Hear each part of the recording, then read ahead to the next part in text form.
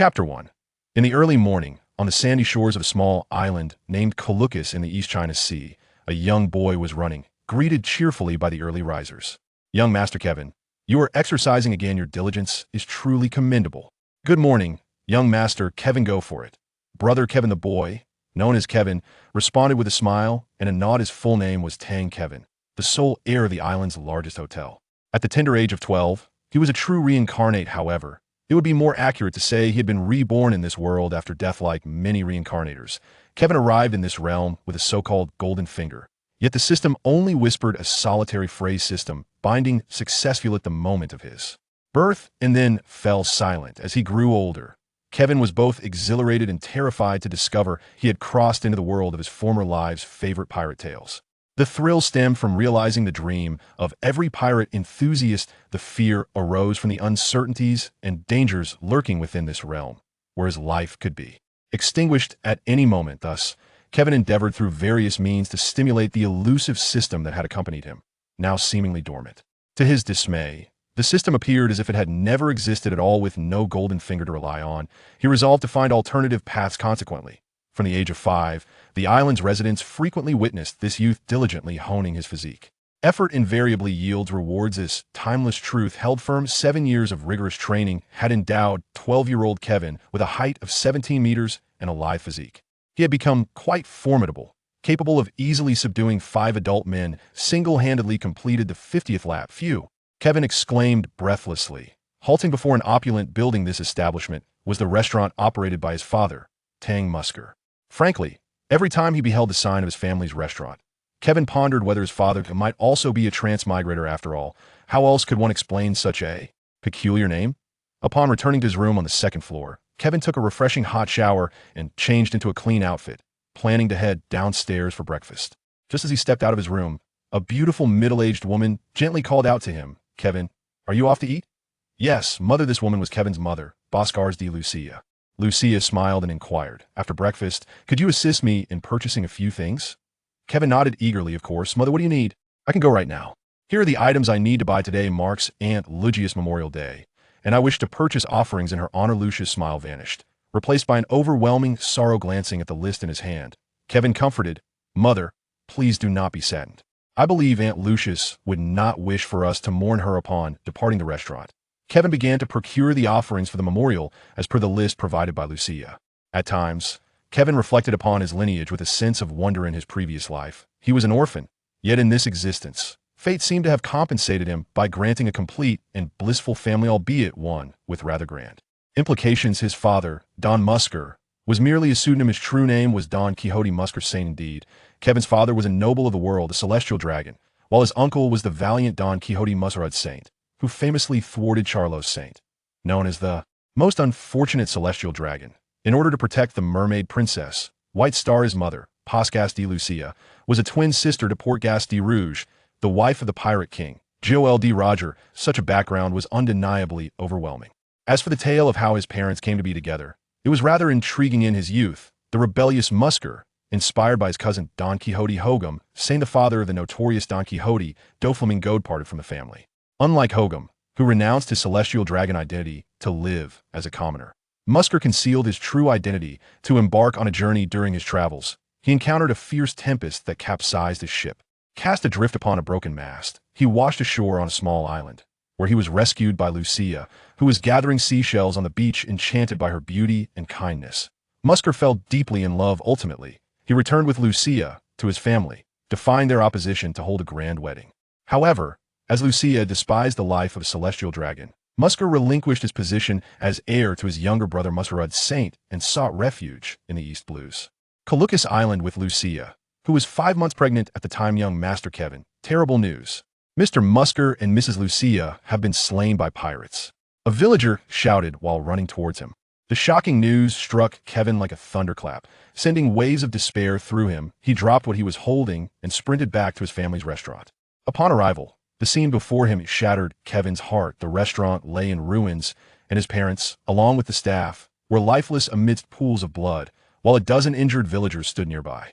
What on earth has transpired? Kevin's voice was icy, filled with disbelief. The proprietor of a neighboring shop placed a comforting hand on Kevin's shoulder, saying, "Young Master Kevin, a band of pirates invaded your establishment. One of them attempted to abduct your mother, your father, and the workers intervened, but were brutally slain by the other pirates. Several villagers who rushed to their aid were also injured in her desperation to avoid Disho. Where have those pirates gone? Kevin inquired, his eyes ablaze and his body trembling with agitation. They have gone to the docks. At the docks, a group of pirates busily loaded supplies looted from the island onto their ship. One lackey, A, remarked to his companion, Lackey B, as they transported goods, "It's such a pity about that beautiful woman. Why did she have to take her own life?" Lackey B replied, "Dying is far better than falling into the hands of the first mate. The women he captures never survive to see the next day. They all perish from his torment, and the captain does nothing to intervene." Intervene? How could he? Are you not aware of the relationship between the captain and the first mate? Lackey A scoffed. Lackey B nodded in agreement. He has a taste for both men and women. That's why they say the first mate is a pervert. You both deserve to die.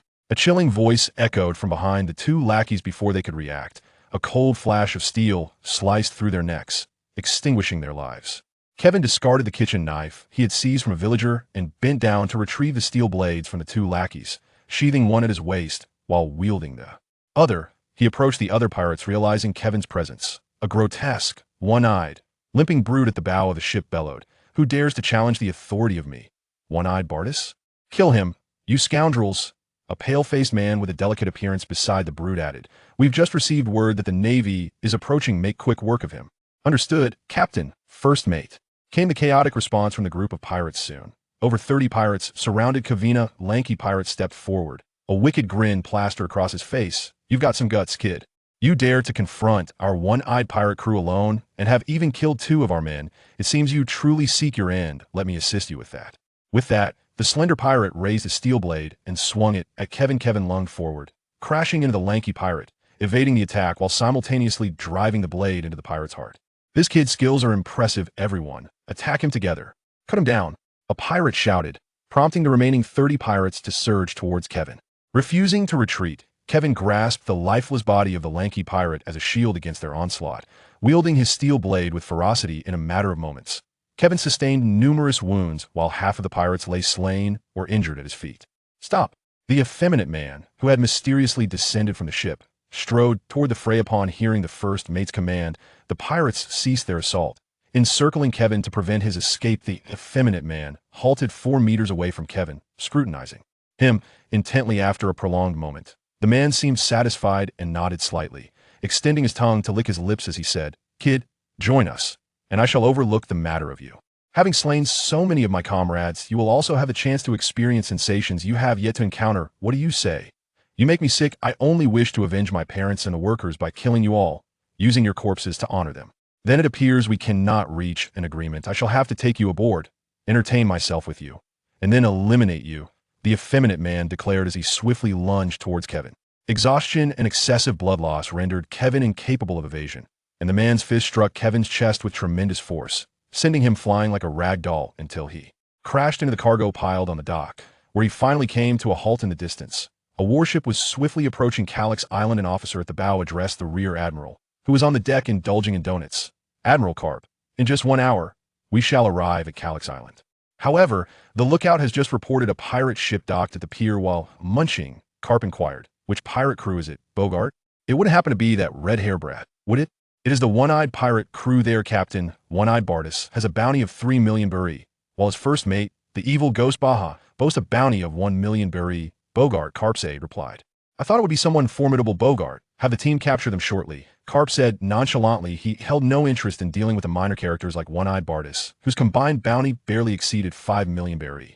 "Understood," Bogart responded indifferently, as he had grown accustomed to Garp delegating the handling of pirates with bounties under 50 million buri whenever they set sail.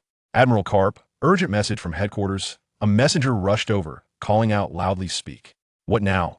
"I can't believe I can't even enjoy my vacation," Garp grumbled, annoyed that he was being assigned a task, just as he had the chance to visit his grandson in the East Sea. "The Peace Hotel on Calyx Island has been attacked by pirates. Admiral Sengoku commands you to proceed at the fastest speed to protect the hotel owner's family." Upon hearing the orders, Garp's demeanor shifted to one of seriousness. The identity of the hotel owner was well known among the high-ranking naval officers, a celestial dragon, and moreover, the young master of the Don Quixote family. Should anything befall him, chaos would surely ensue. Garp immediately commanded Bogart to direct the warship to hasten towards Calyx Island, while he utilized a moonwalk technique to soar swiftly toward the island may nothing. Untoward occur, Musagar, you rascal. Garp silently prayed as he hurried along. Musagar, having cast aside his celestial dragon identity, was one of the few celestial dragons Garp did not despise. Indeed, he regarded him as a good friend. Thus, from every conceivable angle, Garp fervently wished for the safety of Musagar's family, yet fate proved unkind. Just as Garp was nearing his destination, his observation Haki sensed the tragic demise of Musagar and his wife, cursed pirates. Garp seethed inwardly. At that moment, an overwhelming aura swept across the landscape, causing Garp to falter. He gazed toward the source of this formidable presence emanating from Calyx Island, murmuring, could it be the awakening of Conqueror's Haki? Who possesses such extraordinary power? With that thought, Garp hastened his pace toward Calyx Island. 5 minutes earlier, Kevin struggled to rise from the pile of debris. Using a steel blade to support his weight, Kevin arrived at the entrance of the palace. As he gazed up at the grand plaque, crafted from golden Namu wood and adorned with 3 magnificent characters, he nearly choked on his own saliva. The plaque, embellished with intricate designs, boldly displayed the gilded characters. Lottery Hall, could it be that this was indeed his fortuitous opportunity? Dear host, please enter the lottery hall to partake in the draw. Thank you. A resonant voice echoed through the space. Indeed, it was a system with newfound determination. Kevin pushed open the grand doors of the lottery hall. Before him lay a vast chamber, exceeding 300 square meters. Surrounding the hall were 36 towering red pillars, each intricately carved with a sinuous, lifelike 5-clawed golden dragon. At the center stood a pedestal made of crystal. Kevin silently praised the impressive grandeur that the system had orchestrated. Thank you for your kind words, host. The system will continue to strive for excellence. The system's voice echoed once more. Can you read my thoughts? Kevin inquired, uncertainty lacing his tone. Indeed, host. As the system is connected to the realm of your consciousness, your thoughts are accessible to me, came the reply. Oh dear. Does that mean I have no secrets left? Kevin mused. You may access the control panel to adjust your settings, the system responded. Control panel? Kevin surveyed the grand hall once again, noting that the only features besides the columns were the crystalline pedestal. Could it be that the crystal platform was the control panel the system spoke of? The system's voice resonated once more. Please step onto the platform you refer to as the crystal pedestal for your initial configuration. This is indeed the control panel. As Kevin stepped onto the pedestal, a middle-aged gentleman clad in the attire of an English butler materialized at the center of the control panel. He bowed deeply to Kevin and proclaimed, welcome. I am the system's auxiliary spirit. You may call me Jarvis. Jarvis? Isn't that the virtual assistant of Iron Man? Kevin exclaimed, a hint of surprise in his voice. He is my idol, hence I have chosen to adopt his name, the auxiliary spirit replied, stepping aside and retreating 3 paces. He gestured towards the spot where Kevin had just stood and instructed, now, please take your position in the center of the control panel to complete the final binding activation. Following Jarvis's guidance, Kevin positioned himself at the center of the control panel. No sooner had he settled than a multicolored beam of light descended from above, enveloping him completely. Ding. Iris binding successful. Ding. Identity verification commencing. Host name, Don Quixote Kevin Saint. Current name, Don Kevin. Race, human. Tao power level, 91. Skill, Conqueror's Haki. Ding. Verification complete. The host may view their character template attributes at any time. Now, allow Jarvis to serve you. Next, Jarvis continued, you have now completed the final verifications. I shall henceforth refer to you as Master. Allow me to introduce this system to you. This system is known as the Universal Blind Box System, through which you may earn reward blind boxes via tasks. The rewards contained within these boxes are categorized into 8 tiers: SSS, SS, S, A, B, C, D, and E, encompassing a variety of items such as tangible artifacts, martial arts techniques, bloodlines, and more. These items are sourced from myriad realms. There is nothing you cannot conceive, nor anything you cannot draw forth. Kevin could not help but exclaim, if I were to draw a plethora of SSS rewards, wouldn't I become invincible in this world? However, Jarvis interjected, Master, your notion is somewhat unrealistic, as the probabilities of drawing rewards across the 8 tiers are 0, 0001, 0, 0099, 0, 01, 4, 98, 10, 15, 30, and 40 respectively. Therefore, the likelihood of obtaining an SSS reward is exceedingly low. I knew it. Such good fortune is improbable, Kevin remarked, slapping his forehead in frustration. At that moment, Jarvis spoke again. Master, as this is your inaugural activation of the system, it generously grants you 2 blind boxes, with tiers randomly ranging from SS to B. Shall we proceed with the draw now? Of course, let us proceed, Kevin replied eagerly. Then I wish you the best of luck, Master, Jarvis said, and with a wave of his hand, 10 identical white boxes materialized in the air. Kevin pointed to the white boxes and inquired, Jarvis, are there indeed 10? Could you reveal what lies within? Jarvis replied apologetically, I am sorry, Master, but I am not authorized to know the specifics of the prizes contained within. However, I can inform you that there is 1 SS grade mystery box, 1 S grade mystery box, 3 A grade mystery boxes, and 5 B grade mystery boxes. To select a mystery box, simply give it a tap. Kevin clasped his hands together in prayer, softly uttering, God, Jesus, the Virgin Mary, Odin, Zeus, the Buddha, the Jade Emperor, and the primordial heavenly sovereign, may all the divine beings bless me with SS and S grade rewards. Blessings, blessings. Having concluded his invocation, Kevin pointed at the 8th white box and declared, It is you. As Kevin's words faded, the 8th white box soared before him, automatically opening to reveal a pill within. Upon seeing it, Jarvis remarked, Congratulations, Master, you have received an A-grade blind box reward, the Enlightenment Pill. Consuming this pill will enhance your perceptive value by 40 points. Does this mean that after I take this pill, my capacity to learn and comprehend will accelerate compared to before? Kevin inquired after Jarvis's explanation. Jarvis nodded, stating, Indeed, Master. The average person's perceptive value is 10. And after consuming the Enlightenment Pill, your learning speed will quintuple. Quintuple? This is remarkable. An enhancement of comprehension means I will learn swiftly. I will grasp problems effortlessly. With this Enlightenment Pill, even a fool could transform into a genius. With this thought, Kevin wasted no time and directly swallowed the pill. As it dissolved in his mouth, a refreshing sensation surged into his mind, instantly clearing his thoughts. Immediately thereafter, Kevin pointed at the 5th blind box and declared, I trust my instincts. This must be it. As his words concluded, the 5th blind box flew before him, and a dazzling array of colors flickered. Jarvis announced, Congratulations, Master. You have drawn an S-grade blind box reward, a drop of the Ancestor Witch's essence. S-grade reward? A drop of the Ancestor Witch's essence? This is astounding. Kevin, an avid reader and fan of novels, anime, and skewers in his previous life, was well aware of the significance of the Ancestor Witch's essence and was elated to have received such a reward. The Ancestor Witch's essence, an S-grade blind box item, is the essence of the 12th Ancestor Witch of the primordial world. Upon initial fusion, the host's physique will be enhanced, granting the ability to grasp the principles of Earth, drawing boundless strength from the ground, and as the fusion deepens, various skills of the witch tribe can be comprehended. An introduction regarding the Ancestor Witch's essence materialized in the void. After reading this introduction, Kevin couldn't help but gasp in astonishment. This was nothing short of a super cheat. Not to mention the immediate enhancement of the host's physique and the ability to comprehend various witch tribe skills. Simply mastering the principles of Earth was immensely powerful.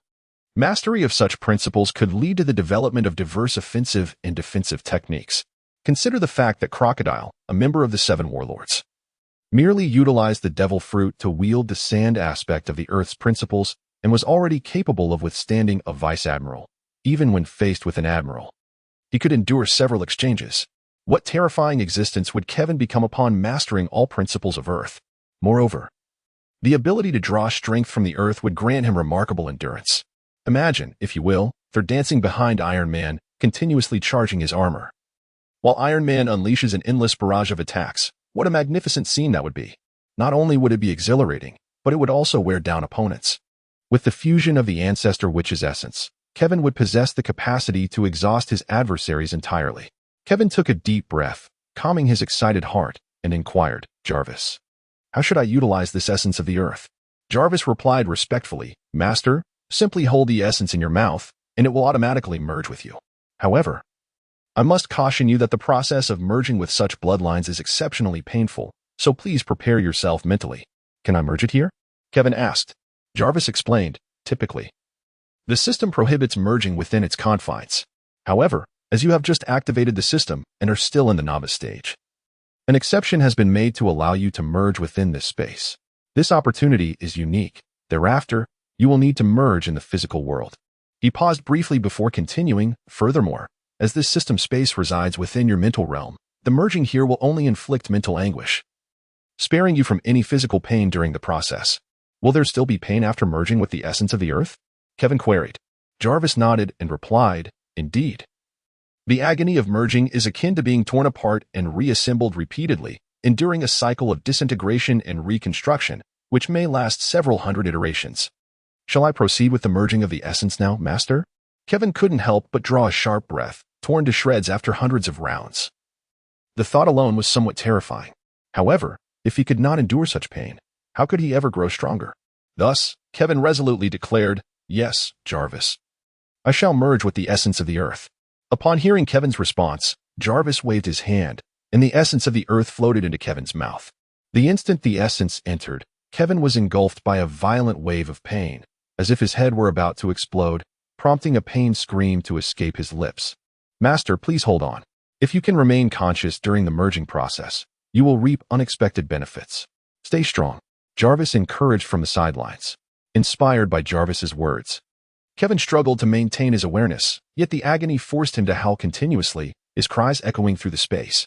Time seemed to stretch indefinitely until, at last, the excruciating pain subsided. Kevin lay sprawled over the control panel like a lifeless dog. At that moment, Jarvis spoke again. Congratulations, Master, on the successful preliminary fusion of the Earth essence. You may now check your system interface. After resting for a few minutes, Kevin finally regained some composure and managed to rise from the ground, uttering, display character information. Once again, Kevin's personal information materialized in the void. Host name, Don Quixote Kevin Saint. Current alias, Don Kevin. Race, human sorcerer. Bloodline, Earth bloodline. Talent, Law of Earth. Tao power value, 591. Skills, Conqueror's Haki, body forging technique. Compared to before, Kevin's race now included the sorcerer lineage in addition to being human. Previously lacking a bloodline and talent, he now possessed the Earth bloodline, and his talent transformed into the Law of Earth. His Tao power value surged from 91 to 591, a remarkable increase of 500 points. It is noteworthy that in the world of pirates, the Tao power value of an ordinary person ranges merely from 1 to 5, and a typical naval soldier possesses only 10 points. Achieving 500 points denotes superhuman strength and meets the minimum requirements for promotion to a warrant officer within the naval hierarchy.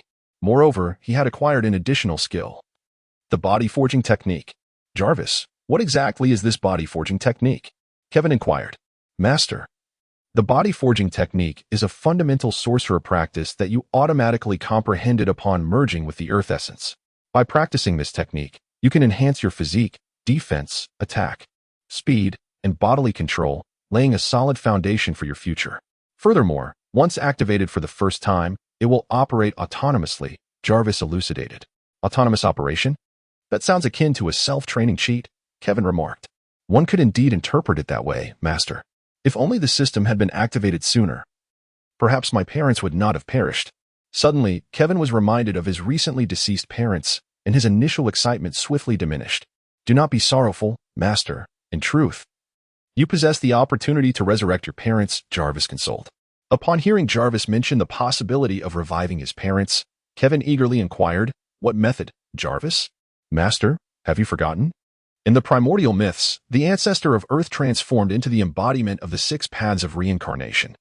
If you could fully merge with the essence of the ancestor of Earth, you would have the hope of mastering the 6 paths of reincarnation, thereby enabling the revival of your parents.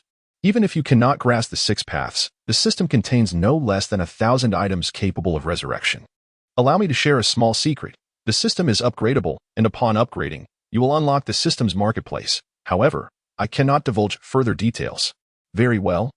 I shall strive diligently, Kevin declared, brimming with energy. Suddenly, as if recalling something, he added, Jarvis, I almost forgot. How can I prevent the system from prying into my thoughts? Master need only summon the system settings interface to make the necessary adjustments. Aboard Captain Carp's warship, Bogart entered Carp's quarters and addressed him. Vice Admiral Carp, you summoned me for a matter? While munching on a donut, Carp inquired. What is the status of that young boy? The black substances emanating from him have ceased, yet his temperature remains somewhat elevated. I have already instructed the medic to administer an antipyretic injection. However, I find it perplexing. The initial awakening of Conqueror's Haki should merely result from mental fatigue. Yet the boy's condition is rather unusual, Bogart expressed, puzzled. Bogart, do you know? That boy's identity is quite extraordinary. So I am not surprised by any occurrences concerning him, Garp chuckled. What is the boy's identity? A hint of curiosity flickered across Bogart's otherwise impassive face. Have you heard of the surname Don Quixote? Garp queried, taking a bite of his donut. Isn't that the family established by Doflamingo? Bogart pondered momentarily before instantly recalling Don Quixote Doflamingo. Garp shook his head, stating, no, Don Quixote is also one of the 20 royal families of the celestial dragons. Then Doflamingo is a celestial dragon? Bogart asked incredulously. He knew that while Doflamingo was currently engaged in petty schemes, his family was quite small. However, if he truly were a celestial dragon, why would he abandon his noble status to pursue piracy? He once was. However, his father renounced their celestial dragon status, and that young boy can be considered Doflamingo's cousin, as his father is the eldest son of the current head of the Don Quixote family. Upon realizing that the young boy they had rescued was, in fact, a celestial dragon, Bogart felt as though his perspective on life had been entirely shattered. Could it be that celestial dragons were so utterly idle that they chose to retreat to this remote island? This was truly an audacious display of amusement. Indeed, he was the second heir of the Don Quixote family. However, it was likely that his father had never divulged their family's true background to him. As a celestial dragon, it was hardly surprising that extraordinary events occurred around him. Furthermore, Bogart, should that young lad awaken, please inform me. I wish to converse with him. His potential is remarkable. And if he were to join the Navy, he would undoubtedly become a formidable asset in the future. Bogart's lips twitched at the thought of recruiting a celestial dragon into the Navy. Such a shocking notion was likely only conceived by Vice Admiral Garp. Nevertheless, Bogart offered a salute and replied, yes, Vice Admiral Garp. 3 days later, Kevin's consciousness returned to his body, although his mind was not weary. The absence of sustenance for 3 days left him feeling quite weak and feeble. In a somewhat hoarse voice, he spoke. The Navy soldier assigned to care for Kevin, upon noticing his awakening, hurriedly brought forth a large cup of water and offered it to him. Kevin drank the water in one go and politely expressed his gratitude. Thank you. Is there any more? Could you possibly provide me with another? The Navy soldier promptly replied, yes, just a moment. He then hurried off to fetch another cup of water before darting out to inform Vice Admiral Garp that Kevin had regained consciousness. After consuming 2 cups of water, Kevin felt his weakness diminish somewhat. At that moment, the door creaked open, and a tall, robust elder strode in, his voice booming as he greeted, youngster. You have finally awakened. How do you feel? As Kevin raised his eyes, he was astonished to see that the person who had entered was none other than the renowned naval hero, Garp. Realizing that he had been saved by Garp after losing consciousness, he quickly responded with gratitude. Thank you for rescuing me, Grandpa Garp. I find myself feeling a bit hungry and utterly devoid of strength. Ah, hunger, is it? That's easily remedied. I'll have someone fetch you something to eat. But tell me, young lad, do you know who I am? Garp inquired with curiosity as he instructed someone to prepare food for Kevin. Of course, Grandpa Garp. Every time you return to the East Blue, you visit my family's restaurant for a meal and chat with my father, and you always settle the bill, Kevin replied. He was not lying. Garp indeed made it a point to visit the island of Kurukus whenever he returned to the East Blue, stopping by Kevin's family restaurant to converse with Muscal. Upon hearing Kevin mention the matter of settling bills, Garp's face flushed with embarrassment, and he chuckled awkwardly. I was so engrossed in conversation with your father that I didn't even notice you, little rascal.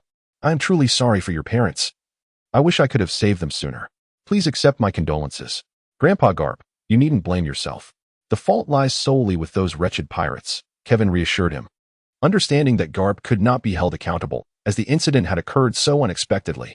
Besides, Kevin was not the type to cast blame in times of misfortune. Young man, your name is Kevin, correct? Your father mentioned you to me, if memory serves me right. Indeed, my name is Don Kevin. Ah, Kevin, my boy. Since your parents have passed, you have no relatives left. Why not join the Navy? Garp initiated his persuasive strategy, intending to recruit Kevin into the Navy. After all, anyone who awakened Conqueror's Haki, provided they did not meet an untimely end, had boundless potential for greatness. Just look at figures like Edward Newgate, Kaido, and Shanks, each a force to be reckoned with. However, the thought of these notorious pirates gave Garp a headache, as most who awakened Conqueror's Haki were from their ranks, with only his old comrade Sengoku among the Navy having awakened such power. Nevertheless, if he could persuade Kevin to join, the Navy would gain another wielder of Conqueror's hockey. However, Garp found himself in an awkward position, as it seemed his attempt at persuasion was failing. No relatives? But Grandpa Garp. I recall that my grandfather and uncle live in Mariewa. Have they all passed away? Kevin tilted his head and looked at Garp, confusion etched on his face. Yet, in his heart, Kevin was elated, thinking, "You think you can fool me? Not a chance. Do you understand your own identity?" Garp asked, somewhat embarrassed. "Isn't it just that I'm a celestial dragon? My father told me about it when I was very young," Kevin replied nonchalantly, as if it were of little consequence. Garp hastily inquired, "So, do you intend to return to Mariewa?" He truly did not wish for Kevin to go back to the Holy Land, as doing so would confine him to a life of idle luxury as a world noble, completely squandering the potential of his royal heritage. Kevin shook his head and remarked, "Return to Mariewa? No way. I refuse to go back. I fear that mingling with a bunch of dimwits will diminish my intellect." Kevin spoke from the heart. In his previous life, while watching One Piece, he perceived the celestial dragons as a collection of imbeciles. In this lifetime, he had accompanied his father to the holy land of Mariewa at the tender age of 5. Although his impressions of the celestial dragons had slightly altered, he still regarded most of them as fools, with only a few appearing somewhat normal. Moreover, how could Kevin contemplate resurrecting his parents while remaining in Mariewa, a place that offered the opportunity to grow stronger and master the 6 paths of reincarnation? Upon hearing Kevin express his disinterest in returning to the Holy Land, Garp let out a sigh of relief. He had dreaded the thought of Kevin wanting to go back, as it would leave him utterly powerless. Forcing Kevin to comply would likely not sit well with the world government, especially considering Kevin had just lost his parents. Such an action would be inhumane. Yet, the prospect of allowing Kevin to return was also difficult for Garp to accept. Fortunately, Kevin's own reluctance to return was undoubtedly the best outcome. How about joining the Navy? Garp seized the moment, eager to persuade Kevin to enlist. Just then, a notification from the system chimed in, announcing, "Throughout one's life, one must confront countless choices. The host now faces a decision. Please choose to join one of the 4 major factions of the pirate world: the world government, the Navy, the pirates, or the Revolutionary Army. Upon completion of your choice, the host will receive a random blind box reward ranging from C to E grade." I need to think it over. Kevin initially intended to respond to Garp, but the system's task prompt shifted his focus. "Take your time to consider," Garp said, somewhat disappointed by Kevin's hesitance. However, such a matter indeed warranted contemplation. At that moment, someone delivered food, prompting Garp to add, "The food has arrived. You can eat while you think. I shall take my leave." With that, Garp exited the room.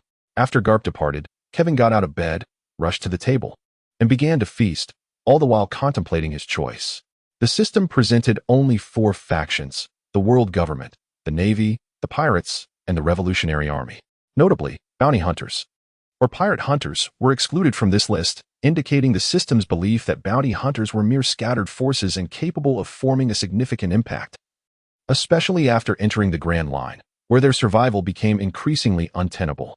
Observant fans of One Piece would note that bounty hunters appeared only in the earlier parts of the manga, gradually disappearing thereafter. In truth, the concept of bounty hunters was abandoned by Oda, likely the reason it was omitted from the major factions. Kevin swiftly dismissed the notion of joining the pirates. Although he had once aspired to be a pirate, that desire stemmed from the influence of the manga in his previous life, which centered on Luffy and his crew, thus inherently favoring the pirate perspective. Yet, upon arriving in this world, Kevin realized that piracy was far from the romanticized ideal he had envisioned. Pirates engaged in daily acts of slaughter, pillaging, and enslaving innocents, embodying nothing short of ruthless scoundrels. Luffy and Shanks, among others, are more accurately described as adventurers rather than mere pirates, as they typically target other pirates. Moreover, Kevin's parents fell victim to the hands of pirates, making the notion of him becoming a pirate utterly inconceivable. He would never consent to such a fate. The Revolutionary Army does not actively assault civilians, however. It incites the populace to overthrow governmental regimes and assists nations besieged by pirates, with its fundamental aim being the dismantling of the world government's dominion, or more precisely, the rule of the celestial dragons. The Revolutionary Army is composed of a diverse array of individuals from various races, many of whom harbor a deep-seated animosity towards the celestial dragons, rendering Kevin's identity as one of them wholly incompatible with this faction. Despite the vastness of the world government, which encompasses the Navy, technological forces, clandestine espionage agencies, such as CP0, CP9, and the Seven Warlords, its strength undoubtedly eclipses that of both the Revolutionary Army and the pirates. However, the upper echelon, the Gorosei, operates under the direct command of the Celestial Dragon King, Emu. Should Kevin align himself with them, his prospects would be bleak, perhaps relegating him to the role of a mere sycophant. Thus, Kevin relinquished this option as well. Upon reflection, it appears that the Navy is the sole path available to Kevin. In truth, he does not harbor any aversion to joining the Navy. For this is no longer a fictional comic realm but a tangible world, a living reality where the Navy symbolizes stability. It is undeniable that among the ranks of the Navy, there exist some despicable individuals, such as the axe-wielding monk and the treacherous captain from Nami's hometown. However, the majority are valiant soldiers driven by a sense of justice. These naval warriors, even when aware of the world government's sordid dealings, remain steadfast within the Navy, recognizing their role as the final bastion of protection for the common folk. Without them, civilians would plunge into utter despair. Pirates cannot be relied upon for the protection of civilians. Their mere abstention from pillaging would be a notable feat, with few exceptions among pirate crews. The world government's agents merely uphold the reign of the celestial dragons, indifferent to the plight of ordinary citizens. As for the Revolutionary Army, if their intentions truly revolved around safeguarding civilians, why would they incite insurrections against established governments? A handful of revolutionary leaders could easily obliterate a nation's rulers and hand governance over to the citizens themselves. Kevin harbors no illusions that any nation could withstand the onslaught of revolutionary leaders. Nevertheless, Kevin recognizes that relying solely on the Navy is insufficient to ensure a life of equality and harmony for the people of this world. Hence, he must acquire greater power. His aspiration to foster a life of equality and harmony for all within the pirate world was further underscored by a superlative mission bestowed upon him by the system just a moment before he regained consciousness, promising a lavish reward in the form of an SSS-grade lottery blind box, an opportunity he could not afford to forsake. Jarvis, may I pose a query? If I were to join the Navy now, would there be any repercussions should I choose to withdraw later, such as potential system penalties? Kevin silently inquired of Jarvis. Rest assured, my master, there will be no consequences even if you withdraw from the Navy. Upon hearing that there would be no penalties, Kevin let out a sigh of relief, for he feared that any repercussions might jeopardize the monumental task at hand. With the assurance of no punishment, Kevin felt at ease. Kevin then inquired, Jarvis, is there no issue with me choosing to join any faction? Jarvis patiently responded, explaining that the recently issued faction selection task would merely influence the subsequent generation of side quests for the host. For instance, should the host align with the pirates, only pirate-related side quests would thereafter be available, while tasks associated with the other three factions would be rendered inaccessible.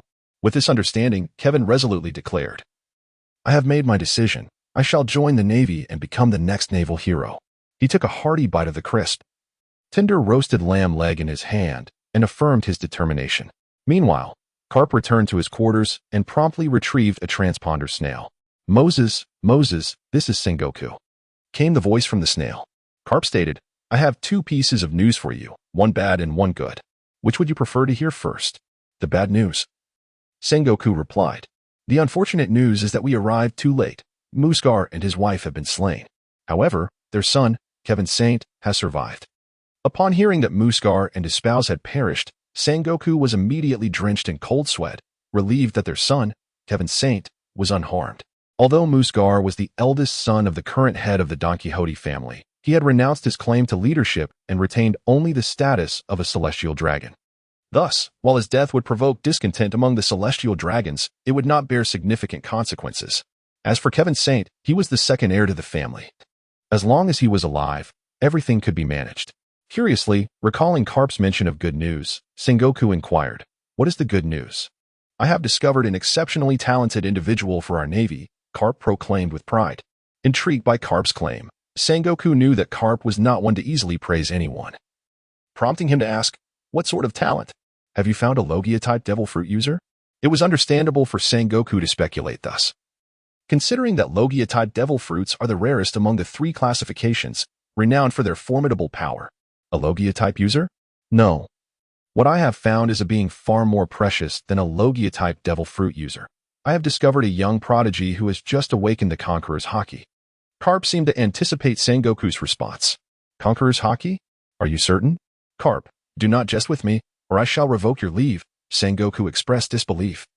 Astonished that Garp could have found a young person who had awakened such power. Rest assured, I am not jesting. I am entirely serious. I am currently working on convincing this young prodigy to join the Navy, especially since he has no intention of returning to his family, Garp replied. Returning to his family? Wait, Garp. The Conqueror's haki wielder you found isn't the young celestial dragon named Kevin Saint, is it? As the Warring States listened to Garp's remarks about the Don Quixote family, he was reminded of Garp's earlier statement regarding the survival of Saint Kevin. A sudden thought crossed his mind, prompting him to inquire urgently. Of course, it must be him. Garp, without reservation, spoke the truth. On the other end of the transponder snail, Warring States immediately bellowed, Are you jesting, old fool? Do you truly believe that a celestial dragon would ever join the Navy? Rest assured, Warring States, this lad is unlike the other celestial dragons. I am quite confident that he will join our ranks, Garp replied nonchalantly, waving his hand dismissively. Garp, do not be foolish. Warring States implored. Hoping to dissuade him from such a notion, I am preparing to challenge the record for donut consumption, so I shall refrain from further discussion. I will inform you of the outcome later. With that, Garp hung up the transponder snail, thinking to himself, Warring States, await the news of my triumph. At Marine headquarters in Marineford, Warring States was nearly incensed enough to overturn his desk. Cursing Garp, he exclaimed, that rascal wishes to enlist a celestial dragon in the Navy. It is sheer madness. Just then, Vice Admiral Tsuru, who was reporting to Warring States, chuckled and remarked, Come now, Fleet Admiral. Do you not know Garp? While he may act recklessly at times, he remains reliable on significant matters. Perhaps that lad, St. Kevin, could truly become a fresh force for our Navy. Upon hearing Tsuru's counsel, Warring States calmed down, though he still replied, that boy is the second heir of the Don Quixote family among the 20 royal celestial dragons. How could his family possibly allow him to join the Navy? Tsuru seemed to perceive Warring States' apprehensions and spoke, Are you concerned that should he join, he might ascend to the upper echelons of the Navy, transforming it into a mere tool for the celestial dragons, akin to the world government? Indeed. Warring States did not deny. Currently, the Navy could maintain some semblance of protection for the common folk, but should the celestial dragons intervene, the Navy might become an accomplice to their oppression, an outcome Warring States was loath to witness. Tsuru, well aware of the dire consequences should the celestial dragons infiltrate the Navy, nonetheless expressed, since Garp holds such affection for the boy, why not allow him to bring the lad to headquarters for an assessment? Very well. It seems we have no other choice, Warring States sighed, resigned. The following morning, after a night of indulgence and rest, Kevin, revitalized, was escorted by Bogart to Garp's chamber. Upon Kevin's arrival, Garp thought to himself, It appears there's hope. He then asked, Young lad, have you made your decision? Will you join our Navy? Grandpa Garp. I have made up my mind. I choose to enlist in the Navy, Kevin responded. Are you certain, young one? Have you truly considered this decision? Joining the Navy is indeed a commendable choice. Garp intended to persuade Kevin to enlist, but suddenly it dawned on him that Kevin seemed to have acquiesced. He then inquired, Wait, what did you say? Have you decided to join the Navy? Kevin nodded and said, Indeed, Grandpa Garp, I have decided to join the Navy. However, I have a request. To be honest, Kevin found Garp's demeanor quite amusing at that moment. What is your request? Upon hearing that Kevin had a request, Garp did not refuse. After all, he sincerely wished for Kevin to join the Navy, so as long as Kevin's request was reasonable, he would undoubtedly grant it. He certainly did not want to miss out on a talent like Kevin. I hope Grandpa Garp can conceal my identity as a celestial dragon. I am now Don Kevin. Not Don Quixote Kevin. Kevin articulated his desire. I can agree to that request. After all, only the higher-ups in the Navy are aware of your identity. And the only person who has seen you is me. I can easily fabricate an identity for you as an orphan. This is something I can certainly manage. Garp responded readily, pleased that Kevin's request was simply to hide his celestial dragon identity. Then I shall trouble you, Grandpa Garp. Kevin expressed his gratitude politely. Your decision to join the Navy brings me great joy. For now, you shall stay on my ship, Garp replied cheerfully. He then turned to Bogart, who stood nearby, and instructed, Bogart, please inform everyone that we are setting sail back to Marineford. Yes, Admiral Garp. Bogart saluted and exited to relay the order. Suddenly, Garp seemed to recall something and turned to Kevin, who was still standing nearby, saying, Kid, give me your strongest punch. Kevin gazed at Garp in bewilderment, utterly perplexed as to why Garp insisted he strike him. I merely wish to witness your strength, Garp reassured him. Do not fear, you shall not harm me. With the wisdom that comes from age, Garp discerned Kevin's thoughts with ease. Very well, here I come, Kevin replied, nodding resolutely. He then summoned all his might and delivered a powerful punch to Garp's torso. Garp regarded Kevin with astonishment and remarked, Young lad, your combat prowess approaches 600. However, your application leaves much to be desired. Your bodily coordination and control over your strength are lacking, resulting in only a third of your true capability being realized. Then, please, Master Garp, train me, Kevin implored, bowing deeply before him. Aware that mere solitary practice would not suffice in his quest for strength, he recognized the invaluable role of a proficient mentor, and Garp epitomized such a teacher. Garp chuckled heartily. To undergo my training is no trivial matter. It is a path fraught with hardship. Are you prepared for that? For the sake of becoming stronger, I am willing to endure any suffering, Kevin fervently replied. Indeed. He had steeled himself for the challenges ahead, recalling the extreme training methods Garp employed with Luffy, casting him into bottomless chasms, abandoning him in dark forests, and tethering him to balloons for ascension into the skies, where a single misstep could lead to dire consequences. Such thoughts sent shivers down his spine. Similarly, he remembered the brutal training endured by Kobe and Helmeppo. Yet, in light of his desire to grow powerful enough to resurrect his parents, these trials seemed trivial by comparison. Very well, you shall commence as a deckhand, Garp declared without hesitation. Deckhand? Kevin questioned, incredulous. Given his strength, surely he should be training alongside ordinary naval soldiers rather than relegated to the same fate as Kobe. Was this not an egregious waste of talent? After all, Kobe had only just reached a combat prowess of 5 when he boarded Garp's ship, clearly a novice. Yet here was Kevin, possessing nearly 600 points of combat prowess. Garp waved his hand dismissively, asserting, Indeed, a deckhand it is. Do you have a problem with that? Your objections are moot. My decision is final. You have 3 hours to clean the entire ship. Master Garp, surely you jest. To clean such a vast vessel in 3 hours is an impossible feat. 10 men could not accomplish it in that time. Kevin protested, taken aback by the enormity of the task. That is your concern now. I am unconcerned with your plight. Oh, and once you have completed your duties, you may partake in your meal. The timer begins now. 2 hours and 59 minutes remain. And from now on, refer to me as Vice Admiral Garp. Although Garp spoke these words with a cheerful demeanor, Kevin sensed an underlying malice. The implication of his statement was clear. One must complete the cleaning before one is allowed to eat, suggesting that without finishing the task, there would be no meal to enjoy. As Kevin sprinted away, he shouted loudly, Grandpa Garp. No, old man Garp, you are exceedingly cruel. This is child abuse. Garp retorted. In my eyes, you are merely a naval errand boy. Your age is of no concern to me. At this moment, Bogart, who had gone out to deliver orders, returned. Observing Kevin, who had already picked up a mop and bucket in preparation for cleaning, Bogart hesitantly remarked, Vice Admiral Garp, this seems rather inappropriate. Kevin's strength is more than sufficient to train alongside regular naval soldiers. Starting him off as an errand boy appears somewhat unjust. Garp, wearing an expression of self-assuredness, replied, I am contemplating taking him on as my personal disciple. If he cannot withstand such trivial hardships, how can he succeed? A personal disciple. Bogart was taken aback. It is common knowledge that naval soldiers typically undergo training at a boot camp, with those who perform well advancing to elite training under the tutelage of the former Admiral's Heirs. Those who emerge from such programs generally start as corporals, while those who perform inadequately are assigned directly to various branches or ships, beginning as privates. It is exceedingly rare for mid to high-ranking officers to take on personal disciples. At most, they might have an honorary disciple, like the current Admiral Akiji, who is Garp's honorary disciple. The announcement that Garp intends to take Kevin as his personal disciple is indeed sensational. Bogart considered this the most astonishing moment since he became Garp's aide 4 days ago. First, there was the revelation of a pair of celestial dragons living in obscurity on a nameless island in the East Blue, only for them to be murdered by pirates. Then it was discovered that their child was the rightful heir of one of the 20 noble houses of the celestial dragons, who aspired not to the holy land of Mariawa, but to join the navy. Finally, the most unexpected twist was that Vice Admiral Garp, who had little regard for the celestial dragons, intended to take this child as his personal disciple. This information was quite explosive, and Bogart felt that nothing could possibly astonish him further. Vice Admiral Garp, are you serious? Bogart inquired. Of course, do you think I jest? Garp replied, somewhat displeased. Are you truly not willing to reconsider?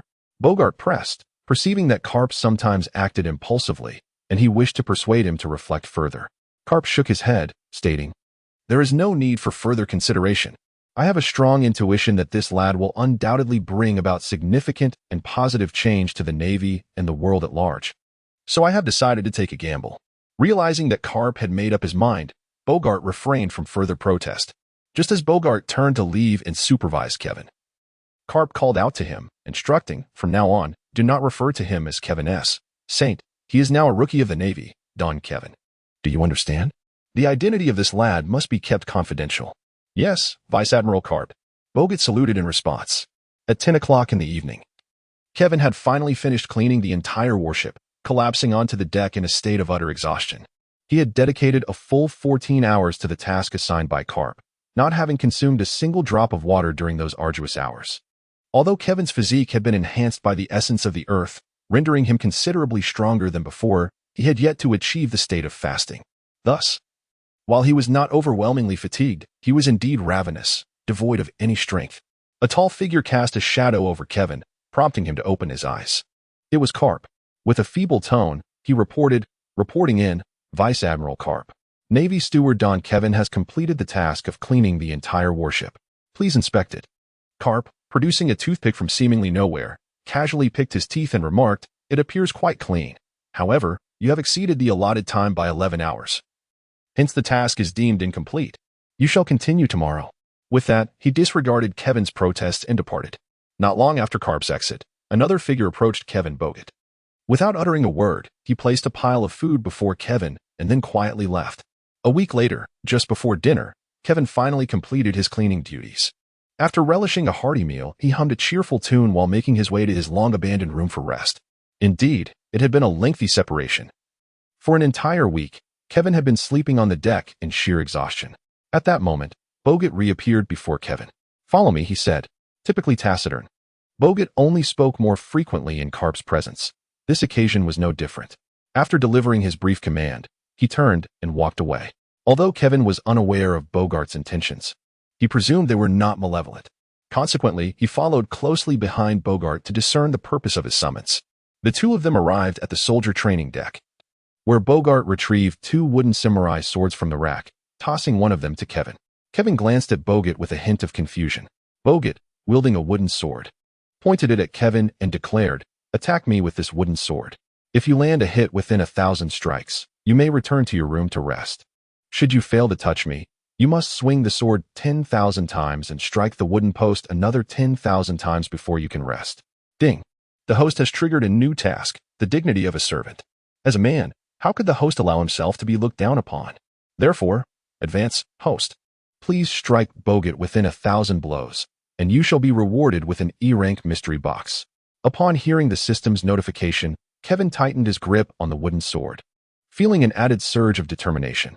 Although the reward was merely an E-rank mystery box, to Kevin at this moment, even the smallest prize was of value. Kevin bowed slightly to Bogart and said, "Please be careful." With that, he raised his wooden sword and struck fiercely at Bogart. In the face of Kevin's powerful swing, Bogart remained unperturbed, effortlessly flicking his wooden sword upward. This seemingly delicate parry sent Kevin tumbling to the ground.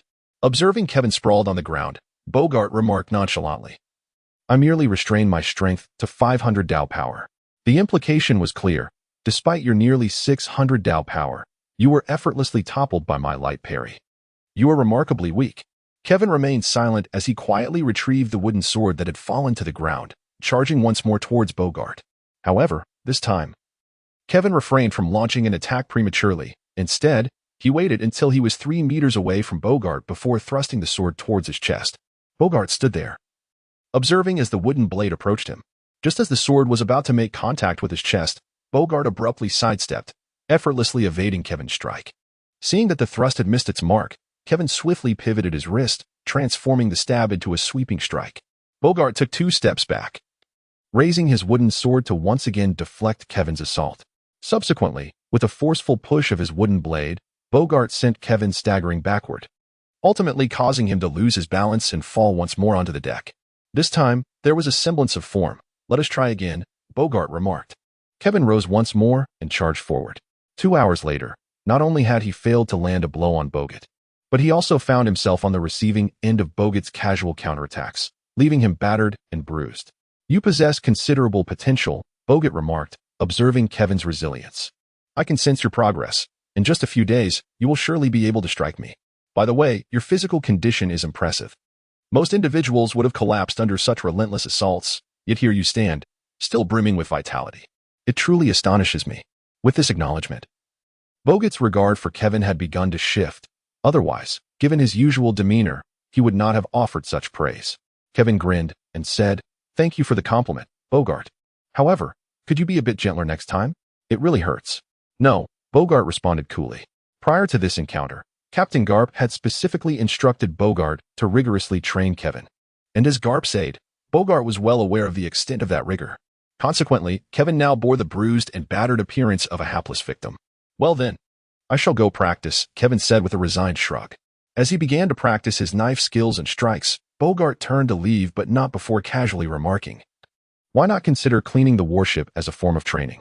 Bogart's words momentarily stunned Kevin, and in an instant, Bogart experienced a profound epiphany. In his past life, he frequently encountered literature stating that disciples of certain sects were required to perform menial tasks to strengthen their physiques. For instance, the renowned Shaolin Temple espouses the notion of 3 years of menial labor followed by 3 years of fundamental training.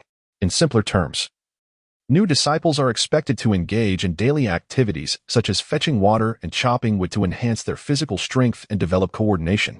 When Garp had instructed him to clean the warship, Kevin had merely perceived it as a test of his perseverance, overlooking the opportunity to integrate physical training into the task.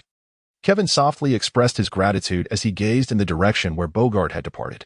Subsequently, he commenced his rigorous training, dedicating himself to the relentless practice of his return and slashing techniques for an astounding 10,000 repetitions. Days morphed into weeks, and before long, a fortnight had elapsed. Kevin not only mastered the art of cleaning the warship within 3 hours, but also managed to strike Bogart no fewer than 50 times within 1,000 exchanges. Kapu, clearly pleased with Kevin's remarkable progress, summoned him to his cabin following the day's sparring session with Bogart. Kevin, accompanied by Bogut, arrived at the door of Cap's room. Bogut knocked and called out a report, yet no response came from within. Kevin cast a glance at Bogart and inquired, "Is old Cap not inside? He must be asleep." Bogart replied, "Asleep?" Kevin was momentarily taken aback, but then recalled the peculiar habits of the Manchi family, who could slumber at any moment, regardless of the circumstances. With this thought, he felt a sense of understanding wash over him. "What an eccentric old man," Kevin remarked casually. However, such casual remarks often carry consequences. With a resounding crash, Cap's door suddenly splintered and exploded outward, revealing a dark, menacing fist behind the shattered fragments. The moment Bogart heard Kevin refer to the old man as eccentric, an instinctive sense of foreboding prompted him to retreat, thus sparing him from harm. Unfortunately for Kevin, he found himself standing directly in front of the door. Despite his quick reaction to step back as the door burst open, it was too late. A shadowy fist loomed larger before him, and then it struck him squarely in the face. Consequently, Kevin was sent flying, executing a remarkable 720-degree spin before landing with his left cheek against the deck, firmly and unceremoniously. Kevin sprang up like a carp, rubbing his left cheek as he shouted at Carp, who stood on the second floor. "Old man Carp, have you lost your mind?" Carp, while massaging his wrist, replied with a cold chuckle, "I am not mad, but how dare you refer to me as the old weirdo behind my back? Ha, ha, ha. That is a grave disrespect towards me." Kevin, pointing at his swollen left cheek, indignantly remarked, "Although it may be somewhat impolite to label you as a strange old man, are you not indeed a curious old fellow? Moreover, to strike me so fiercely, to hit my face, are you not aware that one ought to refrain from striking the face, for it wounds one's dignity?" Kapu shook his head and replied, "I must confess, I have never heard such a phrase before. Yet it seems to hold some semblance of wisdom. However, in the pursuit of strength, one must be prepared to cast aside pride. Thus, I have resolved to further diminish your self-esteem." With that, Kapu leapt from the second floor, launching a punch towards Kevin. "Old man, are you relentless?" Kevin, incensed by Kapu's impending strike, felt an urge to retaliate, despite the knowledge that he stood no chance. Nevertheless, he charged forward once more, only to be sent flying again, this time by a blow to his right cheek. Observing Kevin's now swollen visage, Kapu let out a malicious chuckle and said, Ha. It seems the left side is still slightly more swollen than the right. Shouldn't it be symmetrical to appear more pleasing? It appears I must deliver another blow. As he spoke, Kapu lunged at Kevin once again. This time, Kevin had learned his lesson. Instead of foolishly rushing forward, he raised his arms to block as Kapu charged. Although he was once more sent flying, at least this time his face remained unscathed. Oh, so you have grasped the concept of blocking. I had presumed you would merely charge forward like a naive young fool. Very well, I shall not hold back. With those words, Kapu advanced again. 30 minutes later, Kapu, grinning at Kevin now resembling a swollen pig, remarked, "At last, it appears to be quite symmetrical." Kevin, suppressing his anger, inquired, "Old man Garp, you didn't summon me just to beat me up, did you?" Garp replied, "I am far from that trivial. I merely wish to assess the results of your training over this period. It appears that your progress is quite evident. Consequently, I have decided to impart one of the techniques from the Navy's 6 styles to you." The Navy's 6 styles? Kevin exclaimed in astonishment. He was aware that these techniques could only be learned by those who had entered the elite training camp of the Navy. And the fact that Garp was willing to teach him now diminished the anger he had felt moments before. Noticing Kevin's surprise, Garp assumed he was unfamiliar with the 6 styles and began to elucidate. The Navy's 6 styles are a highly practical form of martial arts developed internally, transcending the limits of the human body. Mastering all 6 techniques would grant one the capability to contend with even those possessing similar devil fruit powers. The names of the 6 techniques are shave, iron body, paper drawing, moonwalk, tempest kick, and finger pistol. Garp paused momentarily before carefully explaining each of the 6 styles to Kevin. Shave is a technique that enables rapid movement by generating explosive reactive force through a series of high-speed footfalls on the ground, allowing the practitioner to seemingly vanish in an instant when mastered to a high degree. Iron body serves as a defensive technique, channeling strength into the body to attain a hardness comparable to steel, rendering one impervious to ordinary weapons. However, a drawback is that it restricts mobility while in use. Yet, if one can partially transform their body into an iron body, movement would remain unaffected, and it could even evolve into an offensive technique. Paper drawing, another defensive technique, contrasts with iron body's direct confrontation. Instead, it emphasizes evasion, allowing the practitioner to effortlessly control their body and avoid attacks by becoming as light as a sheet of paper, utilizing the airflow generated by an opponent's movements. Moonwalk is an extension of the shave technique, enabling continuous propulsion through the air using powerful leg strength to create a significant hovering ability, akin to walking upstairs in midair. However, it has the limitation of not allowing one to remain airborne for extended periods.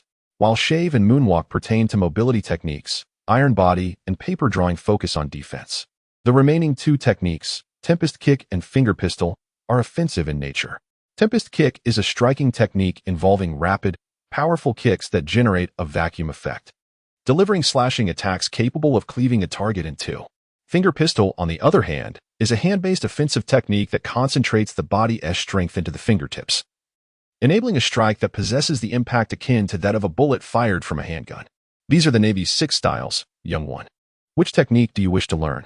After Garp introduced the Navy's 6 styles, he turned to Kevin and inquired, "Grandpa Garp, one style is too few. May I learn them all?" Kevin asked with a sycophantic expression. Garp chuckled softly and replied, "You little rascal, now you call me Grandpa Garp. Why not refer to me as Old Garp or the strange old man? Let me tell you, it is impossible for you to learn them all. Make your choice quickly." "How about 5 styles?" Kevin queried. Garp remained silent. "Then what about 4 styles?" Kevin pressed on. Garp still did not respond. "Can I learn 3 styles? Teach me 3 styles." Kevin continued to plead. Garp shot Kevin a disapproving glance, yet remained silent. 2 styles must be acceptable, right? 1 style is too few. Don't be so stingy. Kevin persisted, unwilling to give up. "I say 1 style is 1 style. If you continue to dither and haggle with me, then you shall learn none at all," Garp replied impatiently, secretly thinking, "Little rascal, dreaming of bargaining with me." Kevin, apprehensive that Captain Garp might cease his instruction, hastily exclaimed, "Of course, I wish to learn. I shall embrace every technique. Why would one refrain from learning? To abstain would be foolish. However, might I take a moment to ponder which technique to pursue?" Garp glanced at his watch and replied, "I shall grant you 5 minutes to deliberate. Should you fail to reach a decision within that time, I shall take my leave and perhaps return at a later date to resume your training. A future opportunity? Who knows when you, esteemed sir, might choose to impart your wisdom again. Kevin inwardly lamented this uncertainty and promptly began to contemplate which of the 6 marine techniques he should acquire. Kevin had already integrated the essence of the ancestral deity, and the might of the witch clan lay predominantly in their physical form. As Kevin's assimilation deepened, so too did the strength of his body. It is well known that the witch clan is reputed to be invincible within their own tier when it comes to raw physicality, which rendered defensive techniques like iron block and paper drawing irrelevant for him. In his previous life, he observed that later stages of battles in One Piece often devolved into brute force confrontations. Therefore, mobility techniques such as shave and moonwalk could be momentarily set aside.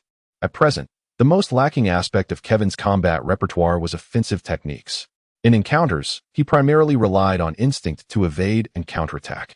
Thus, mastering an offensive technique would undoubtedly elevate his fighting prowess to a new echelon. Which should he choose, finger gun or galefoot? Kevin murmured to himself. Garp glanced at Kevin and then at the clock, saying, "Stop muttering to yourself, kid. You have 3 minutes left to make a decision, so hurry up." Finger gun? Galefoot? Which one to select? Galefoot is an assault technique that employs high-speed, powerful kicks to create a vacuum, resulting in a slashing attack effect capable of effortlessly cleaving a target in two. On the other hand, finger gun is a hand-based offensive technique, where the practitioner's total strength is concentrated in the fingers, launching an attack with the force akin to a bullet fired from a handgun. In the midst of his indecision, Kevin suddenly recalled Garp's detailed explanations of both techniques. In that fleeting moment, he finally reached a resolution. "I choose to learn Galefoot," he declared with conviction. Kevin had realized that finger gun was the only technique within the Navy's 6 styles requiring hand execution, while Galefoot necessitated the use of legs for assault. Although the moonwalk and shave are mobility techniques, they too could be classified as leg techniques, utilizing the power of the lower limbs. Therefore, by mastering Galefoot first, he could subsequently learn moonwalk and shave without needing to undergo extensive leg training, significantly reducing practice time, a truly advantageous 2-for-1 situation. Moreover, he already comprehended the principles behind moonwalk and shave, and once his leg training reached a certain level, he could certainly attempt to grasp them himself, couldn't he? "Are you certain you want to learn Galefoot?" Garp inquired. Kevin nodded and replied, "Indeed, I am certain." "Well, you possess considerable strength, yet lack the means to harness it. Learning attacking techniques will not only enhance your ability to utilize your power, but also elevate your offensive capabilities, truly a double benefit." Garp initially believed that Kevin chose the Galefoot technique due to his inability to wield his strength, yet he wholeheartedly supported Kevin's decision. For the next hour, Garp patiently elucidated the methods of leg training, the principles behind the Galefoot technique, and various practical tips for its application. At that moment, Kevin finally grasped the advantages of the insight enhancement pill he had previously acquired. He found that he could almost instantaneously comprehend everything Garp taught, and with just a moment's reflection, he could clarify any lingering uncertainties. "These are the extent of what I can impart regarding the Galefoot," Garp stated. "Young man, do you have any questions?" "Thank you, Grandpa Garp, for your explanation. I believe I have understood it all," Kevin replied confidently. "Understood it all?" Garp looked at Kevin with surprise. He could hardly believe that anyone could master the Galefoot after just one hearing. It should be noted that while the Navy headquarters boasts its share of prodigies, none had ever been reported to have grasped the Galefoot in a single attempt. Although skeptical of Kevin's true comprehension, Garp did not wish to discourage him and said, "Then you should begin practicing. If you encounter any difficulties, feel free to consult Bogart." After speaking, he turned to leave, calling for a Navy soldier to assist with repairing the door. The following morning, Garp stepped out of his room, intending to bask in the sunlight. However, what he beheld on the deck left him utterly astonished. Scattered haphazardly across the deck were numerous shattered wooden dummies, with Kevin standing amidst the wreckage. Suddenly, Kevin lifted his left leg and struck the only remaining upright dummy, unleashing a vacuum slash that cleaved the dummy in two. "You managed to learn the Galefoot in just one night?" Garp asked incredulously. He had seen geniuses before, but he had never heard of one mastering the Galefoot overnight. "Perhaps it is due to my superior physical condition that I learn more swiftly," Kevin humbly replied. In truth, Kevin's ability to master the Galefoot in a single night was indeed attributed to his enhanced physique. The primary requirement for learning the Galefoot is leg strength and its application, and after being transformed by the essence of the earth, Kevin's leg power had far surpassed the threshold necessary for mastering the technique. Coupled with Garp's meticulous guidance and Kevin's extraordinary insight, after several attempts. He had turned the impossible into the possible. Impressive. You are the most extraordinary genius I have ever encountered. However, young man, mastering the Gale Foot does not equate to fully understanding it. True mastery lies in your ability to adapt the technique to suit your own unique characteristics, Garp cautioned. Concerned that Kevin might become overly proud. Kevin understood that Garp did not wish for him to become overly proud and stagnate. So he spoke. Thank you for the reminder. Grandpa Garp, I shall surely develop my own unique technique of the Gale Foot. At that moment, Bogart suddenly appeared beside Garp and whispered, Vice Admiral Garp, a vessel belonging to the world government is approaching us. The world government's ship, what could they want? Garp pondered, but as if struck by a thought. He glanced at Kevin, wondering if it were somehow related to the young boy. By this time, the world government ship was not far from Garp's warship. Suddenly, a figure leaped from the ship, landing gracefully on Garp's vessel. This individual, clad in a white suit and donning a tiger mask, saluted Garp and stated, It is a pleasure to meet you, Vice Admiral Garp. Allow me to introduce myself. I am Captain Yohu of CP5. Garp raised an eyebrow. Responding with a hint of provocation, it seems that there is nothing of significance here that the world government would concern itself with. What brings Captain Yohu to my presence? Yohu chose to disregard Garp's challenge and replied calmly, I am here at the behest of the Don Quixote family patriarch from Mariewa to retrieve the orphan of Don Quixote Massard. Don Quixote Kevins. Don Quixote Kevins? I do not have such a person here. Garp feigned ignorance. Vice Admiral Garp, although you are a hero of the Navy, you remain under the jurisdiction of the world government. Therefore, I kindly ask you not to obstruct my mission. Yohu produced a photograph from his suit pocket and presented it to Garp, adding, This image was captured by our intelligence personnel. This gentleman is the individual I seek. Don Quixote Kevins. He then bowed respectfully to Kevin, saying, I pay my respects to you, Don Quixote Kevins. Kevin understood that Garp intended to protect him and did not wish to burden Garp further. Thus, he addressed Captain Reho, saying, Captain Reho, do you possess a transponder snail through which I can reach my grandfather? Before my departure, Lord Kafalda gifted me a transponder snail that allows communication with him. Reho respectfully produced a transponder snail and offered it to Kevin. Kevin picked up the Den Den Mushi and addressed Garp and Right Tiger, saying, Vice Admiral Garp, Captain Right Tiger, I have a few words to discuss with my grandfather. May I? Youngster, you may retreat to your room for a conversation. I shall not constrain my disciple's freedom. Garp replied. His words not only granted Kevin permission to speak with Don Quixote Cafard, but also subtly indicated to Right Iger that Kevin was under his tutelage, urging Right Iger not to harbor ill intentions towards him. Your Excellency, Cafard, please proceed, Right Iger responded respectfully after casting a glance at Garp. Once back in his room, Kevin closed the door, seated himself on the bed, and took hold of the Den Den Mushi. Brew brew. A resonant voice echoed from the device. I am Don Quixote Cafard. Grandfather, it's me, Kevin. A surge of excitement coursed through Kevin, for the elder on the other end was one of his last remaining family members. Having been an orphan in his previous life, Kevin cherished these familial ties immensely. Ah, it is you, young one. I have learned of your parents' fate, and thus dispatched CP5 to retrieve you. Have you encountered them? Cafard's tone bore a hint of sorrow, as he mourned the loss of his favored eldest son. Yes, I met their captain, Right Tiger. Kevin nodded affirmatively. Is that so? It is good that you have met them. Accompany them back to Mariewa. It has been 7 years since we last saw each other, and I miss you dearly. I miss you too, grandfather. However, I do not wish to return to Mariewa, Kevin replied, shaking his head with resolute determination. Having already lost one son, Cafard was unwilling to part with his only grandson. He urged, Why? I believe it would be safer for you to stay in Mariewa. I have lost one son and do not wish to lose another grandson. Grandfather, you need not worry. I have taken Vice Admiral Garp, the naval hero, as my master. With him by my side, I will encounter no peril. Kevin explained in response to Cafard's apprehensions. What? You have become Garp's disciple? Cafard questioned in disbelief. Indeed. If it is Garp, then I can rest easy. That old fellow may not be very dependable at times, but he is reliable when it matters. Speaking of which, I haven't seen that old coot in quite some time.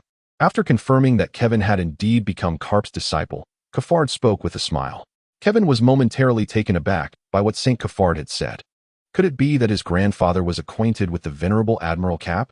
Thus, he inquired, Are you well acquainted with Admiral Cap? Haha. We shared a few drinks together back in the day. That old fellow has quite the poor tolerance for alcohol, St. Cafard chuckled. Not missing the opportunity to jest about Cap, Then, grandfather, I shall not return. From what Admiral Cap indicated, I will be sent to the Navy's boot camp upon my return to Marineford. Observing that St. Cafard did not oppose his intention to take Cap as his mentor, Kevin seized the moment to disclose his plans regarding the naval training. So, you are preparing to join the Navy? St. Cafard could comprehend the desire to be mentored by Cap, yet he was perplexed as to why Kevin wished to pursue a naval career. However, as one of the few enlightened figures among the celestial dragons, St. Cafard found himself hopeful that his descendants would possess their own convictions. Witnessing Kevin's determination brought him a sense of satisfaction, and he remarked, "If you wish to pursue this path, then do so. A son of the Don Quixote family must not be timid, but do take care of your safety." Kevin, upon receiving St. Cafard's agreement, joyfully exclaimed, "I will, thank you." Grandpa, the old man, now in the twilight of his years, expressed his hope that Kevin would find the time to return to Mariahua to visit him, which would bring him great satisfaction. Although St. Cafard supported Kevin's aspirations to join the Navy, he secretly wished for more moments spent together, leading to a slight melancholy in his tone. "I will indeed, as Marineford is not far from Mariahua. I will return to see you whenever I can," Kevin responded, sensing the old man's disappointment and offering words of comfort. "Well, since you have made your decision, I shall no longer impede you. Please hand the Den Mushi to Garp and Rorinoa. I have matters to discuss with them," St. Cafard stated. Kevin left the room, handing the transponder snail to Garp and Ryuku, and then said, "Master Garp, Captain Ryuku, my grandfather has matters to discuss with you." Garp took the transponder snail and replied, "I am Garp. What do you want, you old rascal Cafard?" The venerable Cafard retorted defiantly, "I have heard that you have taken my grandson as your disciple. You must educate him diligently, or I shall have words with you." Garp replied, "Rest assured, I will devote myself to teaching my disciple. You need not worry about that. Is there anything else?" Cafard continued, "I recently acquired 2 bottles of the finest wine from the Island of Wine. When you have time to visit Mariahua, I shall treat you." Upon hearing of the exquisite wine, Garp's eyes sparkled. "In that case, I shall not be polite. However, let us meet at the Sabati archipelago. I have no desire to visit your residence among the celestial dragons." "Very well, do as you wish. Inform me when the time comes, and I shall bring the wine to you," Cafard replied. "It's a deal," Garp concluded, passing the transponder snail to Ryuku. Ryuku received the transponder snail, casting a meaningful glance at Garp, and respectfully inquired, "Lord Cafard, I am Ryuku, the captain of CP-5. Do you have any further instructions?" Cafard stated, "Since my grandson does not wish to return, let him be. I appreciate your efforts, Captain Ryuku." "It is my duty," Ryuku promptly replied. After Cafard ended the call, Ryuku bowed once more to Kevin, saying, "Since Saint Kevin does not wish to leave, I shall take my leave." Without further ado, he departed from Garp's warship without bidding farewell. Garp remarked, "I truly wish to give that fellow a good thrashing." He observed Ryuku's departure. It is known that although the Navy is under the world government, the Navy personnel harbor no fondness for those of the world government, perhaps even disdain. This explains why. After the Marineford War, Akiji Kazan and Akina Sakazuki contended for the position of Fleet Admiral. Despite Akainu's victory, he is despised by most of the Navy, as he is a favored pawn of the world government's higher-ups, the Gorosei. Garp turned to Kevin and said, "Now that it is known you are my disciple, it seems you are lacking in the mastery of the 6 forms of the Navy. Therefore, I shall begin teaching you the remaining 5 forms today. But how much you learn depends on your own efforts. Is that true?" "Thank you, Master Garp. I will certainly strive to excel," Kevin exclaimed, elated at the prospect of learning the remaining 5 forms of the Navy's 6 forms. "Let us hope you do not emerge with psychological scars," Garp chuckled. In the subsequent week, Kevin finally understood why Garp had mentioned the possibility of leaving him with psychological trauma. What is known as devil training? If Garp were to train one would truly understand the essence of devilish training. To practice the finger gun technique, Garp commanded Kevin to poke at sea stone with his fingers. For honing the shave technique, Garp rendered Kevin unconscious and tossed him onto a small boat, compelling him to pursue a warship using the shave. To master the moonwalk, Garp affixed sea stone to Kevin's body and submerged him beneath the waves. For the paper drawing technique, Garp instructed Bogart to relentlessly attack Kevin with a blade, and for the iron block technique, Garp himself entered the fray, allowing Kevin to stand still and be battered by his fists. The results of such grueling training were evident. Despite possessing the formidable regenerative abilities of his clan, Kevin emerged battered and bruised after just 1 week. Nevertheless, he took solace in having completely mastered the 6 forms of the Navy. In the blink of an eye, a month had passed aboard Garp's vessel, during which Kevin's progress was unmistakable. Not only could he adeptly wield his own strength, but he had also thoroughly learned the 6 forms of the Navy. Today, Garp's warship was set to arrive at Marine headquarters in Marineford. He summoned Kevin, who was drenched in sweat from training, and expressed his satisfaction before asking, "Kid, upon our arrival at headquarters, I intend to send you directly to the Navy's rookie training camp to train alongside the latest batch of recruits. How do you feel about that? A rookie training camp?" Kevin was taken aback. He had not anticipated Garp would send him there. He had assumed he would remain by Garp's side, much like Kobe and Helmeppo, who were not dispatched to the rookie camp, but stayed on Garp's ship. "What's this, kid? Are you reluctant to go?" Garp, noticing Kevin's hesitation, believed he was disinclined toward the rookie camp, and continued, "If you excel in the rookie camp, you could gain entry to the elite training camp, where the former Admiral Zephyr will teach you. It's worth noting that Zephyr's mastery of hockey is on par with mine. However, when it comes to teaching, I do not believe I can rival him. Thus, if you wish to learn hockey, this is the only path available to you. Is it not possible to enter the elite training camp directly?" Kevin asked, a hint of dissatisfaction in his voice, as he felt his current abilities warranted immediate admission to the elite camp.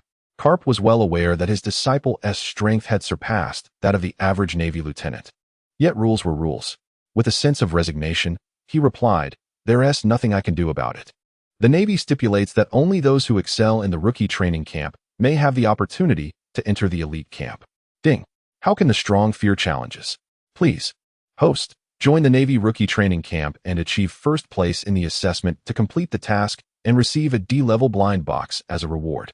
As Kevin pondered Garp's words and deliberated whether to attend the rookie training camp, the system's voice rang out once more. It seemed that opting out was not an option. Kevin mused internally, realizing that for the sake of the blind box reward in the pursuit of mastering hockey, he would indeed attend. Thus, he spoke up, "Very well, I shall join." 3 hours later, Garp's warship slowly entered the military port of Marineford. He promptly instructed Bogart to report to headquarters on his behalf before taking Kevin to the new recruits training camp. As they approached the entrance of the camp, they were greeted by a tall, slender elder accompanied by 2 others. Upon recognizing the visitor, Garp burst into laughter, exclaiming, "Ha, Steve. It has been ages since I last saw you, you old rascal." The elder named Steve quickly approached Garp and enveloped him in a bear hug, saying, "Garp, you old coot, you still look remarkably fit." "Of course, but how about you? Is that injury still bothering you?" Garp inquired with concern. Steve cheerfully replied, "Aside from my inability to fight, I am living a normal life without any issues." Garp sighed, expressing a hint of regret. "Had it not been for your injury back in the day, you would have at least been a vice admiral by now. What's done is done. Why dwell on the past? What brings you to my humble abode this time?" Steve responded, seemingly unfazed, yet curious about Garp's visit to the training camp. "Indeed.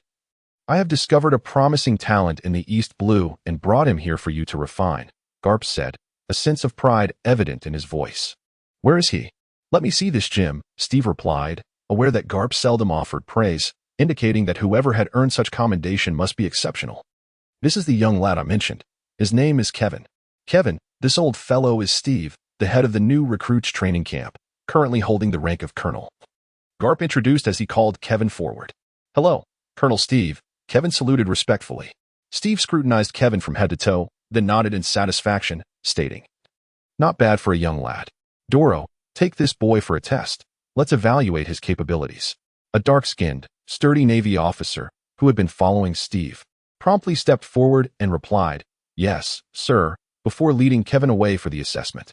"Garp, come, let us have a seat in my office," Steve invited once Kevin had departed. Garp readily accepted the invitation and accompanied Steve to his office. "Garp, did you just say that boy is a celestial dragon?" A startled roar erupted from Steve's office. Meanwhile, Garp casually dug at his ear and replied nonchalantly, "What of it? This lad is different from the rest of his kind." "What makes him different? You think bringing a celestial dragon here is amusing?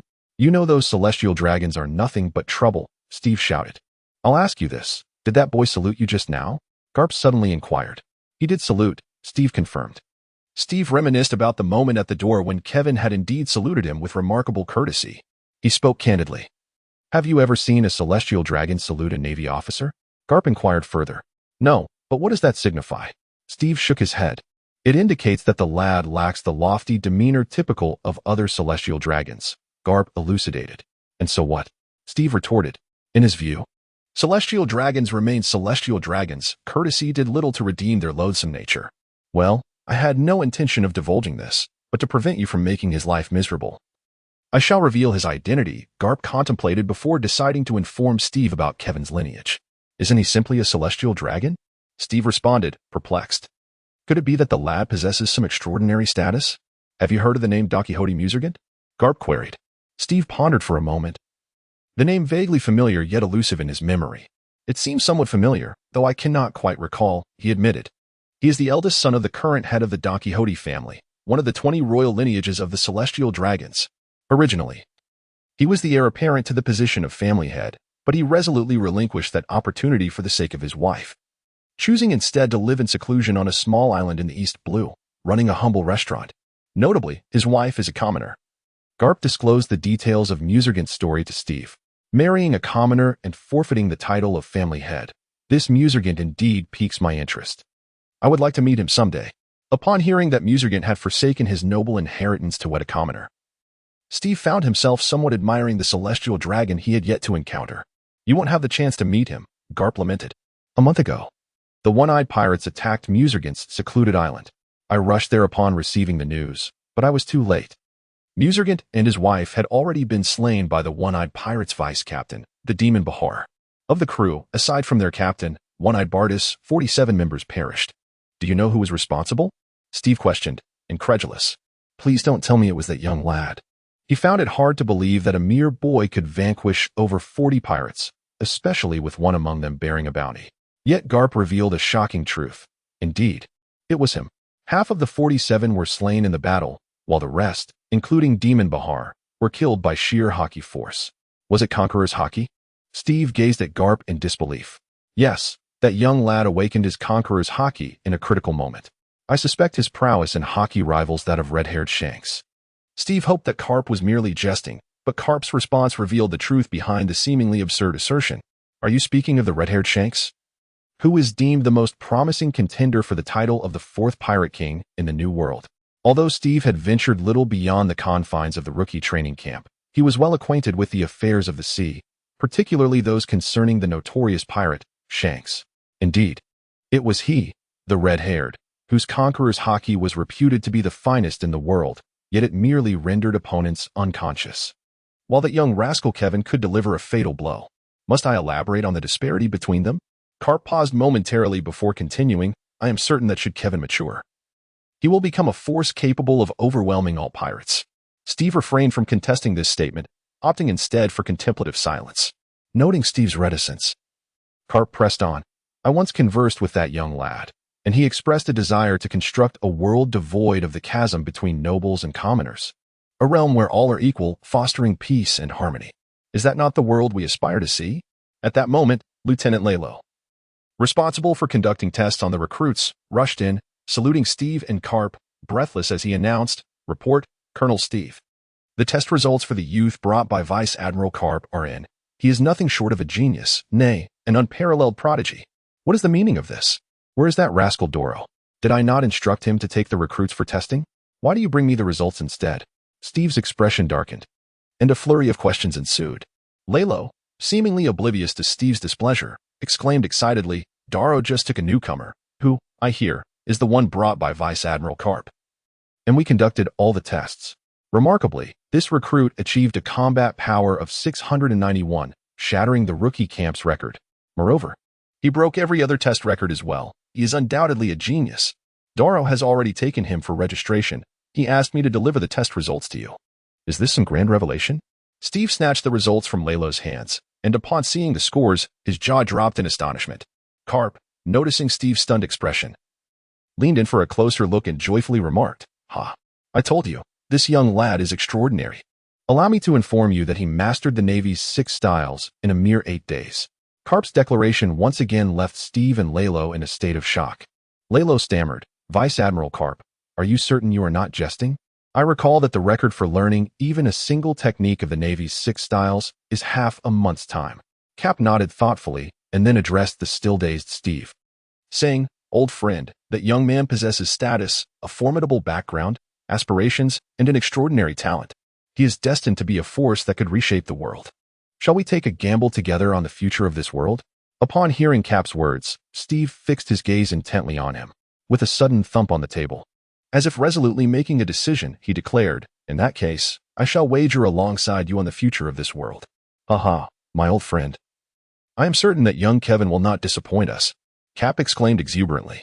"I trust you this time," Steve replied to Cap, and then, as if recalling something, he turned to the still bewildered Lieutenant Luro and instructed, "Lieutenant Luro, go gather all the instructors from the training camp who are currently free from training duties. I intend to design a specialized training program for that young lad." "Yes, Colonel Steve," Luro acknowledged, departing to assemble the personnel. Kevin was unaware that Steve was assembling a team to devise an unprecedentedly rigorous training program for him. Instead, he was engrossed in completing the enlistment paperwork alongside the exhilarated Doro. The process was straightforward, merely requiring the provision of basic personal information, which Kevin filled out according to the prior agreement he had made with Garp. Subsequently, he received 4 sets of training uniforms, 2 designated for summer and 2 for winter. As for accommodations, Kevin was assigned to a double room. Typically, naval barracks house 10 individuals, but those who excel in their performance are afforded special arrangements in 4-person and double rooms. Naturally, the better the performance, the more favorable the living conditions. And Kevin's formidable test results prompted Daro to assign him a double room directly. Daro guided Kevin on a tour of the training camp, providing insights along the way. "This is the training ground of the camp, where we gather for morning exercises at 5 o'clock daily. Generally, the new recruits undergo their training here. The registration area we just visited is the logistics building, where most instructors are stationed. The testing facility, where I took you earlier, is where you can assess your various metrics. However, each individual is permitted to request a test only once a month. During the day, physical training takes precedence, while the hours from 5 to 7 in the evening are reserved for studying the naval manual. Over there, that 2-story building is the mess hall. The first floor serves as the dining area for new recruits, as the name suggests, while the second floor is designated for instructors, which recruits are prohibited from entering. The dining hours for the recruits are fixed. If you miss the designated time, you will go without a meal, so ensure you do not miss the meal time. You must have noticed a small town on your way here, right?" Daro inquired. Kevin nodded and remarked, "Indeed, that small town appears quite lively. It is the Naval Family District, and should you find yourself in need of anything, you may procure it there. However, do ensure to inform your supervising officer beforehand." "Am I still required to train today?" Kevin inquired. Daro shook his head and replied, "Since today is your arrival, you are exempt from training. You also need not attend morning exercises tomorrow. We shall wait for Lieutenant Carter, the officer in charge of this cohort's training, to return. He has business in town today and will not be back until tomorrow." As they conversed, they unwittingly arrived at the foot of a 6-story building. Daro handed Kevin a key, stating, "This is the key to your dormitory. Your room number is 601. At present, you are the sole occupant." "Thank you, Lieutenant Daro." Kevin expressed his gratitude. "By the way, basic necessities such as toiletries are provided in the dormitory. You may use them directly." Upon entering the dormitory, Kevin assessed the surroundings and found them quite satisfactory. Although it was a double room, each individual had a private bedroom and an ensuite bathroom. In contemporary terms, it resembled a 2-bedroom, 2-bathroom layout situated on the 6th floor with ample natural light and expansive views. Kevin felt quite pleased with such living conditions. After bidding farewell to Doro, Kevin began to contact Jarvis. "Jarvis, I would like to review my attributes now." "Certainly, Master, please hold on." Subsequently, an attribute panel materialized in Kevin's mind.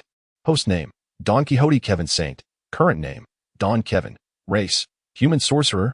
Bloodline, Earth Mother bloodline. Talent, Law of Earth. Dow power value, 691. Skills, Conqueror's Haki. First level of body forging technique, Navy 6 styles. Possesses 7 E-grade blind boxes. The increase of 100 points in Dow power value brought Kevin immense joy.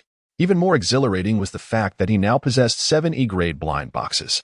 Following the recent encounter with the attacking Bogart, Kevin had configured the system to automatically accept tasks for E-grade blind box rewards, completing them without individual notifications. To his surprise, within just a few days, he had accomplished so many tasks. Although the E-grade blind boxes were of a lower tier, even the smallest mosquito leg is still meat. Who knows what extraordinary items might lie within? Thus, Kevin first took a cleansing bath in the bathroom, and after offering fervent prayers to the myriad of deities, he began to open the boxes in quick succession. Ding!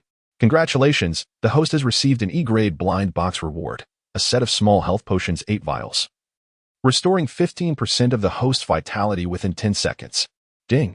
Congratulations, the host has received an E-grade blind box reward, a Russian rye bread, a delightful item that alleviates hunger. A single bite can provide a full day's sustenance. Ding! Congratulations, the host has received an E-grade blind box reward, a flashbang, capable of momentarily blinding the enemy. Ding! Congratulations, the host has received an E-grade blind box reward, a tear gas canister, ensuring your enemies weep uncontrollably, a truly blinding item. Ding!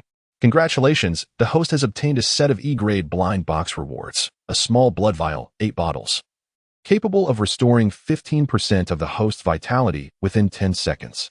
Ding! Congratulations, the host has acquired an E-grade blind box reward, a resurrection coin, which can revive a deceased individual within 10 minutes, provided that the body remains intact. Should the host meet their demise, the coin automatically activates, restoring them to full vitality. Ding! Congratulations, the host has received an E-grade blind box reward, a pair of sunglasses. Though they are of a lowly quality, they serve the purpose of shielding the eyes from blinding sunlight. This time, Kevin was thoroughly pleased with the contents of the blind box. 16 small blood vials are undoubtedly a potent weapon in PK scenarios. Just envision, amidst battle with an adversary, discreetly consuming a blood vial while they grow increasingly fatigued as you invigorate yourself, an assured strategy to wear down your opponent. Flashbangs and tear gas grenades are indeed tools of stealth, essential for ambushes and covert actions, though regrettably, there is only one of each. The resurrection coin is a precious safeguard, capable of preserving one's life in critical moments, and even if it proves unnecessary for oneself, it can be utilized to rescue a comrade. While the sunglasses and the Russian rye bread may not be of significant value, they are certainly better than nothing. In the dormitory, Kevin is engaged in a lottery, while the new recruits training camp is abuzz with chatter. This commotion stems from the sighting of Instructor Dolo, who was seen merrily escorting a newcomer to the recruit's dormitory, assigning him to a double room on the 6th floor. Did you hear? I just witnessed Instructor Dolo placing a new arrival in a double occupancy room. Today, someone observed Instructor Dolo showing utmost respect to a newcomer. Have you heard? This morning, Colonel Steve, accompanied by a group of instructors, went to the entrance of the recruits camp to welcome a newcomer, rumored to possess a significant background. It is said that the new lad is a protege of a high-ranking official within the naval headquarters. Today, Vice Admiral Garp has delivered his grandson to our recruits camp, expressing intentions to nurture him into the next naval hero. According to whispers circulating, the newcomer is the illegitimate child of Admiral Sengoku. It is also rumored that this individual is the twin brother of Admiral Akiji. The rumors surrounding Kevin's arrival at the training camp spiraled into absurdity. Indeed, humanity is an inherently gossipy species, displaying such tendencies regardless of location. At this moment, Smog, the top performer at the boot camp, was engaged in a rigorous physical training session when a fellow recruit hurried over, exclaiming loudly, "Something terrible has happened." Smog halted his training, casting a cold glance at the newcomer and inquiring, "What calamity has befallen you to evoke such panic?" The recruit, panting for breath, replied, "A new trainee has arrived today, claiming he intends to challenge your position as the best in the camp. I overheard that Instructor Darrow has assigned him to the 6th floor of the dormitory." The 6th floor? Isn't that solely comprised of double rooms? Has this newcomer already surpassed my capabilities? Smog pressed further. Indeed, it is the 6th floor's double rooms. As for the newcomer's prowess, I cannot ascertain, but I have heard whispers that he is a descendant of a high-ranking official from the Navy headquarters, wielding considerable influence. The recruit informed him. Humph, so he gained entry through connections?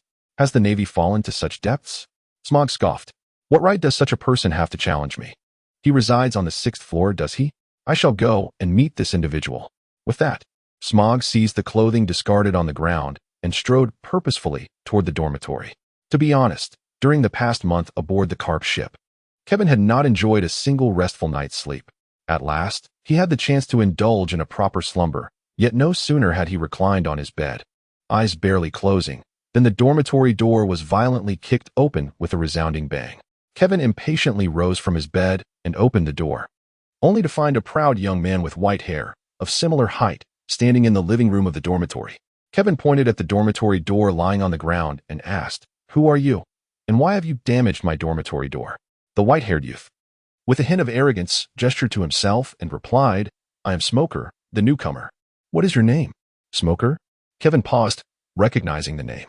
Wasn't he the infamous Smoker who later stationed at Logetown in the East Blue? Upon closely examining the white-haired youth before him, he bore a slight resemblance to the anime character Smoker, but what of it? Just because you were Smoker, does that give you the right to vandalize my dormitory door?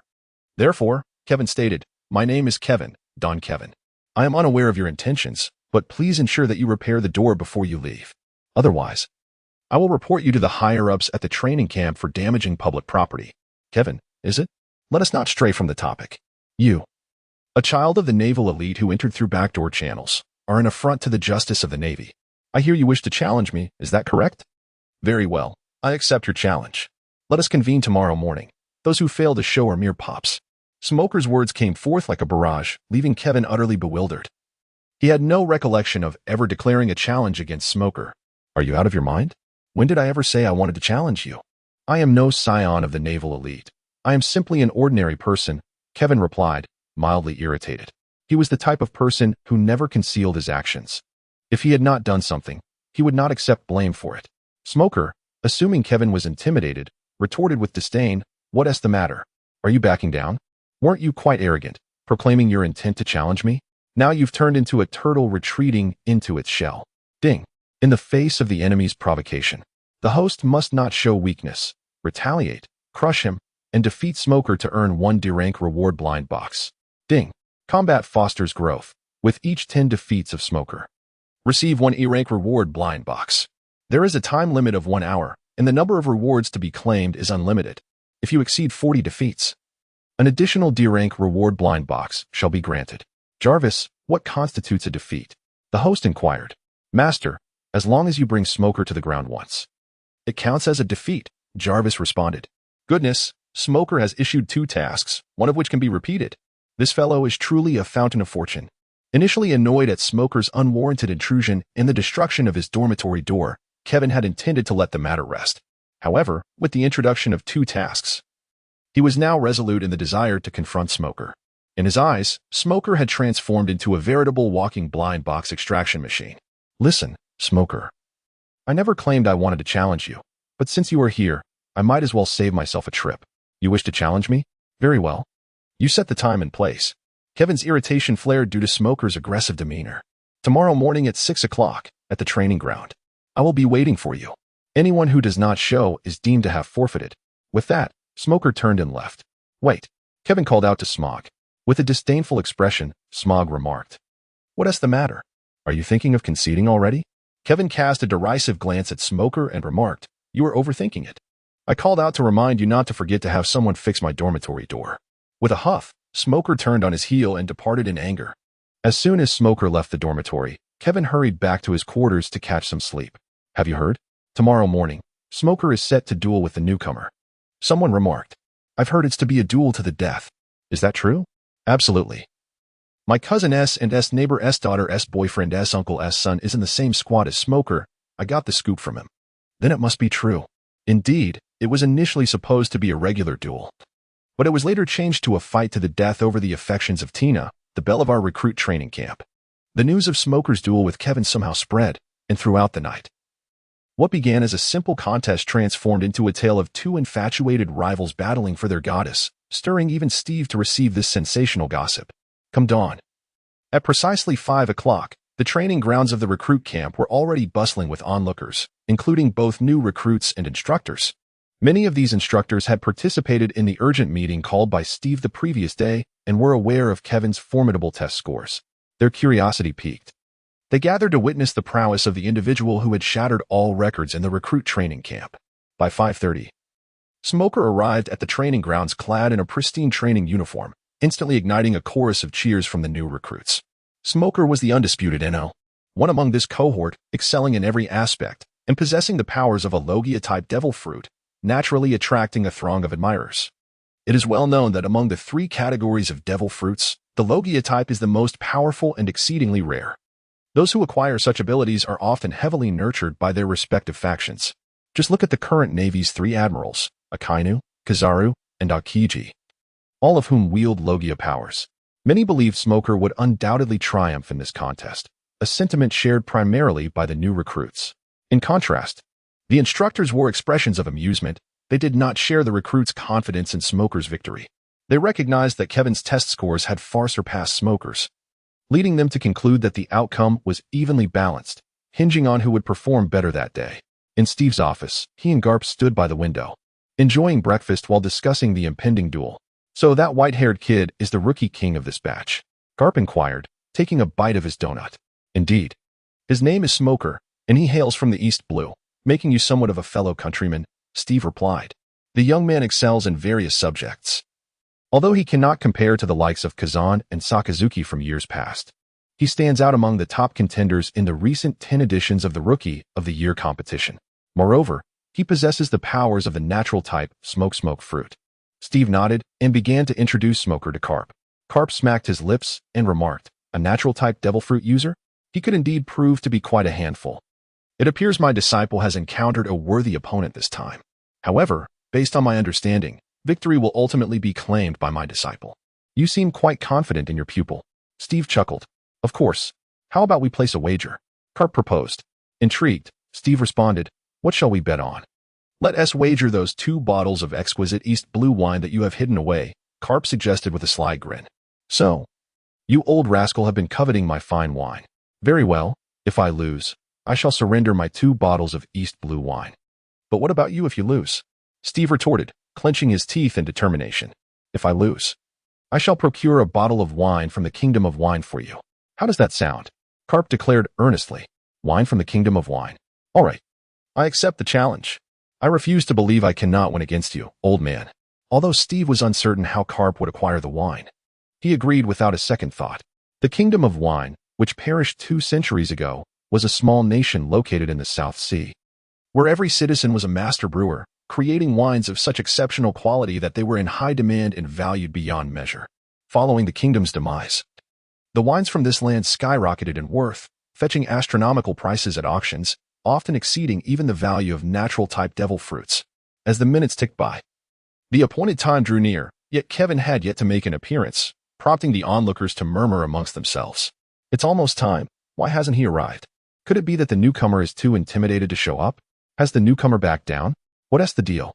I arrived at 5 to secure a good spot. If he doesn't compete, it's a mockery of my efforts. Is the newcomer really that cowardly? I can't believe I supported him." As the spectators speculated, Smoker's expression grew increasingly grim. Internally cursing Kevin, he thought, "This Kevin fellow is truly infuriating. If you weren't coming, why not say so earlier? Here I am, standing like a fool for everyone to gawk at. While I enjoy attention, I prefer it not to be in this manner." The instructor overseeing the contest, Lalo, glanced at his wristwatch and announced loudly, "It is currently 5:58. If the other contestant, Don Kevin, has not arrived by 6, then Smoker will automatically be declared the victor." "Ah, so the newcomer is named Don Kevin. At long last, I have discovered the name of that coward. Just wait. If he fails to show up, I shall certainly seek him out and teach him the essence of being a person. Now, I declare it to be 6 o'clock." Just as Leluo was about to announce Smoker's victory, a voice echoed from the periphery of the crowd. "You all are quite early. Have you risen for training?" Everyone turned their gaze towards the source of the voice, where a youth with tousled black hair and sleepy eyes appeared before them. Upon seeing the newcomer, Smoker could not help but roar, "Kevin, do you have any notion of respect? We had agreed upon a time for our match, and yet you arrived so late. It is truly impolite. Do you not realize?" "Pardon me," Kevin replied as he made his way through the parted crowd, yawning as he spoke. "There is no need to ignite such fervor so early in the morning. It is detrimental to one's health. So, you must be Smoker, yes? Pray tell. What time did we agree upon?" 6 o'clock, Smoker responded. Kevin rubbed his eyes and casually wiped away the corner debris before inquiring, "What time did I arrive?" 6 o'clock. Smoker replied, "Precisely, the agreed time was 6 o'clock. Is there any fault in my punctuality?" Kevin had already stepped into the arena, wearing an expression that suggested he found Smoker rather foolish. "There is no fault," Smoker momentarily faltered, acknowledging that Kevin had indeed arrived within the stipulated time. "However," he retorted, "even if you weren't late, couldn't you have arrived a bit earlier?" Hey. I only reached the training camp yesterday and underwent a series of tests. I'm quite exhausted, you know. Is it wrong for me to take a moment to rest and sleep? Why should I come early? Don't you understand that lack of sleep can adversely affect one's health? Is it sane to forsake rest just to come here and be a spectacle for others? Weren't you the one who arrived early only to be gawked at? Kevin's barrage of questions left Smoker speechless. Was he not also the one who had come early to be the subject of ridicule? Yet, could the prideful Smoker admit this? Observing Smoker's face flush with indignation, Kevin's lips curled into a sly smile, though he quickly masked it. Enough of this nonsense. Now that you're here, let us commence the competition, Smoker declared, his embarrassment morphing into anger. Let us compete, then. Why the agitation? Kevin replied nonchalantly. Smoker understood that, in a contest, he was unequivocally at a disadvantage against Kevin, and he might even become ill from the frustration this individual caused him. Therefore, he disregarded Kevin and turned to the referee, Raylo, stating, Instructor Raylo, since my opponent has arrived, let us begin the contest. Raylo nodded and then turned to Kevin, asking, Kevin, are you prepared now? Kevin nodded and remarked, I am ready. Raylo cleared his throat and proclaimed, since both contestants are prepared, allow me to outline the rules of this contest. There are no restrictions on the methods of attack. Various props may be utilized, and the match will continue until one party concedes defeat. I hereby declare the contest to commence. With that, Raylo stepped back, positioning himself at the edge of the training ground. Smoker glanced at Kevin, who was still yawning, and said, You are new, so I shall not take advantage of you. You may strike first. Are you certain? Kevin inquired, a look of skepticism adorning his face. I keep my word, Smoker retorted with a hint of pride. But you promised to fix my dormitory door yesterday, and it remains unfixed. Kevin exclaimed, his expression one of disbelief at the apparent deception. I never agreed to repair your door, Smoker shouted in protest. Instructor, I am reporting Smoker for vandalism and refusal to compensate. Kevin called out to the group of watching instructors. The officer in charge of logistics, visibly exasperated, replied, I will address this matter following the conclusion of the match. Please commence with the contest. Enough of this nonsense. Smoker bellowed in frustration. At that moment, he genuinely wished to eliminate Kevin, who had become exceedingly irritating. Kevin retrieved a pair of sunglasses obtained from a blind box, placing them upon his visage. He then extracted a flashbang from his pocket, weighing it thoughtfully in his hand, and inquired of Smoker, Are you truly certain you wish for me to strike first? If I do, you shall surely be defeated. Enough of your prattle, let us proceed. Smoker replied with evident impatience. This device in my grasp will, in mere moments, blind you utterly, Kevin declared with a mischievous grin. Smoker, observing the canister that Kevin tossed between his hands, scoffed, You are merely boasting. Do you doubt my words? I have warned you, Kevin retorted, as he pulled the pin from the flashbang and hurled it toward Smoker. Child's play, Smoker exclaimed, launching a punch at the incoming flashbang. At the moment of collision between Smoker's fist and the flashbang, an intense and blinding light erupted, causing everyone in the training ground, save for Kevin, who had donned his sunglasses in advance to shield their eyes and shout in confusion, unable to see. Seizing this opportunity, Kevin charged towards Smoker and delivered a swift kick, sending him sprawling to the ground.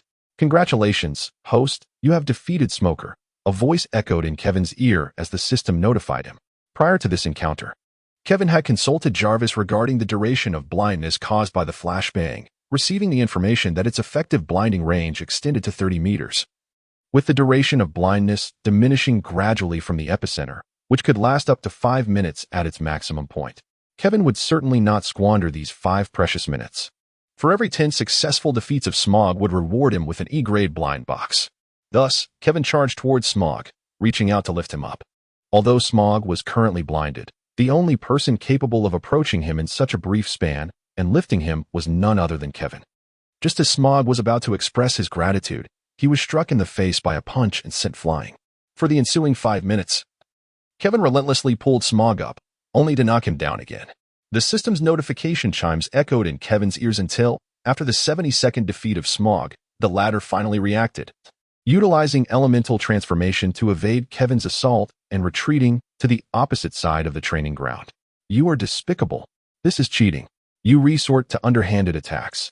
The onlooking recruits, having witnessed Kevin's brutal domination of Smog, could not help but admonish him for his unscrupulous actions.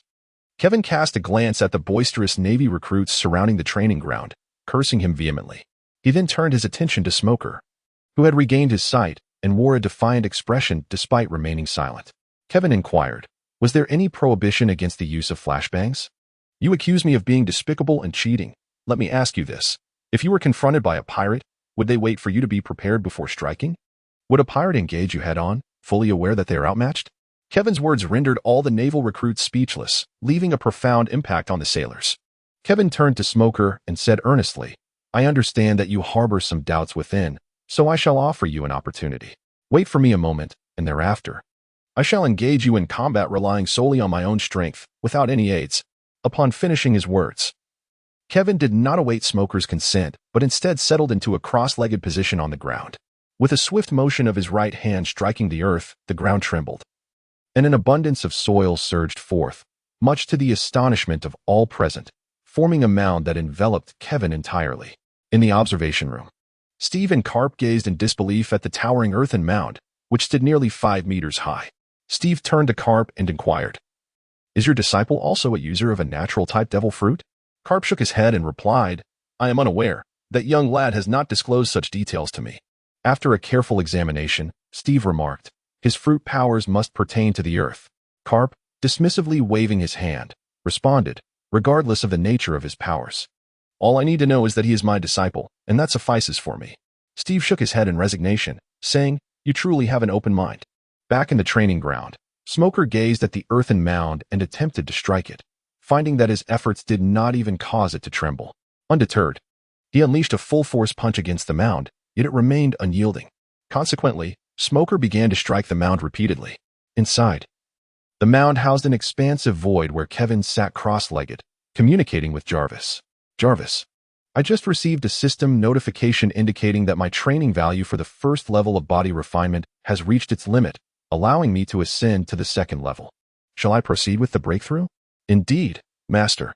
The breakthrough will require a total of 2 minutes. Do you wish to confirm? Confirm the breakthrough.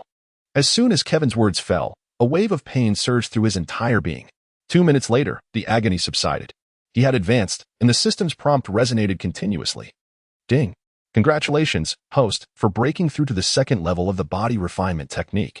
Ding. Congratulations, host, for the enhancement of your Earth Mother bloodline integration.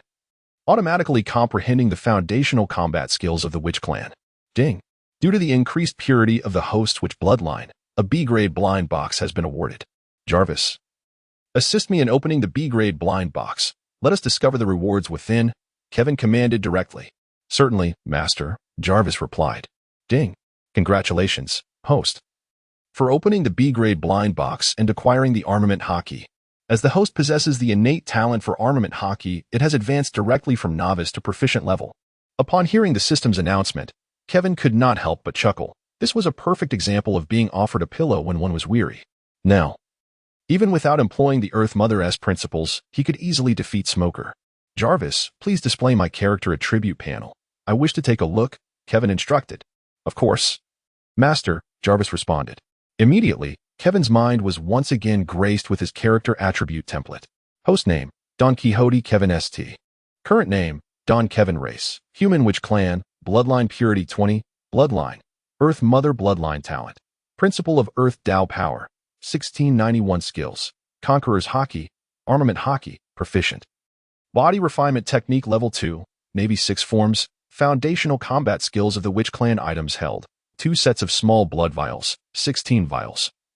1 Russian rye bread, edible 10 times. 1 tear gas grenade. 1 resurrection coin blind boxes held. None as Kevin beheld his Tao power. He could not help but marvel at the potency of the body refinement technique. Merely having ascended to the second level, his Tao power had doubled, reaching an impressive 1691. Kevin once again examined the foundational combat techniques of the Witch Clan.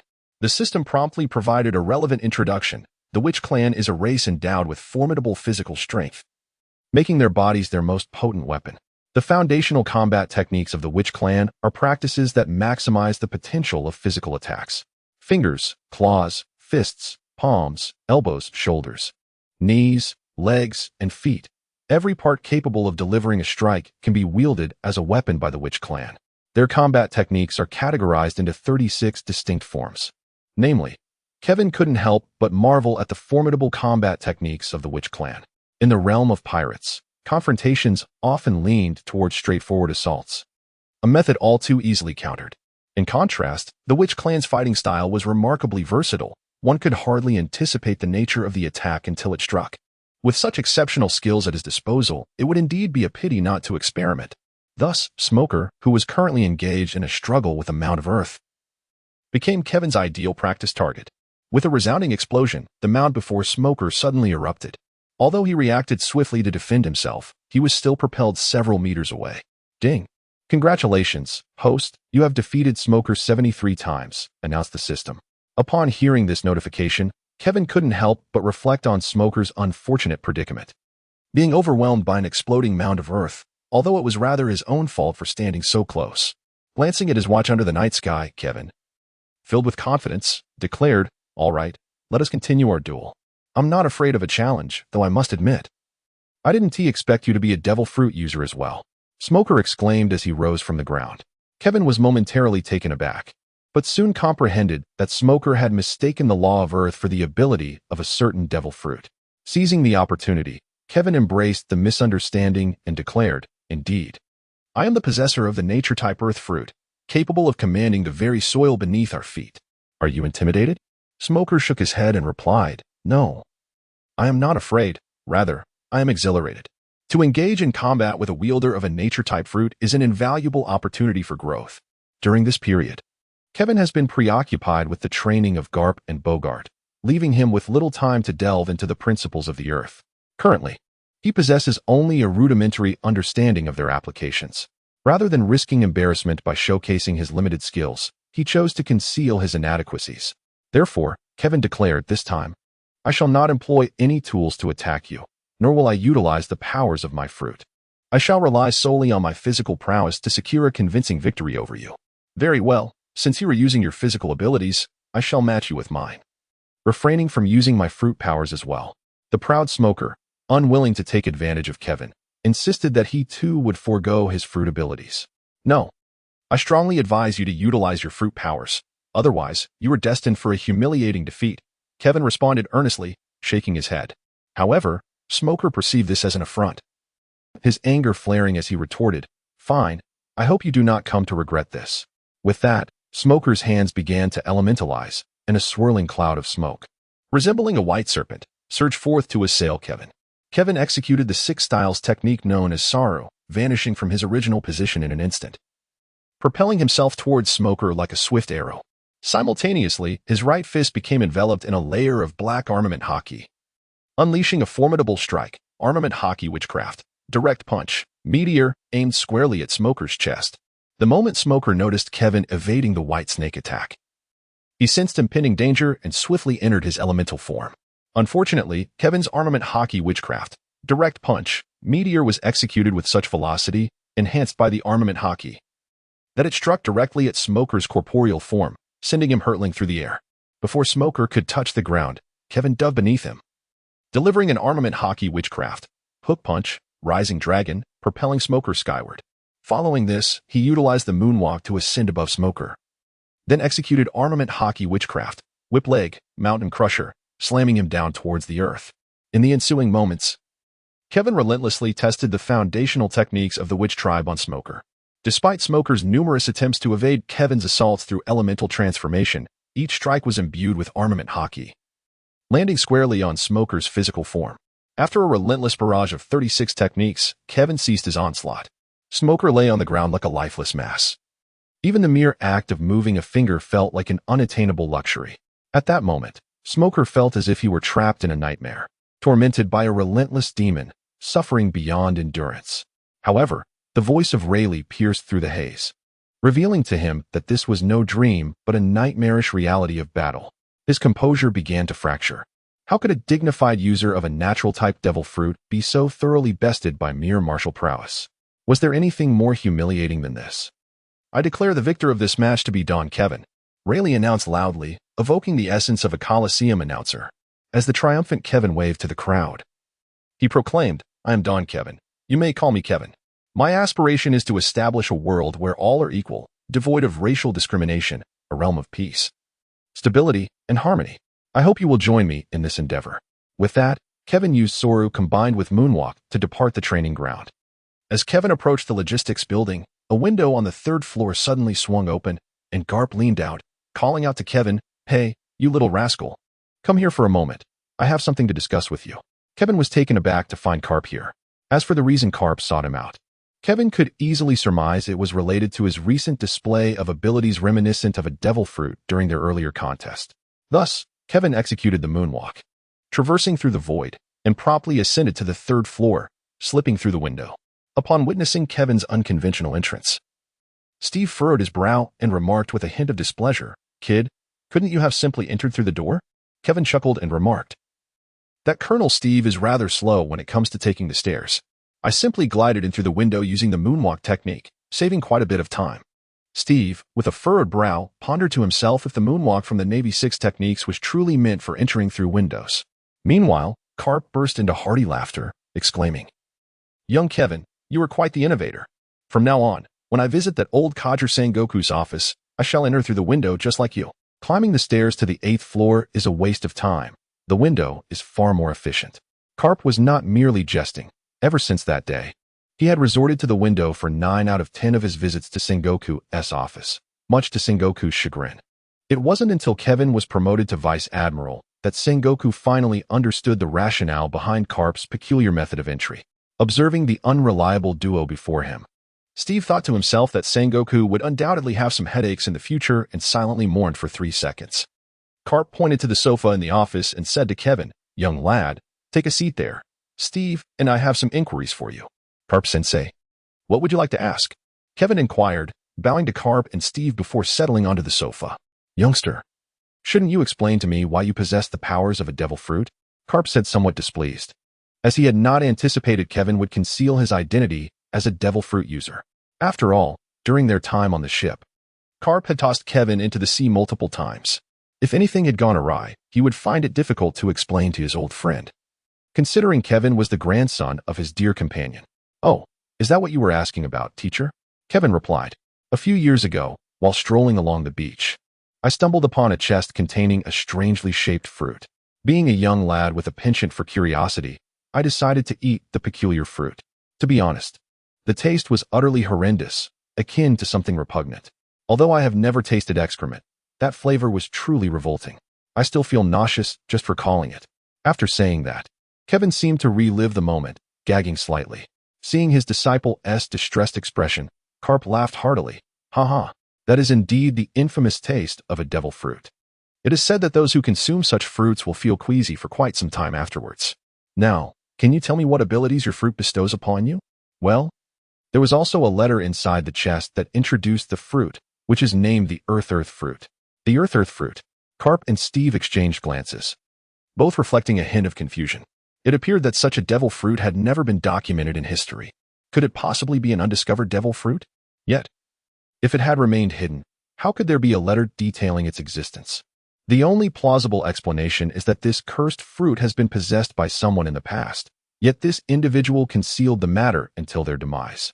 Garp and Stephen exchanged glances once more, and Garp spoke. "Young one, would you be so kind as to divulge the specific abilities of the fruit?" Kevin smiled and said, "Teacher Garp, what is there to conceal? The power of the dust fruit lies in the manipulation of the earth and the elemental particles in the air, such as dust. How shall I put it? If properly developed, the entire land could serve as my weapon of attack." Kevin's words caused both Garp and Steve to gasp in astonishment.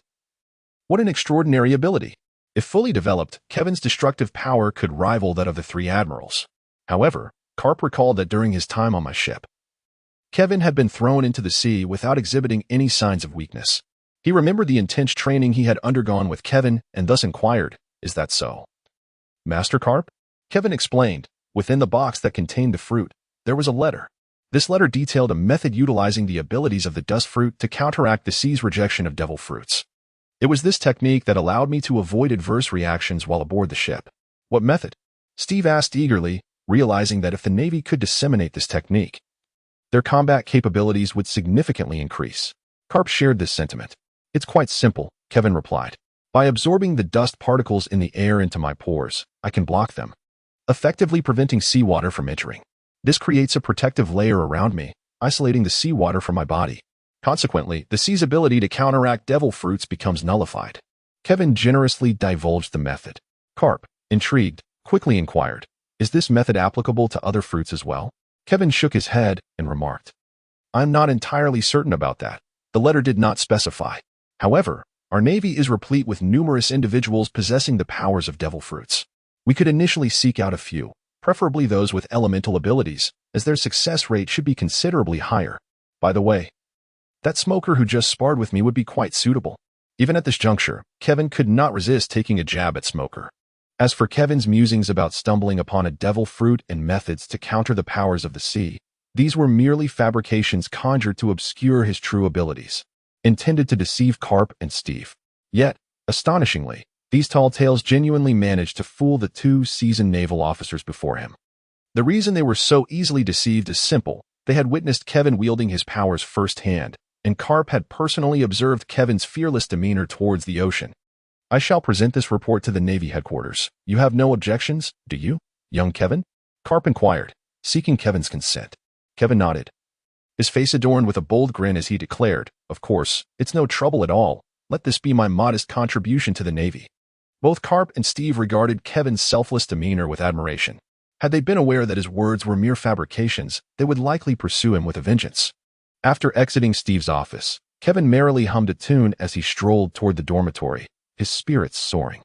The reason for his elation was not solely due to having successfully deceived the cunning old man Garp, but also because of the method he had proposed to counter the powers of the ocean restraint fruit. It seemed that Colonel Steve took a keen interest in this solution, especially when Kevin mentioned having Smoker test it. He noted the spark in Steve's eyes, which suggested that Smoker's future would be anything but pleasant. However, Kevin bore no guilt. After all, it was Smoker who had damaged his dormitory door without offering to repair it. Besides, he had merely suggested a method. The execution would not fall upon him. Yet, if Smoker were to learn of this, he would undoubtedly point an accusing finger at Kevin, exclaiming, If it weren't for your dreadful suggestion, would I be subjected to becoming a test subject? Imagining Smoker submerged in seawater, bubbling and sinking like a lab rat, Kevin couldn't help but chuckle. At that moment, a tall, striking beauty with long pink hair obstructed his path. Hello, my name is Tina. May I befriend you? Tina? Kevin was momentarily taken aback at the mention of her name. Upon closer inspection, he realized she was indeed the beautiful naval officer whom Smoker had long admired in the original narrative. What lingered most in Kevin's mind was Tina's peculiar catchphrase, Tina wants to. Your name Tina? If you wish to be friends, then certainly. Kevin replied with a warm smile. Since you are Tina's friend, may I ask you a few questions? Tina inquired shyly. Of course, Kevin responded with a grin. Could you tell Tina how you managed to strike Smoker afterward? Tina knows that Smoker is a natural-type devil fruit user. Yet you were able to hit him even when he was in elemental form. Why is that? Tina asked, her curiosity piqued. Armament hockey, Kevin replied succinctly. Armament hockey? What is that? Tina asked, perplexed. Hockey is quite common in the latter half of the Grand Line. However, it seems it is not taught in the rookie training camp. Yet, if one enters the elite training camp, they should learn it, Kevin explained. Could you tell Tina more about hockey? Tina asked, her shyness apparent. Certainly. Hockey is a latent power possessed by all humans in this world, an innate strength that one is born with. Just as we speak of momentum and intimidation, it exists as an inherent force. However, many individuals remain oblivious to its presence, or even when they do recognize it, they may never harness its potential throughout their lives. Kevin paused for a moment before continuing. Hockey can be categorized into three distinct types: observation hockey, armament hockey, and conqueror's hockey. First, let us discuss observation hockey. This form of hockey enables one to sense the life force of others. Once this power is acquired, one can discern the position, number, and the imminent actions of foes beyond their line of sight. Those who have mastered observation hockey to its pinnacle can even briefly glimpse into the future. Though this foresight is not absolute, it merely presents a heightened probability. Next is the armament hockey, which I employed during our recent duel. This type of hockey can serve both offensive and defensive purposes. When used for attack, it can enhance the destructive power of objects and negate the elemental transformations of natural-type devil fruit users. For instance, during my match with Smoker, I was able to strike his true form because I infused my fists and feet with armament hockey. It could be said that armament hockey is a natural nemesis to those who wield natural-type devil fruits. As for its defensive capabilities, when one envelopes their entire body with armament hockey, it is akin to donning an invisible armor that significantly bolsters one's physical defenses. Furthermore, Armament haki can also be transferred to weapons, thereby amplifying their destructive potential. Lastly, we have Conqueror's haki. Individuals who possess this form of haki are generally endowed with the qualities of a king. While the number of such individuals is not insignificant, it is certainly limited. Most of these individuals are leaders of formidable factions. It is important to note that Conqueror's haki cannot be acquired through training, nor can it be enhanced by mere practice. Those who wield Conqueror's haki can exert a pressure that intimidates and stuns their adversaries. This is the extent of my knowledge, imparted to me by Master Garp. Although I was already aware of these concepts, attributing them to Garp ensures that there will be no skepticism regarding their validity. Upon hearing Kevin's explanation, Tina couldn't help but exclaim, "Haki is truly fascinating. I am very eager to learn. Would you be able to teach me?" Kevin shook his head helplessly and remarked, "I am uncertain how to teach you the concept of haki. However, if you enter the new elite training camp, you should be able to learn it there." The chief instructor is the former Admiral, Blackarm Zephyr, a master of the armament haki. Upon hearing Kevin's initial statement, Tina felt a pang of disappointment. But the prospect of learning at the elite training camp rekindled her confidence. It is worth noting that Tina ranked second among the new recruits, surpassed only by Smoker. Although she could not learn haki immediately, her determination remained unwavering, as she firmly believed that she would eventually gain admission to the elite training camp. With a spirited tone, Tina expressed her resolve, "As a user of a paramecia-type devil fruit, I possess a fair amount of confidence." Kevin encouraged her, "Given your qualifications, it is merely a matter of time before you enter the elite training camp." Tina then proposed, "I am heading to training now. Would you like to join me?" Kevin pondered for a moment and remarked, "I just finished a sparring session with Smoker, and I'm feeling a bit unwell from the exertion. I think I should return to my dormitory for a shower and a change of clothes before heading to training. We shall meet shortly." As Garp returned to Navy headquarters, before he could even cross the threshold, a messenger hurried towards him, respectfully stating, "Vice Admiral Garp, you are back. Admiral Sengoku requests your presence in his office for a meeting." "To Sengoku's office, you say?" Garp glanced upwards at Sengoku's office on the 8th floor and, mimicking Kevin's style, leapt into the air using moonwalk, effortlessly ascending to the 8th floor. He then shattered the glass of Sengoku's office window with a punch and climbed through it. Sengoku, visibly exasperated by Garp's entrance, remarked, "Garp, what on earth are you doing? Can't you simply use the door?" Garp snatched the senbei from Sengoku's hands, wearing a mischievous grin as he replied, "I heard you were urgently seeking my presence for a meeting right after my return, so to save time and avoid your impatience, I thought I would enter through the window instead. Quite a splendid idea, wouldn't you agree?" "Enough of your nonsense, Garp. Take a seat. I have questions for you," Sengoku said, a mixture of anger and resignation evident in his tone. Garp's antics undoubtedly gave Sengoku a headache. As Garp settled onto the sofa and surveyed the room, he noticed that aside from Sengoku, the Chief of Staff, Admiral Tsuru, and the newly appointed admirals, Akainu, Kizaru, and Akiji, were all present. With his characteristic indifference, Garp inquired, "So, Sengoku, what was the reason for gathering us all here?" Sengoku ignored Garp's question and cleared his throat, stating, "Now that everyone is here, the purpose of today's meeting is to discuss your newly accepted disciple, Garp." "I merely took on a disciple out of excitement, nothing more," Garp responded nonchalantly. "Oh my. Garp has taken on a disciple. How terrifying," chimed in Kizaru, his tone dripping with sarcasm. Akainu, visibly displeased, scoffed, "Admiral Sengoku, is this the reason for calling us together? If so, I have other matters to attend to and will excuse myself." Akiji, who had spent some time aboard Garp's ship and had received his training, was genuinely interested in the news of Garp's new disciple.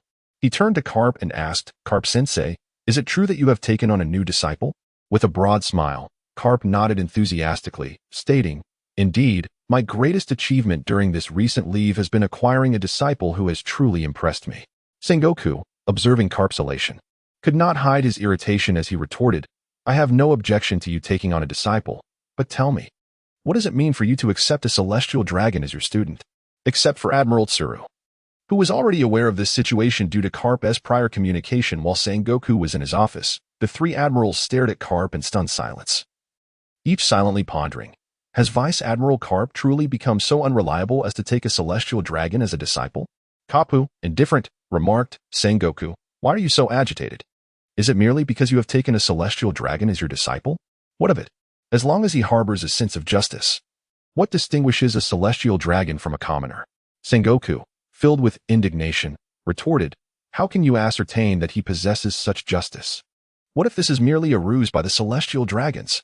The world government has already become a puppet of the celestial dragons. Do you wish for the Navy to likewise become their marionette?" Kapu scoffed. "Is the Navy not already so? In my view, the current Navy is swiftly transforming into the lapdogs of those wretches." Kapu's words infuriated Sengoku, who slammed his hand on the table, rising to his feet and pointing at Kapu, exclaiming, "You!"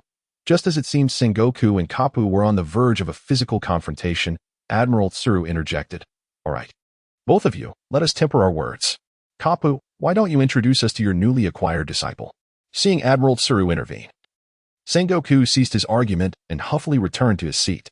Kapu retrieved a senbei from his pocket, took a leisurely bite, and said, "This disciple of mine is named Tang Kevin. Of course, that is merely his current alias. His full name is Tang Jike de Kevin Saint. His grandfather is the current head of the Tang Jike de family, Tang Jike de Kefal de Saint. Young Kevin has been designated by his grandfather as the future heir of the Tang Jike de family." The three admirals were momentarily dumbfounded upon hearing Kapu's words, astonished that he had actually brought the future leader of the Tang Jike de family into the Navy. What other surprises does the old man have in store? They mused internally. Kapu, pleased with their shocked expressions, continued, "It is not mere boasting. I have never encountered anyone with such extraordinary talent. Young Kevin mastered the 6 forms of the Navy in just 8 days, comprehended the concept of hockey, and possesses the Conqueror's hockey. Furthermore, I learned today that this lad is also a user of a Logia-type devil fruit." "A Logia-type devil fruit user? How terrifying!" exclaimed Kizaru, adopting a facade of terror, although he appeared somewhat lecherous in demeanor. "What exactly is this boy's devil fruit ability?" Admiral Tsuru inquired. Kapu replied, "The lad has consumed a devil fruit known as the Earth fruit, which grants him the power to manipulate elements of earth and air. Seems like quite an impressive fruit." Akiji remarked. "Indeed," Kapu said with pride. "However, this does not prove that the celestial dragon named Kevin is not a spy infiltrating the Navy," Sengoku interjected. "You are all aware of the incident over a decade ago, when a celestial dragon renounced his position as heir to marry a commoner, right?" Witnessing the nods of agreement from the assembly, Garp continued, "This celestial dragon is none other than the father of the young lad Kevin, who, influenced by his father, embodies humility and politeness, devoid of the vices typically associated with celestial dragons. I have conversed with him, and he harbors a sense of justice in his heart. Such a person ought to join our righteous Navy. If what Vice Admiral Garp asserts is true, we should indeed observe this young man. If his intentions to join the Navy are genuinely rooted in justice, we can nurture him accordingly. He may very well become a formidable force in the future. Perhaps he even holds the potential to aspire to the rank of Fleet Admiral. What do you all think?" Vice Admiral Tsuru pondered briefly before speaking. Noting the absence of dissent among the attendees, she declared, "Since there are no objections, let us arrange for someone to observe him discreetly. Fleet Admiral Sengoku. Does this arrangement meet your approval?" Sengoku remained silent, merely nodding in agreement. "Oh, I almost forgot. My disciple has mastered a method to counteract the sea's detrimental effects on devil fruit users." Garp suddenly recalled Kevin's ability to withstand seawater. His statement astonished all present, drawing their gazes towards him. If Garp's words ring true, the Navy's combat effectiveness could experience a significant leap forward. Sengoku, visibly excited, inquired, "What is this method, Garp? Did he disclose it to you?" Garp shot Sengoku a sidelong glance, replying, "That young rascal did not withhold the method from me. However, whether others can utilize it remains uncertain. I wonder which old fool suggested that my disciple's intentions in joining the Navy were ulterior. If that were the case, would he reveal such crucial information?" Tsuru interjected, "Vice Admiral Garp, could you elaborate on this method so that everyone can assess its feasibility?" The 3 admirals, filled with anticipation, listened intently, as they too were users of natural-type devil fruits. If Kevin's method proved effective, they were confident that the Navy could secure a position in the New World. According to Kevin, he absorbs the earth elements from the air through his pores, creating a barrier that isolates seawater from his body. This effectively forms a protective layer, minimizing the sea's restraining influence on him. "Regrettably, my ability is light, which cannot shield against seawater. What a pity," remarked the lecherous Kizaru, Borisolino, with a hint of disappointment. Akiji, Kazan, commented, "My power is ice. If I were to employ this method, it should yield results, although it might impair my mobility. I shall attempt it when the opportunity arises." Akainu, Sakazuki, remained silent, but his expression suggested he believed this method would not be applicable to him. In conclusion, Vice Admiral Tsuru stated, "It appears this method has significant limitations, yet it offers a novel perspective. We should certainly experiment with it. Kazan, please report the results after your trials." "Indeed," General Crane acknowledged Kizaru with a nod. Sengoku concurred, stating, "General Crane's words hold merit." Admiral Borsellino, upon your return to the Science Division, you might consider discussing this approach with Vegapunk to gauge his perspective. Understood, Your Excellency, Kizaru replied with a nod. After Kevin and Tina parted ways, he returned directly to his dormitory, indulging in a comforting hot shower before donning a fresh set of training attire.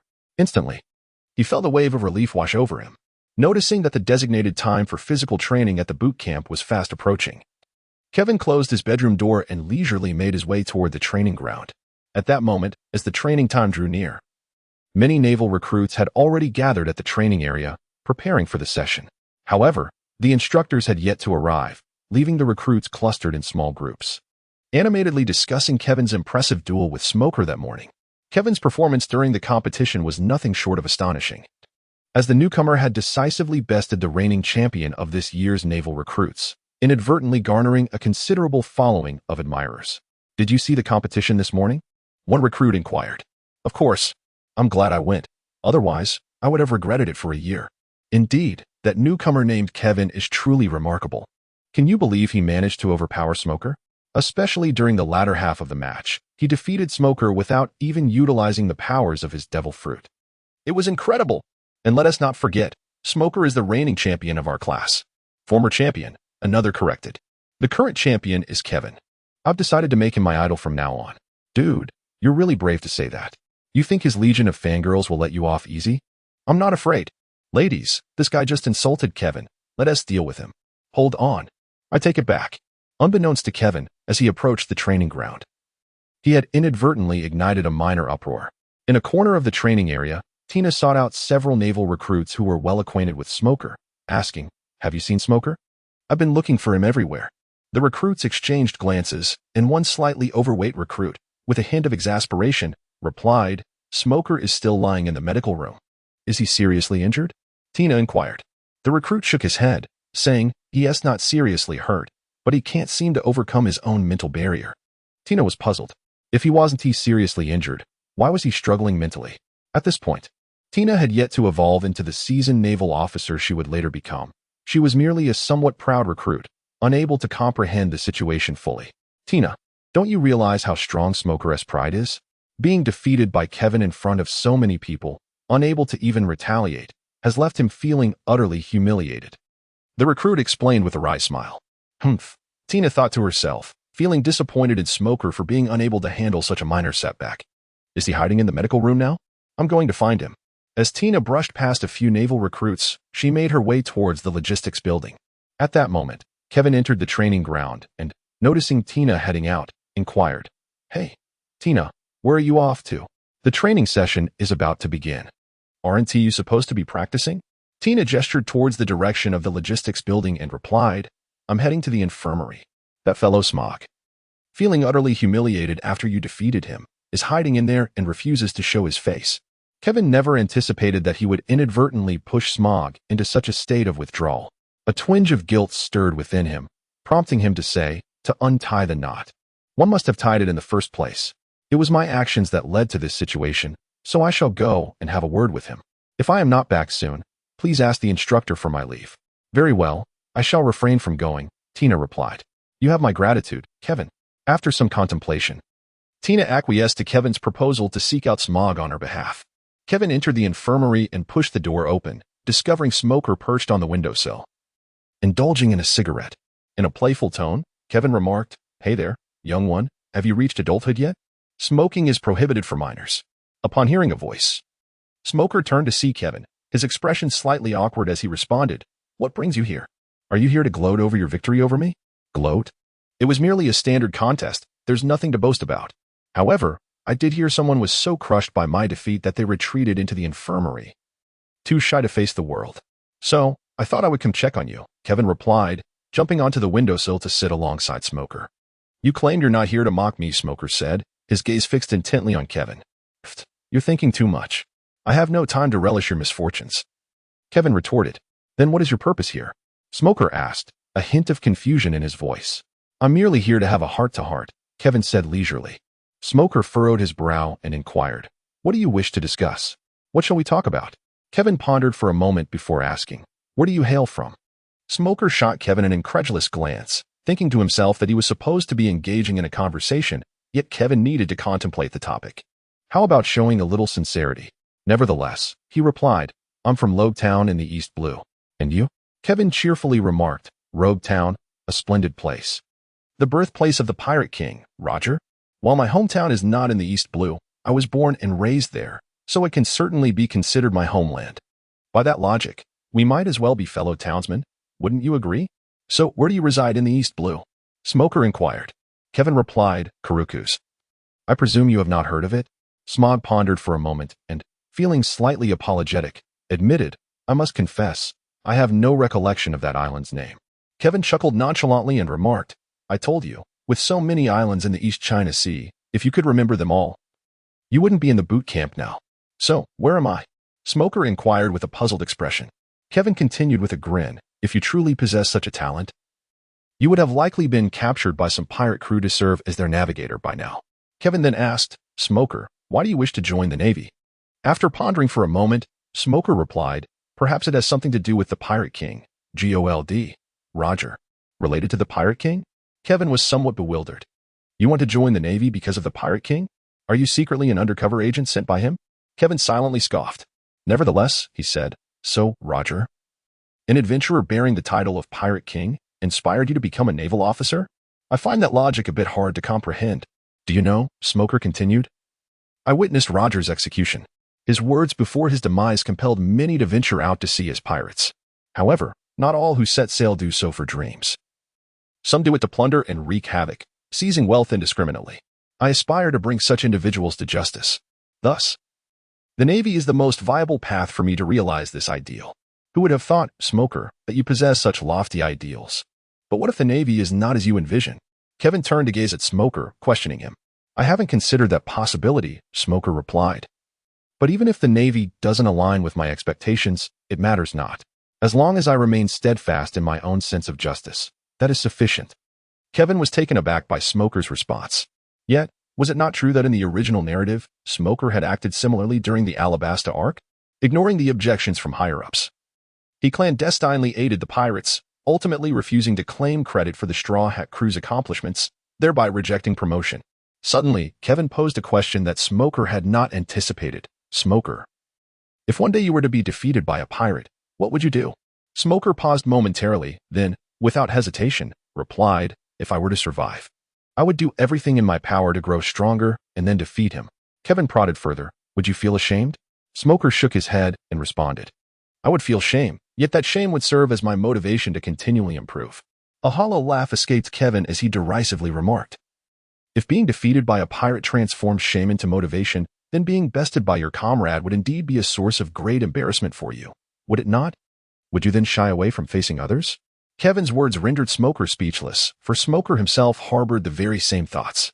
Kevin sighed and remarked, in truth, your defeat at my hands is hardly unjust. He then inquired about Smoker's current power level. It stands at 311, Smoker replied, having just completed a test the previous morning.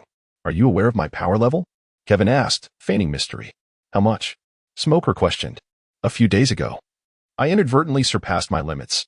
My current power level should be 1,691. Kevin stated nonchalantly. What?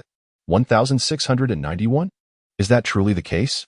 Smoker's expression was one of astonishment as he gazed at Kevin, unable to fathom that a novice could possess such formidable strength. If that were indeed true, his defeat would be entirely understandable, for Kevin was leagues beyond him in capability. Do you really think I would deceive you on this matter? Kevin shrugged, expressing his exasperation. It's rather disheartening that even honesty is met with skepticism. If you are so powerful, why choose to join the Navy? Smoker asked, perplexed. Firstly, my parents were murdered by a band of pirates a month ago. Although I avenged their deaths, I was left incapacitated and subsequently rescued by Master Garp. As a disciple, joining the Navy is my only viable path. Furthermore, it is imperative to address the chaos left in the wake of Roger. You mentioned how Roger's dying words compelled many ill-intentioned individuals to set sail as pirates. My purpose in the Navy is to root out those scoundrels and restore peace to the world. If I can apprehend these heinous pirates, it will spare other children from experiencing the loss of their parents, as I have. I am sorry, I had no idea, Smoker responded. Kevin shook his head and said, It's all right, there's nothing to apologize for. I've grown accustomed to it. Smog remained silent, unsure of what to say. At that moment, Kevin lifted his gaze and addressed Smog. If I wish to create a world where everyone is equal, devoid of oppression and distinctions between nobility and commoners, would you assist me? Smog pondered for a moment before replying. That may prove to be quite challenging, yet I am willing to endeavor alongside you. Kevin extended his right hand towards Smoker, stating, Let us enjoy our collaboration. From this moment forth, we shall be brothers. Smoker reciprocated, grasping Kevin's hand and affirming, Indeed, we are brothers. Let us strive for our dreams. Kevin declared. Smoker nodded in silence.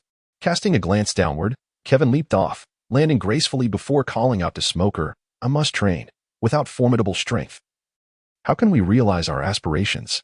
Will you join me, Smoker? Of course, Smoker replied, and upon witnessing Kevin's descent, he immediately transformed, becoming a wisp of white smoke as he followed suit. Once they landed, Kevin and Smoker exchanged a knowing smile, then linked arms as they made their way to the training ground. Upon seeing both Kevin and Smoker simultaneously appear at the training area, Tina expressed her astonishment, asking, You two were just at each other's throats, and now you appear as if you are of one mind. It truly baffles me. Kevin chuckled softly, adopting a philosopher's demeanor as he remarked, Tina, the camaraderie shared among men is something women shall never comprehend. Much like the bonds forged between women will forever remain an enigma to men. Upon hearing Kevin's words, both Tina and Smog simultaneously raised their middle fingers at him. Kevin, Smog, and Tina were initially engaged in conversation, but at that moment, the assembly call resonated, prompting everyone in the training ground to return to their designated positions within their respective teams. Kevin suddenly found himself confronted with an exceedingly awkward predicament. Everyone else was in a line, and he seemed oblivious to which team he belonged. This realization filled him with regret, as he had been so engrossed in his conversation with Darrow about the school's circumstances that he had neglected to inquire about his assigned team. Consequently, an unusual scene unfolded on the training ground, with Kevin standing solitary in the center while the other naval recruits formed perfectly aligned ranks around him. All eyes were fixed upon Kevin, and he felt as though he had transformed into a monkey being scrutinized by onlookers. Truly an embarrassing situation. Hey, recruit, what are you doing? A gruff voice boomed. The speaker was a burly officer in his 40s, sporting a distinctive scar across his face. At that moment, Smog, standing in formation, saluted the imposing officer and reported, Sir, Officer Carter, Kevin is a newcomer from yesterday, and it appears the instructor responsible for guiding him has forgotten to assign him to a team. The muscular officer named Carter cast an irritable glance at Smog and retorted, Smog, I am addressing him, not you. Is it necessary for you to respond? Kevin took a step forward, saluted the officer, and said, Greetings, instructor. Recruit Don Kevin reporting for duty. The instructors responsible for my reception yesterday did not inform me of my assigned unit, so I am uncertain of where I should stand. Humph. Carter scoffed, saying, You forgot to inquire about your assignment? Don't you have the initiative to ask? With such a lack of awareness, what right do you have to be a sailor? You now have two options, either depart or run 1,000 laps around the recruit training camp. You may not eat or sleep until you finish. The Navy recruits erupted in disbelief at Carter's words, for the training camp was vast, and completing a single lap around it took nearly an hour. 1,000 laps would surely be a grueling endeavor that could overwhelm Kevin. Kevin shouted, Report, and said, Instructor, I believe the fault lies with our boot camp, not with me. I refuse to accept this punishment. Moreover, such a penalty is beyond human capability. You dare to defy your superior? It appears you truly wish to leave the boot camp. So be it. Depart. Carter replied coldly. I'm sorry, Instructor Carter, but it was Colonel Steve who approved my training here. It seems you lack the authority to expel me, Kevin retorted, bewildered as to how he had offended this man named Carter, who seemed to be targeting him. Seeing Kevin audaciously stand up to him, Carter stepped forward, his eyes aflame with rage, and said, What did you say? I said you have no right to expel me. Kevin defiantly met Carter's gaze. As the tension escalated and it appeared that a physical confrontation was imminent, Tina quickly signaled Smog to fetch assistance. Just as Smog prepared to discreetly leave the group to inform Colonel Steve, a voice echoed from a distance, Hey, Instructor Carter, aren't you supposed to be resting? What brings you back? The voice belonged to Instructor Darrow, who was accompanied by Raylo, both of whom were carrying a large rectangular box. Swaying as they made their way toward the training ground, Carter replied nonchalantly, I've rested enough, so I returned. Is that not permissible? He gestured toward the box and inquired. What is inside? Darrow and Raylo dropped the box to the ground with a resounding thud that seemed to shake the earth, sending a cloud of dust into the air. Raylo waved his hand to disperse the dust and said to Carter, the contents are specially customized training equipment from Colonel Steve for this young recruit. He pointed at Kevin. Indeed, a privileged recruit, Carter scoffed. Raylo quickly interjected, Carter, I believe you may have misunderstood. Upon hearing Carter label him as someone who had taken shortcuts, Kevin, feeling a surge of indignation, responded, Instructor Carter. My entrance examination was supervised by both instructors Raylo and Darrow, and I passed all requirements. Therefore, I am not someone who entered through the back door. I ask that you respect my integrity. Carter glanced at Darrow and Raylo, who nodded in affirmation, confirming Kevin's words. Humph, so what? You are still expelled from this camp. Despite knowing he had wronged Kevin, Carter persisted in his stance. Darrow spoke up, Instructor Carter, what is the reason for expelling Kevin? Carter, with a cold demeanor, replied, I am the chief instructor of this boot camp, am I not? Therefore, I have the authority to dismiss a naval recruit. What purpose does it serve to keep a recruit who disobeys orders? Raylo approached Kevin and inquired softly, Kevin, what on earth transpired? Why is that fellow Carter so determined to dismiss you? Kevin spoke with a sense of helplessness. It seems you forgot to inform me yesterday that I have been assigned to that team, so I am unaware of where I should stand.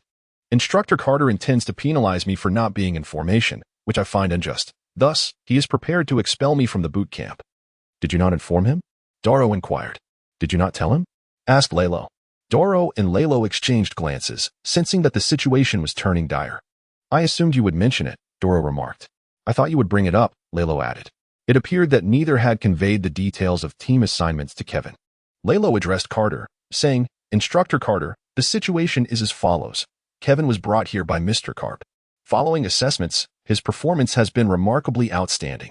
Consequently, Colonel Steve convened an internal meeting yesterday to discuss his team assignment and training matters. However, due to his exceptional results, the colonel decided to provide him with specialized training, exempting him from being placed in any particular class. So it is that old Garp who is pulling strings. Carter scoffed. What did you say?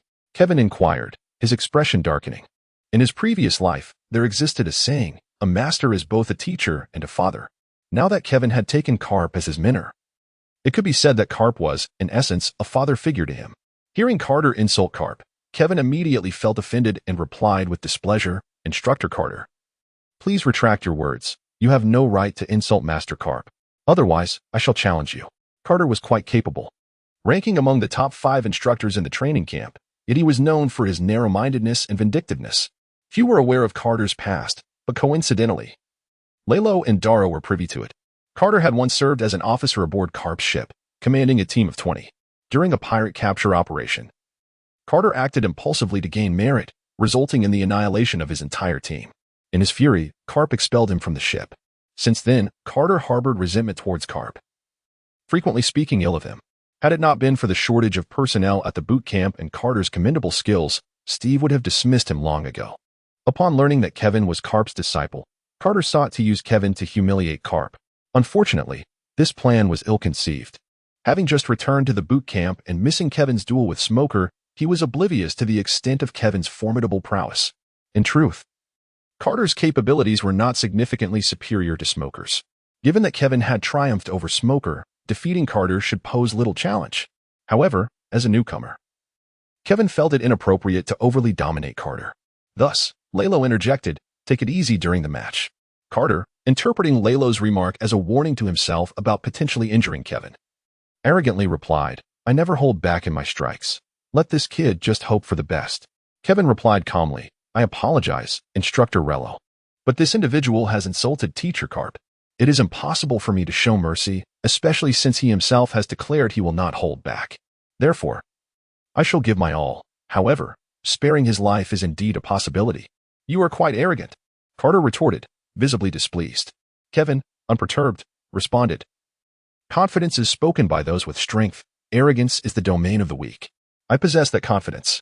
Rello and Darrow, well aware of Kevin's capabilities, exchanged sympathetic glances toward Carter, hoping that Kevin would not be overly brutal. Yet, their greater desire was for Kevin to deliver a well-deserved lesson to this insufferable individual, which spoke volumes about Carter's poor reputation within the rookie training camp. Well, do as you wish, but give it your all, Kevin, Rello encouraged. Carter realized he had been overly presumptuous, yet he was infuriated by Rello's words, feeling belittled by the suggestion that he could not handle this young man. Enraged, he declared, "Don't worry, kid. I want to kill you, but I will make your life a living hell." "Is that so?" Kevin scoffed, charging forward without hesitation. Armed color which combat technique, straight punch, meteor. Carter was struck squarely on the bridge of his nose, sending him flying with blood streaming. Armed color which combat technique, hook punch, rising dragon. Carter was hit on the jaw, soaring into the sky. Armed color which combat technique, whip kick, mountain splitter. Carter was slammed in the abdomen by Kevin's kick, plummeting toward the ground. Armed color which combat technique. Kevin reinterpreted the techniques he employed against Smog this morning in a fierce manner against Carter. However, this time, Kevin held nothing back, delivering every strike with full force, resulting in a far graver situation for Carter.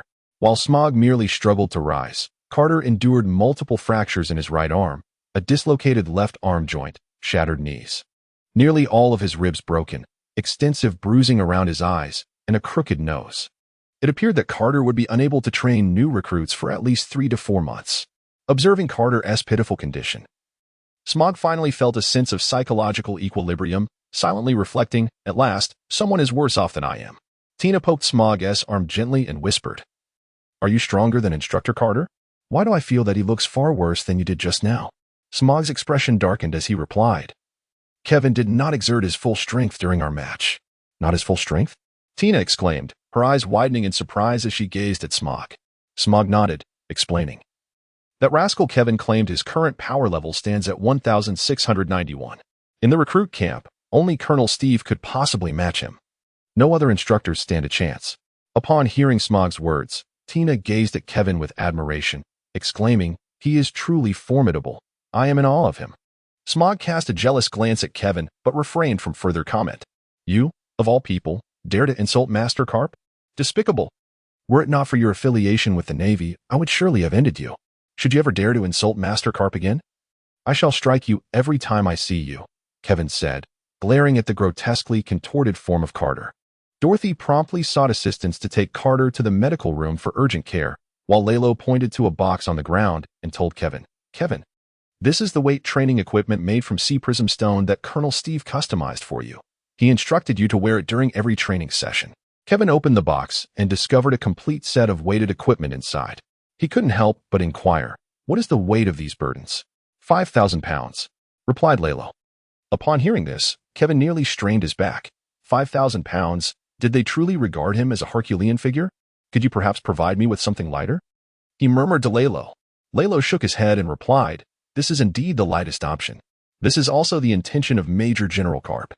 They have stated that once you acclimate to this weight, they will increase it directly to a burden of 10,000 pounds. Kevin nearly spat blood upon hearing the weight. 3,000 pounds was already a challenge to bear, and while he might manage 5,000 for a brief period, the prospect of 10,000 was utterly daunting. Were those two old men seeking to take his life?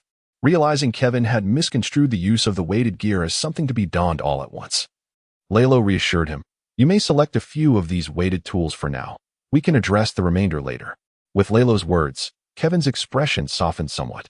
In Steve's office, he reviewed the injury report on Carter delivered by Darrow, his lips twitching involuntarily. Had that young man been excessively brutal? Fractures, dislocations, and compound fractures. Any one of these injuries would leave an individual suffering for an extended period. Carter had experienced them all at once. Did that little rascal truly inflict all this? Steve questioned incredulously. Indeed, Darrow affirmed with a nod. What transpired? How did an instructor like Carter come to blows with a rookie such as Kevin? Steve inquired. Here's what happened. Darrow recounted the entire sequence of events to Steve. With a sigh, Steve remarked, "This situation cannot be blamed on Kevin. As an instructor, Carter allowed personal feelings to interfere with his duties. Seeking revenge under the pretense of authority. Inform the appropriate parties. Once he is healed, he shall be expelled from the training camp. Isn't that a bit severe? After all, Carter's capabilities are among the best in the camp," Darrow cautioned. That incident years ago was indeed Carter's fault. His pursuit of glory led to the demise of his teammates, and he deserved a death sentence for it. Yet, Cap's intervention spared his life. Rather than show gratitude, Carter has harbored resentment towards Cap all these years, frequently disparaging him. Humph. Were it not for Cap's reputation, I would never have permitted such a person into the training camp. Since Kevin has taken action, let us seize this opportunity to rid ourselves of him. Understood. I shall notify the necessary parties, Doro replied before departing to manage the aftermath.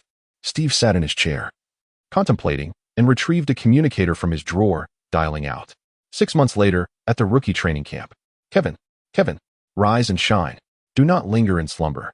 Today, high-ranking naval officials are visiting the camp for inspection. Instructor Lalo requires us to assemble on the training field by 9 o'clock. We absolutely must not be late, or we shall incur penalties. Smog vigorously shook Kevin, still engaged in a dreamlike chess match with Morpheus. Kevin abruptly sat up, his eyes still closed, and with a hint of irritation remarked, "Smoker, if you dare to shake me again, I cannot say whether Rayleigh will deduct points from you, but I can assure you that I will certainly give you a sound thrashing. Do you believe that?" Upon hearing this, Smoker instinctively took 2 steps back and replied, Kevin, I just came to remind you, fearing you might forget. By the way, I suddenly feel quite hungry. I'll head to the cafeteria now. Sorry for the interruption. You should rest." With that, Smoker fled the scene, not wanting to be on the receiving end of Kevin's unpredictable wrath. Over the past 6 months, Kevin had persistently dragged Smoker into sparring sessions, while Smoker's abilities had undoubtedly improved through these encounters. It is hardly a pleasurable experience to be repeatedly battered into a state of bruised and battered disarray. At times, Smoker lamented his own plight. He had initially thought that, as a natural-type devil fruit user, he would surely emerge as the rookie king among the new recruits. However, after the unpredictable Vice Admiral Kevin was introduced to the training camp, Smoker not only failed to claim the title of Rookie King but instead became the perennial runner-up. Once Smoker departed, Kevin reclined back onto his bed and promptly fell into a deep slumber. At 8:50, Kevin abruptly sat up, glanced at the time on the wall, and murmured, 10 minutes left, that's plenty of time. He then vanished from the room, along with the neatly arranged Navy uniform that had been resting on the bedside. At 8:58, on the training grounds of the recruit camp, rows of new recruits donned pristine Navy uniforms, standing in perfect formation as they awaited the arrival of high-ranking officers. The front row consisted of the top 20 recruits in terms of overall strength, yet only 19 stood in line, leaving the first position vacant.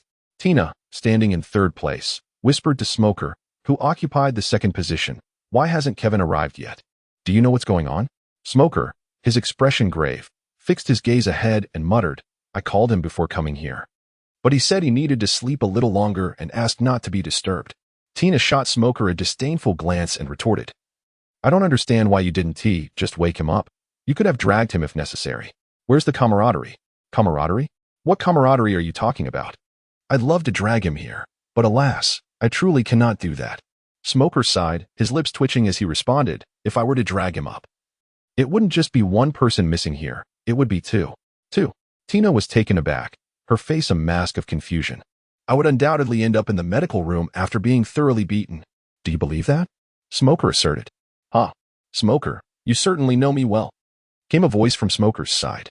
"On this matter, Tina, you should trust Smoker. I tend to wake up in a foul mood, unless I awaken on my own. Anyone who disturbs my slumber will face dire consequences." Smoker, startled, turned to his right, only to find Kevin standing beside him, seemingly appearing out of nowhere. With a hint of exasperation, Smoker remarked, "Kevin, for the sake of all that is good, could you please make some noise the next time you decide to materialize? You know, startling someone can be quite alarming." Just then, Colonel Steve, the chief instructor of the boot camp, happened upon the two as they were engaged in hushed whispers. In a stern tone, he admonished, "If you two continue to display such a lack of discipline, I suggest you return to your dormitory and refrain from embarrassing us here at the training camp." Standing tall, Smoker replied loudly, "My apologies, Colonel Steve, I acknowledge my mistake." Kevin remained silent, merely extracting a donut from his pocket and indulging in it with delight. Observing Kevin, who resembled his old comrade Garp in demeanor, Steve felt a tinge of exasperation. Had he known better, he would have never consented to Garp training Kevin on a monthly basis. 6 months prior, Kevin had been a well-mannered young lad, yet Garp had transformed him into this carefree rascal. Every time Steve reflected on this, He was overwhelmed with a desire to throttle Garp. To be honest, Steve was quite satisfied with these two new recruits under his command. Along with Tina, these three newcomers had outperformed their peers by a significant margin. Furthermore, all three possessed the abilities of devil fruit users. If all went as anticipated, they would likely ascend to the rank of at least a major in the future. It is worth noting that within the Navy, there were no devil fruit users below the rank of lieutenant commander. Moreover, both Kevin and Smoker were users of Logia-type devil fruits, suggesting that the rank of major was merely a starting point, with the rank of admiral likely being just a matter of time. Kevin, that young rascal, possesses an immeasurable future ahead of him. Not only is he a wielder of the devil fruit's powers, but he has also mastered the art of physical combat under the tutelage of Garp, excelling in the 6 styles. Furthermore, he has acquired both armament hockey and observation hockey. His ascension to the rank of admiral is virtually assured. Indeed, Kevin's most significant achievement over the past 6 months has been the awakening of his observation hockey. While only 6 high-ranking officials within the Navy are privy to his mastery of Conqueror's hockey, Major Steve and Admiral Sengoku have arrived, reported a sentinel who rushed in from the entrance. "Form up, instructors." "I shall proceed to the entrance," ordered Steve, striding purposefully toward the new recruits' camp. All stood at attention, the rustling of leaves audible in the training ground. Before long, Steve entered alongside Admiral Sengoku, who was followed by Vice Admiral Tsuru, the esteemed marine hero Garp, Akainu Sakazuki, Kazara Borsellino, Akiji Kazan, and several other vice admirals who were not currently on missions. Reporting to Admiral Sengoku, all members of the new recruit class have assembled. "Please provide instructions." Lieutenant Daro saluted and spoke to Sengoku. "Thank you for your hard work, Lieutenant Daro," Sengoku replied, patting him on the shoulder. Daro, taken aback by the praise, quickly responded, "It is my duty. I am merely fulfilling my responsibilities." Sengoku ascended the hastily constructed platform from the previous night, cleared his throat, and proclaimed, "Greetings, everyone. I am Admiral Sengoku, and I trust you are all familiar with me, so I shall forego further introductions. You may be curious about the presence of our esteemed high-ranking officials today and wonder if the upper echelons of the Navy have become too idle." Ambling over to the new recruits' camp, Sengoku's words elicited laughter among the group of new recruits, who were pleasantly surprised by the Admiral's humor. They thought to themselves how unexpectedly amusing Sengoku was. In truth, even Steve was perplexed by the high-ranking official's visit. Historically, such figures would only appear at the conclusion of recruit training during the grand competition, typically accompanied by a single admiral and a few vice admirals, or at times just a handful of vice admirals. The sudden arrival of numerous vice admirals and 6 high-ranking officials left everyone bewildered. At this moment, Sengoku cut to the chase and revealed the purpose of their visit. "I am here to announce an important decision. After thorough deliberation among the Navy's upper echelons, it has been decided that starting from this recruit training camp, all new recruits will be assigned to work alongside various vice admirals and admirals for a 6-month internship following 1 year of training. Furthermore, the top 10 recruits, based on their comprehensive performance, will have the liberty to choose any vice admiral or admiral for their internship. After 6 months, the respective commanding vice admirals or admirals will evaluate the recruits, and the top 10 performers will be directly sent to the elite training base. However, for those who do not make the top 10, do not be disheartened, as the training camp will still hold the grand competition. Those ranking in the top 30 will also have the opportunity to proceed to the elite training base for continued training under Admiral Zephyr." As the words of the warring states faded away, a wave of excitement erupted among the newly recruited naval trainees. With only 20 slots available in the elite training base in previous years, the sudden addition of another 20 positions set their hearts ablaze with anticipation. What thrilled them even more was the prospect of soon embarking on the seas alongside either a vice admiral or an admiral. If they performed well and earned the favor of their superiors, a promising future awaited them. Steve observed the chaotic scene of his trainees, feeling a flush of embarrassment wash over him. Clearing his throat forcefully, the sound snapped the recruits back to the reality that senior officials were still present, and they quickly fell silent. The warring states surveyed the standing recruits, satisfaction evident in his nod, before continuing. "Details regarding personnel arrangements will be delivered to Colonel Steve shortly. For now, I would like the top 10 performing recruits to introduce themselves and state which admiral they wish to follow." Turning to the front row, Steve instructed, "Everyone, begin with the 10th place and proceed in order from back to front with your introductions and choices. I am Elog, skilled in swordsmanship. With a fondness for barbecues and a disdain for war, my aspiration is to become a great swordsman and promote world peace. I have heard that Vice Admiral Weasel is a renowned swordsman, thus I choose to follow Vice Admiral Weasel. I humbly seek your guidance, declared Elog, the 10th place recruit. A genuinely affable young man.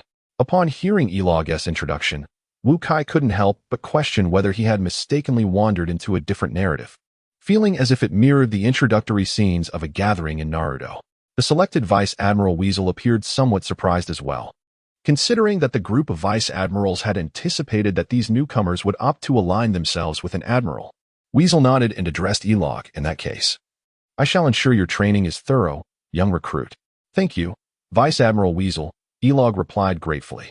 I am Donald Trump, proficient in physical combat, and my life motto is to eliminate all threats I perceive. As a staunch advocate of absolute justice, I choose to follow Admiral Akainu, proclaimed Trump, the 9th place recruit. With a grave expression, Akainu nodded silently in acknowledgement, signifying his acceptance. Meanwhile, Garp, who had been absent-mindedly picking his nose, turned to Steve and remarked, "How did you manage to cultivate such a radical?" Steve shot Garp a disapproving look and retorted, "These individuals were recruited by your department. I am merely responsible for their training. Any other issues should be directed to the recruitment personnel. Tina here. I am a paramecia-type user of the Kankang fruit, aspiring to become a powerful and exceptional Navy officer," Tina stated.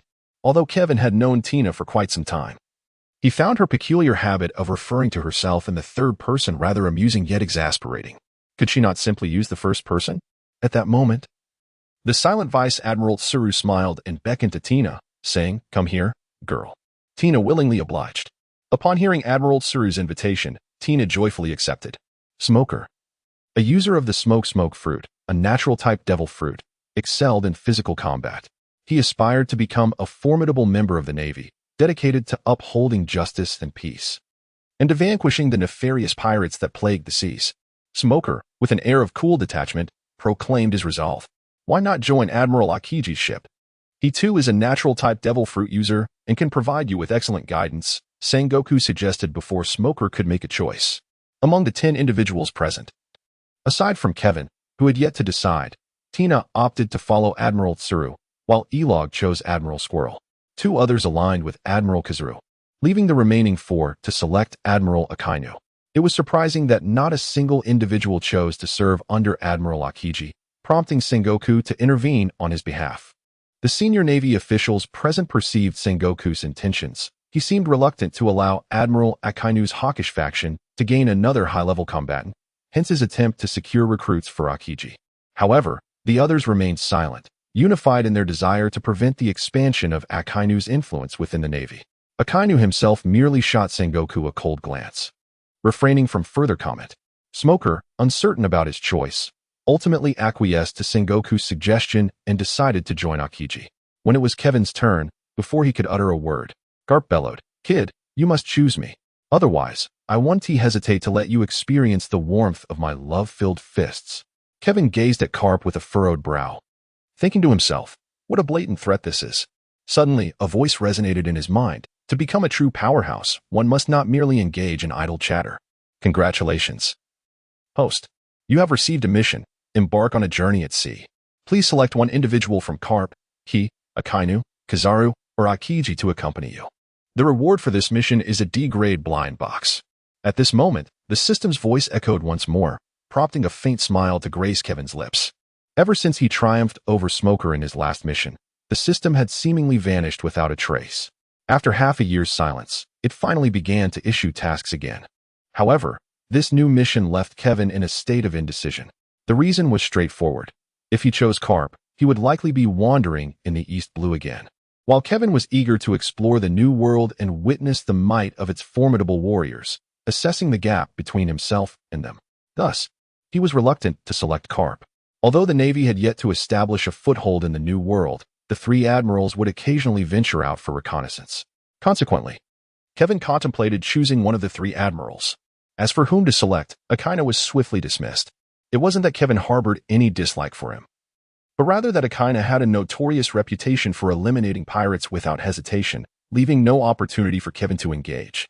Kizaru, on the other hand, was perpetually stationed at headquarters, refusing to budge unless dispatched on a mission, hence he was also ruled out. Akiji presented a more appealing option, being inherently laid back.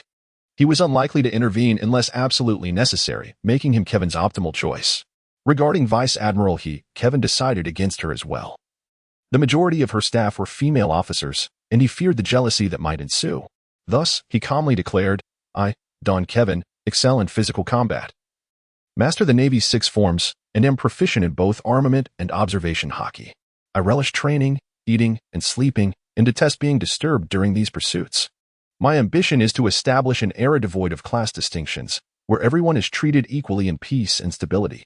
Therefore, I shall strive to grow stronger and eradicate all who oppress the common folk, be they pirates, Navy personnel, or others. Upon hearing Kevin's introduction, the 6 high-ranking Navy officials exhibited varied reactions. Sengoku merely furrowed his brow, but his expression softened as he glanced at his old comrade Garp. What a fearsome ambition, remarked Kizaru, the laid-back admiral known for his punctuality. Akiji, in silence, surveyed Kevin with curiosity before donning his eye mask and feigning sleep. He chuckled at Garp, saying, Is this the talented young lad you mentioned? His fearless demeanor truly mirrors your own. He then added, Let me reiterate, young one, be sure to choose me. I shall grant you a perfect score, ha ha ha. Garp replied jovially, even winking playfully at Kevin. Upon hearing Garp's words, the high-ranking officials exchanged exasperated glances, silently questioning the blatant nature of such favoritism while a crowd of onlookers observed. Kevin curled his lip, thinking to himself, Rest assured, old man, I will certainly not choose you. The steadfast Akina Sakazuki, who has always upheld absolute justice as his motto, spoke with a grim expression, You little brat. Such thoughts are perilous. Kevin nonchalantly remarked, Admiral Akainu, I do not perceive my thoughts as perilous. Is not your unwavering pursuit of absolute justice ultimately aimed at achieving peace and stability in the world? I indeed desire peace and stability, Akainu retorted. But it is not merely the eradication of pirates that I seek. I also intend to take action against the Navy itself. Who, pray tell, are these others you speak of? Akainu fixed his penetrating gaze upon Kevin, demanding an answer. In this world, both virtuous individuals and nefarious ones exist. Not all pirates are inherently malevolent.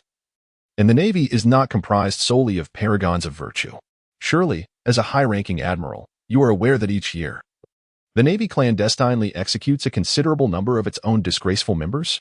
Akainu huffed in silence, acknowledging the truth of Kevin's assertion. After all, most of these disreputable Navy personnel had met their end at Akainu's own hands, as he deemed them to tarnish the Navy's esteemed reputation. This revelation had been imparted to Kevin by Garp while still aboard the ship. Kevin then spoke, Admiral Akainu, you have steadfastly upheld your concept of absolute justice. To be frank, I find some merit in your absolute justice. A soldier ought to eradicate all evil without leaving a trace. If this absolute justice serves to protect humanity, then it is indeed true absolute justice, for those who stand against humanity are inherently wicked. However, if it is merely to safeguard the interests of a select few, what then can be deemed as absolute justice? Can you enlighten me, Admiral Akainu? A profound silence enveloped the room, a stillness akin to death, as all were rendered mute by Kevin's words. And what of the celestial dragons? They are, after all, the progeny of the Creator. Akainu advanced towards Kevin, his voice low and somber. The progeny of the Creator, you say? Admiral Akainu, do you genuinely believe such a notion? Kevin replied boldly, the celestial dragons. The 20 royal families established the world government nearly 8 centuries ago. Yet how extensive is the history of humankind? If anything, the celestial dragons are simply the architects of a new era. To label them as creators is rather exaggerated. Moreover, with the passage of time, surely even the glory of their ancestors has been squandered by those wretches, has it not?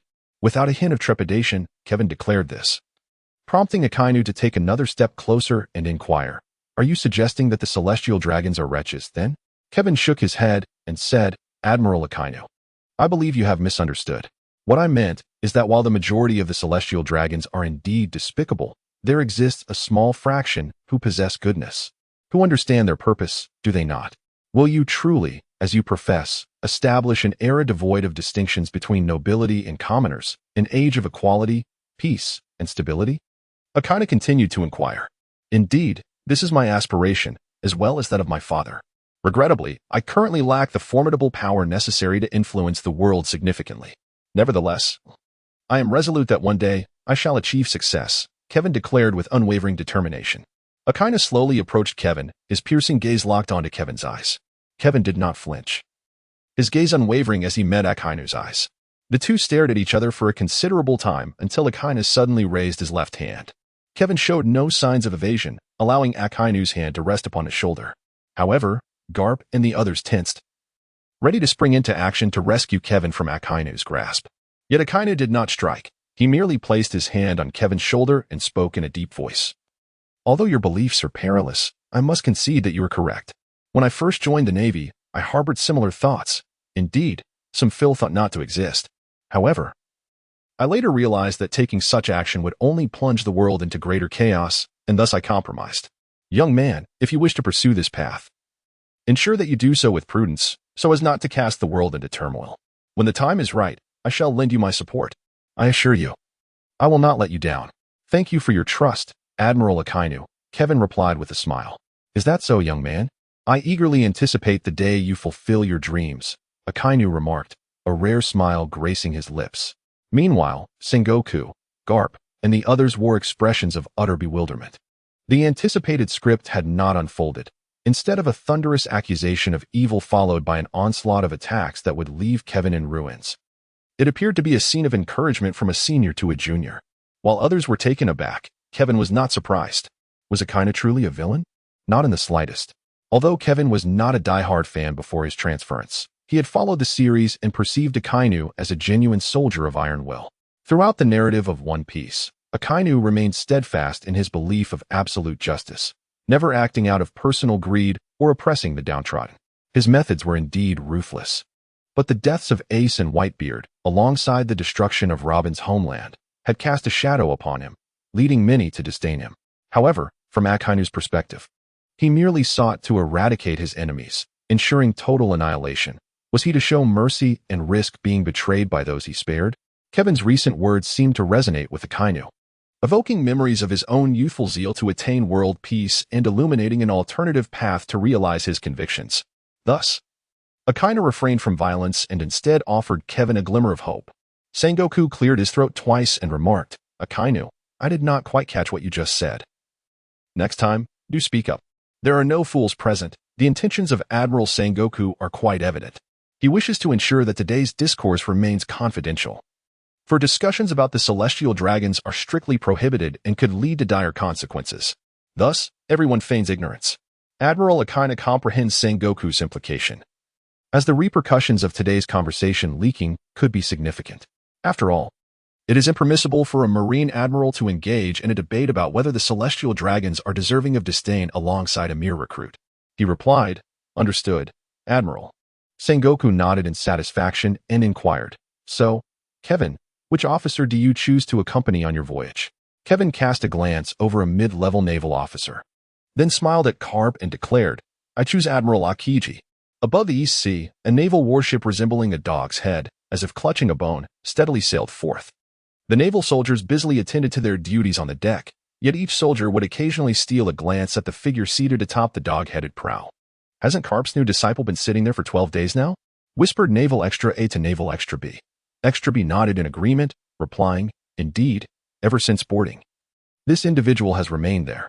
Just a few days ago, during a tsunami, he appeared as if rooted to the ship's bow, not budging an inch. Truly a marvel. Indeed, I heard from the previous shift of soldiers assigned to Garp's ship that he learned the Navy's 6 forms in just 8 days. I've heard that Garp's disciple is the rookie king of this training camp, even having severely injured an instructor named Carter. His combat prowess is remarkable. Truly impressive for Garp's disciple to be able to take down an instructor. The new disciple spoken of by them was Kevin. 12 days prior, he was the sole individual from the rookie group to board Garp's vessel. However, upon embarking, Kevin immediately made his way to the prow to commence his training in the body refinement technique. Garp wishes to speak with you. Kevin suddenly announced Garp's aide, Bogart, as he appeared at the bow. It seems I cannot evade this after all. Kevin sighed with resignation, opening his eyes. Well, you have only yourself to blame. Who told you to bring this upon yourself? Bogart shrugged, a smirk of schadenfreude spreading across his face. As soon as Kevin boarded the ship, he hurried to this location to engage in his training, primarily to evade Garp. It is worth noting that during the new recruit selection process, Kevin had initially opted for Akiji. However, to his astonishment, Garp managed to requisition him from Akiji by commandeering the 30 recruits assigned to his vessel. Kevin could never forget Garp's fiery gaze fixed upon him at that moment. Thus, upon boarding, he sought refuge at the bow under the pretense of training. After 12 days had elapsed, it seemed that Garp's patience had reached its limit, prompting him to summon Bogart to fetch Kevin. Kevin, with a palpable reluctance, followed Bogart to Cap's quarters on the second deck.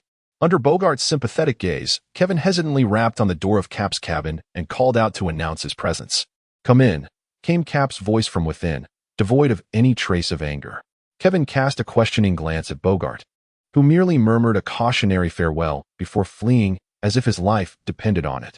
Kevin nervously pushed open the cabin door, only to find Garp seated on the bed, a donut in hand, poised to take a bite. Upon seeing Kevin, Garp revealed a sinister smile and said, "Youngster, do you have nothing to say to me?" Kevin shivered slightly, forcing a faint smile as he replied, "Master Garp, what are you saying? I'm a bit confused. Not understanding? Allow me to jog your memory." With that, Garp vanished from sight. Kevin hurriedly retreated, but alas, Garp was swifter. Just as Kevin reached the doorway, Garp's iron fist loomed larger before him and landed squarely on Kevin's face. He was sent flying like a cannonball, only coming to a halt upon colliding with the bow of the ship. "Master Garp, why do you keep hitting my face?" Kevin exclaimed, cradling his injured visage, suddenly recalling that Garp had indeed struck him in the same manner previously. Could it be that the old man had a penchant for such blows? "Because you never learn without a lesson," Garp remarked, flexing his wrist. "Last time, you struck my face, and now again, can we not change the venue?"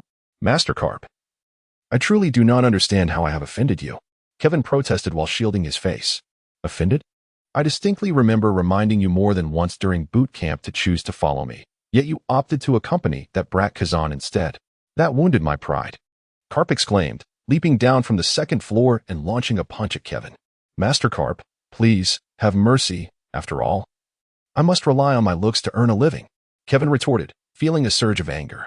Was Garp truly addicted to this? As Garp's fist descended once more towards Kevin's face, Kevin swiftly maneuvered using the technique known as shave to evade the attack. Observing Kevin's deftness, Garp remarked, "Young Kevin, you've mastered shave quite well. It has been 2 months since we last met. You've made significant progress. If that is the case, I shall unleash my full strength. Are you prepared?" Garp's punches came in rapid succession. Initially, Kevin managed to evade them with shave, but after 20 strikes, he realized his body was beginning to move beyond his control. Although he intended to turn, he found himself needing to cover a distance before managing to change direction. Recognizing Kevin's struggle, Garp ceased his assault and addressed the panting, unsteady young man. "Young Kevin, your speed is commendable. Do you still possess the strength to deliver a punch? Show me how much you have improved." Kevin waved his hand, breathless, and said, "Old man, please allow me a 10-minute respite." Without waiting for Garp's response, he settled cross-legged on the deck.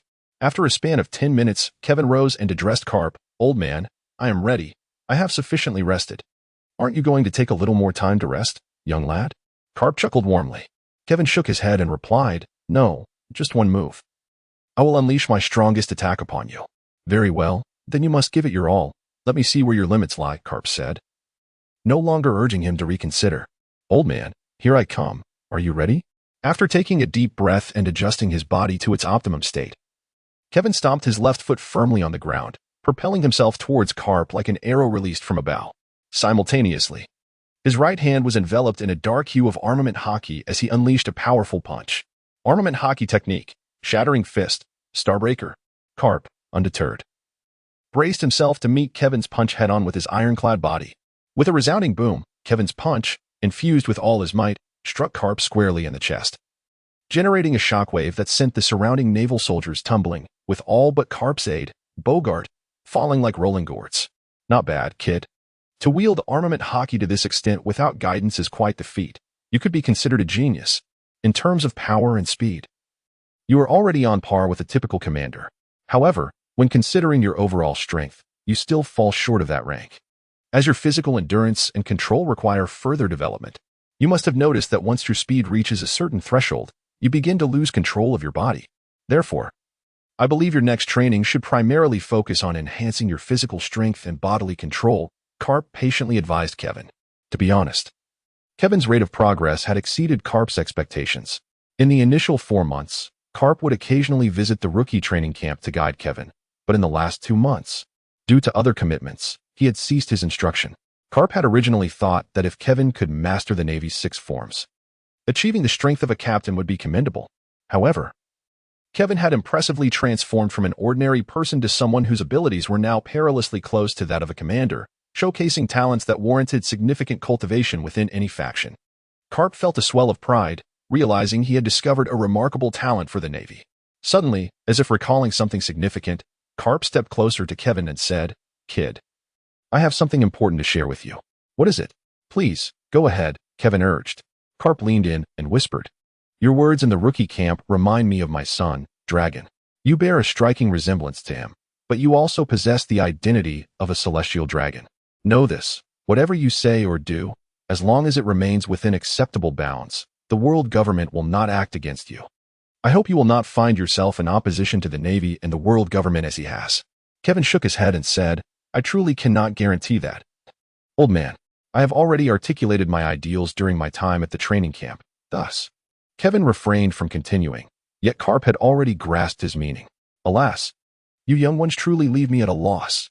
"Do as you wish," Garp remarked with a hint of melancholy. It is worth noting that Garp's son, Dorag, once filled him with pride, heralded as the most promising candidate to become the 4th Admiral of the Navy. Unfortunately, during a mission, Dorag witnessed the celestial dragons ruthlessly slaughtering innocent civilians, an experience that profoundly impacted him. Consequently, he departed from the Navy and established the Revolutionary Army, dedicated to overthrowing the world government and eradicating the celestial dragons.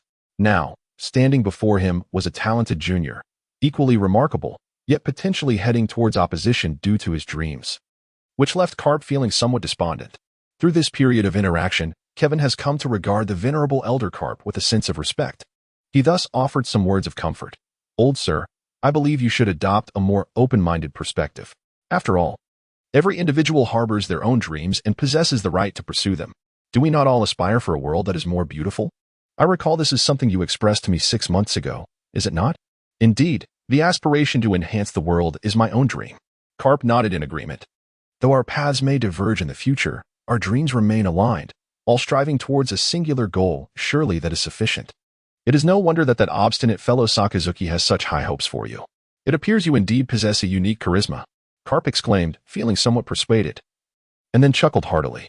"Old sir, your words leave me quite flattered." Kevin replied, scratching his head. "Young lad Kevin, pursue your dreams with fervor, whether in the Navy, the Revolutionary Army, or even as a pirate. I only hope you remain true to your word. However, should I discover that you have committed any heinous acts, I won't hesitate to introduce you to my affectionate fists," Garp said with a smile, laced with a hint of threat. "Absolutely not." Kevin waved his hands in protest. "Vice Admiral Garp, we have now entered the realm of the East Blue. Do you have any directives?" Garp's aide, Bogart, approached the two and addressed Garp. "Is that so? Haha, at last, I shall see that rascal Luffy again." Garp exclaimed with hearty laughter. "Kevin, in a few days, I shall introduce you to my rather unremarkable grandson. Are we finally to meet the destined child of the pirate world?" Kevin felt a surge of excitement. In his previous life, he had been quite fond of that seemingly simple-minded fellow, Luffy. Suddenly, Garp seemed to recall something and said to Bogart, "Fetch a map of the East Blue for young Kevin." Both Bogart and Kevin looked at Garp in confusion, unsure of his intent. Noticing their bewilderment, Garp explained, "When I departed, that old coot Sengoku instructed me to make a trip to Kunai Island, as it is said that someone has spotted that rascal, the Golden Lion." Kevin was somewhat astonished. The Golden Lion, Shiki? What an extraordinary individual. Once a member of the formidable Rocks Pirates, he was renowned alongside Roger and Whitebeard, and is historically the first pirate to have escaped from Impel Down. Moreover, he possesses the powers of the Float fruit, a Paramecia-type devil fruit. Although Paramecia fruits are generally considered inferior to Logia types, Shiki has demonstrated an unparalleled mastery of his abilities, surpassing even those of Logia users. "Sir, should I notify the East Blue branch to dispatch reinforcements?" Bogart inquired, feeling uncertain in the face of such a legendary figure. Kong shook his head dismissively and replied, "There is no need to be overly anxious. I merely intend to take a look. I am not going to apprehend him. There is no requirement for a grand mobilization. If we do happen to cross paths, we can treat it as a reunion between old friends." "That is wonderful. Master Garp, may I accompany you?" Kevin asked, his excitement palpable. After all, this was a legendary pirate, and witnessing him firsthand would be an invaluable experience. Furthermore, it was likely that the Golden Lion had only recently escaped from Impel Down and was nursing injuries. Perhaps Kevin could seize an opportunity to claim a bounty. Garp shot Kevin a disapproving glance and said, I didn't say you could tag along, you brat. As a test for you, I will provide you with a ship and a navigational chart of East Blue. You shall sail to my hometown, Windmill Village, on your own. If you can arrive within a month, I will consider you to have passed this new recruit assessment and award you full marks. For each day late, I shall deduct 10 points. As for any time beyond that, I want to interfere. You may do as you please.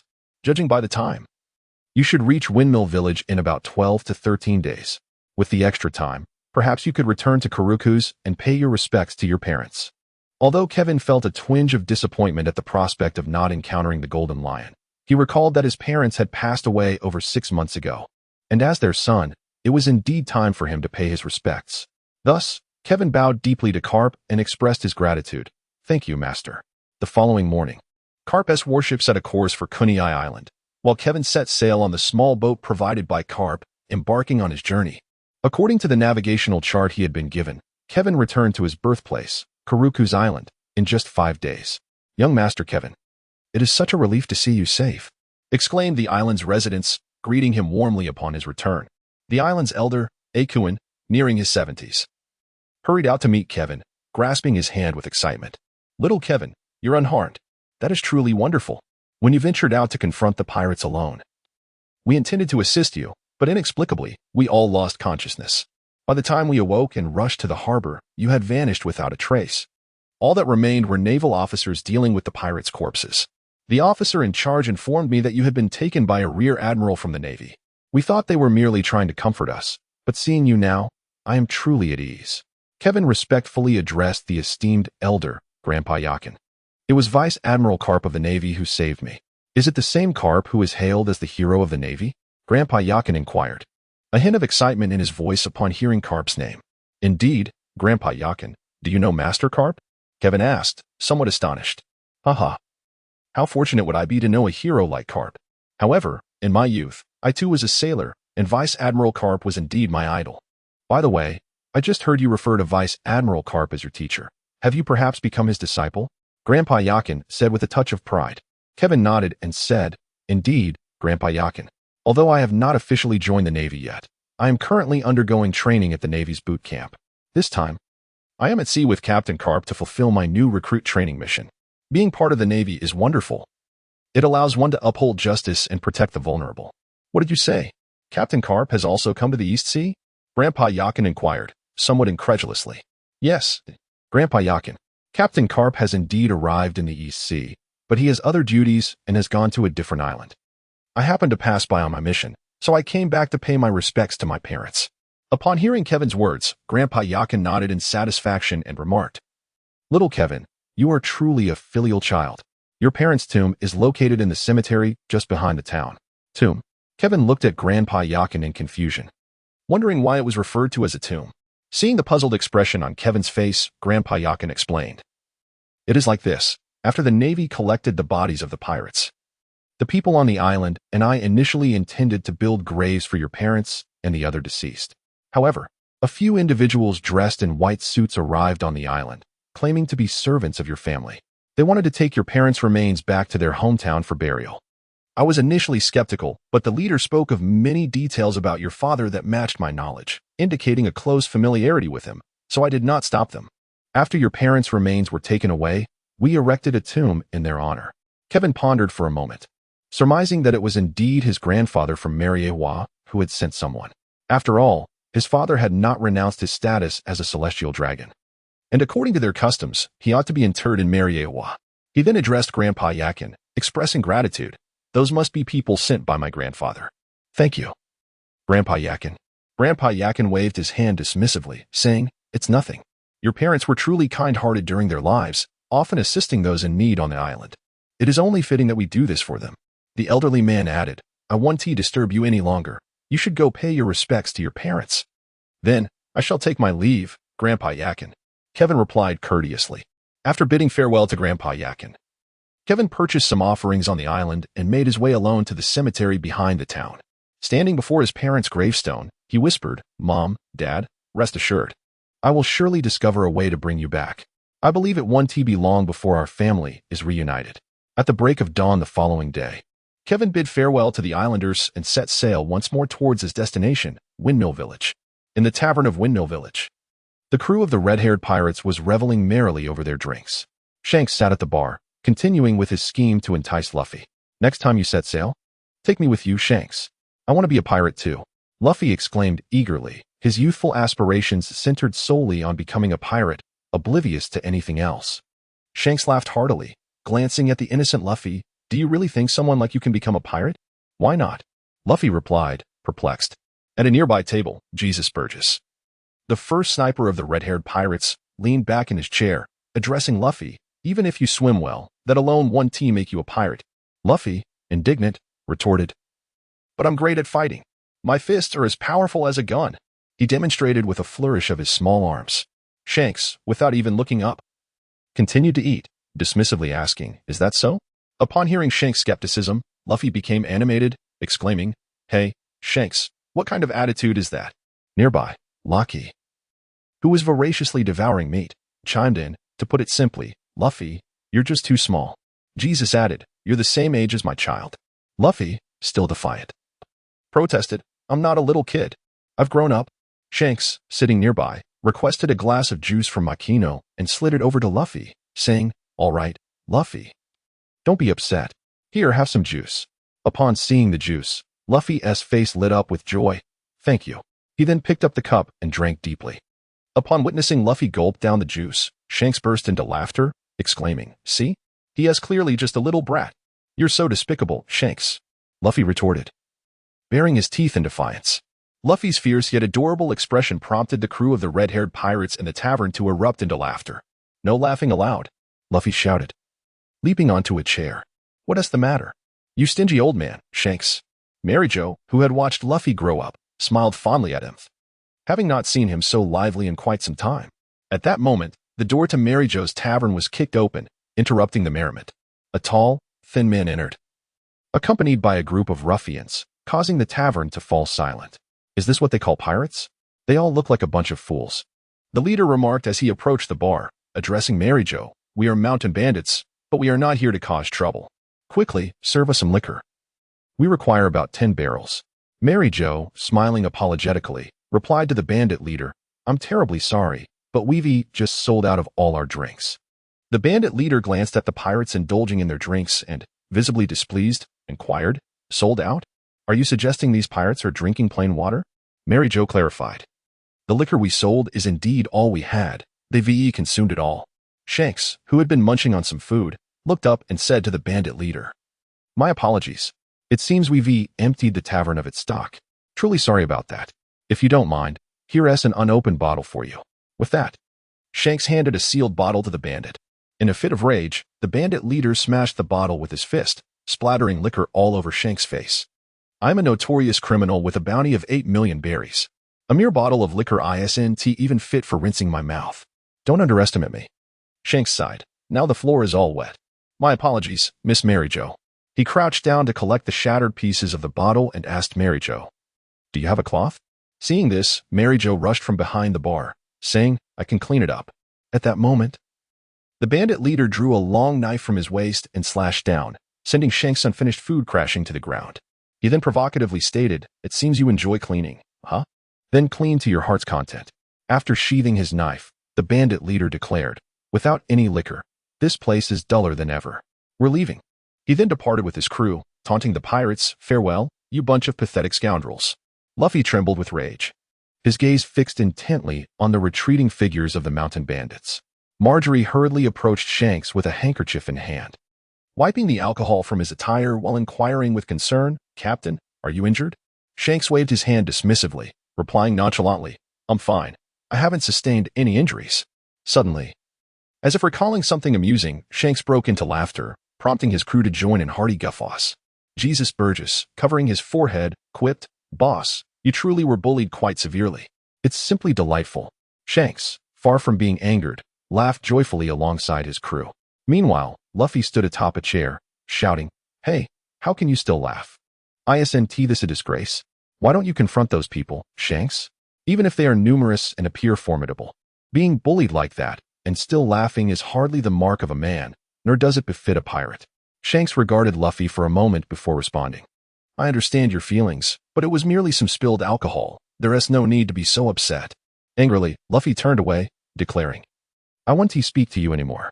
At that moment, Luffy noticed that the box Shanks had brought over was open, seemingly having been inadvertently knocked ajar by the bandit leader. Inside lay a peculiar purple fruit adorned with spiral patterns, which he eagerly devoured while exclaiming, "Ugh, Shanks. You are driving me insane." Shanks, engaged in conversation with Marjorie, heard the sound of munching and glanced over, spotting Luffy engrossed in his meal. He remarked, "What's wrong? Kid, are you taking out your frustrations on food?" "Quit nagging," Luffy retorted indignantly. Suddenly, Shanks appeared to have an epiphany, realizing he hadn't seen any food at the bar. Unless, "Hey, what exactly are you eating?" Shanks called out anxiously. Startled by Shanks's shout, Luffy hastily swallowed what was in his mouth.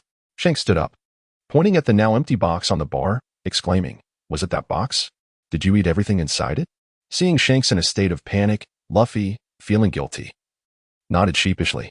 Shanks seized Luffy, lifting him upside down and shaking him vigorously, demanding, "Spit it out. Immediately, give it all back." In discomfort from being held upside down, Luffy yelled, "What are you doing, Shanks?" At that moment, a peculiar phenomenon occurred. Luffy's legs suddenly elongated, causing his face to make contact with the ground, only to retract like a spring in an instant. With a puzzled expression, the robust Luffy inquired, "What just happened?" Shanks lifted Luffy and replied, "What you just consumed was the gum-gum fruit. After eating that fruit, your entire body will transform into rubber, and you will become a rubber man. Furthermore, you shall never swim for the rest of your life." Upon hearing Shanks' words, Luffy, now filled with anxiety, exclaimed, "Shanks, you must be joking. A pirate who cannot swim is a fatal flaw." "Fool," Shanks scolded in anger. At that moment, an incongruous voice suddenly echoed from the doorway. "Excuse me for interrupting. It seems I have arrived at an inopportune time." The crowd turned towards the entrance to see a tall, handsome young man gazing into the tavern. It was Kevin, who, upon observing Luffy being held upside down by Shanks and the tavern door lying in ruins on the ground, seemed to recall something.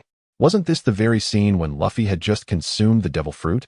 "Is that little rascal inside named Luffy?" Kevin feigned ignorance as he inquired. "I am Luffy." "Who are you? And please don't call me a little rascal. I am already an adult." Luffy, still being held aloft by Shanks, shouted defiantly, "I am Kevin, a student of your grandfather." Kevin responded, then noticed the beautiful woman standing beside Shanks and approached her, asking, "Are you the sister Machino?" Machino nodded and gently replied, "Yes." Kevin extracted a paper bundle from his pocket, which contained a substantial stack of belly, and handed it to Marcino, saying, "This is the allowance for Luffy's snacks during this period, entrusted to me by Master Garp. It is also my task for this new recruit training." As he spoke, he presented the paper bundle to Marcino. Upon receiving the money from Kevin, Marcino inquired, "Why hasn't Mr. Garp returned this time?" Kevin cast a sidelong glance at the visibly anxious Luffy and said, "It is as follows. Master Garp has matters to attend to and will not be able to return for a few days, which is why he entrusted me with delivering your snack money during this time."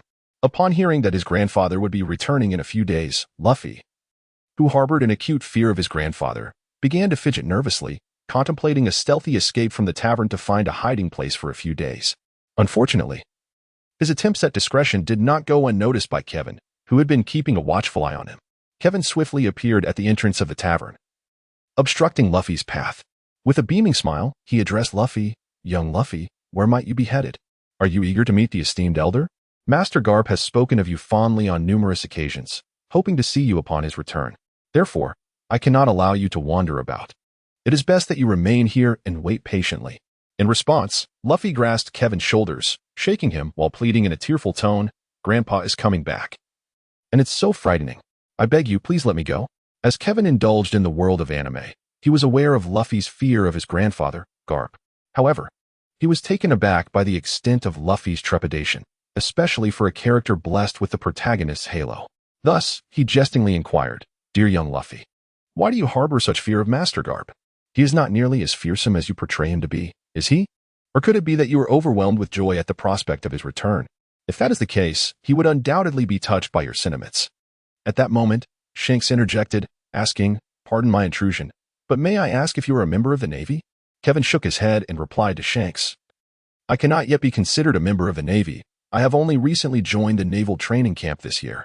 Shanks continued to inquire, "Then who is the Garp you mentioned?"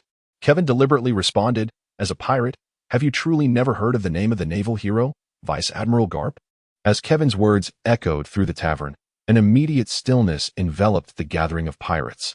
They were utterly bewildered by their captain's audacious proposition to entice the grandson of the naval hero Garp into a life of piracy. Astonishingly, it seemed that the captain had succeeded in this endeavor, yet the ramifications of such a decision could prove dire, as it was likely that Garp would soon be in relentless pursuit of them. All eyes then turned to Luffy. Acknowledging their gaze, Luffy nodded and declared, "My grandfather is indeed a member of the Navy, although I am not entirely sure of his exact role." "Aha, young lad. Do you not fear the company of pirates that surround you?" Jesus asked with a grin. "It appears that the red-haired pirates, who have recently emerged in the New World, do not have a penchant for indiscriminate slaughter," Kevin replied fearlessly. "But you are a Navy officer, considered an adversary of pirates," Jesus pressed further. "And what of the Navy? Are they not human as well? Is it impossible for Navy personnel and pirates to forge friendships?" Kevin countered. Jesus found himself at a loss for words. "Then may I inquire, young naval recruit, what brings you here?" Ben Beckman, the first mate of the red-haired pirates, interjected after a prolonged silence. "Did I not just mention? I came to deliver Miss Makino's monthly allowance for Luffy, fulfilling my mission as a new recruit. Now that the task is complete, my second objective is to ensure that this young rascal is prepared for the arrival of Vice Admiral Garp." Luffy, struggling against Kevin's grasp, shouted, "Who wants to welcome him?" "I certainly do not. Let me go." "Very well, let us conclude our revelry for today and return tomorrow," Shanks stated, gesturing for his crew to depart. "Please wait a moment," Kevin called out to the departing red-haired pirates. "Is there something you wish to discuss, young naval officer?" Shanks inquired, turning back to face him. "Actually, it is nothing of great significance," Kevin replied. "However, I have heard that Shanks is renowned as the strongest wielder of Conqueror's Haki upon the seas, and I would like to experience it firsthand. Are you certain of your request?" Shanks asked, his expression turning serious as he regarded Kevin. Kevin nodded silently, his expression contemplative. "You are quite an intriguing individual. Thus, I challenge you to demonstrate your prowess." As he spoke, a formidable aura, reminiscent of an emperor's majesty, surged from Shanks, pressing heavily upon Kevin. "Is this your Haki?" Kevin gritted his teeth and countered, a desolate yet domineering presence emanating from him to neutralize the red-haired pirate's aura. "You possess the Conqueror's Haki," Shanks exclaimed in astonishment. The two forces of Conqueror's Haki clashed violently, a subtle sound of air bursting resonating within the atmosphere. "Impressive," Shanks remarked, surprised that Kevin could wield a Haki that rivaled his own. "So, there are individuals in the Navy who possess such power?" Shanks's crew began to murmur among themselves. Suddenly, Shanks chuckled, turning to Kevin. "Navy lad, I look forward to encountering you in the New World." "The New World, you say? I shall certainly venture there. However, it may take a few years, for my current strength remains somewhat lacking. Once I attain a level of strength comparable to that of a captain, I will undoubtedly explore the New World," Kevin replied with a smile. "You know, it has been quite some time since I have met a Navy officer who can converse so easily with a pirate," Shanks mused, his gaze drifting as if lost in memory. "The last Navy officer was my mentor, after all. Garp and Roger were both rivals and allies. So it is no surprise to me that he would share a drink with a pirate," Kevin added. "How do you know that?" Shanks inquired, a hint of surprise in his voice. "I possess knowledge far beyond your own, such as your time as an apprentice aboard Roger's ship and the existence of his son," Kevin replied, a subtle smirk gracing his lips. Shanks's expression sharpened, his gaze fixated on Kevin, his tone growing somber. "Who exactly are you?" I am Don Kevin, a mere recruit in the Navy. There is no need for you to be wary of me. Your past with Roger is not a secret among the higher-ups in the Navy. As for the matter of Roger's son, rest assured, I have no intention of harming my cousin," Kevin stated, sensing Shanks's murderous intent but remaining unfazed. "Then I shall rest easy. Until tomorrow," Shanks replied, his menacing demeanor dissipating as he returned to a jovial expression, bidding his crew to leave the tavern. The following afternoon, a series of urgent knocks jolted Kevin from his slumber. Groggy and disoriented, he opened the door to find Makino standing outside. "Is there something amiss, Makino?" He yawned. "It's Luffy," He is in trouble, Makino said anxiously. What? Luffy is in trouble? Kevin exclaimed, startled. Without changing his clothes, he hurriedly followed Makino to the location where Luffy was in distress. As Kevin ran, he inquired, Sister Makino, what has happened to Luffy? Makino recounted the events that had transpired, revealing that a band of mountain bandits had visited her tavern the previous day.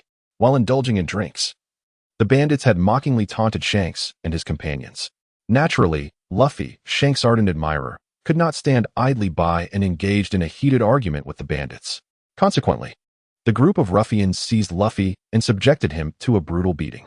Being a frail woman, Makino was unable to intervene, so she hurried to inform the village chief. Remembering that Kevin was a member of the Navy, she rushed to seek his assistance. Kevin pressed his forehead, reflecting on the indomitable nature of Luffy, the true mischief maker of the pirate world. He then enveloped the small town of Windmill with his observation haki and addressed Makino. I shall proceed ahead. Do not worry. Shanks has already arrived. With that, he swiftly darted towards the location of Luffy's predicament. Meanwhile, the elderly village chief implored the mountain bandits, please, spare that child. I am unaware of what Luffy has done and do not wish to oppose you. If I have offended in any way, I am willing to offer compensation. I beg you, let the child go. In desperation, the chief knelt before the bandits. The bandit leader, upon hearing of money, chuckled derisively. The old man knows the rules of civility, but it matters not. That little brat has already incurred my wrath. Despite being trampled underfoot, Luffy defiantly yelled, You're the ones in the wrong, you filthy monkey. The bandit leader coldly pressed his knife against Luffy's throat, uttering, Incurable brat, prepare to repent in the afterlife. He raised his weapon to strike. Although the chief pleaded fervently, the bandit leader remained unmoved. At that moment, Shanks, accompanied by his crew, parted the crowd and approached. I wondered why the tavern was empty. It seems everyone is here. Aren't those the same bandits from yesterday? Shanks remarked with a smile. The bandit leader sneered. Casting a sideways glance at Shanks, what brings you pirates to this village? Are you here to clean the floors? Ignoring the bandit's mockery, Shanks turned to Luffy and said, Luffy, didn't you claim your fists are as powerful as a pistol? The bandit leader, feeling dismissed, retorted, Hey, pirate, I don't know what you're doing here, but you'd best leave before you get hurt. Unfazed by the bandit leader's threats, Shanks continued to stride towards Luffy. At that moment, a bandit thrust a gun against Shanks' head, darkly warning, Step any closer, and I'll blow your brains out, coward. Hey, Shanks. Now isn't the time for you to play the hero. Kevin, who had just arrived, called out from his perch under a rooftop. Oh, it's you, Navy brat. Shanks greeted Kevin with a smile. Kevin protested with dissatisfaction. Shanks, your memory seems to be lacking. I introduced myself yesterday. My name is Don Kevin. Please address me as Kevin or Don. Just refrain from calling me the Navy Kid. Apologies, I seem to have forgotten, but I shall remember this time. Henceforth, I shall call you Kevin, Navy Kid, Shanks replied, reflecting with sincerity. It appeared that during their meeting the previous day, Kevin had indeed mentioned his name, prompting Shanks to respond with a hint of regret. Kevin helplessly pressed his forehead, then turned to glance at the bandit leader. Reflecting on a humorous anecdote from his past life regarding this very bandit leader, he could not help but softly exclaim, Is this truly the legendary king of bandits? Kevin, filled with curiosity, longed to inquire whether this individual was indeed the legendary mountain bandit king who had struck the 4 emperors and kicked the future pirate king, Shanks. However, he ultimately restrained himself and addressed the bandits with palpable displeasure, stating, I initially had no intention of engaging with you, as you do not fall under my mission's purview. Yet, in your ignorance, you have provoked me thrice, compelling me to apprehend you in the name of the Navy. I hereby declare your offenses. First, the boy you have captured is the grandson of my mentor. Second, your actions in seizing him have robbed me of my restful slumber, a truly contemptible act. Third, I have just realized that I lack the funds to cover my lodging expenses, and given your head should be worth something, I have resolved to exchange you for a bounty to settle my debt. The crowd was taken aback by Kevin's audacity, collectively pondering if the last point was indeed the true motive behind his aggression. The bandit leader, incensed by Kevin's contempt, retorted, Do not underestimate me. Who do you think you are? I am Tang Kevin, a recruit from the Navy's training camp, he declared. Leaping down from the eaves and stretching his limbs before addressing the bandit leader, he then turned to Shanks, who was being threatened at gunpoint, saying, Shanks, how about this? You rescue Luffy, and I will handle these bandits. What do you say? That sounds fine, Shanks nodded in agreement and proceeded towards Luffy. The bandit, threatening Shanks with his firearm, was taken aback by Shanks' indifference, preparing to pull the trigger. However, before he could, a gunshot rang out, and the bandit collapsed into a pool of blood. It was Kevin, who had inexplicably acquired a golden desert eagle. Without further ado, he pulled the trigger repeatedly, swiftly dispatching over 20 bandits in an instant. This weapon had been obtained from a blind box during a mission 6 months prior, where he had defeated Smoker. All present were astounded by Kevin's unhesitating decisiveness. His readiness to act without the slightest hesitation left them momentarily stunned. The bandit leader, witnessing his men fall, contemplated fleeing. He retrieved a smoke bomb from the sea and hurled it to the ground, creating a thick cloud of smoke. Seizing the opportunity, he grabbed Luffy and dashed towards the dock to escape by boat. Shanks, what are you doing? Wasn't it agreed that I would deal with these bandits while you rescued Luffy? How could you let him be taken? Kevin, confident that the protagonist Luffy would emerge unscathed, refrained from pursuing, casting a disdainful glance at Shanks and reminding him. It was only then that Shanks realized his oversight, covering his face in frustration, exclaiming, "How careless of me to allow that scoundrel to seize Luffy." On the vast expanse of the ocean, the notorious bandit leader callously hurled Luffy into the depths below, preparing to depart in his vessel with a triumphant laugh, convinced of his safety. However, unbeknownst to him, peril was stealthily approaching. A colossal figure emerged from the water, the Near-Sea King, a yet-to-evolve sea creature that had long lingered near Windmill Town. In the midst of the bandit leader's terror, the Near-Sea King opened its maw wide and devoured him whole, subsequently turning its attention to Luffy. At that moment, a silhouette shielded Luffy, a sight that turned out to be Shanks. Yet, Shanks had already suffered the loss of one of his arms to the beast.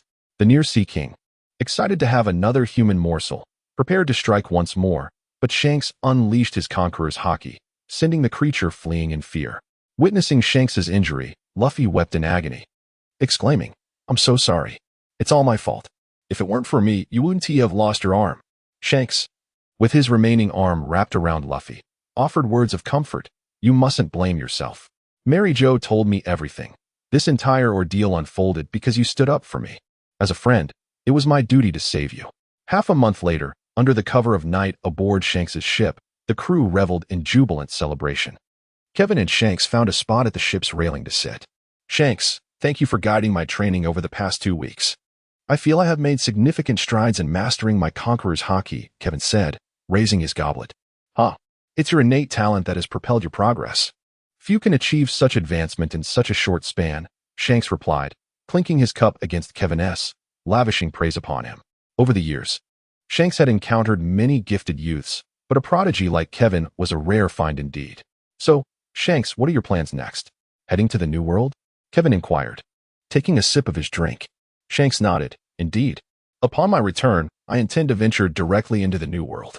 The first half of the Grand Line holds little interest for me now." He chuckled. "But Kevin, you can't be more than 16 yet. And it's illegal for someone your age to drink. Spare me the lecture. When did you first indulge in alcohol?" "I don't believe for a second that you waited until you were 16, Kevin retorted playfully, flashing Shanks a middle finger before laughing heartily. "It seems the 4th Emperor of the Pirates is about to emerge. Those back at headquarters are going to have quite the headache." "Hey, you don't seem worried at all.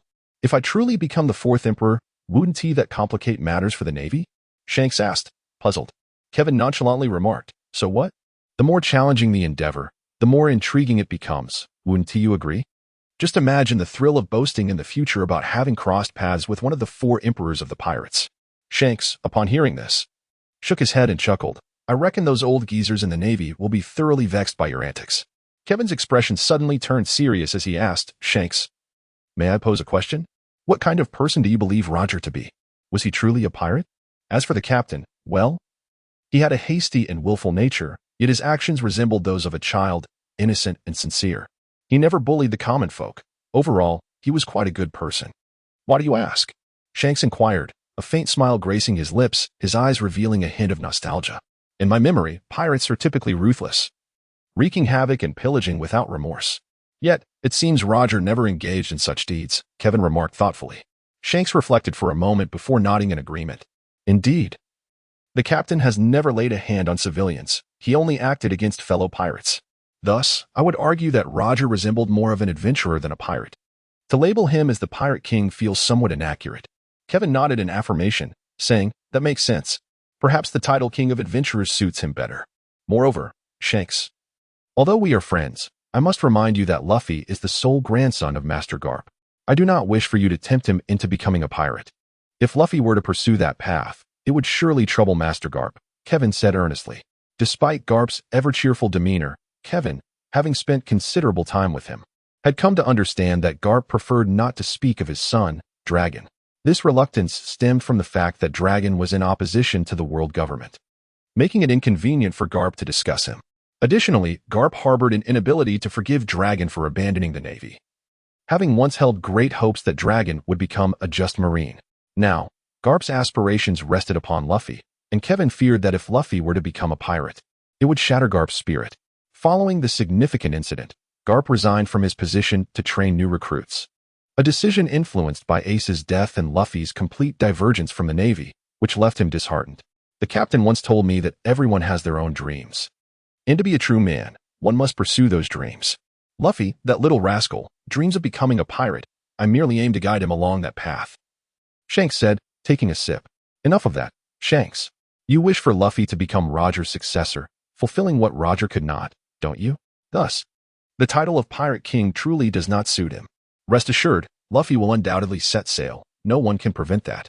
However, I believe his journey will not be to become a Pirate King, but rather to embody the King of Adventurers we just spoke of, alleviating our concerns regarding the Navy.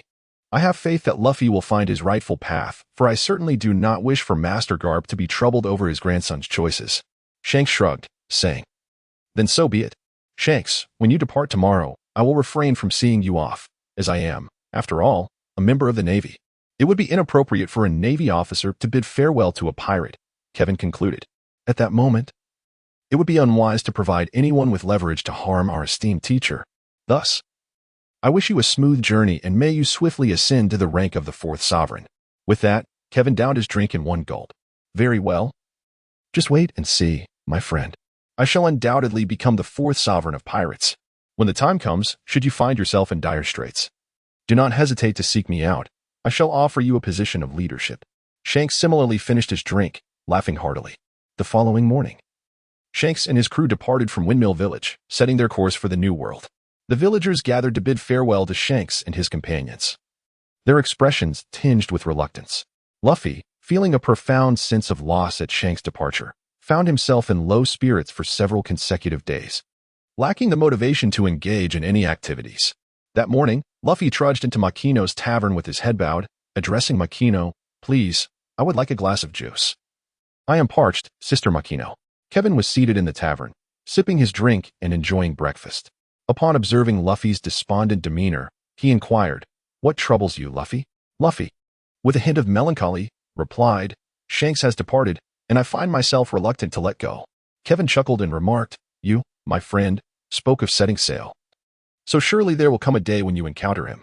What is there to lament? However, you must take good care of that straw hat perched atop your head. It once belonged to Roger in his youth." "Really?" Upon hearing Kevin's words, Luffy grasped the brim of his straw hat tightly, brimming with vitality as he declared, "Indeed, I am destined to become the Pirate King." "Haha, Luffy, it would be wise not to utter such words in the presence of Captain Garp, or I fear you may receive a sound thrashing," Kevin said with a mischievous grin. "Rest assured, I am no fool. By the way, Kevin, didn't you mention that Grandpa would be returning soon? Why have we yet to see him?" Luffy inquired anxiously, recalling Kevin's earlier mention that Garp had gone on an errand and would soon return to Fusha Village. Kevin's keen observation revealed that Garp had arrived at the dock, yet he chose not to inform Luffy. Instead, he jested, "Luffy, are you so eagerly anticipating Master Garp's return to give you a thrashing?" With that, Kevin requested breakfast for Luffy from Makino. As they dined together, their conversation flowed. "Luffy, you constantly proclaim your desire to be a pirate. Do you truly understand what a pirate is?" Kevin inquired, resolved to reshape Luffy's perception and dissuade him from aspiring to be the Pirate King. Luffy nodded emphatically and replied, "Of course I do. Pirates are individuals who yearn for freedom, and the Pirate King is the freest person upon the seas. That is why I aspire to become the Pirate King. Is that truly your understanding? I, however, hold a different perspective. Pirates are essentially rogues who wreak havoc across the seas. In truth, there are far too few pirates like Shanks who refrain from harming civilians. To label them as pirates is to mischaracterize them. They are better described as adventurers. You must realize that pirates are relentlessly pursued by the Navy, perpetually fleeing from them. What freedom does that entail? Adventurers, on the other hand, can sail legally, seek treasures, and even receive assistance from the Navy when needed. Hence, I believe it would be more prudent for you to aspire to be an adventurer. Not at all. The Pirate King is the freest person in the world. As Shanks has informed me, Luffy asserted, shaking his head in disagreement with Kevin's viewpoint. Is that so? Perhaps their understanding of piracy is somewhat skewed. I tend to view individuals like Shanks as more akin to adventurers. They refer to themselves as pirates rather than adventurers because adventurers were once a magnificent group from thousands of years ago. As time has passed, that group has faded, and piracy has emerged. Hence, those who venture out to sea now prefer to call themselves pirates instead of adventurers. Is that really the case?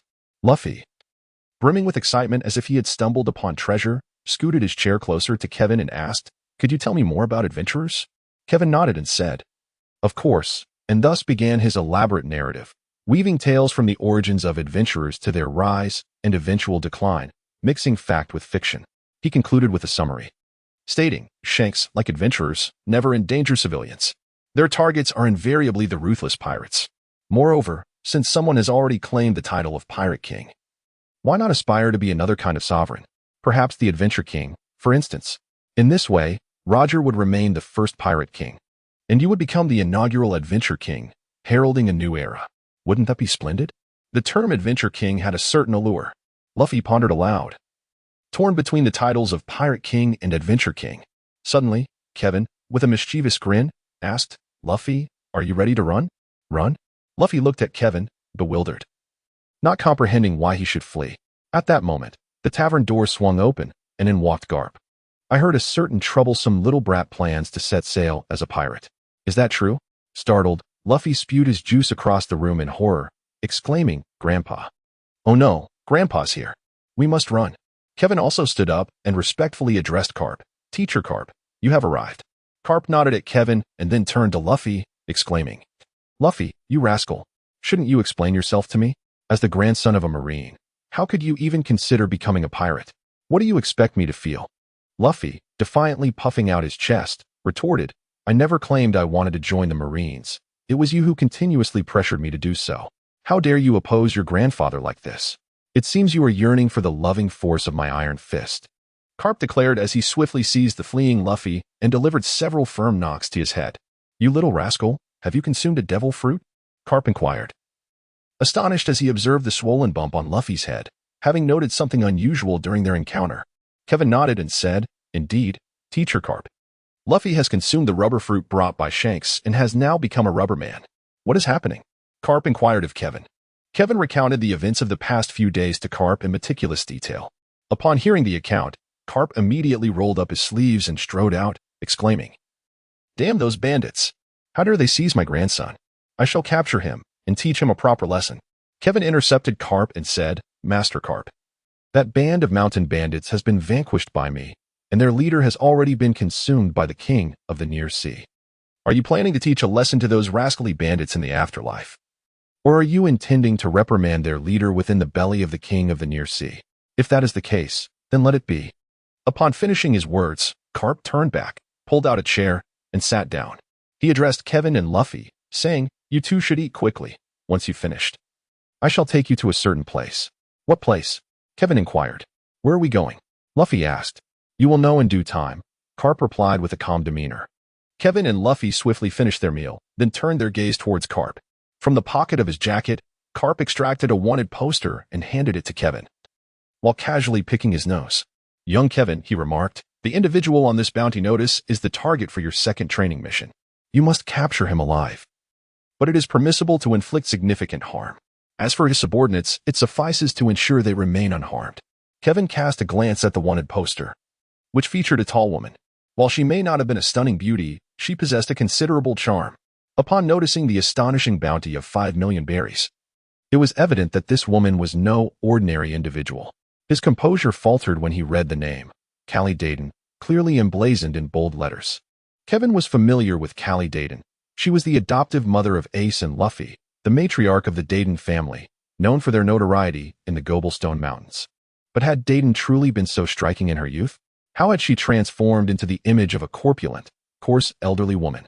Yet, within the world of pirates as illustrated by Oda, this seems to be an immutable law. Apart from a select few, most women are remarkably beautiful in their youth, only to fade into unrecognizability in their later years. Take Big Mom, for instance. The contrast between her youthful and elderly appearances is nothing short of astounding. Kevin's peripheral vision caught a glimpse of the wanted poster, revealing that it had been issued 30 years prior. He couldn't help but just at Garp, exclaiming, "Master Garp. How am I supposed to apprehend someone with a bounty from 30 years ago? People's appearances changed significantly over 3 decades. Why not provide me with a baby photo so I can capture the individual based on that?" Garp chuckled awkwardly, responding, "Ah, young Kevin. There's no need to concern yourself with such trivial details. The person depicted on the bounty lives on Mount Galbo, just behind the village. That gang of pirates is easily recognizable, and even if their appearance has changed, it matters not." Kevin nodded helplessly and asked, "What is the duration of the task?" One day, Garp replied without a moment's hesitation, "Tomorrow morning, I shall inspect the results." Upon hearing this, Kevin seized the bounty notice from the table and departed from the tavern. As he watched Kevin leave, Garp turned to Luffy, who was hiding in a corner, rubbing his head, and said, "Luffy, you scoundrel, attempting to flee upon seeing me. My disciple was present just now, so I refrained from saying anything. Now, however, do you not owe me a reasonable explanation?" Not far from the tavern, Kevin heard a series of anguished cries emanating from within, prompting him to reflect. No wonder Luffy can withstand so much. He was evidently forged in the fires of Garp's training from a young age. Gazing at the expansive expanse of Galbo Mountain, which spanned at least several hundred square kilometers, Kevin felt an urge to curse. This is not merely a mountain. It is undeniably a mountain range. To search for the hideout of a mountain bandit within such a vast range in just one day seemed nothing short of a jest. Despite his reluctance, Kevin set forth into the mountains. Fortunately, he had mastered observation hockey, which, though covering a limited area, served adequately as a reconnaissance radar. After traversing the mountains for approximately 3 hours, Kevin suddenly sensed a struggle ahead and quickened his pace. Upon nearing the scene, he discovered a young boy engaged in combat with a leopard the size of a bus. The child appeared to be no more than 10 years old. Clad in a tattered white tank top and shorts, wielding a worn iron pipe as he deftly evaded the giant leopard's attacks while seeking opportunities to strike back. It seemed that this young boy was none other than his long-lost cousin, Ace. Kevin did not rush to act. Instead, he concealed himself behind a tall tree, secretly observing Ace. Despite Ace's youth, he exhibited remarkable agility and quick reflexes. During the course of Kevin's observation, which lasted for several minutes, Ace deftly evaded numerous attacks from the giant leopard. At times, while dodging, he even struck at the creature's joints or abdomen with a pipe. However, Ace was somewhat lacking in strength and completely devoid of attacking techniques, relying solely on instinct to respond. Despite his repeated assaults on the giant leopard, he had yet to inflict any substantial damage. Kevin had no intention of continuing to watch. He leapt down from the tree and inquired aloud, "Do you require my assistance?" Kevin's sudden appearance startled not only Ace, but also caused the colossal leopard to retreat in fear. Ace, keeping a wary eye on Kevin, asked fiercely, "Who are you? What brings you here? Are you here to steal my prey? If that is your intention, I advise you to leave quickly, for I am quite formidable." Kevin spread his arms wide, signaling that he meant no harm, and then spoke, "There's no need to be so tense. I harbor no ill intentions and will not seize your prey. Allow me to introduce myself. I am Don Kevin, a nascent sailor yet to graduate from naval training camp. As for the reason for my presence here, observe." With that, Kevin retrieved the bounty notice from his pocket and held it before Ace, continuing, "My instructor has tasked me with locating the individual depicted on this notice. Might you be acquainted with her?" Upon realizing that Kevin posed no threat to his quarry, Ace exhaled a sigh of relief. After glancing at the bounty notice once more, his tone softened as he replied, "I have not encountered the person on the notice. Yet I do know someone who shares her name. Is that so? I would be most grateful if you could inform me of her whereabouts," Kevin responded, relieved to have Ace's acquaintance to guide him to Dayton's hideout. Ace gestured towards the mountain trail ahead, stating, "Follow this path for an hour, and you shall arrive at a large house. She resides within that dwelling. However, what do you intend to do once you find her?" "Well, upon locating her, my objective is to apprehend her, but what follows remains uncertain." My instructor did not elaborate, Kevin replied. He was well aware that Garp would not take any severe measures against Dayton, for he relied on her assistance in looking after Ace and Luffy. Nonetheless, he refrained from voicing this thought. Oh, I see. If you wish to proceed, it seems you must first deal with that creature. Ace pointed towards the vigilant giant leopard, observing the two of them. Kevin glanced in the direction pointed out by Ace. The path leading up the mountain was merely 2 to 3 meters wide, flanked by sheer cliffs, and the massive jaguar conveniently obstructed the route. To ascend the mountain, there were but two options. One could traverse the air using the moonstep technique, or one could defeat the formidable jaguar before them. Although Kevin contemplated the former, he cast a quick glance at Ace and then at the jaguar, ultimately resolving to vanquish the beast. Allowing Ace and the jaguar to engage in combat here could lead to a prolonged struggle, with victory only determined once one party exhausted their strength. Should the jaguar emerge victorious, it would be manageable, but had Ace been defeated, it was certain he would sustain injuries despite the narrative suggesting he would not perish. As his cousin, Kevin could not allow the orphaned son of his aunt to be harmed. Are you referring to this behemoth? If I manage to defeat it, will you treat me to some barbecue? Kevin inquired, gesturing toward the jaguar. Ace nodded in agreement, replying, if you truly can conquer it, I shall indeed treat you. Since you've made the promise, do not go back on your word. Kevin declared, embodying the spirit of a true gentleman, for only children would renege on their commitments. Ace responded with a hint of pride. As Kevin approached the giant leopard, sensing the perilous aura emanating from him, the creature instinctively retreated a few paces and let out a couple of roars. Do you mean to yield the path? Kevin inquired. The leopard appeared to comprehend his words, nodding its massive head in a manner reminiscent of a chick pecking at grains. Turning back to Ace, Kevin asked, what do you suggest we do? Without a moment's hesitation, Ace replied, this is our dinner. If you do not seize it, I shall have no means to procure meat for roasting. Kevin shrugged at the colossal leopard and, with a tone of resignation, remarked, you see, it is not that I do not wish to release you. Rather, this young lad here shall seek you out in the afterlife. With that, Kevin vanished from his position, only to reappear atop the giant leopard's head a heartbeat later. He gently tapped the beast's forehead with a single finger, and in that instant, the leopard, which had been preparing to strike back, became as still as if time itself had been suspended. Moments later, a thunderous sound echoed, and the great creature collapsed to the ground, devoid of any sign of life. Such extraordinary prowess. With merely a finger, this man had dispatched the mighty leopard. Ace stood in stunned silence, utterly astonished by Kevin's display of power. Kevin was quite pleased with Ace's astonished demeanor. He then cleared his throat and inquired, are we ready to depart now? Yes, Ace replied, mechanically nodding, though his mind lingered on the recent display of Kevin's prowess. Kevin disregarded Ace, leaping over the carcass of the giant leopard and ascending the mountain.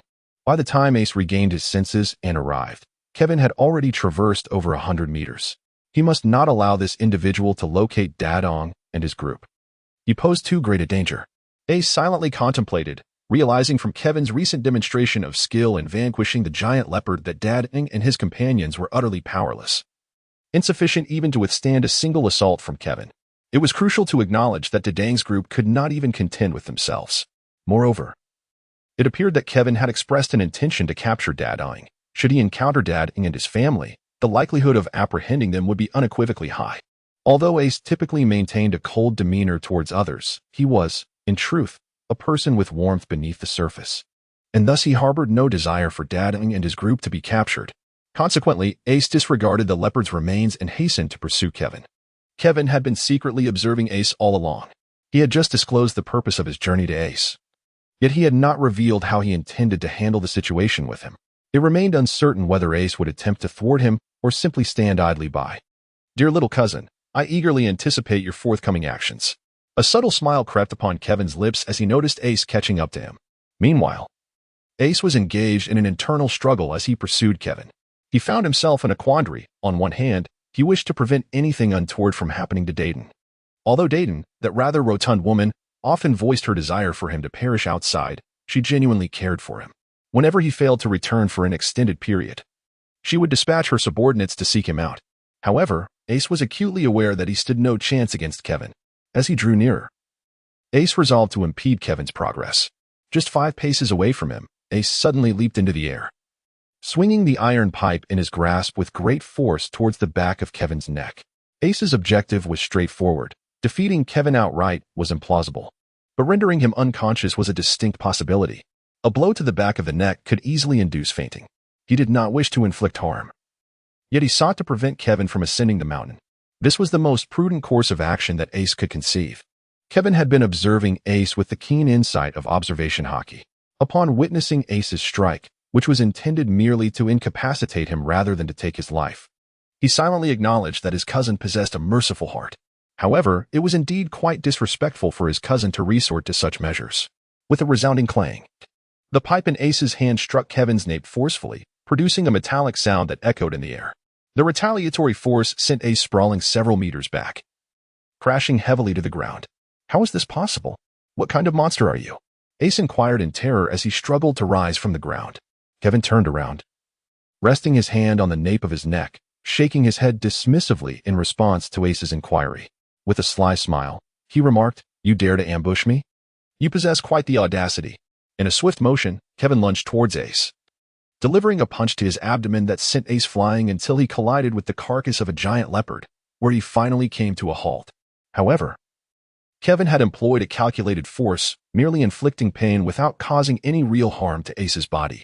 As Ace struggled to regain his footing, Kevin was already upon him, wrapping an arm around his shoulder, and whispered, "Ace, remember this. If you lack absolute certainty, do not recklessly strike at those who are more powerful than you. Otherwise, death shall be your only welcome. Fortunately for you, it was I who bore your wrath, as your sole blood relative in this world. I shall not take any severe actions against you. But had it been another, the outcome could have been dire. Do you understand, my cousin?" Ace was momentarily taken aback by Kevin's words, yet he quickly feigned confusion and retorted, "Ace, you must be mistaken. That is not my name. And what do you mean? You are my cousin?" In Ace's recollection, his mother had passed away shortly after giving birth to him, leaving him with no known relatives. The sudden emergence of someone claiming to be his kin was difficult for him to accept, and it inevitably sparked a sense of wariness towards Kevin. "What? Do you not believe me?" Kevin inquired, then pulled out a photograph from his pocket and handed it to Ace. Upon receiving the picture, Ace saw two strikingly similar beautiful women standing beneath a windmill. Confused by Kevin's intentions, Ace questioned, "What does this mean?" Kevin pointed to the more demure beauty on the right in the photograph and said, "My mother is your mother's sister. This is my mother, Pascas D. Lucia." He then gestured towards the lively beauty on the left, adding, "This is your mother, and also my aunt. Her name is Pascas D. Luchi." Although Ace had never met his mother, Cap had previously shown him a photograph of her, Luchi, so he could recognize that one of the figures in the picture was indeed his mother. However, Ace did not acknowledge this, for he could not ascertain the veracity of Kevin's claims. What if Kevin was merely using a photograph of his mother, found from an unknown source, to deceive him? Perhaps the ulterior motive was to ensnare him. With a maturity that belied his years, Ace feigned ignorance and replied, "You may have mistaken me for someone else." Kevin felt a sense of helplessness. He understood that Ace's actions were merely a form of self-preservation. Thus, he deftly shifted the topic of conversation, saying, "Perhaps I misjudged. My apologies. However, might you provide an explanation for your earlier ambush?" Upon noticing Kevin's change of subject, Ace secretly breathed a sigh of relief. He then brandished the water pipe and remarked, "I currently reside in the Dayton vicinity. Although that old hag incessantly wishes for my demise, deep down, she still cares for me, so I cannot allow you to harm her. Is that so? My apologies then. I was initially contemplating a silent capture, but due to your ambush, I intended to teach them a lesson," Kevin replied, turning to head towards the Dayton family's stronghold atop the mountain. Ace, realizing the urgency, hurried after him. At the summit, within the Dayton stronghold, Callie Dayton, a tall and corpulent figure, sipped his drink while inquiring about the whereabouts of the young scamp. Dogula Ace. Magula, sporting a rooster comb hairstyle, shook his head and responded, "Boss, today it is Dogula's turn to keep an eye on Ace. He must have gone hunting down the mountain. Given his prowess, the beasts here are no match for him. Is that so? Then it's best we refrain from sending anyone to find that scamp." "Yet, I cannot shake this unsettling feeling today," Dayton stated, taking a hearty gulp from his bottle. "We share your apprehension," both Dogula and Magula replied in unison. At that moment, a mountain bandit rushed in, stumbling and shouting, "Boss, trouble. Someone has invaded. Our brothers can barely hold their ground." Dayton discarded his bottle and seized the bandit by the collar, demanding, "What did you say? Repeat that." The bandit hurriedly explained, "Someone has indeed infiltrated. Just now, our brothers were basking in the sun when a young man approached, inquiring if this was the Dayton family's stronghold. Seeing he was alone, they confirmed it was, only for him to declare he intended to capture the boss for some task. Upon hearing this, our brothers attempted to teach the arrogant lad a lesson, but none could withstand even a single strike from him. I seized the opportunity amidst the chaos to bring you this news. Dayton released the bandit and strode toward the exit, declaring, aside from that old fool Cap, I fear no one. I shall see who dares to disturb my territory. Before he could reach the door, he felt a powerful kick from behind, sending his massive frame hurtling like a ball across the ground, landing in the open space before the house. Moments later, Dogula, Magula, and the bandit were also thrown out from within. Rising from the ground, Dayton growled fiercely, who dares to launch a reckless ambush against me? It is I. Upon hearing the sound, Dayton and his companions turned their gaze to the rooftop, where Kevin was perched with a leg crossed, a playful expression adorning his face as he observed them. Who are you? Dayton, a seasoned individual who had weathered many storms, inquired, feigning composure despite his palpable tension. I am the one tasked with capturing you, and the individual who ordered your capture will return tomorrow.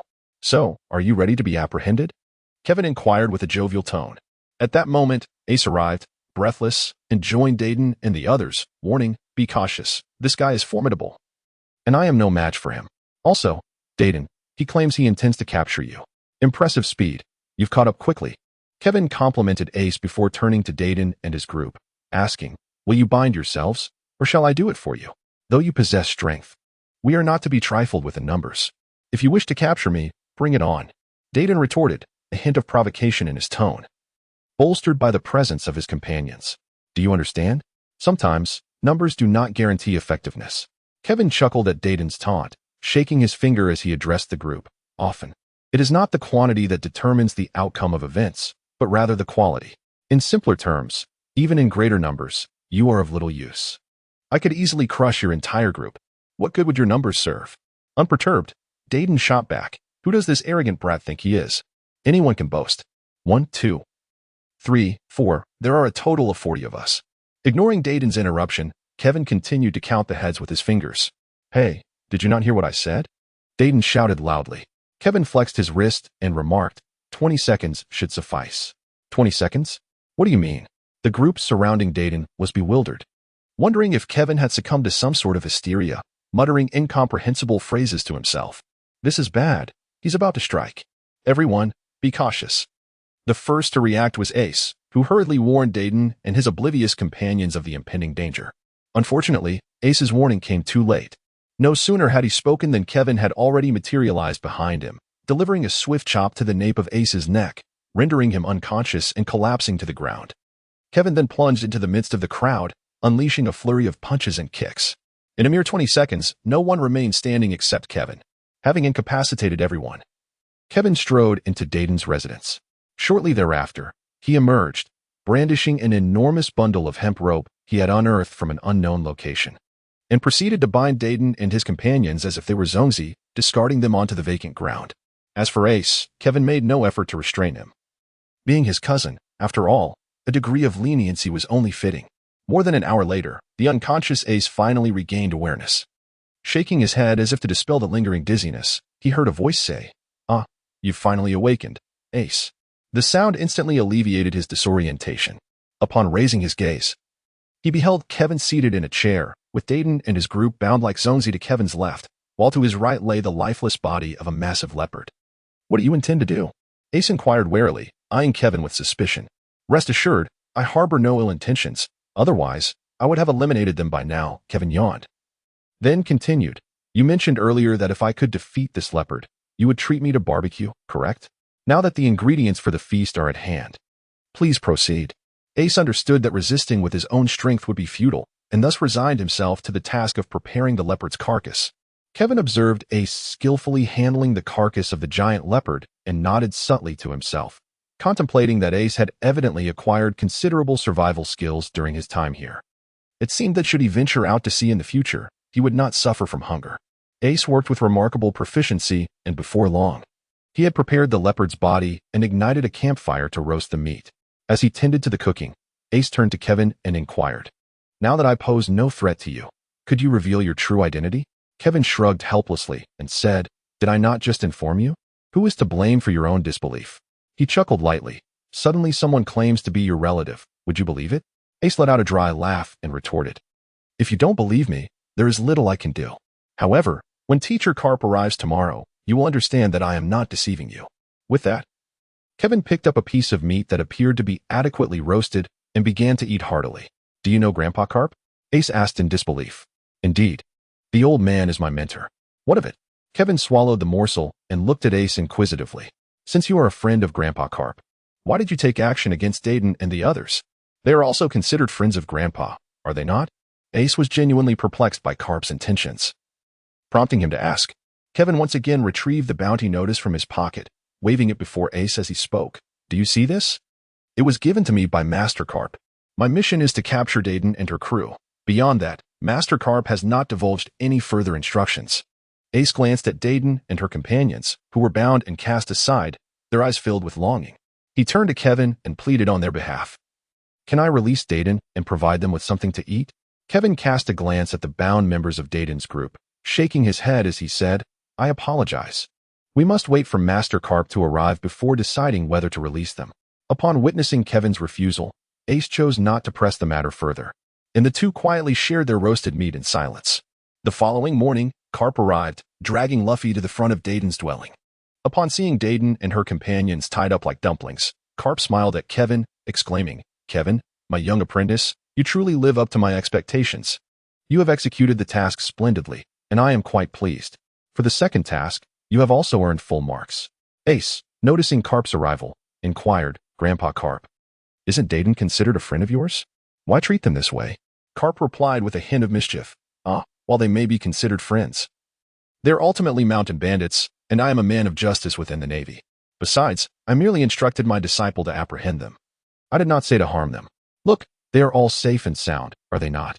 Dayton and her group, having been bound for an entire night and silenced, internally lamented Carp's actions, thinking to themselves how he could tie them up like dumplings and expect them to endure a night without sustenance. However, they dared not voice their thoughts, fearing that Carp might leave them bruised, and they were unwilling to test the truth of that fear. Recognizing his actions were somewhat unjust, Carp ordered Kevin to untie Dayton and her companions. Once freed, Dayton sat on the ground, her face contorted with anger as she demanded, Speak, Carp. What brings you here this time? Carp seized Luffy, who was darting about, and presented him to Dayton, stating, This is Luffy, my grandson. I have no grand agenda. I simply wish for you to assist in caring for him for a while. What a joke. Spare us. One ace is already more than we can handle. Are you trying to drive me to my demise by sending another? Dayton shouted at Carp. Unfazed by Dayton's refusal, Carp crossed his arms and boldly threatened. Then you must choose. Spend your remaining days in prison, or help me raise this lad. Bear in mind, I have turned a blind eye to many of your transgressions. Dayton, in a fit of rage, retorted, Hey, Carp, this is far too much to bear. Seeing Dayton on the verge of exploding, Megura and Dogura quickly intervened, advising, Boss, raising these two little ones is far better than being sent to prison, right? We should agree. Ultimately, Dayton, with no other choice, consented to assist in raising Luffy. Satisfied, Carp nodded, and it seemed he had only just remembered Kevin standing nearby. He then introduced, This young rascal who captured all of you is my disciple. Impressive. Isntihi, having just been threatened to take in Luffy, Dayton turned her head away, refusing to meet Carp's gaze. At that moment, Ace, who had been observing the scene, pointed at Kevin and asked Carp, Grandpa Carp, is this person truly my relative? Kapu glanced at Kevin and inquired, Have you spoken to him? Kevin remained silent, merely nodding in acknowledgement. It was then that Carp nodded in response, saying, Indeed, by the standards of kinship, this young man should be considered your cousin. Kevin leaned over and said to Ace, See, I did not deceive you. It is merely your lack of faith in me. Ace suddenly fell silent, and after a moment, he wordlessly picked up the iron pipe from the ground and silently turned to leave. Observing Ace's departure, Luffy hurried after him, exclaiming his desire to befriend Ace. Witnessing this scene, Kevin could not help but marvel at the remarkable inertia of fate. Even in the absence of the scene where Ace spat water at Luffy, the latter still managed to cling to Ace. Kevin turned to Carp and inquired, Master Carp, what shall my subsequent task be? Carp pondered for a moment and replied, I have yet to devise a plan, so you may remain on this island for a while. I anticipate that we shall set sail again in about a month. If you are truly reluctant to stay here, you may also take a stroll in the kingdom of Goya beyond the mountains. Kevin cast a glance at the eagerly expectant faces of the Dayton family and turned to Carp, saying, Teacher, I shall take a stroll through the kingdom of Goa. Garp did not deter Kevin, nodding in acquiescence. Then off you go. Thank you, Teacher Garp. I shall take my leave now, Kevin said, bowing respectfully before turning to depart. As Kevin walked away, the Dayton group could not help but exhale a sigh of relief. This little eccentric had finally taken his leave. After departing from the Dayton residence, Kevin traversed the northern slopes of Mount Borgo for an hour, ultimately arriving at the so-called waste disposal site established by the Kingdom of Goa. Gazing upon the towering heaps of discarded items, billowing with smoke, and casting a glance at the imposing city walls at the end of the refuse mountain, he couldn't help but exclaim, "This truly is a real-life version of a besieged city." Kevin traversed the junkyard, encountering numerous individuals along the way, ruffians expelled from the city. Initially, they contemplated robbing Kevin, perceiving him as a newcomer and solitary figure. However, upon sensing the subtle yet formidable aura emanating from him, they hesitated, deterred from any hostile actions. Thus, Kevin continued his passage through the junkyard unimpeded. As he approached the city gates, the two guards stationed there brandished their long swords, obstructing his path. One of the guards inquired, "Hey, from where do you hail? If you are a resident of the Garbage Mountain, the city is not one you may enter at will." Kevin directly retrieved his naval cadet identification from his pocket and tossed it to the gatekeeper, stating, "I am a member of the Navy. This is my identification. May I enter?" The gatekeeper glanced at Kevin's credentials, promptly returned them with a smile, and said, "My apologies. It is my duty. Since you are a naval officer, please proceed." After Kevin ventured into the city, he casually found a hotel to stay in, patiently awaiting the moment when a pirate named Bridgem would confront the trio of Luffy, Ace, and Sabo. A week passed, and Kevin initially thought that the butterfly effect caused by his arrival had led to this particular storyline being bypassed. However, one fateful afternoon, Ace unexpectedly appeared at Kevin's door. "Hey, little brother, have you come to seek out your cousin for a family reunion?" Kevin greeted Ace with a cheerful smile. Ace's arrival indicated to Kevin that the plot involving Luffy's abduction was about to unfold. As expected, Ace disregarded Kevin's jest and, with a sense of urgency, said, "Luffy has been kidnapped, and you are the only one who can rescue him." "Kidnapped? That audacious fellow dares to abduct even the grandson of Master Garp?" Kevin inquired. Realizing that the storyline was indeed progressing, Luffy had apparently discovered the hiding place of Ace and Sabo's treasure and inadvertently attracted the attention of Bridgem's subordinate, Burgimi. In pursuit of Ace and Sabo's concealed riches, Burgimi captured Luffy in order to lure Ace and Sabo out. Ace, fully aware of his inadequacy against Burgimi, recalled that Kevin was still residing in the city. A few days prior, while sneaking into the city with Sabo, Ace had seen Kevin, but he had refrained from approaching him, uncertain of Kevin's intentions towards him. Yet, with Luffy in peril, Ace recognized that he could not contend with Bridgem's crew and had no choice but to seek Kevin's assistance. Ace recounted the events to Kevin in detail. As he rose to his feet, Kevin replied, "Cousin, you ought to place more trust in people. Rest assured, Luffy is merely a simple-minded creature seeking friendship. He harbors no ill will." Ace nodded. "I understand. Or else I would not have come to ask for your help." "All right then. Where is he?" "You must know the location," Kevin inquired. "Near Garbage Mountain. I cannot specify the exact spot, but I can guide you there," Ace responded. "Very well, lead the way." Kevin agreed, and thus they set off towards the place where Luffy was imprisoned. Along their journey, many passers-by whispered among themselves upon seeing Ace, "Hey, have you heard? That new group of pirates has captured one of Ace's friends, intending to coerce him and Sabo into surrendering their treasure." Ace and Sabo, those two rascals who've been robbing in this vicinity? Do you think this young companion he brought can stand against that gang? Kevin followed Ace to a dilapidated wooden house, where the wind whistled through its four exposed sides. Ace pointed at the structure and exclaimed, "Luffy is trapped inside. Let us hasten to his rescue." Kevin nodded and then inquired of Jarvis, "Is there a mission this time?" Jarvis replied, "Indeed, my master, there is a mission. The task involves rescuing Luffy, and upon successful completion, you will be rewarded with an E-rank blind box. Even the smallest mosquito is still a morsel." Furthermore, even in the absence of a mission, Kevin would not abandon Luffy in his hour of need. Firstly, it would serve to enhance the camaraderie with Luffy and his companions. Secondly, Luffy is the grandson of Garp, and it would be rather embarrassing for a teacher to have his pupil's grandson encounter trouble right under his watch. Kevin firmly grasped Ace, who was about to proceed forward, and inquired, "Ace, where do you intend to go?"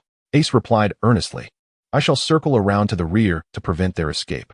The crowd here is too dense. Should they blend in, it will become exceedingly difficult to locate them. Kevin cast a sidelong glance at the onlookers, a subtle smile gracing his lips, and addressed Ace. Rest assured, Ace. With me here, those rascals shall not escape. You may simply observe the spectacle.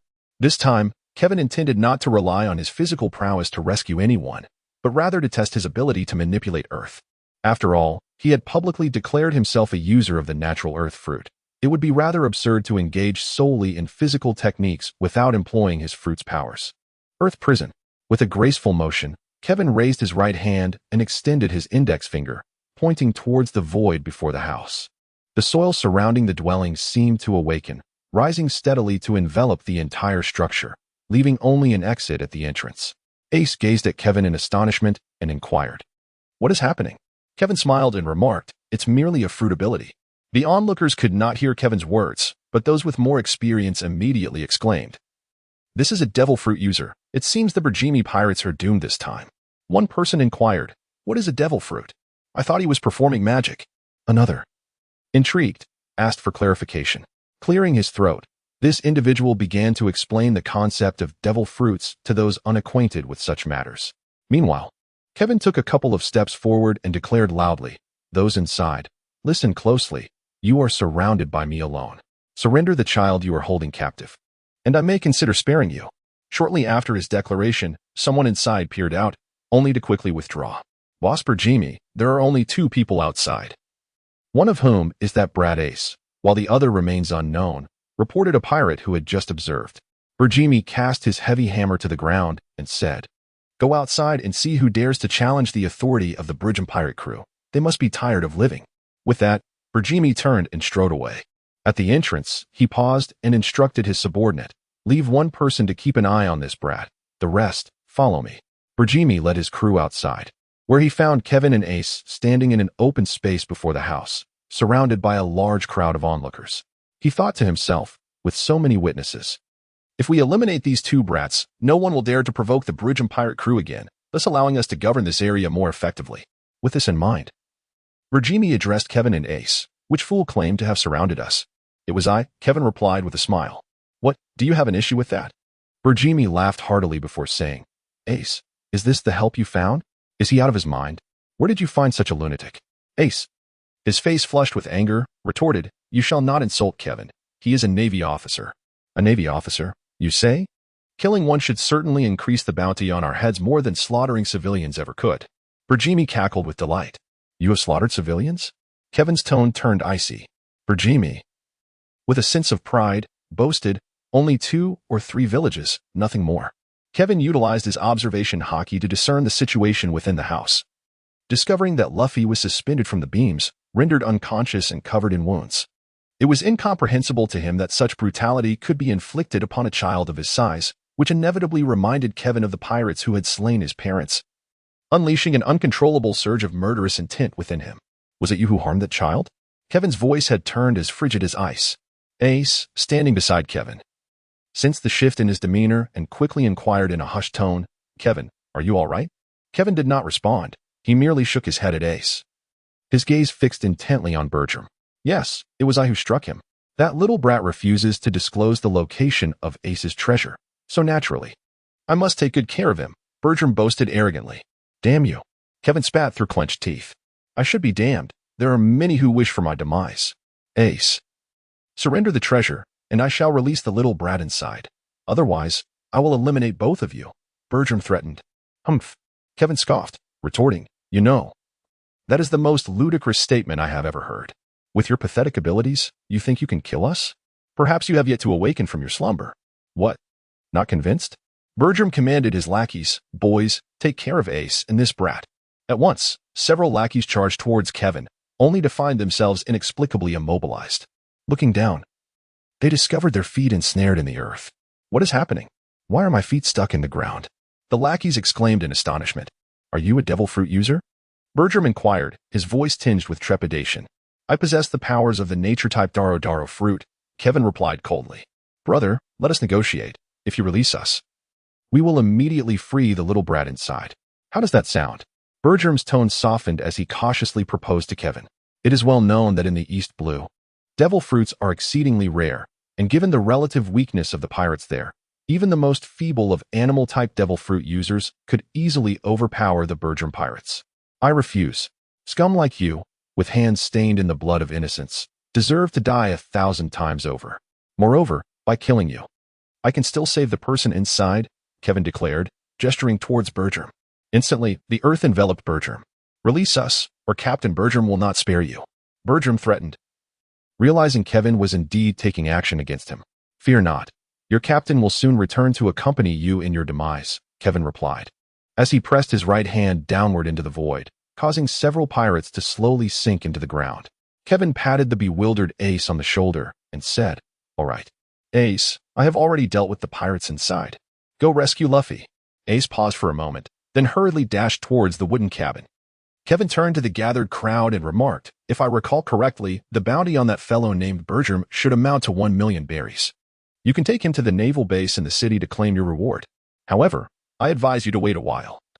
Ideally until the Bertram pirates have departed from this country. Otherwise, you may encounter some difficulties. Thank you. We are immensely grateful. A throng of individuals hurriedly expressed their gratitude to Kevin. There were no more than 50 people present, and if the bounty of 1 million berries were to be divided, each person would receive at least 20,000 berries, a sum sufficient to sustain them for 3 to 4 years if spent judiciously. At that moment, Ace emerged from the house, carrying the unconscious Luffy on his back. Kevin glanced at Luffy's injuries and reassured Ace, Rest assured, this kid has a remarkably tenacious spirit. He will be just fine. I've rescued him. The rest is in your hands now, Ace. Thank you, Ace sincerely replied to Kevin. As Kevin strolled along, he waved his hand dismissively and said, There's no need for such formality. You are my brother, and it is only natural to assist you. When you set sail in the future, should any trouble arise, I shall bear the consequences in your stead. Ace's eyes momentarily glistened with emotion. Since childhood, Ace had maintained a vigilant guard against others due to his lineage, allowing only a select few, such as Garp and the Dayton family, to earn his acceptance. Later, he encountered Sabo, with whom he formed an inseparable bond. Even now, he had yet to fully embrace Luffy. However, Kevin seemed genuinely devoid of ulterior motives, merely wishing to lend a helping hand, which deeply touched Ace. As Ace carried Luffy on his back, he pondered whether he should speak with Kevin about their familial ties. At that moment, Sabo arrived, and upon seeing Ace with Luffy, he exclaimed in surprise, Ace, you are incredible. You managed to rescue Luffy all by yourself. Ace shook his head and replied, It was not me. It was my brother who saved Luffy. Brother? Did you not claim to be an orphan? Sabo inquired. Ace clarified, I was unaware that I had family in this world. My brother only found me a few days ago. He is a disciple of Luffy's grandfather. Is that so? How did you manage to rescue Luffy? Sabo asked. Luffy was injured, so we are heading to the secret base to tend to his wounds. Let us speak as we walk, Ace suggested. Very well. Just as in the original narrative, Ace, Sabo, and Luffy partook in the sacred drink of brotherhood. Kevin had initially wished to join in, but as the appointed time with Garp approached, he refrained and returned to Windmill Village to await his arrival. Unfortunately, when the day came, Garp did not appear. Instead, he sent word through a messenger, instructing Kevin to wait a while longer, as the Navy's East Blue Division was escorting a celestial dragon, who would arrive in Goa Kingdom in 6 days. Kevin was to remain on the island a bit longer. According to the storyline, the nobles of Goa Kingdom would set ablaze the refuse at the designated site 3 days prior to the celestial dragon's arrival. Thus, Kevin returned to the city, patiently awaiting the unfolding of the nobles' fiery spectacle. That morning, Kevin was roused from his slumber by a persistent knocking at the door. Irritated, he swung it open to find a hotel attendant standing before him. What brings you here so early? Kevin inquired, his displeasure evident. The attendant replied respectfully, I apologize for disturbing your rest, sir. A child from a noble family has gone missing in the city. Here is his photograph. Should you happen to see him, please inform us. With that, the attendant handed Kevin a photograph. Kevin took the photograph and glanced at the figure depicted within. It was none other than Sabo, the sworn brother of Ace and Luffy. He tucked the photo away and addressed the messenger, saying, I shall forgive you for disturbing my beautiful dream. Rest assured, if I encounter this child, I will certainly inform you. Thank you, sir. On behalf of this child's parents, I express my deepest respect to you. I will not trouble you further. The hotel attendant bowed to Kevin and then turned to depart, proceeding to knock on other guests' doors. It seemed that the little rascal Sabo was already aware of the noble's plans to burn down the waste disposal station. now that the plot had commenced. I shall involve myself as well, thought Kevin. With this in mind, he returned to his room, freshened up briefly, and exited the hotel. He began to wander near the city gate adjacent to the waste disposal station. As fortune would have it, after completing his 49th circle, he finally spotted a diminutive figure lurking in an alleyway, intently observing the direction of the city gate. Judging by the hair color and physique, it was undoubtedly the little rascal Sabo. Having already met Ace and Luffy, it was time to greet this Sabo, whom he had yet to encounter. With that thought, Kevin stealthily approached Sabo from behind and tapped him on the shoulder, saying, "What are you doing, Sabo?" Startled, Sabo turned to face Kevin, his eyes wide with caution as he inquired, "Who are you? Are you sent by my father to capture me?" Kevin waved his hand and said, "Sabo, there is no need for fear. I am not a representative sent by your father. Moreover, given his status, he lacks the authority to command my actions." Sabo, taken aback by Kevin's words, pondered the implications. After all, his father was a noble within the kingdom of Goya. If even he could not compel this young man to act on his behalf, could it be that Kevin belonged to the royal lineage of Goya? "Then, who are you?" Sabo inquired. "What, has Ace not mentioned me to you?" Kevin responded. Sabo contemplated for a moment before, in a tone of uncertainty, asking, "Are you Ace's brother?" Kevin nodded and said, "Indeed." "That's splendid," Sabo exclaimed with excitement. "Can you assist me in leaving the city? The townsfolk are intent on setting fire to the waste disposal site. Ace and Luffy are there, along with many innocent civilians. I must alert them to evacuate swiftly. The gates are open. You can simply walk out." "Surely those guards would not dare to impede your passage?" Kevin inquired, feigning ignorance. Sabo shook his head and replied, "No, I cannot leave. My father has set the entire city on a quest to find me. If I am discovered, the guards will undoubtedly apprehend me and return me home, which would prevent me from warning Ace and Luffy. I can help you escape, but you must answer a few questions," Kevin stated. Sabo promptly responded, "What questions?" "Please, ask away. Why do you wish to notify the waste disposal site?" "As I understand it, in a few days, a celestial dragon will arrive with an observation team from the world government to inspect your Goa kingdom. Burning down the waste disposal site would render the environment of this nation much cleaner. As a noble, why would you not embrace such an outcome?" Kevin inquired with a smile. Sabo shook his head vigorously, proclaiming, "No, that is not my desire. The waste disposal site is home to many people. If it were to be incinerated, those individuals would perish. Yet, the townsfolk have lost their sanity. Even knowing that lives will be lost, they maintain their smiles as usual. I cannot bear to remain in such a heartless city. It is far more unbearable than residing at the waste disposal site. I detest being in such a place. However, I have heard that the waste disposal site is inhabited by rogues and scoundrels. Would it not be better if they perished?" Kevin continued to probe. Sabo quickly countered, "No. That is merely an excuse fabricated by the royal family and nobles to deceive everyone. Many of the residents at the waste disposal site are commoners who have crossed the royal family or nobility." "Sabo, do you consider yourself a noble or a member of royalty, or do you aspire to be an ordinary commoner?" Kevin asked. I do not know. I cannot comprehend why this world is divided into nobility, royalty, and commoners. Would it not be preferable for everyone to live as equals?" Sabo expressed his confusion, for he was still a child untouched by the storms of the world, struggling to grasp such profound questions. Kevin was somewhat satisfied with Sabo's question and remarked, "In truth, my aspirations are quite similar to yours. I envision a world where everyone is treated equally. However, such a dream is far from easily attainable. Furthermore, I do not perceive noble status as inherently negative. At times, to accomplish certain endeavors, one requires a distinguished identity. Perhaps you do not comprehend the essence of my words at this moment, but as you encounter more experiences, enlightenment will surely follow." Sabo, perplexed, gazed at Kevin, uncertain of the intent behind his statements. Kevin smiled gently but said nothing more. After all, it was clear that Sabo did not comprehend the situation. Giving Sabo a light pat on the head, Kevin remarked, "Let us be on our way. I shall guide you out of the city." However, Sabo, perplexed, inquired, "But how can we exit when the gates are guarded by soldiers?" Kevin chuckled and said, "Did I ever mention exiting through the city gate?" Sabo was taken aback. Kevin had indeed not spoken of leaving by the gate. However, if not through the gate, must they then scale the towering city walls? Enough of such idle musings. "Simply follow me," he continued, making his way towards a secluded corner of the city wall. Observing this, Sabo hastily followed suit. Upon reaching the corner, Kevin surveyed his surroundings. Noting the absence of passers-by, he then pressed his hands against the city wall and activated his earth-manipulating ability. In an instant, a substantial opening, wide enough for an adult to pass through, materialized where his hands had made contact. Turning to the astonished Sabo, he said, "You may depart through this passage. I hope your resolve remains steadfast. Aren't you coming?" Sabo inquired, having already placed one leg into the opening, suddenly turning back to Kevin. Kevin shook his head and said, "I have other matters to attend to, so I shall refrain from joining you. I believe that with the three of you, this issue can be resolved. Furthermore, as a Navy officer, it is not appropriate for me to interfere in the internal affairs of a member state of the world government. By the way, when you see Ace and Luffy, please convey a message for me. If they wish to become pirates, I will personally ensure that they are sent to impel down."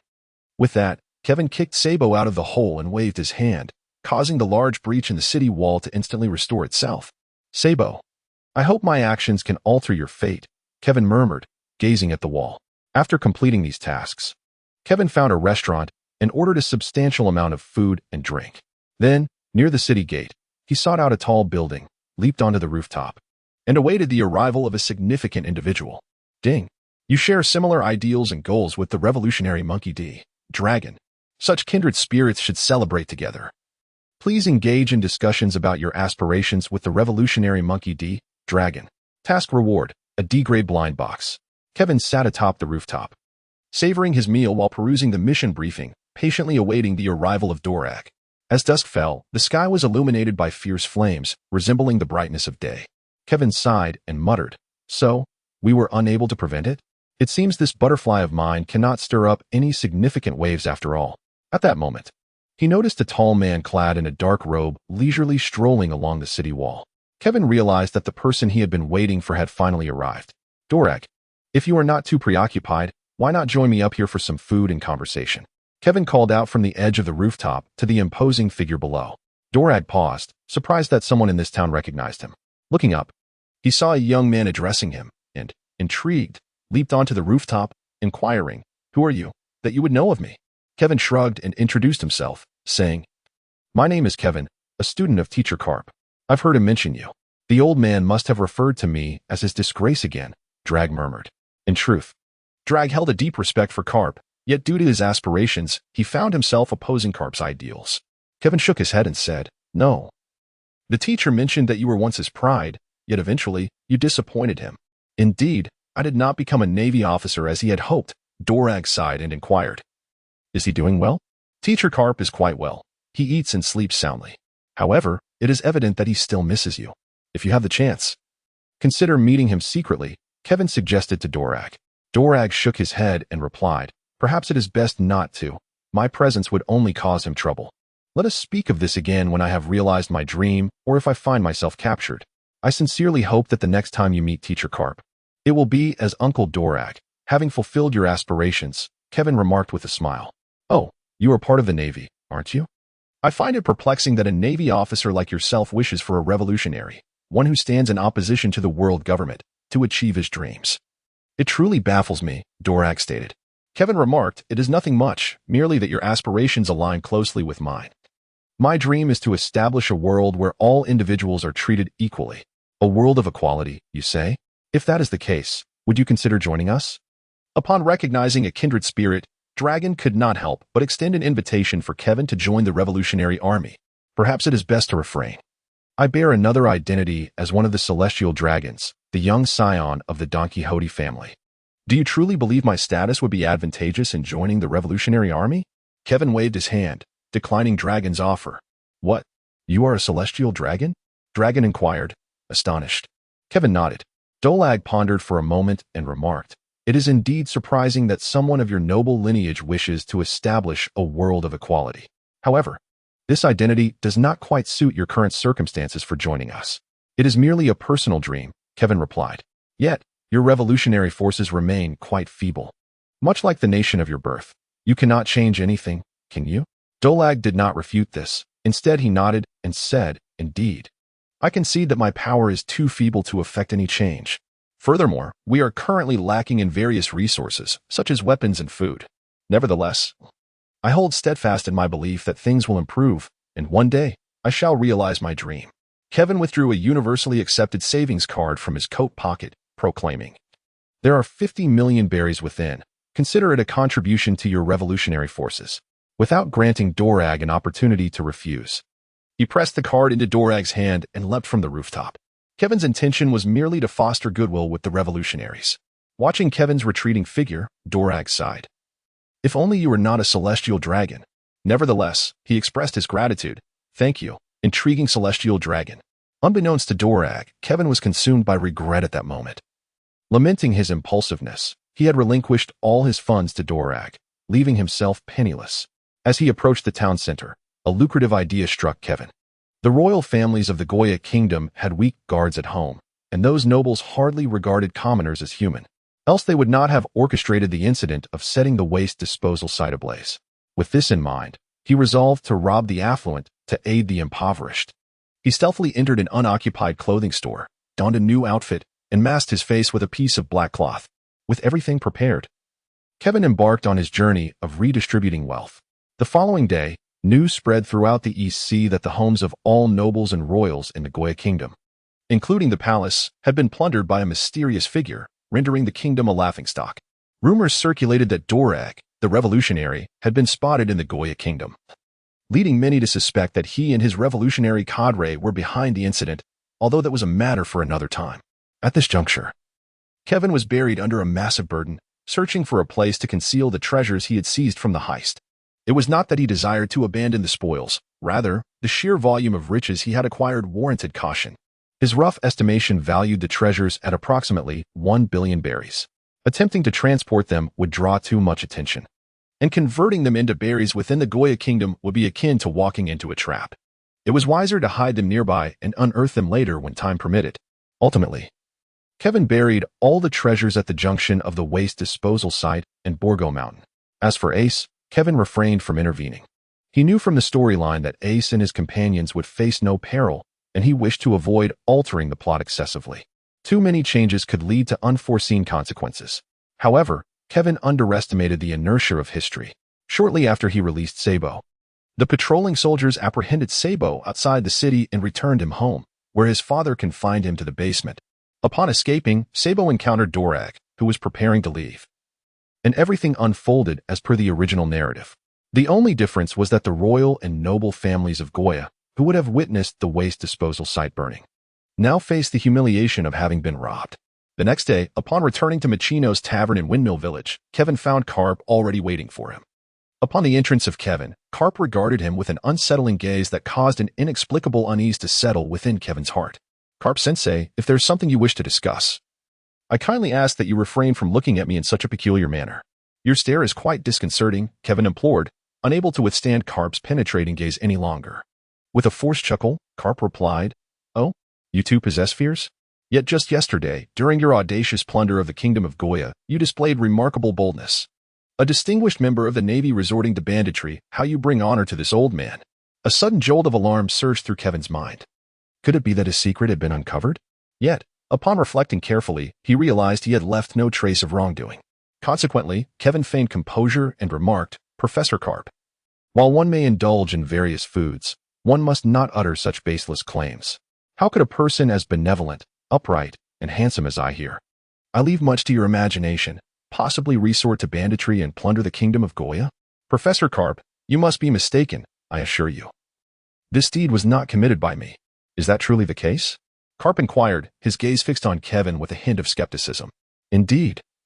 I swear on the truth more precious than pearls," Kevin hastily replied, resolute in his denial, for he would rather face death than admit guilt. "However, in the entire kingdom of Goya, only you and I possess the capability to execute such an act. If it was not you, could it possibly be me?" Garp stated, a hint of accusation in his tone. Kevin sighed with relief, realizing that the matter had not been exposed. Rather, it was the actions of Garp and his own involvement that had led Garp to suspect him. With this understanding, the situation became considerably easier to manage. "Uncle Dorag, I apologize, but you shall bear this burden for me, considering you have already accepted my payment." With this thought in mind, Kevin spoke up, "I assure you, this deed was not committed by me, but I am aware of who is most likely responsible." "Who?" Garp inquired. Kevin, feigning difficulty, said, "Well, Teacher Garp." This individual is somewhat related to you.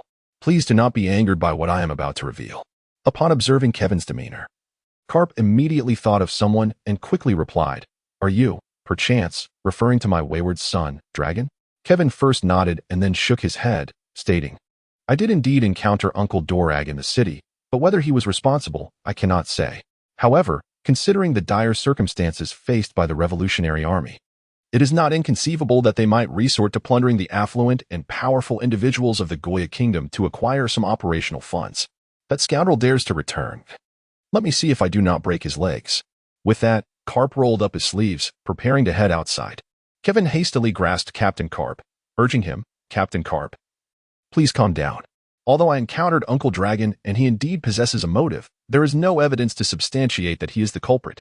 Besides, Uncle Dragon may have already departed from the kingdom of Goa, heading to another island. You would not be able to find him now." Upon hearing Kevin's words, Garp pondered and conceded, letting out a cold huff. "Next time an opportunity arises, I shall certainly give that scoundrel son of mine a good lesson." A week later, Kevin finally embarked on his journey back to Marineford. Before leaving, he made a special visit to Dayton to see Ace and Luffy. The two had yet to emerge from the shadow of Sabo's demise, and witnessing their distress, Kevin felt an urge to reveal that Sabo was alive, rescued by Dragon. However, he refrained, uncertain if the revelation would inspire them to strive for strength as depicted in their beloved anime. Instead, Kevin inundated them with an abundance of motivational platitudes, proclaiming that they lived not solely for themselves but also for Sabo. If Sabo were aware of their sorrow, he too would feel disheartened, and as they shared a common dream, they must pursue it fervently to bring solace to Sabo's spirit above.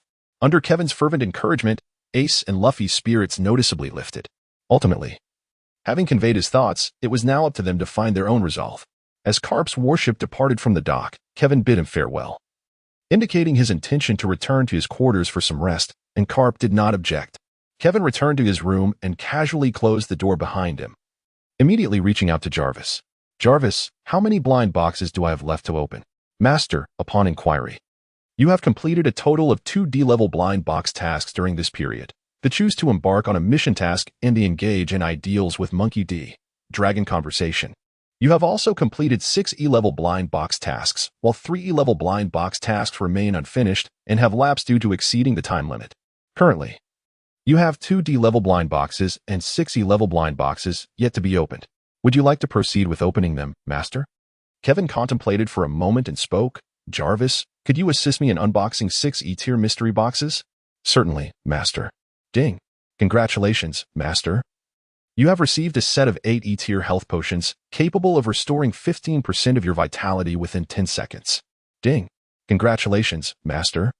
You have acquired a pair of sea stone handcuffs, which can incapacitate those endowed with devil fruit abilities, rendering them momentarily weak. "Ding. Congratulations, Master.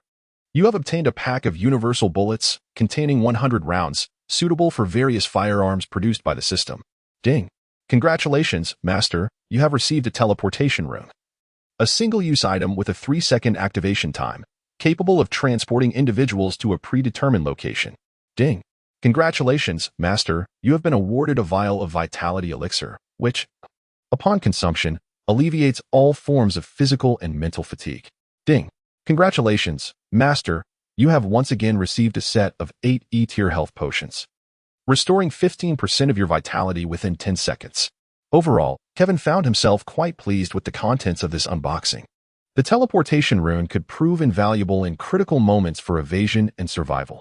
The universal bullets were a perfect complement to the Desert Eagle he had previously drawn. Replenishing his ammunition, the vitality elixir would aid in restoring stamina during combat.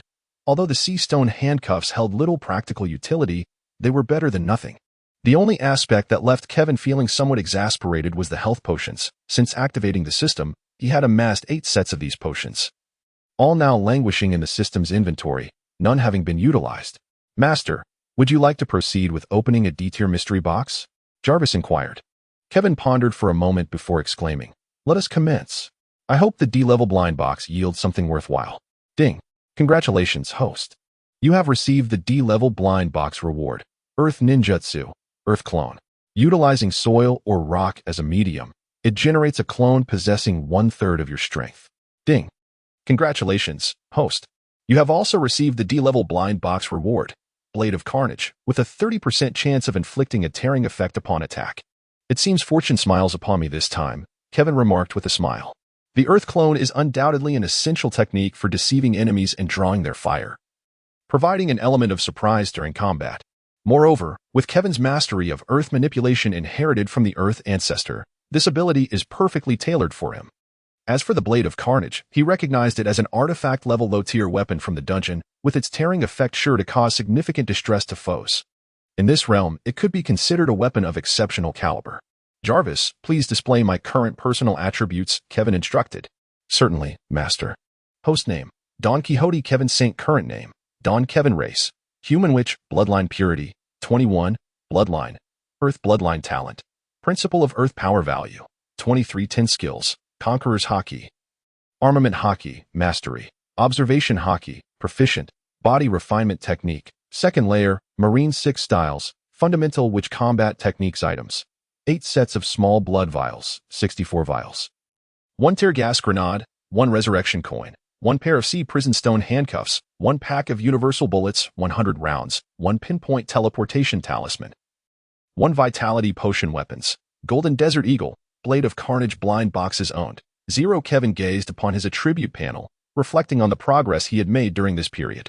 The sole lamentation lay in the sluggish evolution of his bloodline purity. After more than half a year, it had merely increased by 1%. It appeared that achieving a complete fusion with the Earth bloodline would be a formidable endeavor. However, with a decade remaining until the onset of the Pirate King saga, there existed ample time for Kevin to strengthen himself. What, then, should be his next course of action? Reclining on his bed, Kevin commenced a quiet contemplation. In the realm of pirates, combat techniques could be categorized into 4 distinct types: devil fruit abilities, physical martial arts, swordsmanship, and marksmanship. Currently, Kevin had reached a plateau in his physical prowess. To break through, he would require intense battles. The trivial skirmishes of the East Blue proved futile, unless he encountered a formidable pirate crew while returning to Marineford. Yet, it was likely that during this return, Garp's warship would traverse a windless zone, diminishing the likelihood of encountering any pirates. Thus, while physical training could not be neglected, a routine of simple practice would suffice for the time being. Regarding his devil fruit abilities, Kevin publicly claimed to be a user of the Logia-type Earth fruit, but he was well aware of the truth. The bloodline of the Earth Ancestor bestowed upon him the power to manipulate Earth. However, he had already mastered the several applications he could conceive. Other potential uses remained elusive, likely awaiting a higher degree of fusion with his Earth bloodline to unlock new methodologies. As for marksmanship, Kevin was reluctant to dwell on it. Few in the pirate world gained renown through firearms. Only a handful, such as Jesus Burgess under Shanks, Usopp under Luffy, and Van Augur under Blackbeard, stood out. The rest merely utilized marksmanship as a supplementary skill, and mastering it required innate talent, which Kevin did not believe he possessed. Consequently, he had no immediate intentions of pursuing marksmanship. However, swordsmanship was worth considering, as this world boasted numerous swordmasters, with many adept swordsmen within the Navy. Bogaert, currently aboard Garp's ship, was one such master. Having previously undergone training in swordsmanship, Kevin decided to prioritize this discipline as his next focus. Resolutely, he resolved to seek out Bogaert for swordsmanship lessons the following day. With his decision made, Kevin closed his eyes, intending to indulge in a restful slumber. Alas, his plans were thwarted as he was on the brink of sleep when a series of knocks echoed from outside. Bogaert's voice rang out, announcing, "Kevin, Vice Admiral Garp requests your presence. Please proceed to the Admiral's quarters at once." Kevin reluctantly rose from his bed, adjusted his attire, and opened the door. At that moment, Bogart was waiting at the threshold, and upon seeing Kevin emerge, he smiled and remarked, "It seems my earlier preparations will not be needed after all." Kevin, utterly perplexed, inquired, "What preparations?" Bogart retrieved a metal canister from his pocket, brandishing it before Kevin as he remarked, "This is the item entrusted to me by Admiral Garp. Who mentioned it is a new creation from Dr. Vegapunk of the Technological Division. If you do not emerge, we shall use this to rouse you." "What is this?" Kevin questioned, taking the canister and scrutinizing it for an extended period, yet failing to comprehend its essence. "You do not recognize it?" Bogart asked in astonishment. "But I heard the Admiral say it was inspired by you." "My inspiration?" Kevin felt even more bewildered. He had supposedly inspired Dr. Vegapunk. yet he was entirely unaware of it. As he pondered, Kevin inadvertently tightened his grip on the canister, causing the once sealed ends to burst open instantaneously, releasing a potent gas with an intensely irritating aroma. Kevin hastily discarded the canister and stepped back with Bogart, but alas, it was too late. The noxious fumes had already enveloped them. Kevin felt an itch in his nose and a burning sensation in his eyes. He sneezed repeatedly while tears streamed down his cheeks. At that moment, he was certain that the iron canister was indeed a tear gas canister. However, he had never used the tear gas canister he had obtained from the blind box in front of anyone. How could it have triggered such a reaction in Dr. Vegapunk?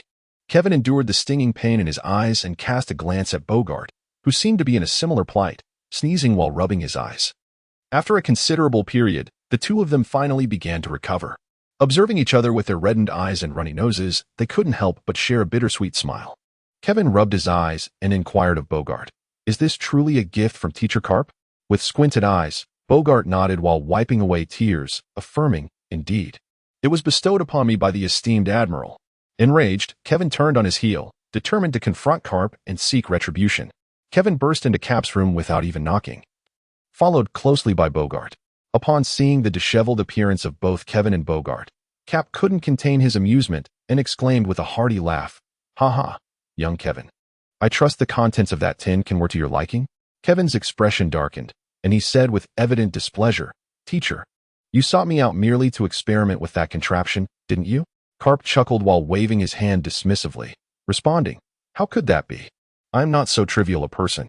That iron canister, which Dr. Vegapunk has whimsically named Tears of Joy Bomb, was, to be honest, inspired by you. Remember when you first arrived at the recruit training camp and used a luminous iron canister in combat? I described that device to Dr. Vegapunk, and although he is yet to create a glowing version, he managed to concoct this peculiar invention. Unfortunately, its production is rather laborious and lacks practicality. Dr. Vegapunk produced 3 in total. 2 were allocated for experimentation, leaving the last one for me to amuse myself with." Kevin gazed at Garp with a bewildered expression, contemplating. "So, you summoned me here merely to set me up for this, did you?"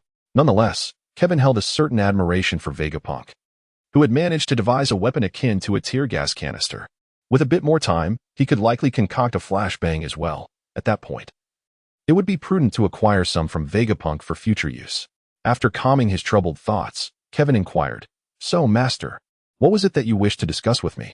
Garp, as if suddenly recollecting something, patted his head and remarked, "I nearly forgot my purpose upon witnessing your disheveled state. It struck me as quite amusing." Kevin and Bogart exchanged a speechless glance. With a serious demeanor, Cap addressed Kevin, "Young Kevin, it is evident that you have reached a critical juncture in your physical prowess. The only path to transcend this plateau lies through the trials of life and death combat. However, given your esteemed lineage, both your grandfather and the higher-ups harbor concerns for your safety. Thus, if you wish to break through battle, you must exercise patience." Kevin wore an expression of knowing resignation, sighing that sometimes the identity of being a celestial dragon truly felt like a burden. "Young Kevin, for the time being, you should remain quietly aboard my ship. However, if you wish to learn something, I can offer my guidance," Garp remarked. Upon hearing Garp's words, Kevin immediately responded, "I wish to learn the art of swordsmanship." "Is this a skill you possess?" Garp paused momentarily before replying, "Alas, swordsmanship is not within my repertoire. If you seek to learn, I suggest you approach Bogart. He is indeed a renowned swordsman." Garp promptly passed the responsibility to Bogart. Kevin turned to Bogart and said, "During this time, I would appreciate your guidance in swordsmanship, Bogart." Bogart smiled encouragingly and replied, "It is my pleasure. As long as you wish to learn, I shall teach you. With your talent and determination, you will undoubtedly become a master swordsman in the future. By the way, there is one more thing, young Kevin. Upon your return to the training camp, gather your belongings and seek out that old fellow Zephyr at the elite training camp." Garp suddenly interjected, "Teacher Garp, weren't we supposed to wait until the internship concluded to determine who could enter the elite training camp?" "Why me?" Kevin inquired, recalling that it was previously stated that only the top 10 scorers, as assessed by the mentors after the internship, would gain direct access to the elite training camp. "How can I go before the internship is even over?" Garp picked up a donut from the table, took a bite, and said, "You may not be aware, but that white-haired brat named Smoker and that girl Tina have already entered the elite training camp and begun their training." Kevin, with a look of astonishment, inquired, "Teacher Garp, What is the situation? Garp nonchalantly replied, there is nothing to be surprised about. That little girl Tina was sent directly to the elite training camp by Crane. As for Smoker, Kazan, that rascal, has grown weary of his troublemaking antics and recommended him directly to the elite training camp. Moreover, considering their achievements, entering the elite training camp ahead of schedule is not out of the question. Kevin, with a puzzled expression, inquired, has Smoker caused any trouble? Who knows what madness possessed that lad? Upon boarding Kazan's ship, he charged at any pirate he encountered. Just days ago, he fortuitously stumbled upon the vessel of Kaido's subordinate, Jack the Drought, and foolishly rushed forth.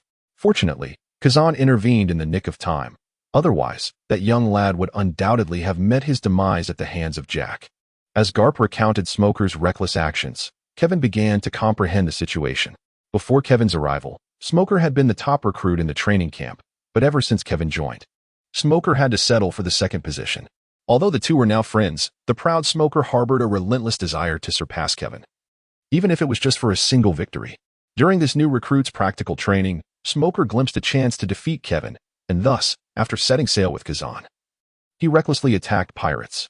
Unfortunately, as a novice in the Navy, Smoker was unaware of Jack the Drought and audaciously confronted him. Thankfully, Kazan rescued him. Otherwise, Kevin would likely be preparing to burn some paper money for Smoker's funeral upon his return. Is that lad all right? Kevin asked with concern. Garp replied. Both arms and his left leg were broken by Jack. He also suffered 4 fractured ribs and a mild concussion. However, he is not in any life-threatening condition. That young rascal has been resting in the Marineford Hospital for over a month now, and it is estimated that he will be discharged in another month. Kevin felt relieved upon hearing that Smoker, despite his severe injuries, was not in any mortal danger. Teacher Garp, if there is nothing else, I shall take my leave, Kevin stated. Garp nodded and replied, you may go. I summoned you to inform you that upon your return, you are to attend the elite training camp. So do prepare yourself mentally. Now that we have concluded our discussion, I shall embark on my donut-eating record challenge. Unless it is urgent, do not disturb me. With that, Garp promptly devoured half of his donut in one bite. During the ensuing period, Kevin dedicated himself to rigorous training, sleeping only from midnight until 4 in the morning, and then rising to practice martial arts for 2 hours. The remainder of his time was largely spent honing his swordsmanship under the guidance of Bogart. Under Bogart's tutelage, Kevin's swordsmanship progressed at an astonishing rate. His innate talent in this art form could only be described as prodigious by Bogart. A month swiftly passed, and upon his return to Marineford, Kevin's mastery of swordsmanship had reached an extraordinary level, akin to cleaving through iron. As Garp's ship docked, Kevin exchanged greetings with Garp before hastily making his way to the hospital. Upon arriving at the hospital, Kevin approached the reception desk and inquired of a nurse responsible for patient registration. Excuse me, could you please tell me which ward Smoker is in? The young nurse tilted her head in contemplation and replied, Smoker? I'm not familiar with that name. Do you know what illness he has? If you provide that information, I can assist you in locating him. Kevin remarked, a fracture and a mild concussion. The young nurse glanced at the registration form, her face reflecting astonishment as she looked at Kevin and inquired. The only individual with both of these injuries was that naval recruit who was sent in last month after being assaulted by the pirate Drought Jack. Is he the one you were looking for? Kevin nodded helplessly. The charming nurse smiled and said, if you had mentioned that you were the one injured by the drought-stricken Jack, I would have known right away. After all, it is rare to find a naval rookie as tenacious as he is. He resides in room 218 on the 2nd floor. Just head upstairs and turn left, and you will see it. Kevin let out a helpless sigh, realizing that Smoker had truly embarrassed himself this time. Upon seeing Smoker, whose arms and left leg were encased in plaster, looking utterly dejected, Kevin felt a sense of relief. It seemed that, as Garp had said, the situation was not as dire as it appeared. He then whistled and teased Smoker, saying, well, Smoker, what s with this style? How did you end up in such a predicament? Smoker spat in retort, you think you could handle this? You have no idea of my circumstances. I'm sure the entire Marineford has caught wind of my humiliation. As he spoke, Smoker felt a flush of embarrassment wash over him, pondering how he had acted so impulsively, charging at someone renowned as one of the 3 disasters despite knowing full well the danger involved. Kevin approached Smoker's bedside and gave a firm pat on his plastered left leg, remarking, you still have some sense of shame, do you? It hurts. Smoker grimaced, retracting his leg, and replied, could you be a little gentler? I am, after all, an injured man. Kevin chuckled lightly and remarked, "So now you feel the pain? I truly find it difficult to articulate my thoughts about you. The opponent you are facing is Drought Jack, even if you do not recognize him. You must surely be familiar with the Jolly Roger of the Beast Pirates, right? The insignias of various pirate crews were introduced in the recognition class at the rookie training camp. Are you recklessly charging forward with the intention of etching your name upon the memorial for fallen Navy personnel at our base? However, rookies at the naval training camp are not entitled to have their names inscribed there." Smoker's face flushed crimson at Kevin's words, resembling a flustered Guan Yu. Unsure of how to respond, he turned his head aside, ignoring Kevin. Observing Smoker's demeanor, Kevin sighed. "I understand that you have always aspired to surpass me. But you must also consider your own circumstances. Have you contemplated the consequences of your reckless advance? Do you intend for Tina and the others to burn offerings for you every year?" Smoker lowered his head and apologized. "I'm sorry for worrying you all. I won't act like that again. Do spare me this pitiful display. You wish to defeat me, don't you? Very well, I shall offer you an opportunity. Upon my return, I will directly enter the elite training camp under the recommendation of Teacher Garp. Admiral Akiji has also suggested that you join the elite training camp, hasn't he? Let us compete to see who can graduate from the elite training camp first and officially join the Navy," Kevin said, his irritation evident. Smoker raised his head, gazing intently at Kevin, and inquired, "Are you speaking the truth? Would it benefit me to deceive you? Just dare to take me on." Kevin feigned impatience. "I dare. Why would I not? This time, I am determined to win against you," Smoker declared resolutely. "Humph. How can you be so certain of your victory? With your current state? What do you have to win against me? Focus on healing your injuries. I have no time for idle chatter. I must report to Admiral Zifa tomorrow and return to the rookie training camp to pack my belongings." With that, Kevin turned and left Smoker's hospital room without looking back. As he watched Kevin's departing figure, Smoker's earlier despondency vanished, replaced by a glimmer of determination. He murmured to himself, "Thank you, Kevin. But next time, could you refrain from using such harsh words when offering advice?" After Kevin returned to the barracks of the training camp and tidied up his belongings, he was prepared to bid farewell to Steve. However, as he approached the door of Steve's office, he overheard a vehement roar emanating from within. "Kapu, you scoundrel! I have reviewed Kevin's internship report during this period. What tasks have you assigned him? Delivering letters and dealing with nameless bandits. Are these the duties of a naval officer?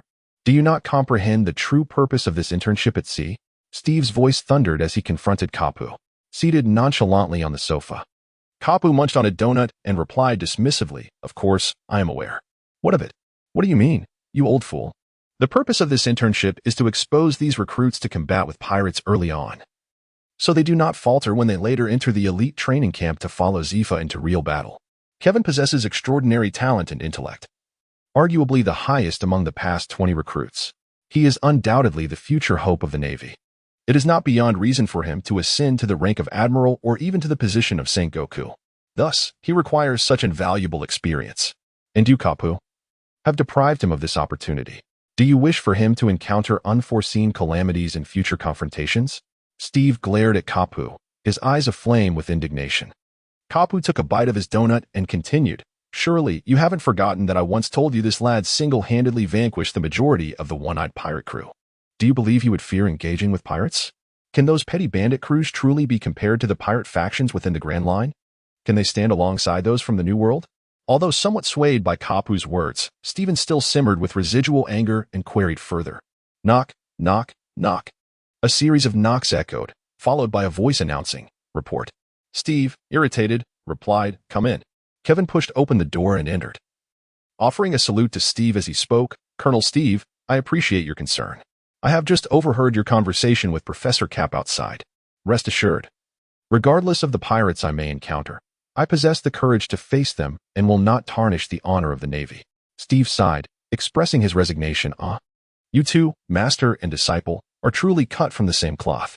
Do as you wish. I shall not involve myself in this matter. However, Kevin, remember this. If you find yourself confronted with a danger beyond your capacity, you must find a way to protect yourself. Do not be reckless. Understand? Survive. And you will have the opportunity to accomplish more. Perish, and you shall have nothing. Kevin, upon hearing Steve's words, felt a warmth in his heart from the care expressed within them. He nodded and replied, "Rest assured, Colonel Steve, I shall certainly remember your advice." Steve, uncertain whether Kevin had truly absorbed his counsel, reiterated, neither I nor that old rascal Garp can be by your side forever. The path ahead must be navigated by you alone. Remember to contemplate carefully in times of trouble and refrain from impulsive actions. Now, go and pack your belongings. Tomorrow, you shall accompany Garp to report to Zephyr. Kevin saluted and addressed. Report to Colonel Steve. I have organized everything. I have come to bid you farewell. Steve turned to gaze out the window, his back to Kevin, and waved his hand dismissively, saying, Very well, safe travels. Garp interjected, Young Kevin. Seek out Bogart to arrange your accommodation. Tomorrow morning, I shall escort you to Zephyr. Yes. Kevin saluted both Garp and Steve before exiting Steve's office. After a moment, Steve turned back to his seat, enveloped in silence. Garp rose and approached Steve, patting him on the shoulder, reassuringly stating, Do not worry. Young Kevin will not let us down.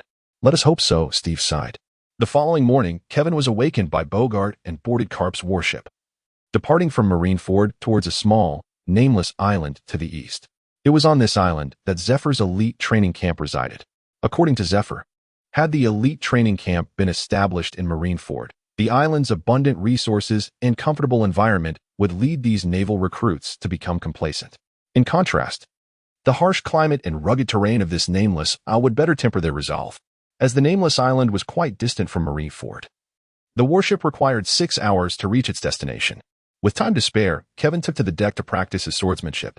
Report to Vice Admiral Garp. A naval vessel has been sighted ahead. Judging by the flag, it appears to be a training ship from the elite camp. What should we do? A naval lookout hurried over to Garp, who was enjoying a donut on the upper deck under the sun. Garp swallowed the remainder of his donut and stood up, stating, Signal them, and then we shall approach. Yes, Vice Admiral. The lookout replied promptly and dashed off to relay Garp's orders. Hey, young Kevin, cease your practice. Garp called out from the railing, addressing Kevin, who was training on the lower deck. Kevin paused, lifting his gaze to the second floor where Captain Garp stood, and inquired, Captain Garp, do you have any instructions? You are to change into clean attire. We have discovered the training vessel of the elite training camp ahead, presumably led by that fellow Zephyr. Shortly, I shall take you there, Garp declared with a booming voice. Understood, Captain Garp, Kevin replied, promptly returning to his quarters to freshen up. Before long, Garp's warship encountered the training vessel, from which a hearty voice boomed, Garp, what brings you here? The speaker was a tall, robust man with short purple hair, donned in the Navy's justice cloak. None other than Zephyr, the former admiral of the Navy headquarters. Now the esteemed chief instructor of the elite training camp, famously known as the Black Arm. Zephyr's life is both legendary and tragic. He joined the Navy at the tender age of 14, alongside contemporaries Garp, Sengoku, and Tsuru, although Tsuru was 3 years his senior. By 34, he had earned the moniker Black Arm through his formidable mastery of Busashoka Haki. At 38, he ascended to the rank of admiral, a feat typically reserved for those over 40, requiring not only strength, but also notable accomplishments and renown. Regrettably, just as Zephyr's life and career reached their zenith, a series of unfortunate events befell this unfortunate soul. If his life had been on a steady ascent prior, the age of 42 marked a turning point, heralding the onset of his tragic fate. That year, a pirate he had previously defeated orchestrated the murder of Zephyr's family. Devastated, he contemplated resigning from his post. But after persistent pleas from his superiors, he accepted the role of chief instructor at the elite training camp. Today, the 3 admirals of the Navy and most of the vice admirals are his former students, a testament to his profound impact. Sadly, at 65, the training vessel he commanded was ambushed, resulting in the deaths of all his students except for Ein and Binz, and even his right arm was severed. At 73, upon learning that the pirates responsible for his students' murders had been invited to join the Shichibukai by the world government, Zephyr resolutely exited the Navy and founded the Neo Navy with the aim of eradicating all pirates. Tragically, just a year later, he perished in a confrontation with the Navy. Having completed his grooming and attire, Kevin gazed at the venerable elder before him, silently vowing not to allow history to repeat itself. Garp laughed heartily, retorting, What? Can I come by just for a visit? Zephyr also chuckled, responding, You are always welcome here, but I suspect your visit has a purpose. My instructors at the training camp mentioned that you contacted them yesterday, indicating your intent to come today. Garp turned to Kevin, saying, Come along with me. With that, Garp leapt onto Zephyr's training vessel. Upon witnessing the scene, Kevin leaped forward as well. Upon reaching the training ship, Garp approached Zephyr and struck him lightly on the chest.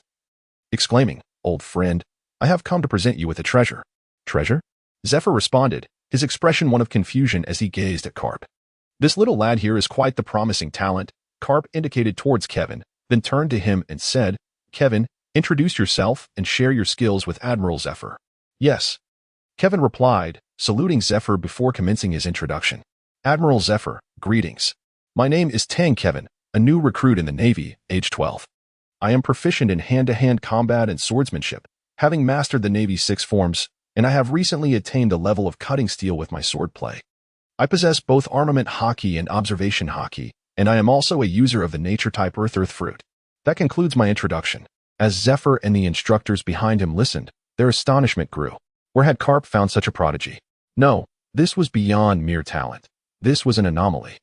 Mastering the Navy's 6 forms at the age of 12, wielding swordsmanship capable of cutting steel, and possessing both types of haki. Along with being a nature-type devil fruit user, was this boy destined for greatness? Zephyr looked at Garp, his gaze seemingly questioning. "Garp, are you certain this lad isn't exaggerating?" Garp, understanding Zephyr's unspoken concern, chuckled and replied, "What this boy claims is entirely true, and he has yet to reveal his full potential. He is also familiar with the ultimate technique of Sengoku." As a close friend of Garp and Sengoku, Zephyr was well aware that Sengoku's trump card was Conqueror's Haki. Hearing Garp's words, Zephyr's astonishment deepened.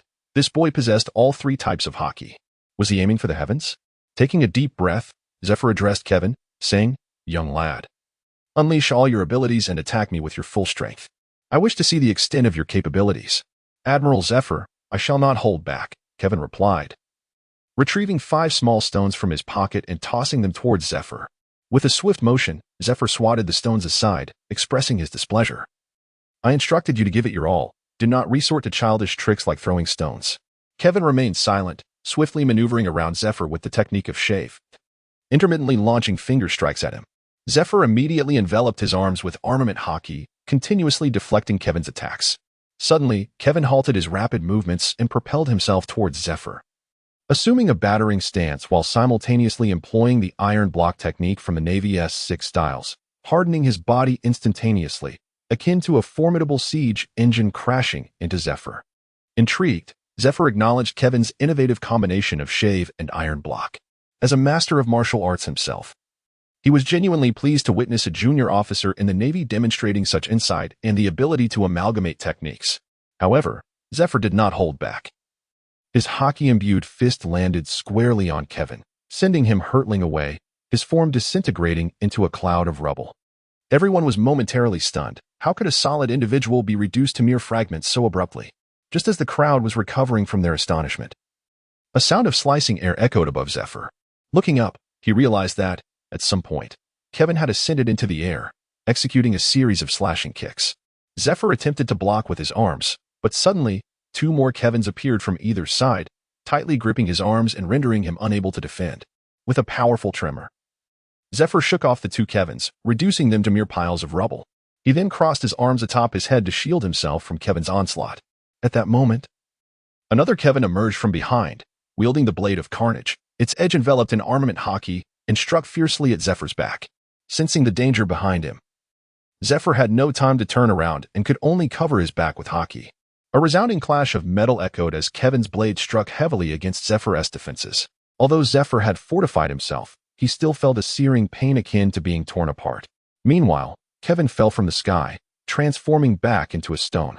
"Well done," Zephyr called out, taking 2 steps back before turning to Kevin with loud praise. "You're quite impressive, young one. Your mastery of both martial arts and swordsmanship is commendable. Your armament haki can even cover your weapon, and your combat instincts are sharp, unbound by convention. You have a remarkable understanding of technique application. And that transformation into stone must be your devil fruit ability. Very well done." Kevin sheathed his katana and respectfully stated, "Indeed, Admiral Zephyr. That is indeed my devil fruit ability, which I have recently developed over the past few days.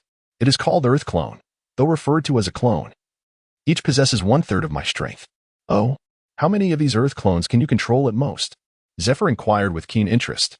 "As long as I have sufficient medium, I can continuously summon Earth clones. However, I can control a maximum of 3 at any given time," Kevin replied. Zephyr nodded in satisfaction and remarked, "Your technique is commendable. It possesses both practicality and significant potential, warranting further development. Furthermore, you shall refer to me as Master from now on.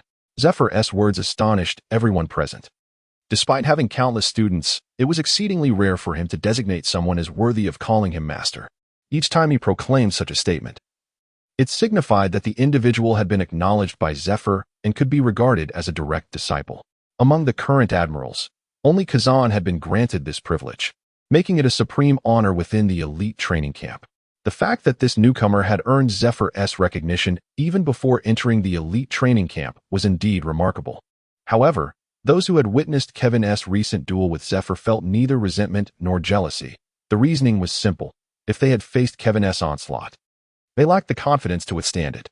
The only outcome for them would have been death, thus they acknowledged Kevin's strength. Garp, understanding that Zephyr would not easily utter such words, questioned again. Zephyr, are you certain you want this young lad to call you master? Zephyr nodded affirmatively, stating, certainly. He is the most gifted young individual I have encountered. He will undoubtedly become a pillar of the Navy in the future.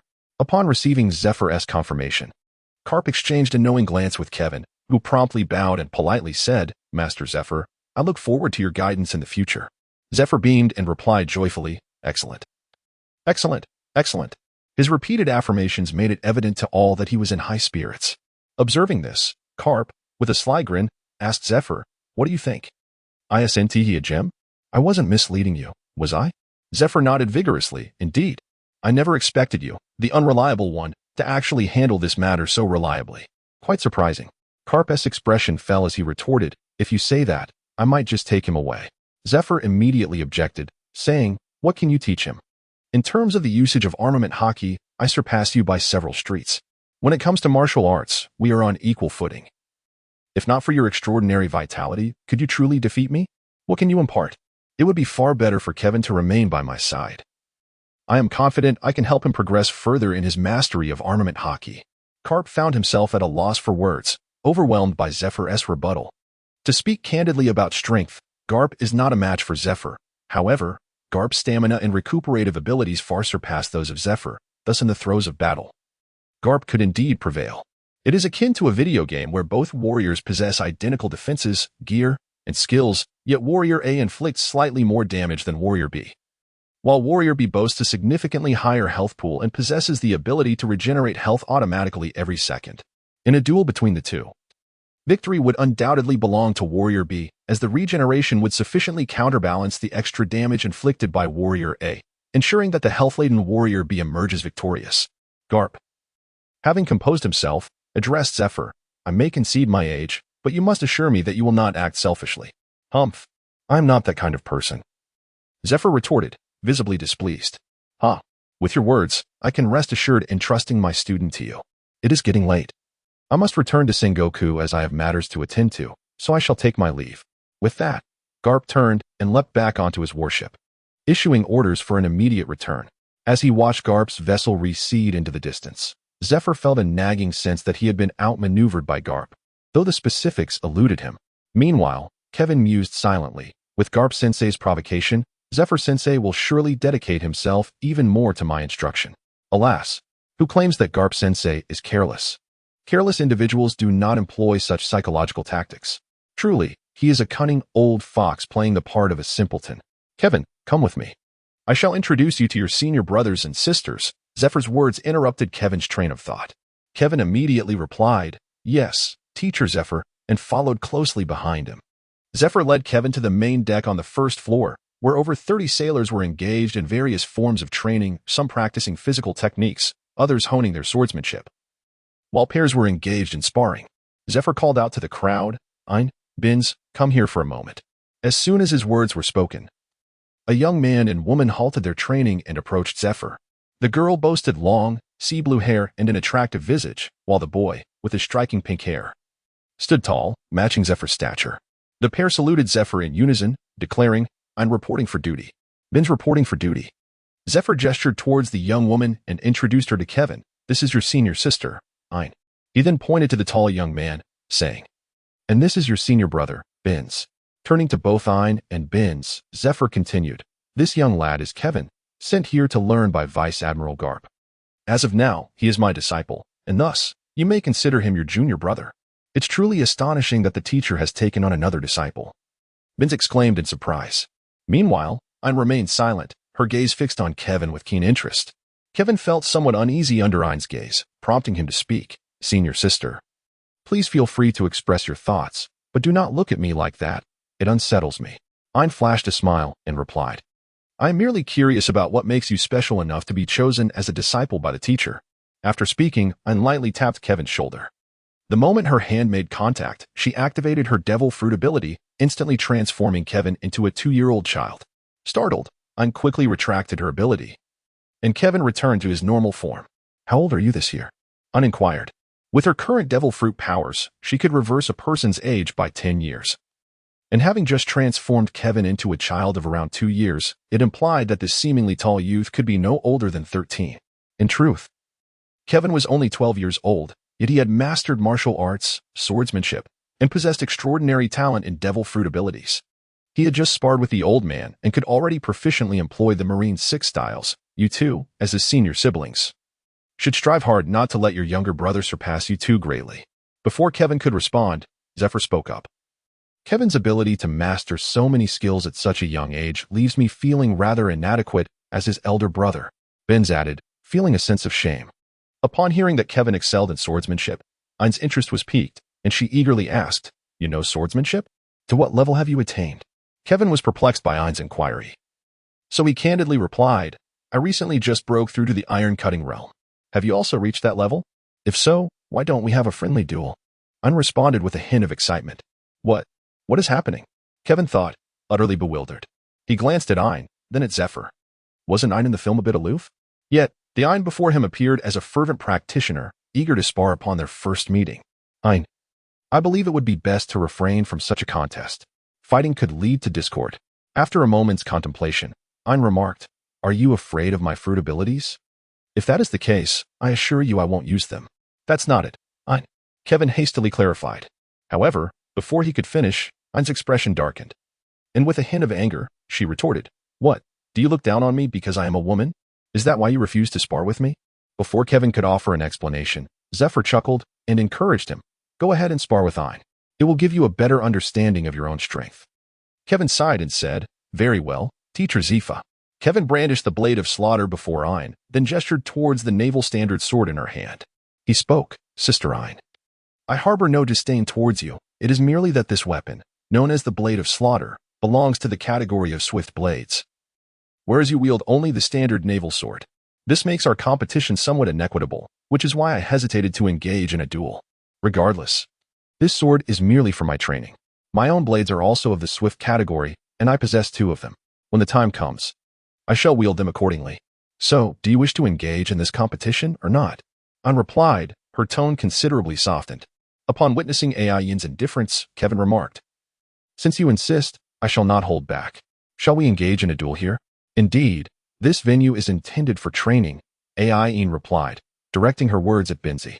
Binzi, please instruct everyone to halt their training and clear the area to avoid any potential mishaps. Binzi turned to Zfa, who nodded in affirmation, prompting Binzi to approach the trainees.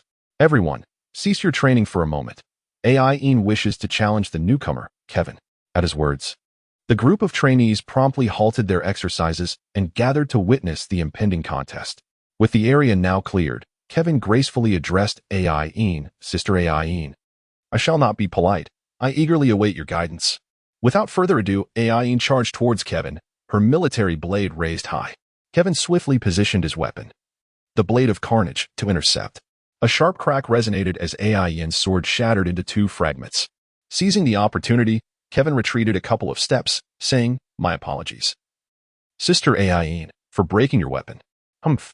Ayn scoffed. It matters not. It was merely a practice tool, and if it breaks, so be it. With that, she deftly revealed 2 short blades from seemingly nowhere. Observing the glimmering edges, Kevin surmised that these daggers were of at least a swift blade caliber. Once armed with the short blades, Ayn's demeanor transformed. She firmly planted her feet and executed the Sara technique from the Marine 6 styles, instantly appearing before Kevin. With a flurry of strikes, her blades targeted Kevin's vital area. Reacting swiftly, Kevin retreated while employing the blade of carnage to parry Ayn's onslaught. After a fierce exchange of over a dozen clashes, he successfully deflected her attacks. Noting that Kevin had withstood her barrage, Ain launched herself into the air, delivering a kick aimed squarely at Kevin's chest. In that fleeting moment, Kevin reached out with his right hand, seizing Ain's ankle just as she was about to connect. With a powerful motion, he flung her away. Ain executed a graceful mid-air somersault, landing deftly on the deck. She looked at Kevin and remarked, "Not bad, young lad," before launching herself at him once more. Kevin and Ain engaged in a relentless exchange that spanned over 40 rounds, with Ain persistently attacking while Kevin primarily focused on defense, occasionally countering. "Teacher, it appears that Ain is destined to triumph in this contest," remarked Benz, who was observing alongside Zephyr. Zephyr chuckled and asked, "Benz, what leads you to believe that Ain will emerge victorious?" Without hesitation, Benz replied, "Because Ain has been relentlessly pressuring Kevin, while Kevin remains on the defensive. I, however, believe that Kevin will prevail," Zephyr stated with a smile, adopting an enigmatic demeanor. "Why do you say that, teacher?" Benz inquired, perplexed. Zephyr patiently explained, "While it may seem that Ain is perpetually on the offensive and Kevin is forced to defend, the reality is more nuanced. Although Kevin is indeed on the defensive, he occasionally strikes back, likely studying Ain's attack patterns and identifying openings. If you observe closely, you will notice that the intervals between Kevin's counterattacks are growing shorter." After observing for a moment, Benz remarked, "Indeed, as you said, teacher, the time between Kevin's counterattacks is diminishing. Does that not imply that Ain is bound to fail?" Zephyr nodded in agreement, saying, "Precisely. It seems Kevin has discerned the flaws in Ain's offensive strategy, and he is poised to initiate a significant counteroffensive." No sooner had Zephyr finished speaking than Kevin, having successfully deflected Ain's dagger strike, seized the opportunity as Ain momentarily faltered. In an instant, Kevin appeared behind Ain, his blade poised at her throat. "Sister Ain, I concede," Kevin said, withdrawing his weapon. "No, I have given it my all. It is you who are too formidable." Ain admitted graciously, acknowledging her defeat. Applauding, Zephyr approached and remarked to Ain, "You see, Ain, Kevin has been holding back. Otherwise, you would have lost long ago." "What?" Ain asked, astonished. Zephyr continued, "As I mentioned earlier, Kevin is well versed in the 6 powers of the Navy. Had he utilized Shirgan and Renkyaku to counterattack during your earlier exchanges, do you think your offensive would have flowed as smoothly? A disrupted offensive leads to vulnerabilities, and once you expose a flaw, would Kevin not seize the opportunity?" Reflecting on her battle with Kevin, Ain realized that Zephyr's words rang true, her gaze instinctively shifting towards Kevin. Kevin noticed Ain's gaze upon him and promptly turned his face away, feigning interest in the training apparatus on the deck. Observing Kevin's behavior, Ain remained oblivious to the truth of Zephyr's words, and with a disdainful huff, she turned her head to inspect the deck. With an innocent expression, Kevin turned his gaze towards Zephyr, who smiled reassuringly, saying, "Kevin, there is no need to worry. Ain is simply feeling discontent because she believes you didn't give your all during your match. In a few days, she will be just fine." That is a relief. Kevin exhaled a sigh of relief inwardly. In truth, he had begun to contemplate establishing his own faction, and Ain, with her time-manipulating abilities, was certainly within the realm of potential allies. If a trivial matter were to cause her to harbor resentment, it would complicate his future attempts to win her over. "Benz, please arrange for Kevin to have a room. He can stay with Ain," Zephyr instructed. "From now on, Kevin will train alongside you. Afterward, you should brief him on the important matters regarding the elite training camp." "Yes, sir," Benz replied respectfully to Zephyr. He then turned to Kevin and said, "Come with me. Kevin, I'll show you to your room first, and then we can discuss what you need to be aware of in our elite training camp." "Thank you, Teacher Zephyr. I will take my leave now," Kevin said respectfully before turning to Benz. "I appreciate your assistance, Benz." Benz smiled and replied, "You can simply call me Benz. There is no need for formality. It is our duty to look after newcomers. Let us go. Our rooms are on the 2nd floor." With that, Benz led Kevin upstairs, all the while providing him with an introduction to the training vessel. The vessel, under Zephyr's command, had 3 levels. The basement housed storage for supplies and ammunition. The 1st floor contained the mess hall and most of the accommodations for the ship's crew and trainees, while the 2nd floor was reserved for Zephyr and his disciples. Upon reaching the 2nd floor, Benz pointed to the innermost room and said, "That is Teacher Zephyr's room." He then gestured to 2 rooms opposite Zephyr's, explaining, "These 2 are Ain's and mine. Mine is the one closer in, and the other is Ain's. You will be staying in the room directly across from mine's. Understood?" "Thank you." Kevin expressed his gratitude to Benz. After a moment of thought, Benz added, Kevin, I hope you won T-Hole today's incident against Dine. She has her own struggles. Her parents were killed by pirates, which instilled a deep hatred for them in her heart. Since joining the Navy, she has worked tirelessly to grow stronger. When you held back during your match, it left her feeling somewhat unsettled, so I asked for your understanding. Kevin smiled and said, Benz, it's nothing. I won't take it to heart. I'm just concerned about Sisterine. Upon noticing that Kevin seemed unfazed by the matter, Benz felt relieved and replied, That's good to hear. I will be fine in a few days. Make sure to rest well today, and remember to rise early for training at 6 tomorrow morning. All right, I'll keep that in mind, Kevin responded. 3 days later, on a crisp morning, Kevin was training alongside his fellow students when suddenly a naval messenger rushed over, addressing the group of trainees loudly. Commander Zephyr has ordered you to proceed to the cafeteria immediately for your meal. After dining, gather at the training grounds. Kevin observed his fellow students rushing excitedly towards the cafeteria and, perplexed, inquired of his companion, Binzi, Senior Binzi, what is happening? They all seem as if they have been invigorated by a shot of adrenaline. Invigorated by a shot of adrenaline? Binzi questioned in confusion. Kevin then realized that in the world of pirates, no one had likely ever heard this saying. He proceeded to explain, This is a phrase from my hometown, used to describe a state of exceptional excitement and unusual fervor. Upon hearing Kevin's clarification, Binzi's understanding was illuminated, and he responded, I see. Every week, Teacher Zephyr imparts knowledge to us, and after each of his lectures, we experience breakthroughs. Today happens to be one of those days when the teacher shares his wisdom, which is why everyone is so exhilarated. Upon hearing this, Kevin promptly exclaimed, Let us hasten to dine. When Kevin and Binzi returned to the deck after their meal, they found a multitude of individuals already gathered there. After a while, once everyone had assembled, Zephyr stepped forward and began to speak. Previously, I have imparted to you knowledge concerning the devil fruits. You may believe that the Logia-type devil fruits are invincible. However, they are not without their vulnerabilities. Today, I shall elucidate a method to counteract the powers of the Logia-type devil fruits. Upon hearing Zephyr mention that there exists a means to counter these abilities, the students below immediately commenced their discussions. Zephyr cleared his throat gently, prompting an immediate silence as all eyes turned towards him. Satisfied with their attentiveness, he continued, The ability I refer to is commonly found in the New World, the Busashoka Haki, or armament haki. While some among you may have already mastered its use, there is no harm in listening further. Of the 3 types of haki in the world, only the Conqueror's haki is innate, while the other 2 can be acquired and strengthened through practice. Busashoka haki is one such form that enhances both one's defensive and offensive capabilities, allowing one to strike the tangible forms of Logia users when they are in their elemental states. The application of Busashoka haki can be categorized into 4 types: hardening, wrapping, emission, and internal destruction. Hardening is the most prevalent and fundamental method of utilizing Busashoka haki in the New World. It entails enveloping the body in armament haki, rendering it harder than steel and augmenting both defense and attack. Notably, hardening can also be applied to objects beyond the user's body. Wrapping, on the other hand, involves enveloping the body in a gas-like form of armament haki, which similarly enhances defense and attack, and can be wrapped around weapons or projectiles for a limited duration. It can be used in conjunction with hardening. Emission involves gathering haki in one's hands or weapons and releasing it to produce tangible offensive or defensive capabilities, capable of delivering powerful impacts to repel foes or creating protective barriers, even against intangible attacks. Internal destruction allows the haki to penetrate the surface of an object, causing damage to its interior, and can be synergized with hardening, wrapping, and emission.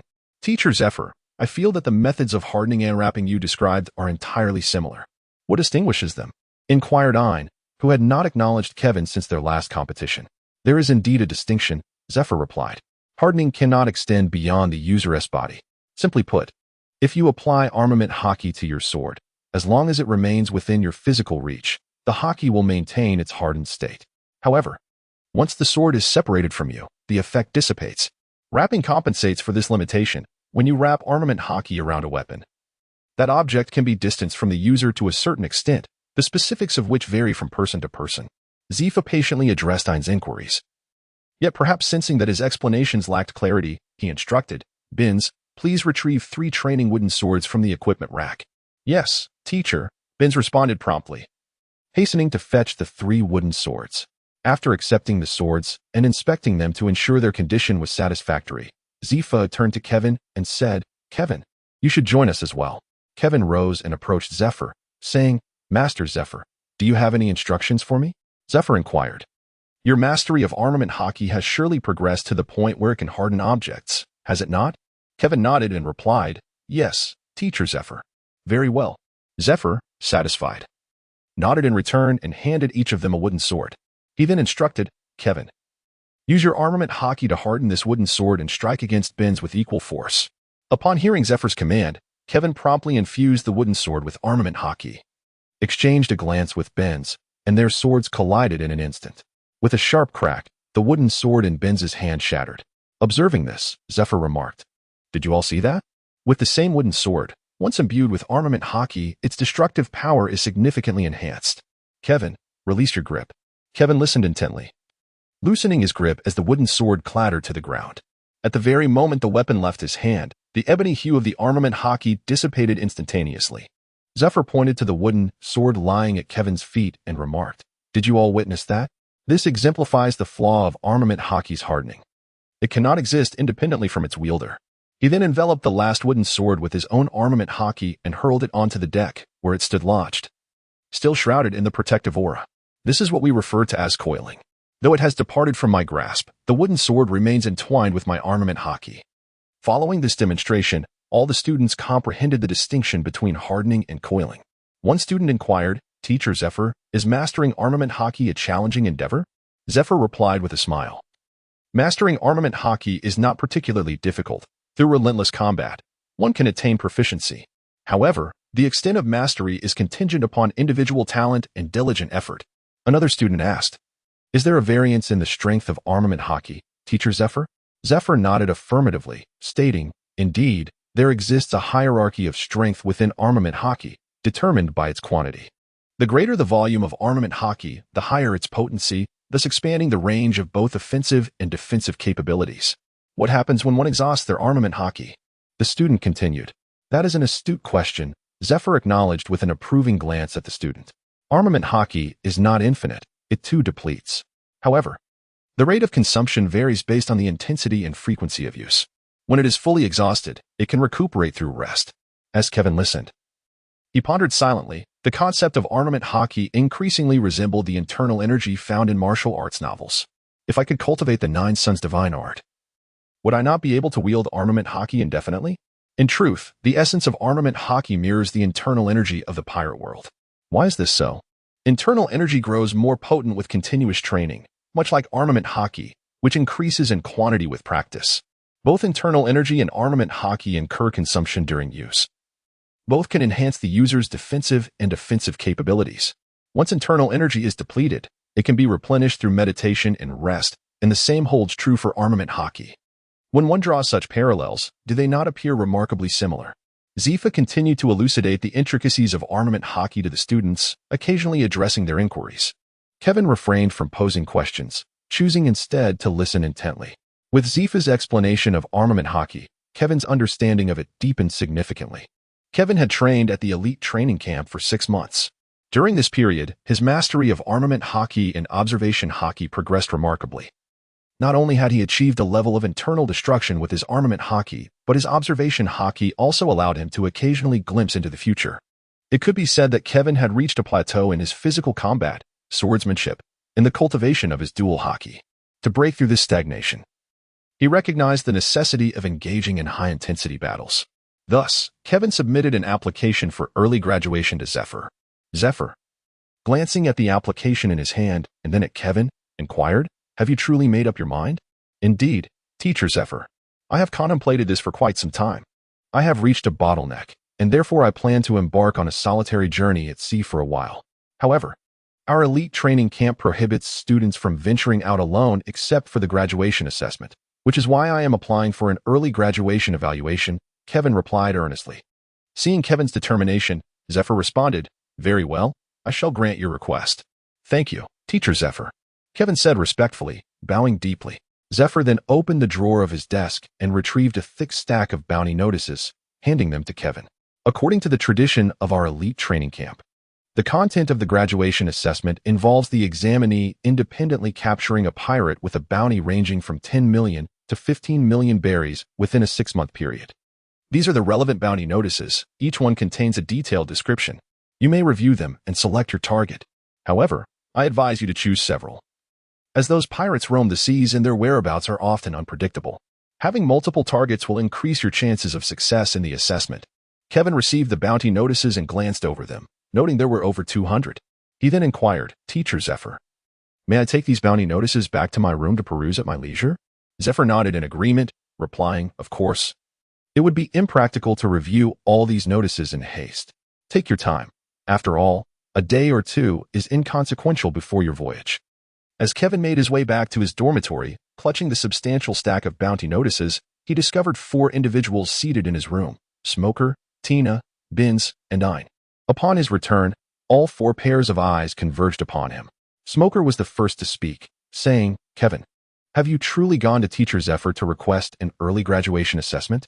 Kevin did not conceal anything, as they would inevitably find out sooner or later. Thus, he nodded openly and replied, "Yes." Ein expressed her concern, saying, "Why not wait a little longer? The content of the graduation assessment is quite perilous."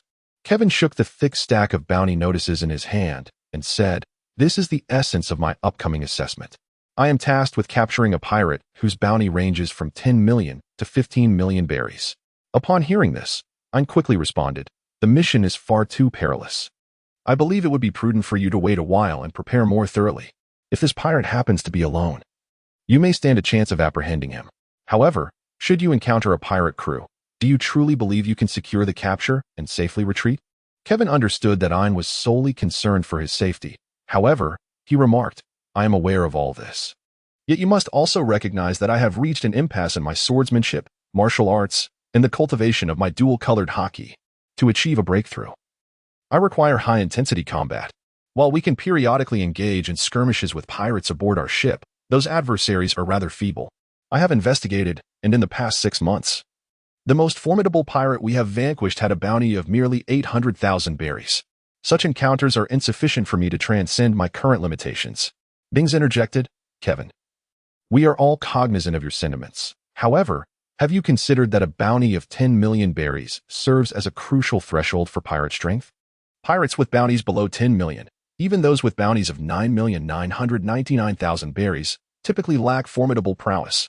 Yet, once a bounty reaches 10 million berries, the peril involved is exponentially greater, tenfold and beyond, compared to those of lesser value." Tina also added, "I believe your decision may be somewhat hasty." Smoker chimed in, "Please take some time to reconsider, Kevin." Kevin, observing the concern of those around him, understood that their intentions were rooted in care. Nevertheless, he replied, "Thank you all. But I have made my decision. To become stronger, one must possess a heart that fears not the arduous challenges and a will of iron. If I allow fear of danger to paralyze me, how can I grow stronger and pursue my dreams?" Upon hearing Kevin's words, the 4 fell silent, recognizing the truth in his statement, yet they remained apprehensive about his choice to take risks. Among the 5, Kevin was the youngest, despite his formidable strength. The others still regarded him as a younger brother, fearing for his safety. Noticing their silence, Kevin sensed that he had swayed them and continued, "Instead of advising me, why not assist me in selecting my assessment targets?" The eldest among them, Smog, responded, "Since Kevin has made his decision, as a friend, I shall refrain from dissuading you. After all, there is no reason to obstruct a man's aspirations. What do you all think?" With that, Smog cast his gaze towards Tina, Binz, and Ein. After a brief moment of contemplation, Binz spoke first. "In that case, I shall help Kevin choose his mission target." "I shall assist as well," Tina chimed in. Seeing that Smog and Binz had acquiesced to Kevin's venture, Ein and Tina ceased their attempts to dissuade him. The 5 gathered in Kevin's room, dividing the bounty notices as they began to select their mission targets. Piercer Kohler, bounty of 14,500,000 berries, life or death disregarded. Smog glanced at the notice, then turned it over to read the details aloud. Captain of the Piercer Pirates, possesses the ability of the Paramecia-type poke fruit, allowing his body to pass through attacks, rendering them ineffective. He is known to be treacherous. After reading, Smog shook his head, stating, "This fruit's ability is too peculiar and troublesome to deal with. Let us exclude him." With that, he tossed Kohler's bounty notice aside. Blood Axe Cocotte, bounty of 10 million berries, life or death disregarded. captain of the Blood Axe Pirates, an expert in hand-to-hand combat with immense strength, known for wielding a large axe and eliminating witnesses post-raid. After reading the details of this bounty notice, I placed it on the table and nodded, saying, "This vile individual could serve as a target. He may be strong in physical prowess, but he should not be too difficult to handle." The Black Gun Reeyes, with a bounty of 10 million berries. Snow Leopard Carrot, with a bounty of 14 million berries. The Butcher Ben Benjamin, with a bounty of 11 million berries. The Surgeon Hikaro, with a bounty of 10 million berries. For a full 4 hours, the 5 individuals diligently examined the bounty notices. As Kevin gazed at the pirates selected by Smoker and his companions, a subtle twitch appeared at the corner of his mouth. There were still 18 bounty notices remaining on the table, none of which exceeded 11 million berries, and not a single one featured a devil fruit user. "Do you four truly have such little faith in my abilities?" With a sense of resignation, Kevin discreetly instructed Jarvis to meticulously document all the information regarding the pirates listed on the bounty notices. Once this task was completed, Kevin retrieved a particular bounty notice from his pocket and declared, "I have decided to designate this individual as our primary target, the Cunning Fox Florsea, with a bounty of 15 million berries, regardless of the consequences." The bounty notice read thus. After the 4 individuals perused the notice handed to them by Kevin, the observant Smoker remarked, "This does not appear to be our target for this mission, does it? Where did you acquire this bounty notice?" Kevin smiled mysteriously and remarked, "I found this on the desk in Teacher Zephyr's office, although I am unaware of his true identity. I have frequently observed Teacher Zephyr glaring at this bounty notice with evident anger. Thus, I have resolved to make this individual my primary target for the upcoming assessment, while any other pirates I encounter can be dealt with as a secondary concern. However, you possess no information regarding this pirate. Relying solely on a bounty notice makes it exceedingly difficult to comprehend the opponent. This course of action is exceedingly perilous," and expressed with a hint of concern. Kevin collected the 18 bounty notices from the table and tucked them into his pocket. He then remarked, "I have my own channels for information. This pirate is merely a primary target. However, I am not compelled to capture him. If the disparity in strength is too great, I shall not recklessly charge in like some fool. Besides, there are still 18 alternative targets to consider." As Kevin's words fell, several pairs of eyes turned toward Smoker, for the tale of his audacious attempt to capture Drought Jack had circulated throughout the Navy. Smoker, feeling the weight of their gazes, flushed and stammered, "I was too young and impulsive back then." In response, the remaining 4 regarded him with scornful expressions. After bidding farewell to Smoker, Kevin closed the door and retrieved a transponder snail to make a call. After a brief moment, a stern voice emanated from the other end. "Hello. Whom may I inquire you are seeking?" Kevin picked up the communication device and said, "Captain, it's me, Kevin." Upon hearing Kevin's voice, Captain immediately responded with respect. "Young Master Kevin, what can I do for you?" "Captain, I wish to inquire about an individual known as Flossy, who is also referred to as the Cunning Fox," Kevin stated. The reason Kevin reached out to was due to his position as the captain of CP5, the largest intelligence agency under the world government, which possessed the capability to uncover any information. Additionally, was a member of the Don Quixote family, effectively serving as their eyes and ears within the world government.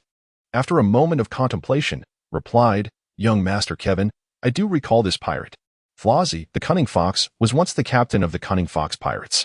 Many years ago he, along with 8 other pirate crews, was involved in the kidnapping and murder of Admiral Zephyr's family.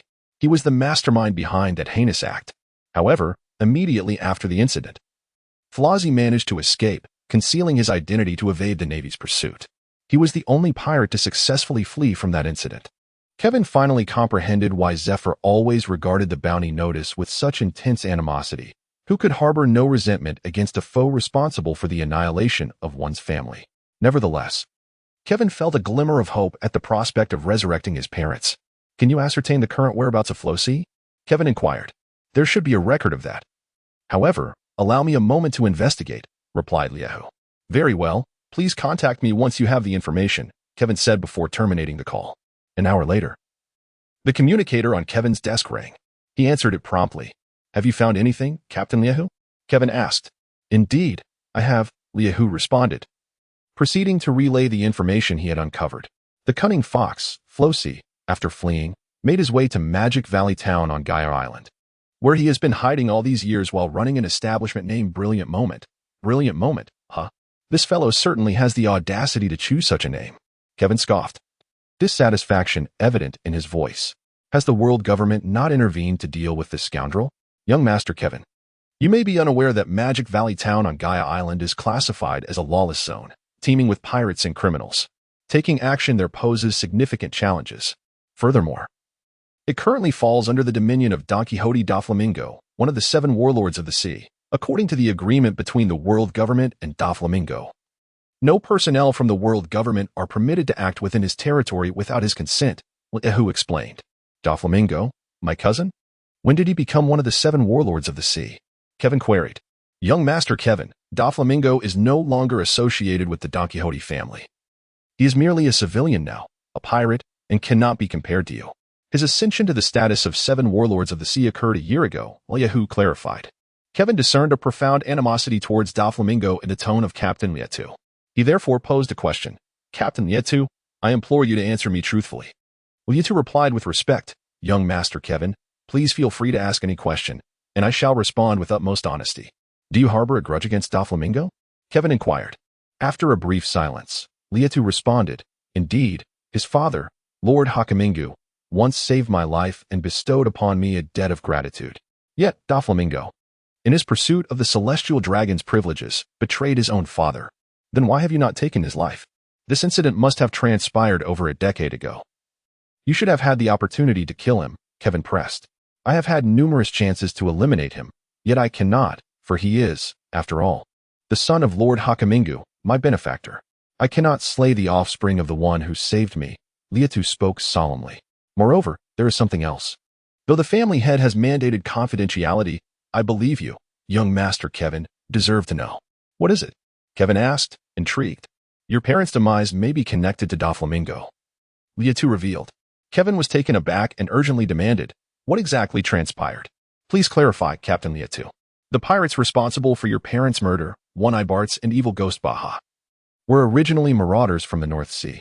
2 years ago, they ventured into the Grand Line, and shortly thereafter, their crew, the One-Eyed Pirates, was taken under da Flamingo's command. Subsequently, the One-Eyed Pirates departed the Grand Line and entered the East Sea. A month prior to the incident involving your parents, da Flamingo approached the family head, seeking all the privileges accorded to the celestial dragons, but was met with refusal. Shortly thereafter, your parents were slain by the One-Eyed Pirates. Lietu paused momentarily before continuing. Following this tragedy, da Flamingo once again approached the family head. The specifics of their conversation remain unknown, but ultimately, the family head acquiesced to assist him in regaining the privileges of the celestial dragons. However, according to your uncle, Lord Muskerlud, da Flamingo coerced the family head into compliance by threatening your safety. Is everything you say true? Kevin asked, his tone chilling. Although he had the opportunity to resurrect his parents and had avenged their deaths by vanquishing those responsible, including One-Eyed Barts, who was ultimately captured by Garp and later killed by Kevin under concealed circumstances, the notion that their demise might have been a conspiracy ignited a surge of murderous intent within him. Young Master Kevin, I would not dare to deceive you in the slightest. You may contact the family head to verify this matter, Lieta hastily responded.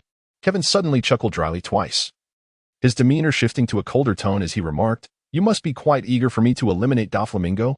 Am I right, Captain Lietu? That is why you have divulged all this information to me, correct? You perceive me as youthful and impulsive.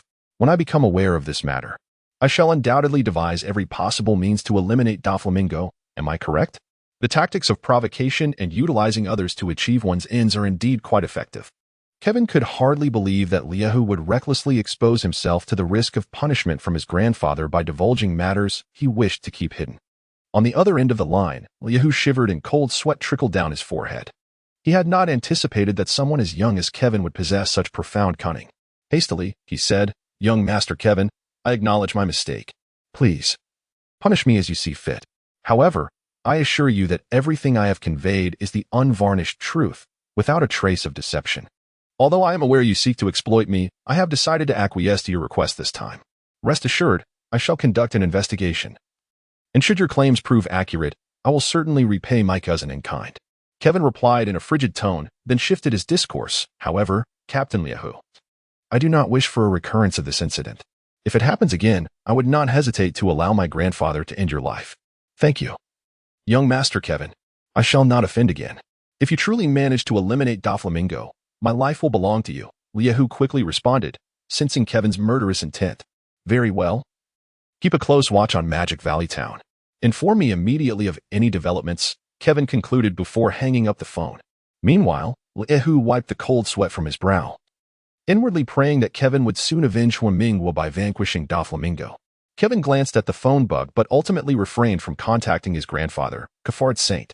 He understood that the fierce tiger would neither deceive him nor dare to do so regarding this matter. Initially, Kevin believed that his parents' misfortune was merely a coincidence involving the one-eyed pirate crew. However, he was taken aback to discover that their demise was secretly orchestrated by Don Quixote Doflamingo. Thus, this vendetta could not go unavenged. Kevin quietly stowed away his phone, lying down on his bed in an attempt to calm his tumultuous emotions. At that moment, the system's voice echoed once more. Ding! The host has triggered the side quest to avenge the master. Capture or eliminate the pirate cunning fox Flosi, who orchestrated the demise of teacher Zephyr's family. To receive a C-grade mystery box upon completion. Ding! The host has triggered the side quest to avenge the parents. Capture or eliminate Heavenly Knight Demon Don Quixote Doflamingo, the architect of the host's parents' tragic fate. To receive an A-grade mystery box upon completion. Ding! The host has triggered the time-limited quest graduation assessment. Failure to capture or eliminate a pirate from the assessment bounty within 6 months will yield a D-grade mystery box. Current task completion, 0-200. Countdown, 187. 5 days. Another mission? Kevin mused silently, hoping that this time, the mystery box would contain a reward capable of resurrecting his parents. 2 days later, Kevin packed his belongings, bringing along 2 changes of clothes and sufficient berries, before embarking on a small boat from the nameless island that housed the elite training camp. As he departed, he refrained from disclosing to Smoker, Binns, and the others, who had come to bid him farewell, that he was already aware of cunning Fox Flosie's whereabouts. Instead, he assured them that he would make every effort to locate Flosie, and if unsuccessful, he would resort to dealing with the selected 18 pirates. Kevin designated the first stop of his voyage at the Sabaody Archipelago, with the purpose of meeting the illustrious first mate of the Pirate King, Gold, Roger, the Dark King, Rayleigh. Since the dissolution of Roger's pirate crew, Rayleigh has lived in seclusion on the Sabaody Archipelago. However, his whereabouts remain elusive. The only likely place to encounter him is at the Shack Bar, located in Area 13 of the archipelago. After wandering in Area 13 for a short while, Kevin successfully located the Shack Bar. Kevin gazed at the tavern's sign, particularly at the prominently displayed extortion reference, and couldn't help but admire that Shacky truly deserved to be someone who could be both rival and ally to Master Carp. The tavern's name was refreshingly straightforward. Indeed, it was unambiguous, directly addressing the essence of the matter, extortion. At that moment, a group of individuals inside the tavern was engaged in a spirited discussion about where to locate a coding artisan. Kevin cast a fleeting glance at the group and was astonished to find that the leader was one of the faces featured on the 200 bounty posters. However, Kevin chose to disregard the pirate and made his way directly to the bar. He addressed Shacky, who was smoking a cigarette while perusing a newspaper, saying, "Madam, may I have a glass of plain water?" Shacky set down the newspaper, glanced at Kevin, then turned around to fetch a clean glass, filling it with water before handing it to him. She remarked, "Here is your water. The modest price is 100,000 berries."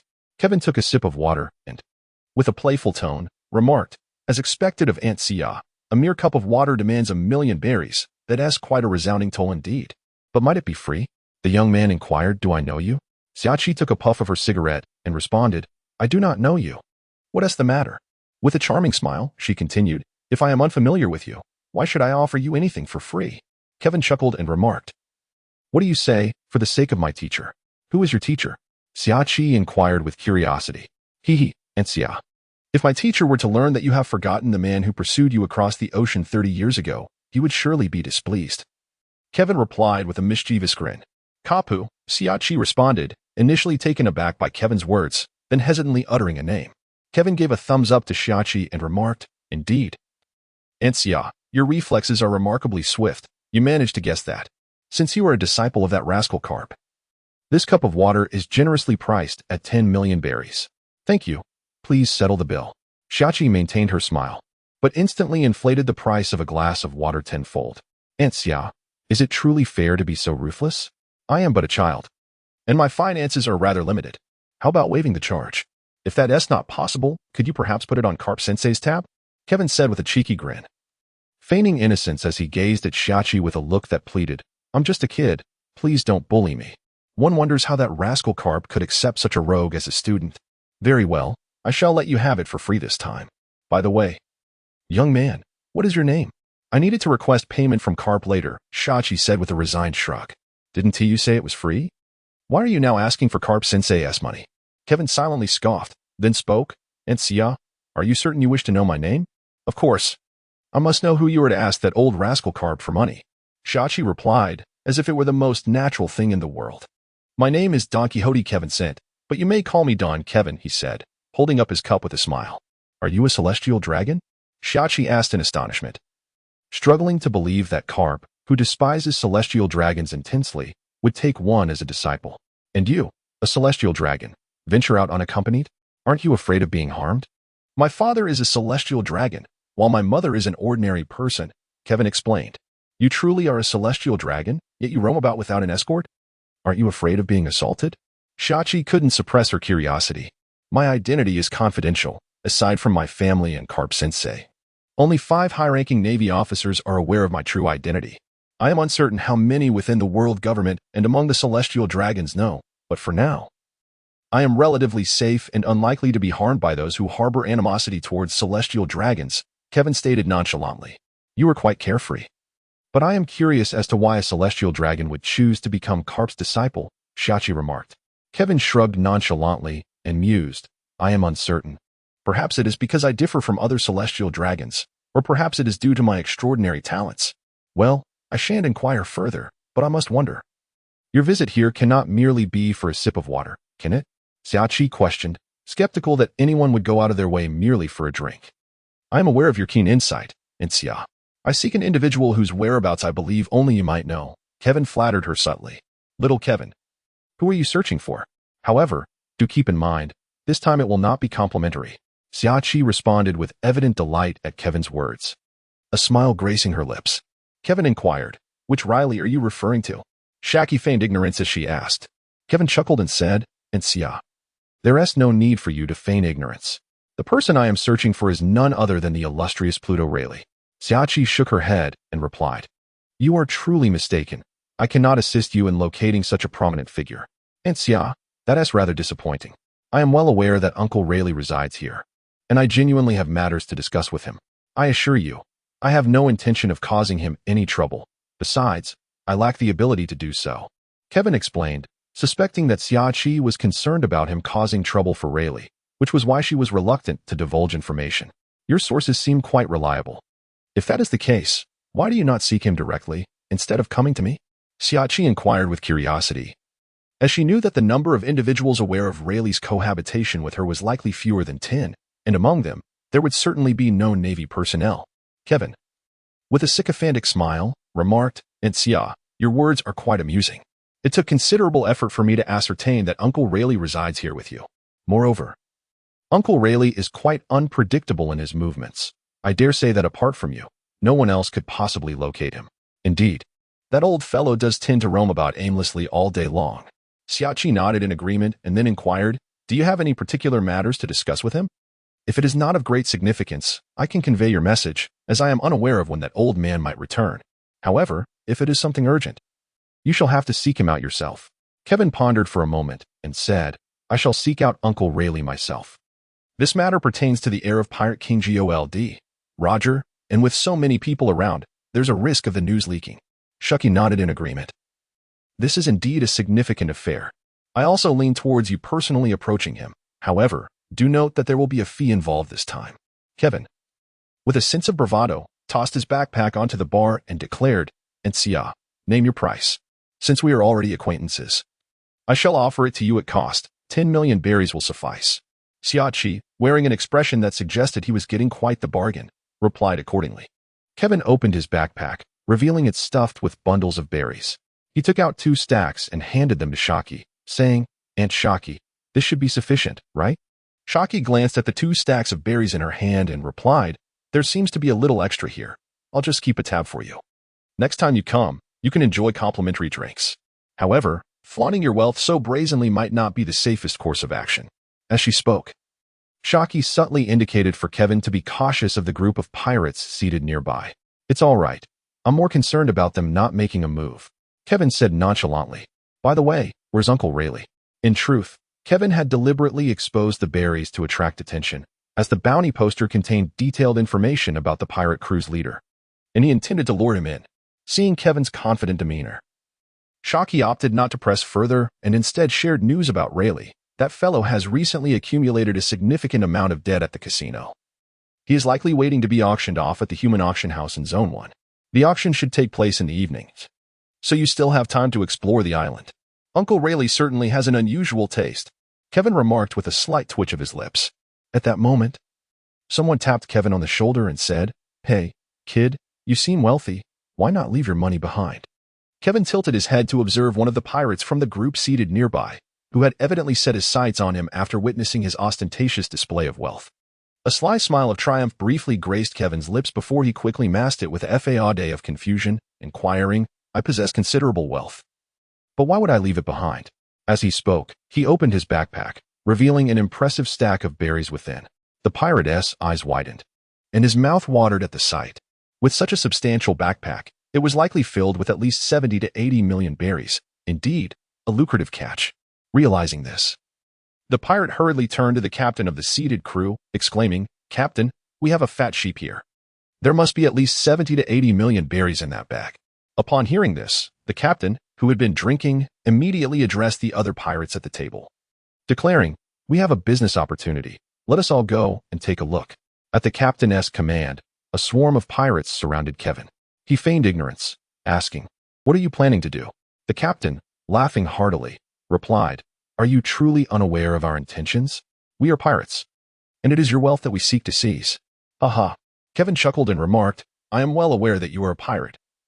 You are Captain Greedy Buffy of the Plunderer's pirate crew, infamous for your penchant for treasure hunting and your ruthless methods. After each pillaging, you leave no witnesses, eliminating anyone who might pose a threat to your secrets. Though you lack any special abilities and your physical prowess is rather lackluster, your cunning is unparalleled. Your bounty stands at 12 million berries. Am I correct, Captain Buffy?" Buffy, realizing that the person before him was not to be underestimated, responded with caution, "Who are you? And how do you know about me?" Kevin pointed to himself and said, "Me?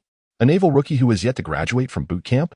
I am here solely to complete my graduation assessment, and you happen to be one of my targets." Upon hearing Kevin's words, Buffy suddenly burst into laughter. After a considerable time, he ceased his merriment and addressed Kevin, "You naive naval brat. It seems you are oblivious to the current predicament." "What predicament?" Kevin inquired with a smile. "You foolish naval lad. Allow me to enlighten you about the situation. You are alone, while we number over 20. Thus, you find yourself encircled." With a sinister tone, Buffy continued, "If you willingly relinquish all the money you possess, I might grant you your freedom. However, should you choose to resist, I would not hesitate to take your life and seize your money. Aunt Xia, this is your bar. Will you not intervene?"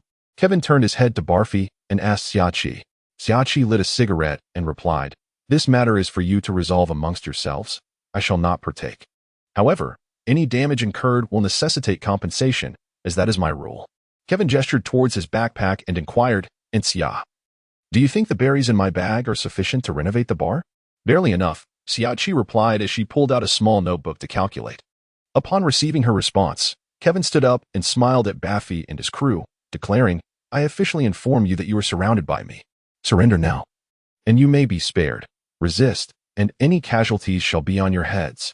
Everyone turned to Kevin, pondering whether the boy had been rendered foolish by fear or if he had misunderstood the term surrounded. The term implies that a larger group encircles a smaller one, and clearly, the numbers were in their favor. "Captain, this lad must have lost his wits. He is speaking nonsense," one pirate remarked. "Indeed, Captain. This boy is surely daunted by your formidable presence," another chimed in, as even Buffy began to believe that his imposing figure had indeed frightened the young naval recruit into a stupor. At that moment, Kevin reiterated, enunciating each word with precision, "You are surrounded by me alone." Buffy stepped forward, jabbing a finger at Kevin's chest, and retorted, "Are you still joking? Have you not grasped the situation? You are the one surrounded." It seemed it was they who had failed to comprehend the gravity of the situation. With that, Kevin's knee collided forcefully with Buffy's abdomen, causing him to double over in pain. Seizing the opportunity, Kevin clutched Baffy's hair and slammed his head against the bar, resulting in a gaping hole where Baffy's skull met the surface, blood streaming down his face. "You dare to challenge me?" Baffy roared in fury. But before he could utter another word, Kevin retrieved the golden desert eagle from his system space and pressed it against Baffy's temple. The threat silenced Baffy immediately, leaving him unable to utter a sound. "Tell me, Captain Baffy, do you think your crew can reach you faster than I can pull the trigger?"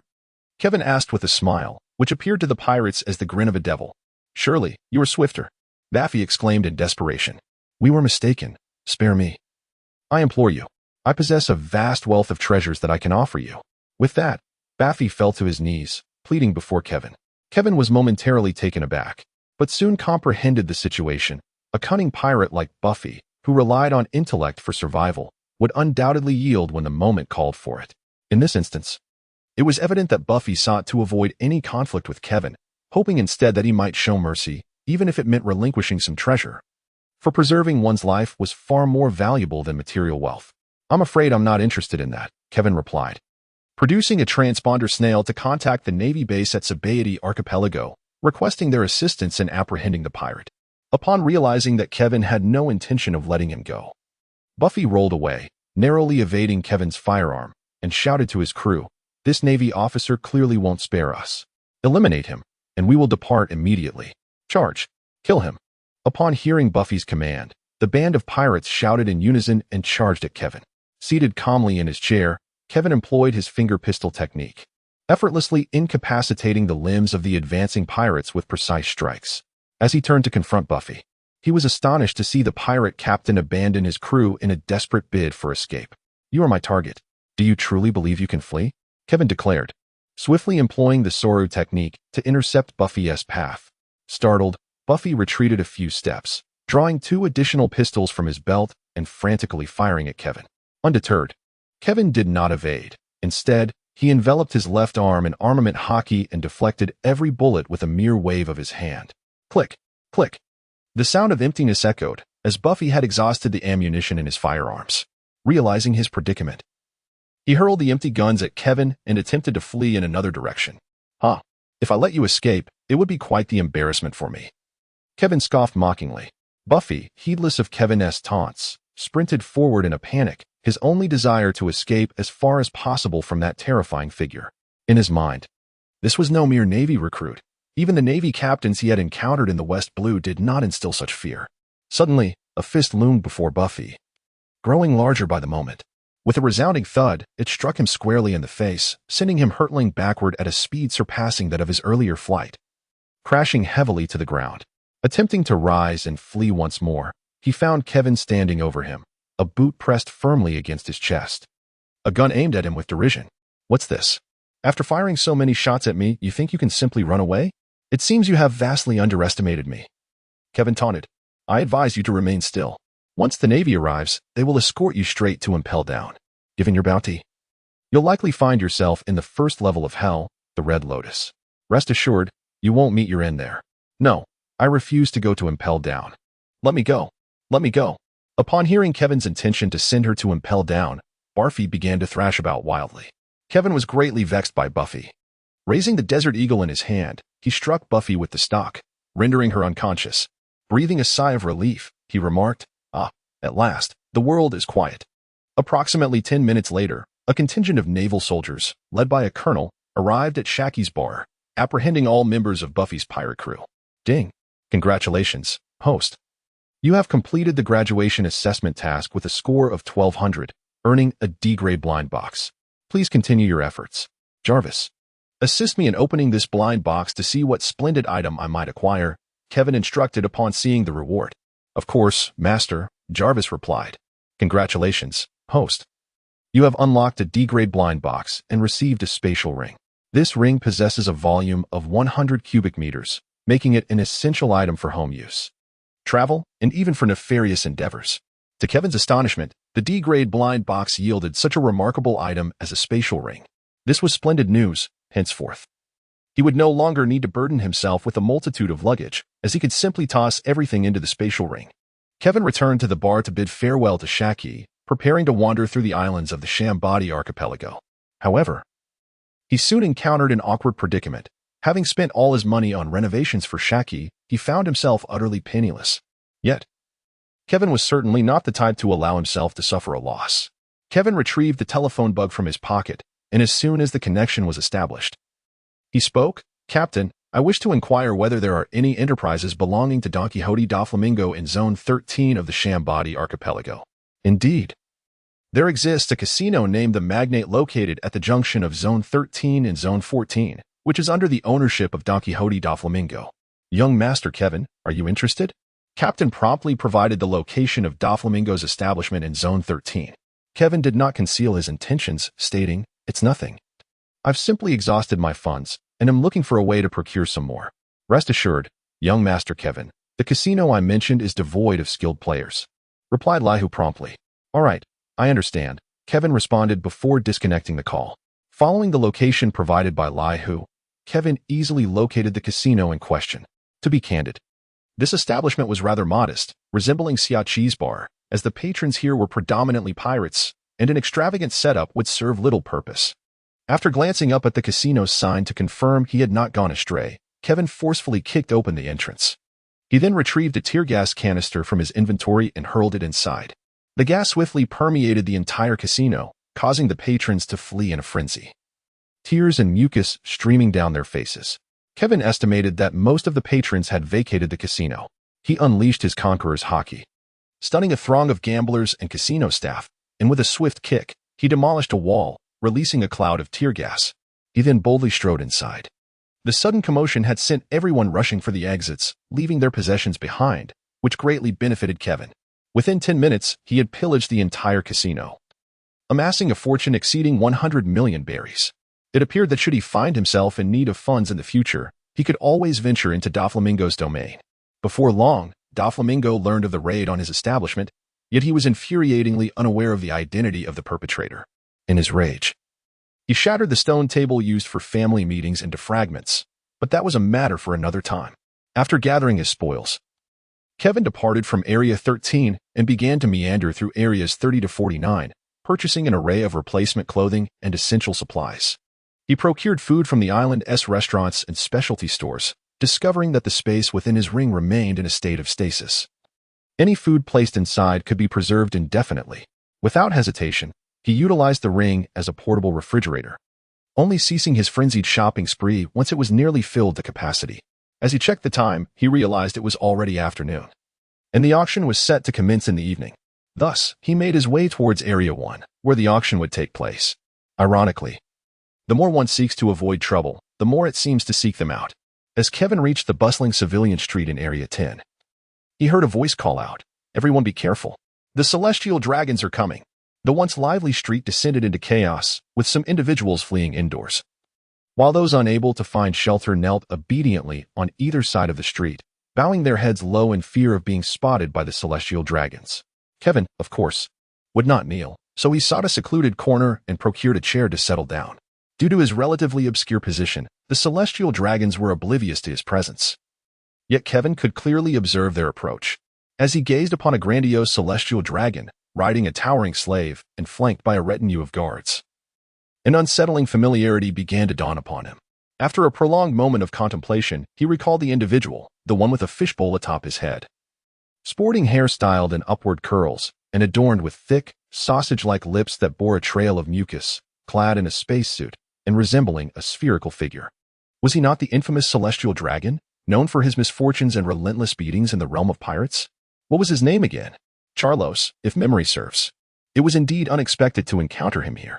Kevin was lost in thought when, suddenly, a ball rolled into the middle of the road, coming to a halt not far from St. Charles. Almost immediately, a little girl, appearing no older than 5 or 6, dashed out to retrieve the ball. As she picked it up, a shadow loomed over her, and upon looking up, she found St. Charles standing before her. The saint regarded the adorable child with a fierce expression, his voice harsh as he declared, "You wretched commoner, how dare you obstruct the path of the illustrious St. Charles? Do you intend to assassinate me?" "I am sorry," the little girl stammered, her voice trembling from fright. Ignoring her apology, St. Charles drew his golden pistol and aimed it at her, stating, "You have the audacity to show disrespect to the great St. Charles.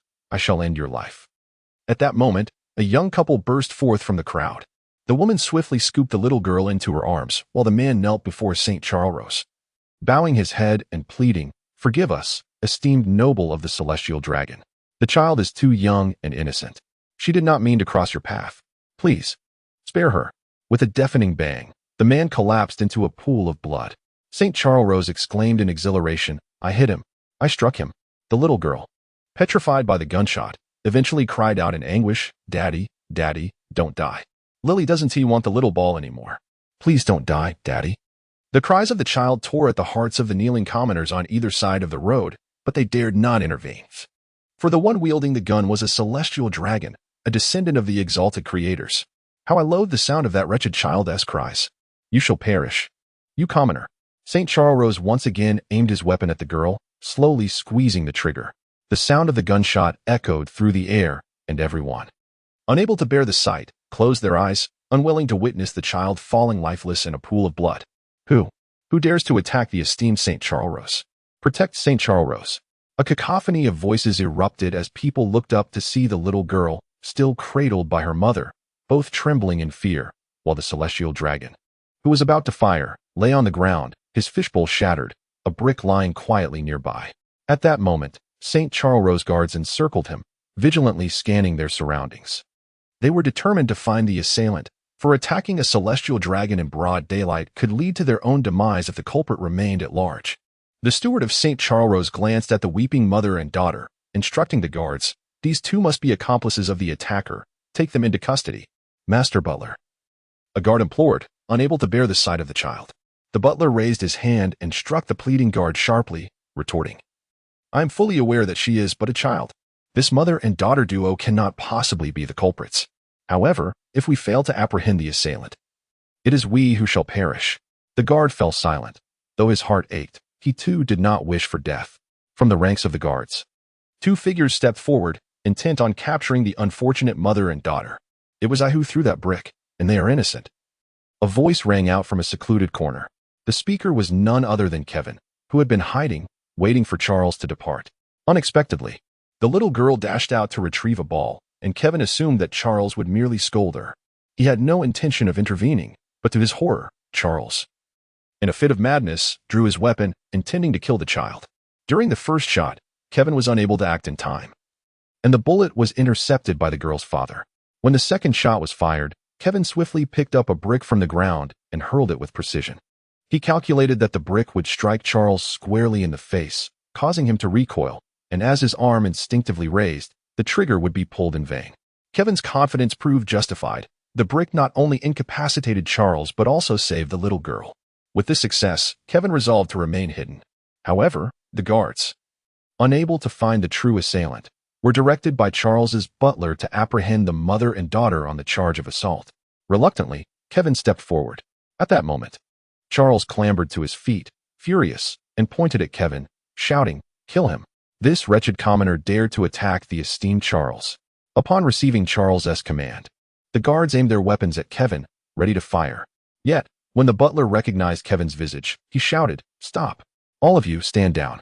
He fished a photograph from his coat pocket, glanced at it, then at Kevin, nearly collapsing in shock. The photograph fell from his grasp, revealing Kevin's face within. The butler retrieved the fallen photo and hurried toward Kevin, his demeanor shifting to one of obsequiousness and utmost respect.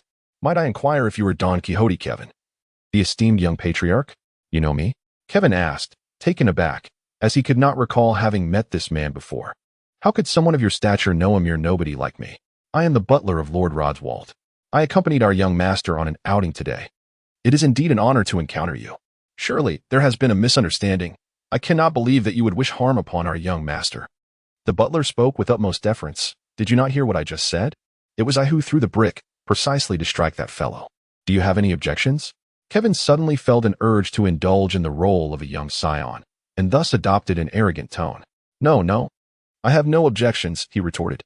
The butler, upon hearing Kevin's words, was almost moved to tears, thinking, "What objection could I possibly have? How dare I have an opinion?"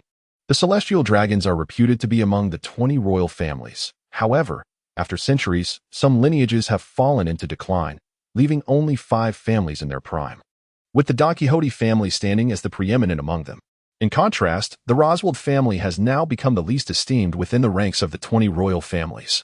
Kevin's photograph was entrusted to the steward by Lord Rodward, who solemnly cautioned him that the individual depicted was the young patriarch of the Don Quixote family, destined to become the future head of the clan.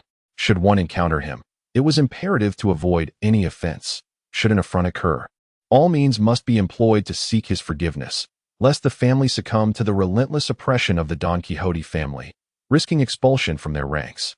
"What are you doing, steward? Are you shielding that scoundrel?" Charles exclaimed, visibly displeased to see the steward speaking so respectfully to the very assailant who had attacked him. The steward hastily returned, leaning close to Charles's ear to whisper, "Young master, this man is the young patriarch of the Don Quixote family. The master has expressly instructed us not to offend him." Charles appeared somewhat bewildered, lacking in shrewdness, yet he was not truly foolish. He understood that if his father could not afford to offend this individual, he certainly could not either. Thus, he urgently whispered to the steward, "Let us devise a way to depart swiftly.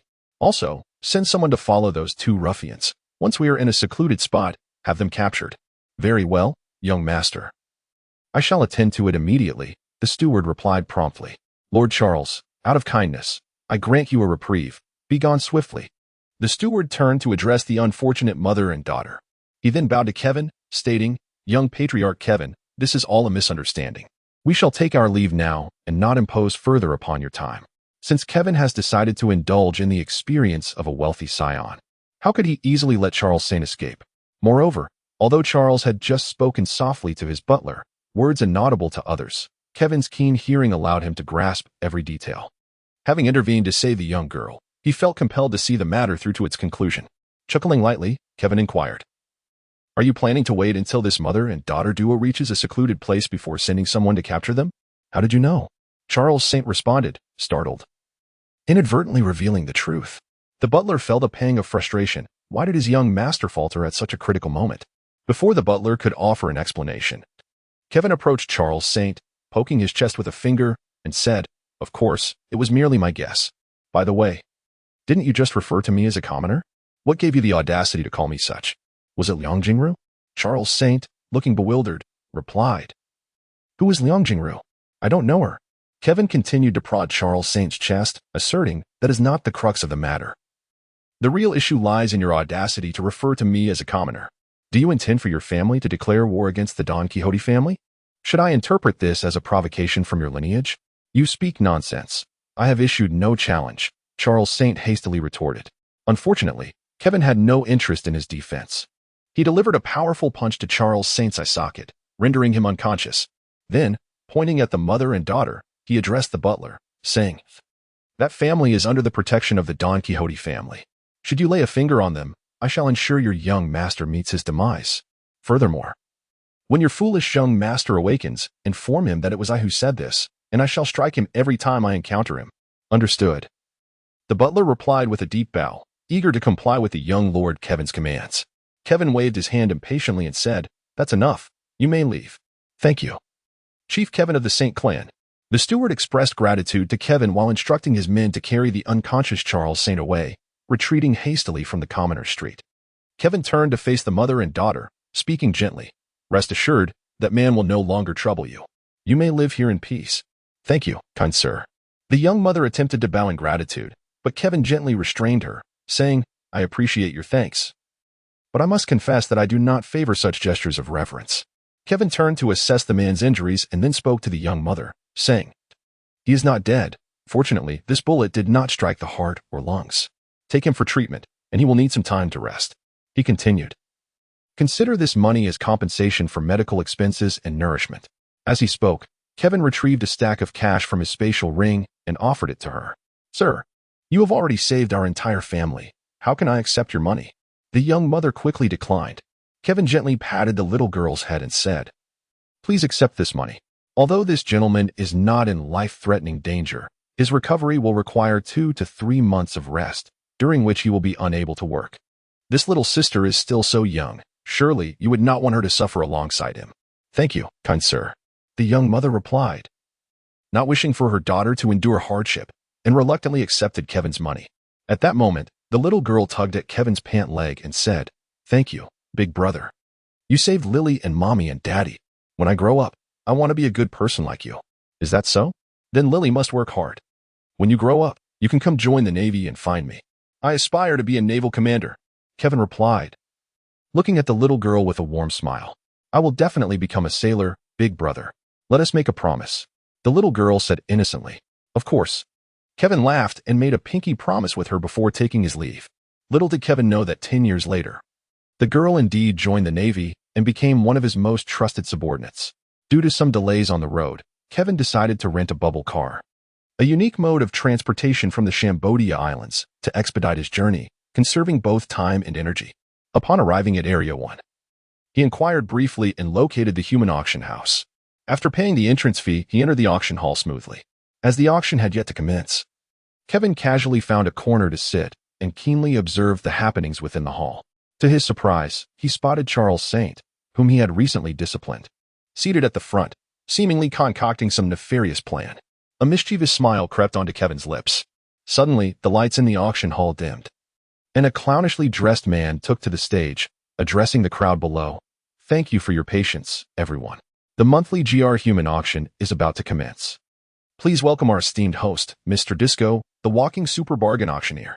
As the clown finished speaking, the lights focused on the center stage, where a flamboyantly dressed man stood, prompting an eruption of applause and cheers from the audience. The man grinned and said, Hello, everyone. This auction has been meticulously prepared with a plethora of quality slaves for you. You are indeed fortunate. We also have a super popular item this time. I sincerely wish that each of you finds a slave to your liking. Now, I declare the commencement of this grand human auction. As Mr. Disco concluded his announcement, the crowd erupted once more in enthusiastic applause and cheers. Presenting our first item, a descendant from the legendary land of wine, rumored to possess the ability to brew exquisite wines, Raymonsis. Acquiring him means securing an endless supply of fine wine.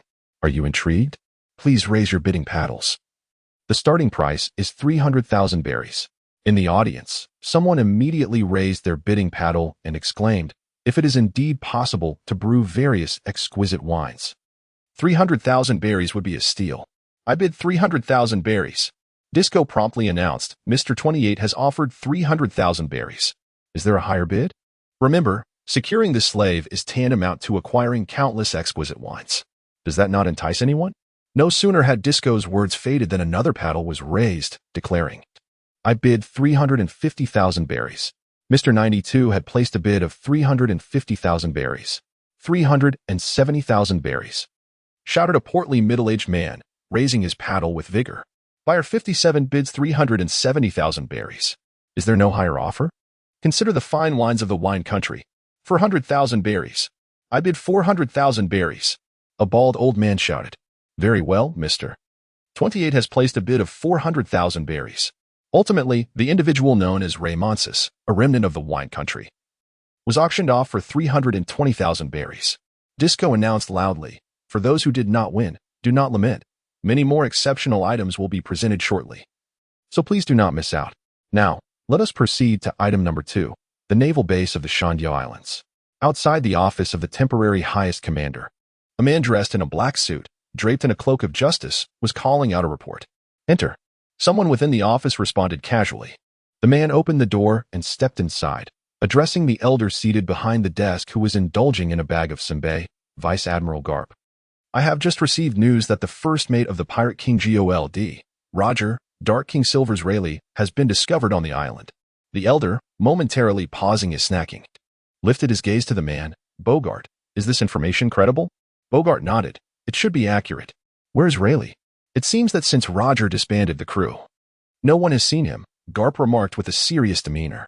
In truth, Garp was aware of Rayleigh's seclusion in the Shandyo Islands. Not only he, but Sengoku and Saru were also privy to this knowledge. However, since Rayleigh had not committed any significant wrongdoing, Sengoku had turned a blind eye. Our spies in Area 1's human auction house have discovered his whereabouts. He is being auctioned as a slave, Bogart reported. Garp burst into laughter. Ha ha ha. That rascal must have lost another bet, and with no money to settle his debts, he resorted to auctioning himself off for a bit of cash. He used to do this frequently in his youth. It seems he hasn't changed his ways after all these years. Vice Admiral Garp. According to the information from the spy, Dark King Rayleigh is being auctioned as a bonus along with a devil fruit. Bogart hesitated, but ultimately shared the news. upon hearing Bogart's words. Garp spewed the tea he had just sipped, incredulously inquiring, "What did you say? Rayleigh is being auctioned off as a prize for the devil fruit?" "Indeed," Bogart nodded affirmatively. Garp, slapping his desk, erupted into laughter, exclaiming, "Rayleigh has truly regressed. To be treated as an auction bonus, this is too much. I must have a good laugh at his expense the next time we meet." With a resigned expression, Bogart asked, "Should we send someone to apprehend him? After all, the world government has been hunting down the remnants of pirate King Joel D. Roger. There's no need for that." Garp waved his hand dismissively. In truth, Sengoku has long known the whereabouts of Roger's subordinates. Rayleigh is not like Douglas Bullet. He merely wishes to enjoy life without any ambition for domination. This is precisely why the Navy was willing to launch the demonization order to capture Bullet while being lenient towards the other remnants of Roger. "Ah, I see now. It seems my worries were unfounded."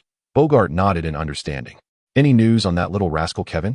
I heard from Zephyr that he applied for an early graduation assessment." Garp suddenly inquired. 3 days prior, Garp had received a message from Zephyr stating that Kevin had applied for an early graduation assessment, prompting Garp to instruct his subordinates to keep an eye on Kevin's whereabouts. "Admiral Garp, Kevin is currently at the human auction house in Zone 1. Moreover, I just heard from the station Navy that Kevin has apprehended a pirate named Greedy Barfy, who has a bounty of 12 million berries, along with his crew. And they are now being escorted back," Bogart reported. "The lad is rather capable, capturing a pirate with a bounty above 10 million so soon after setting sail. However, I am curious as to why he would venture to the human auction house," Garp mused, pulling out a piece of senbei and munching on it. "That I cannot say," Bogart replied, perplexed by Kevin's motives for visiting the human auction house. Could it be that he intends to purchase a few slaves? At that moment, Garp's transponder snail began to ring. He retrieved it, and as soon as he answered, Sengoku's booming voice erupted. "Garp, what on earth is happening? Why has your disciple ended up in Sabaody Archipelago? Are you referring to that rascal Kevin?" Garp asked. "Yes, who else do you have as a disciple?" Sengoku bellowed. Garp, seemingly unconcerned, responded, "According to Zephyr, Kevin applied for an early graduation assessment. He likely went to Sabaody to seek and capture his assessment targets. The lad has just apprehended a pirate with a bounty exceeding 10 million. Quite impressive, isn't it? The world government has informed us that Kevin just assaulted a celestial dragon named St. Charlos in public. The 5 elders are demanding an explanation. Why did the Navy dare to strike against a celestial dragon? If we cannot provide a satisfactory answer, they will require us to hand him over and will cut the Navy's funding for the next 2 years." In a fit of exasperation, the warring states remarked that when Charlos and his companions fled, they inadvertently overheard Kevin proclaiming himself a member of the Navy. Concluding that they could not provoke the likes of Kevin, they resolved to take their grievances to the Navy instead. Thus, Charlos reached out to his father, St. Rosward, embellishing the story with fabrications until it transformed into a narrative of a Navy soldier assaulting a celestial dragon. Rosward, already disdainful of commoners, was incensed to learn that his son had been struck by a mere Navy soldier and immediately contacted the 5 elders, leading to their confrontation with the warring states. In truth, Kevin's identity was well guarded. Within the celestial dragons, only the venerable patriarch of the Don Quixote family, Saint Corazon, was privy to his whereabouts and activities. Among the Navy, only 6 high-ranking officials were aware of his existence, while the world government remained blissfully ignorant of the situation, or else such an incident would never have transpired. Calm, with a dismissive tone, suggested, "What is there to fear?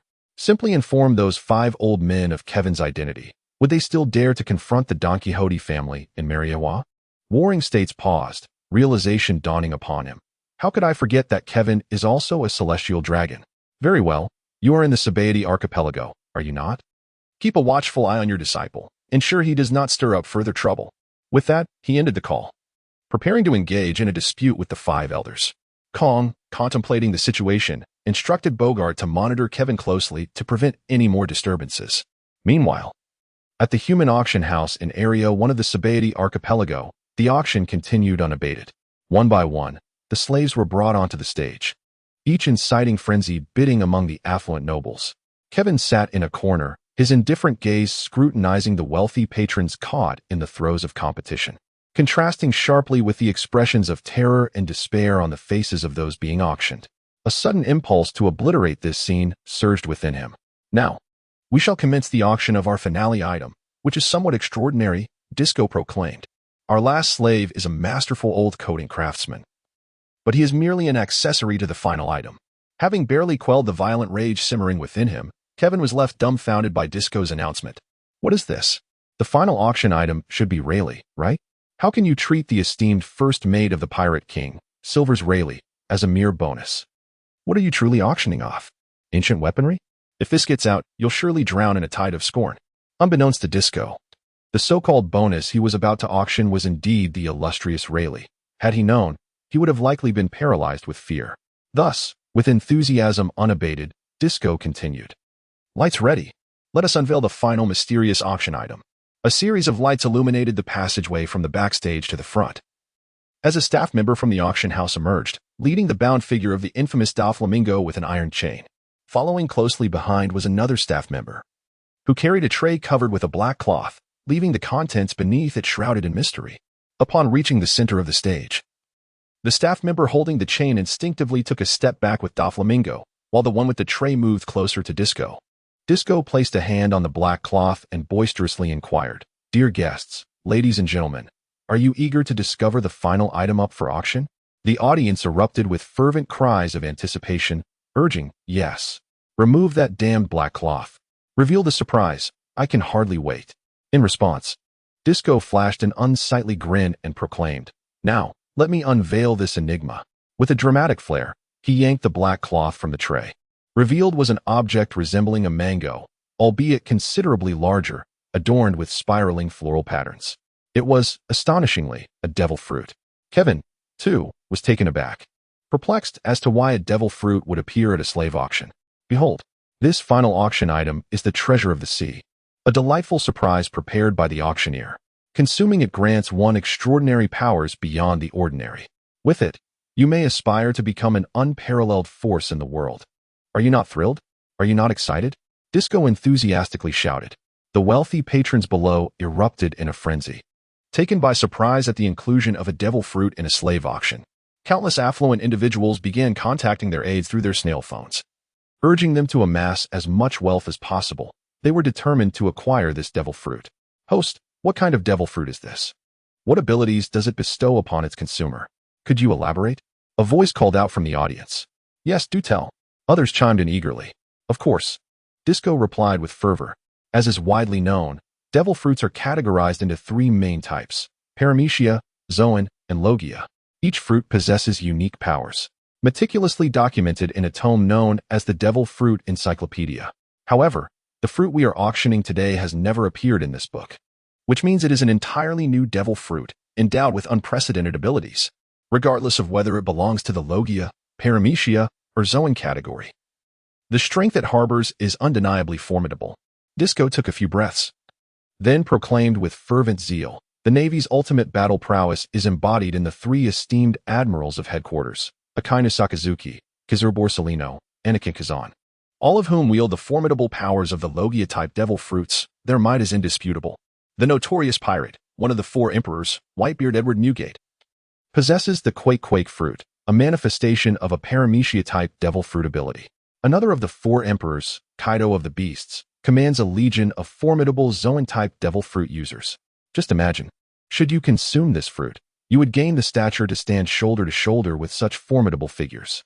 Reflecting on this, esteemed guests, do you not feel a stirring within your hearts? Furthermore, we are pleased to offer you the services of the finest coding artisan from Sabaody Archipelago. As you may know, to venture to Fishman Island, one must coat their vessel, a process that often entails long waits. With this exceptional artisan at your service, you will no longer need to endure queues, allowing you to explore Fishman Island at your leisure and observe the rare merfolk up close. What an exhilarating prospect. Dear patrons, what are you hesitating for? I hereby declare that the starting bid for the final auction item is 100 million berries, with increments no less than 1 million berries. Let the bidding commence. I bid 120 million berries. How dare you raise the bid by a mere million? I bid 110 million berries. 120 million berries. Observing the frenzy of the wealthy bidders, Kevin could not help but internally critique. Has Doflamingo assembled a troop of simpletons to manage this auction house? Did they not even consider the identity of the auctioned individual prior to this event? To treat the illustrious Stark King Silver's Rayleigh as a mere giveaway is truly preposterous. If his identity were revealed and auctioned separately, The starting price would surely not fall below 500 million berries. However, Kevin had no intention of participating in the bidding. After all, he knew Rayleigh would eventually escape on his own accord, and he had no desire to be a fool. As for the devil fruit, with the blind box system at his disposal, Kevin found it utterly unappealing. Just think, if the blind box system could yield the bloodline of the ancestral deity, could it not also potentially reveal the bloodlines of the other 11 ancestral deities? If the ancestral bloodline is rare to obtain, surely the superpowers from the X-Men universe would also be within reach.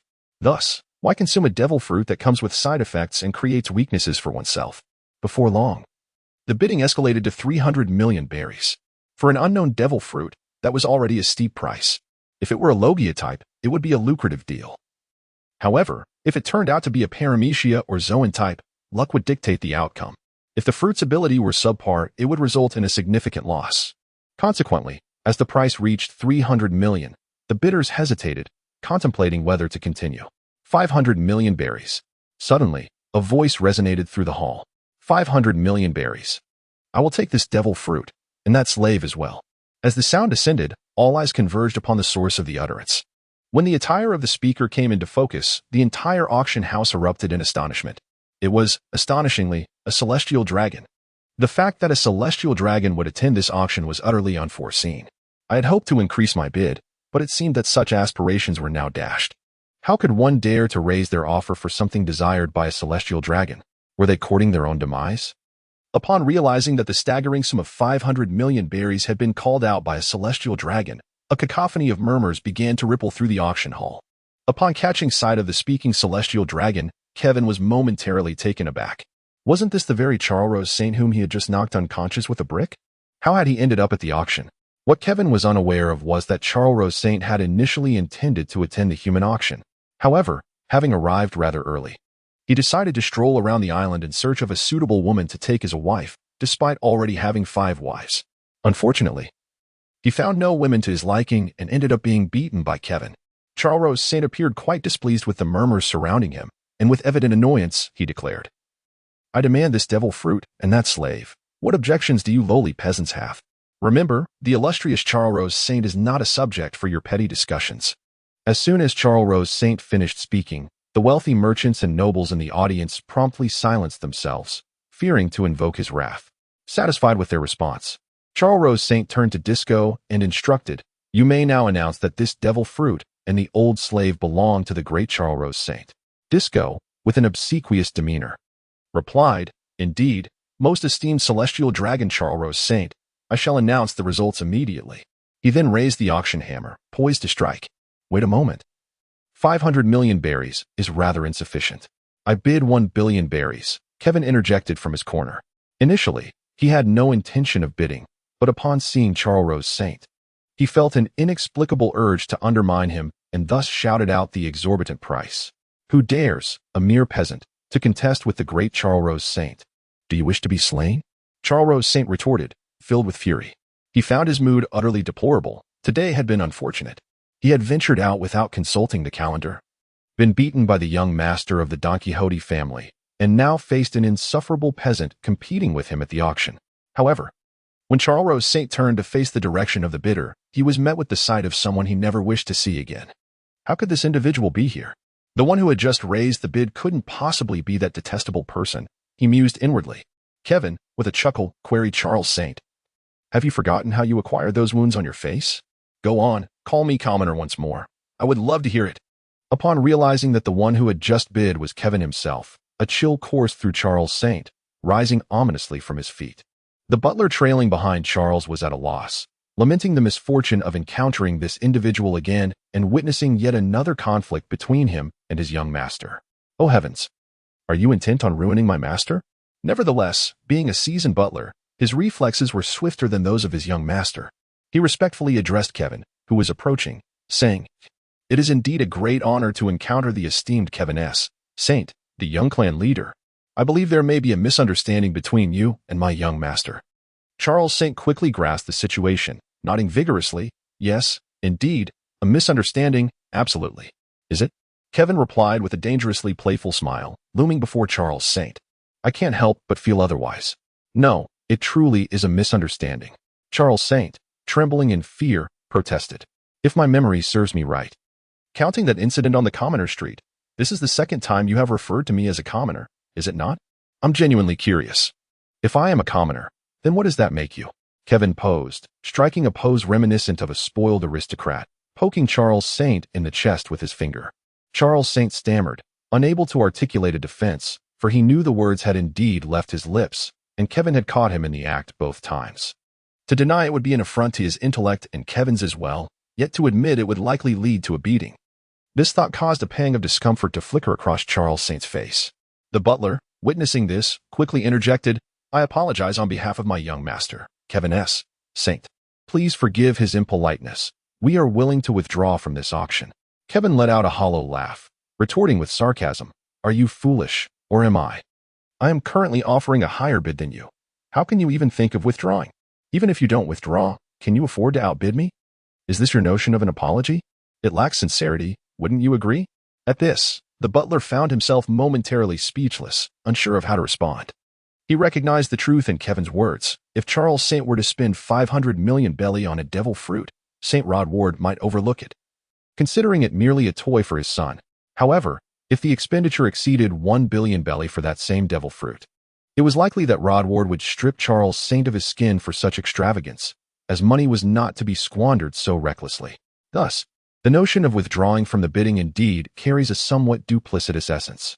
However, the mere thought of offending Kevin, the young scion of the illustrious Don Quixote family, and the ensuing repercussions compelled the steward to grit his teeth and declare, Esteemed Lord Kevin, the funds for this auction shall be provided by us, with the sole request that you pardon my young master's prior indiscretions. The steward, left with no alternative, devised this strategy of financial sacrifice to avert calamity. Even if he were to face the wrath of Lord Roswald upon returning, he would possess a reasonable justification, for it was Charles who instigated the trouble. After all, a father could hardly stand idly by while his son faced mortal peril, could he? Kevin's complexion improved slightly as he nodded and remarked, That's more like it. I happened to leave home today without sufficient funds. Please extend my gratitude to Lord Rosward for his generosity. The butler inwardly cursed, thinking, Generosity, my foot. If it weren't for the fact that I can't afford to offend you, I would have sought a way to rid myself of you long ago. However, he replied with a fade of politeness, Thank you, esteemed Saint Kevin, for your magnanimity. I shall comply with your wishes. Kevin then clasped his fists in respect towards St. Charles, before turning to the bewildered host, Disco, who was gazing at the proceedings. Displeased, he remarked, You the host, Disco? Is it? Did you not hear Lord Rosward's butler mention that they would cover the expenses? Is there truly anyone who would bid more than 1 billion berries? Disco quickly shook his head. No, your bid is the highest. Then why have you not announced the results? Are you afraid I cannot afford it? I may not have the cash, but St. Charles will cover for me. What's there to worry about? Kevin glared, adopting the demeanor of a spoiled aristocrat as he addressed Disco loudly. St. Charles hastily interjected, Yes, I will cover the auction costs. As he spoke, his heart bled. Despite appearing illustrious as a celestial dragon, he was acutely aware of his family's precarious standing. As one of the lower-ranking royal families, they received significantly fewer resources each month. Thus, Lord Rosward allocated him a mere 300 million berries for monthly expenses, after painstakingly saving for a considerable time. He had hoped to purchase a slave at the auction, only to see 10 billion berries vanish in an instant, with nothing to show for it. Of course, I shall announce the results right away. Disco, witnessing even St. Charles's reluctance to provoke Kevin, concluded that Kevin must be a significant figure among the celestial dragons. If a mere celestial dragon was to be treated with such deference, one could only imagine the stature of a true noble. He hurried to the center of the stage, struck the auction gavel, and proclaimed loudly, I hereby announce that the final auction item has been secured by this esteemed celestial dragon. Let us offer him the most fervent applause and utmost respect.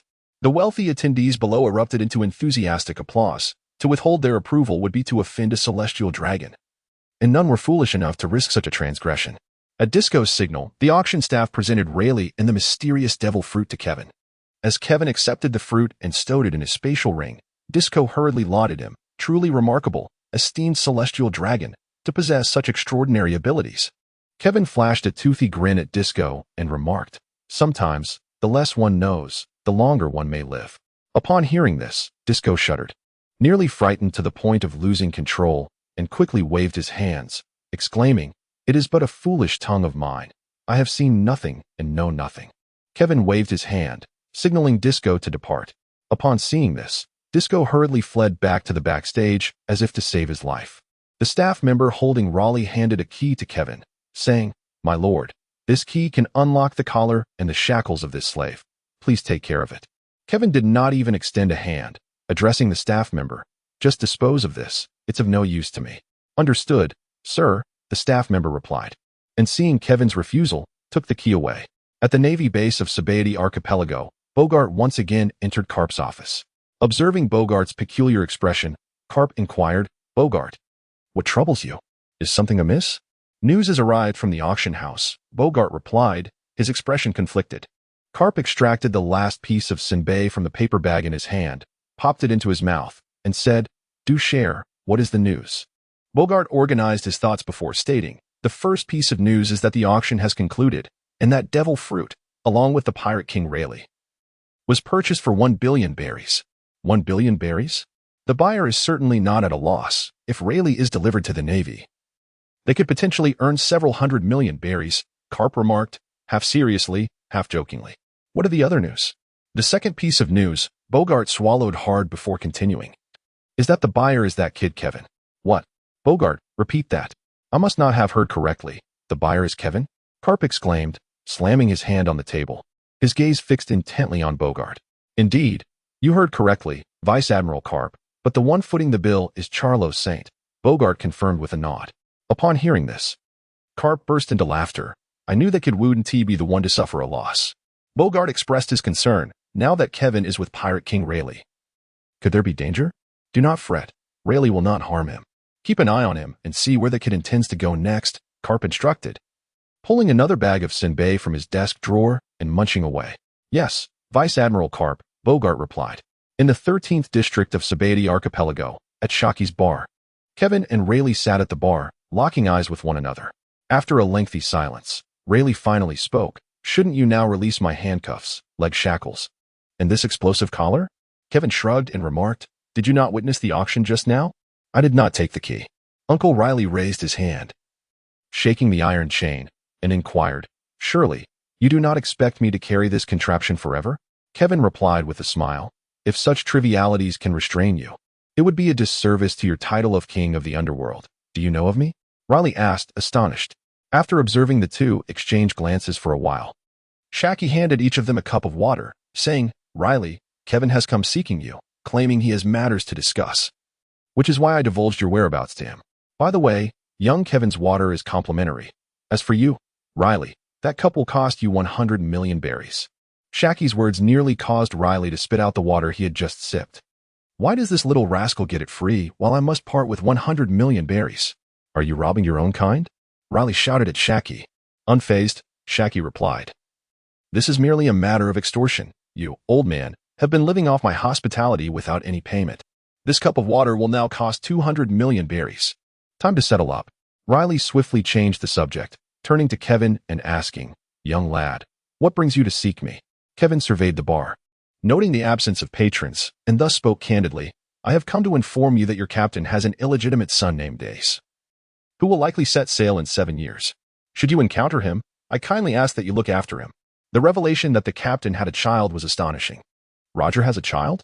Both Rayleigh and Shucky gazed at Kevin in disbelief. It was indeed unexpected news. After all, Roger had been the first to depart when he announced the disbandment of the pirate crew, and thereafter, his whereabouts remained a mystery.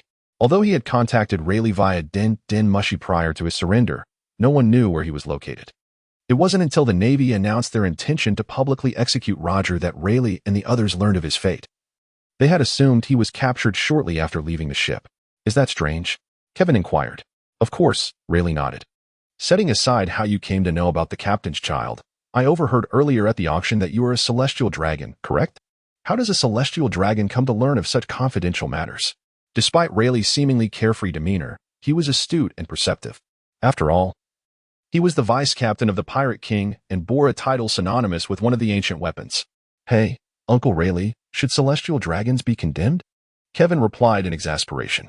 The identity of a celestial dragon, while affording him certain advantages, also brought about significant complications. Shucky, observing Kevin's expression, chuckled and remarked, "Really? Young Kevin is quite remarkable. Not only is he the young lord of the Don Quixote family, but he is also a disciple of that old rascal Garp. I have already verified his identity. There are no issues, so you need not worry." Kevin, seeing Shachi assist in clarifying his identity, chimed in, "Uncle Rayleigh, Ancia has spoken. You should believe it now, shouldn't you?" Upon hearing Shachi's words, Rayleigh, reassured of Kevin's identity, chuckled lightly and replied, "Is that so? It seems I have been overly cautious. However, how did you come to know that the captain has a child?" Kevin shrugged helplessly and remarked, "It's a long story. But to summarize, after Roger disbanded his pirate crew, he went to Batarila Island where he met his wife, Port Asti, Rouge. A year later, Rouge became pregnant. And knowing that his life was drawing to a close, Roger surrendered himself to the Navy. In the underwater prison, he entrusted my mentor, Garp, with the care of his wife and unborn son, Ace. It's as simple as that. By the way, if we were to consider familial ties, I would have to address Roger as my uncle, since his wife, Rouge, is my aunt." "What? Roger's wife is your aunt? What? The captain's wife is your aunt?" Rayleigh and Shachi exclaimed in unison. It seemed that Kevin's revelations were quite substantial. "Is there anything strange about it? My mother and aunt are identical twin sisters. After my father met my mother, he left Mary Gios to live a secluded life with her. Once my aunt met Roger, she married him in their hometown, Batarila Island." Rayleigh nodded, saying, "No wonder you know all of this. It turns out you are related to the captain. But why aren't you helping to take care of Ace? Instead, you're looking for me?" Sighing, Kevin replied, "I truly have no choice. Initially, Ace was to be raised with the help of Garp, but once Ace learned about his lineage, he became determined to set sail as a pirate, eager to discover what it was that drew Roger to the sea, prompting him to abandon his mother and unborn child to face the world once more. As for me, I'm in the Navy. It would be rather absurd for a Navy officer to openly care for a pirate." "I see," Rayleigh responded. "Then when the captain's child sets sail, I shall certainly lend my assistance. However, I am curious as to why you chose to become a Navy officer." Kevin's explanation piqued Rayleigh's interest, prompting him to agree to help care for Ace. But he turned to ask, "I am also curious. Yet you have not answered directly before. Will you share this time?" Shachi chimed in, "Indeed. What is it?" "There's nothing I cannot disclose. An unfortunate incident occurred in my family, and it was Garp who saved me. Hence, I resolved to become a Navy officer, aiming to capture all the nefarious pirates. Moreover, I believe this era is far from what Roger would have wished to witness." Kevin did not hold back this time. "And what do you believe the captain wished to see in this world?" Rayleigh inquired with intrigue. He understood what Roger had envisioned. Yet over the years, apart from those few old adversaries and friends, nearly everyone failed to grasp why Roger uttered those words that heralded the onset of the great pirate era just before his demise.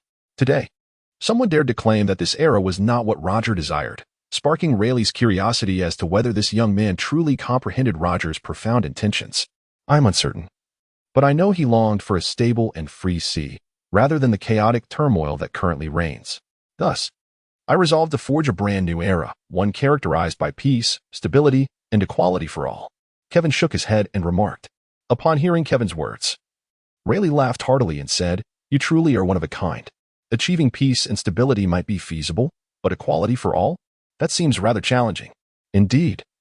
This world is rife with celestial dragons, royalty, and nobility, all of whom stand above the common folk, rendering the notion of equality difficult to realize. Nevertheless, I am willing to exert my utmost effort to strive for this ideal. Moreover, there must be countless others in this world who share my dream. We are like tiny sparks, and one day we shall unite, allowing our collective flame to ignite a vast conflagration that transforms the world." As he spoke, Kevin's Conqueror's hockey surged forth, nearly sweeping across half of Area 13. "Well, if that day truly comes and I am still alive, I shall certainly lend you my support." Rayleigh, who initially wished to live a life of seclusion amidst the bustling city, suddenly felt a vision of the bygone Roger. Although Kevin's dreams diverged slightly from Roger's hopes, they ultimately shared the same objective. Reflecting on this, Rayleigh couldn't help but feel a surge of passion and solemnly made his promise to Kevin. As Kevin spoke those words, his mind seemed to enter a wondrous state. However, Rayleigh's interruption disrupted this enchanting moment. Yet, in that fleeting instant, Kevin experienced a qualitative leap in his mental prowess, and his Conqueror's hockey grew even more formidable than before. "Rest assured, Uncle Rayleigh, I shall not disappoint you," Kevin declared with unwavering determination.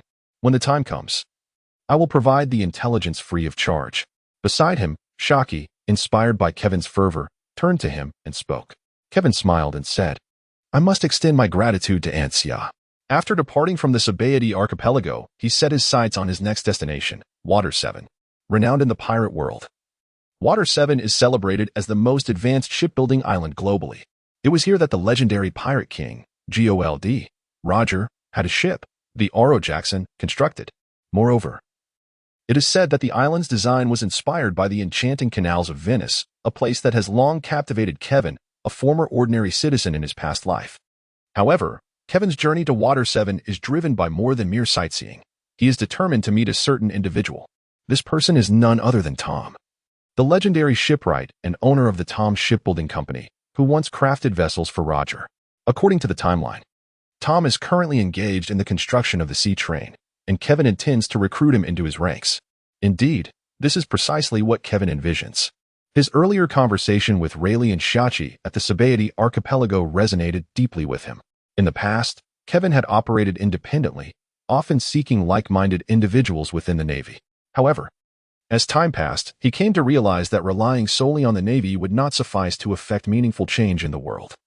He needed more individuals who shared his dreams to join him in this endeavor. Kevin, with his identity as a celestial dragon and a Navy officer, is restricted to merely overt actions. The clandestine endeavors associated with these roles prove quite inconvenient.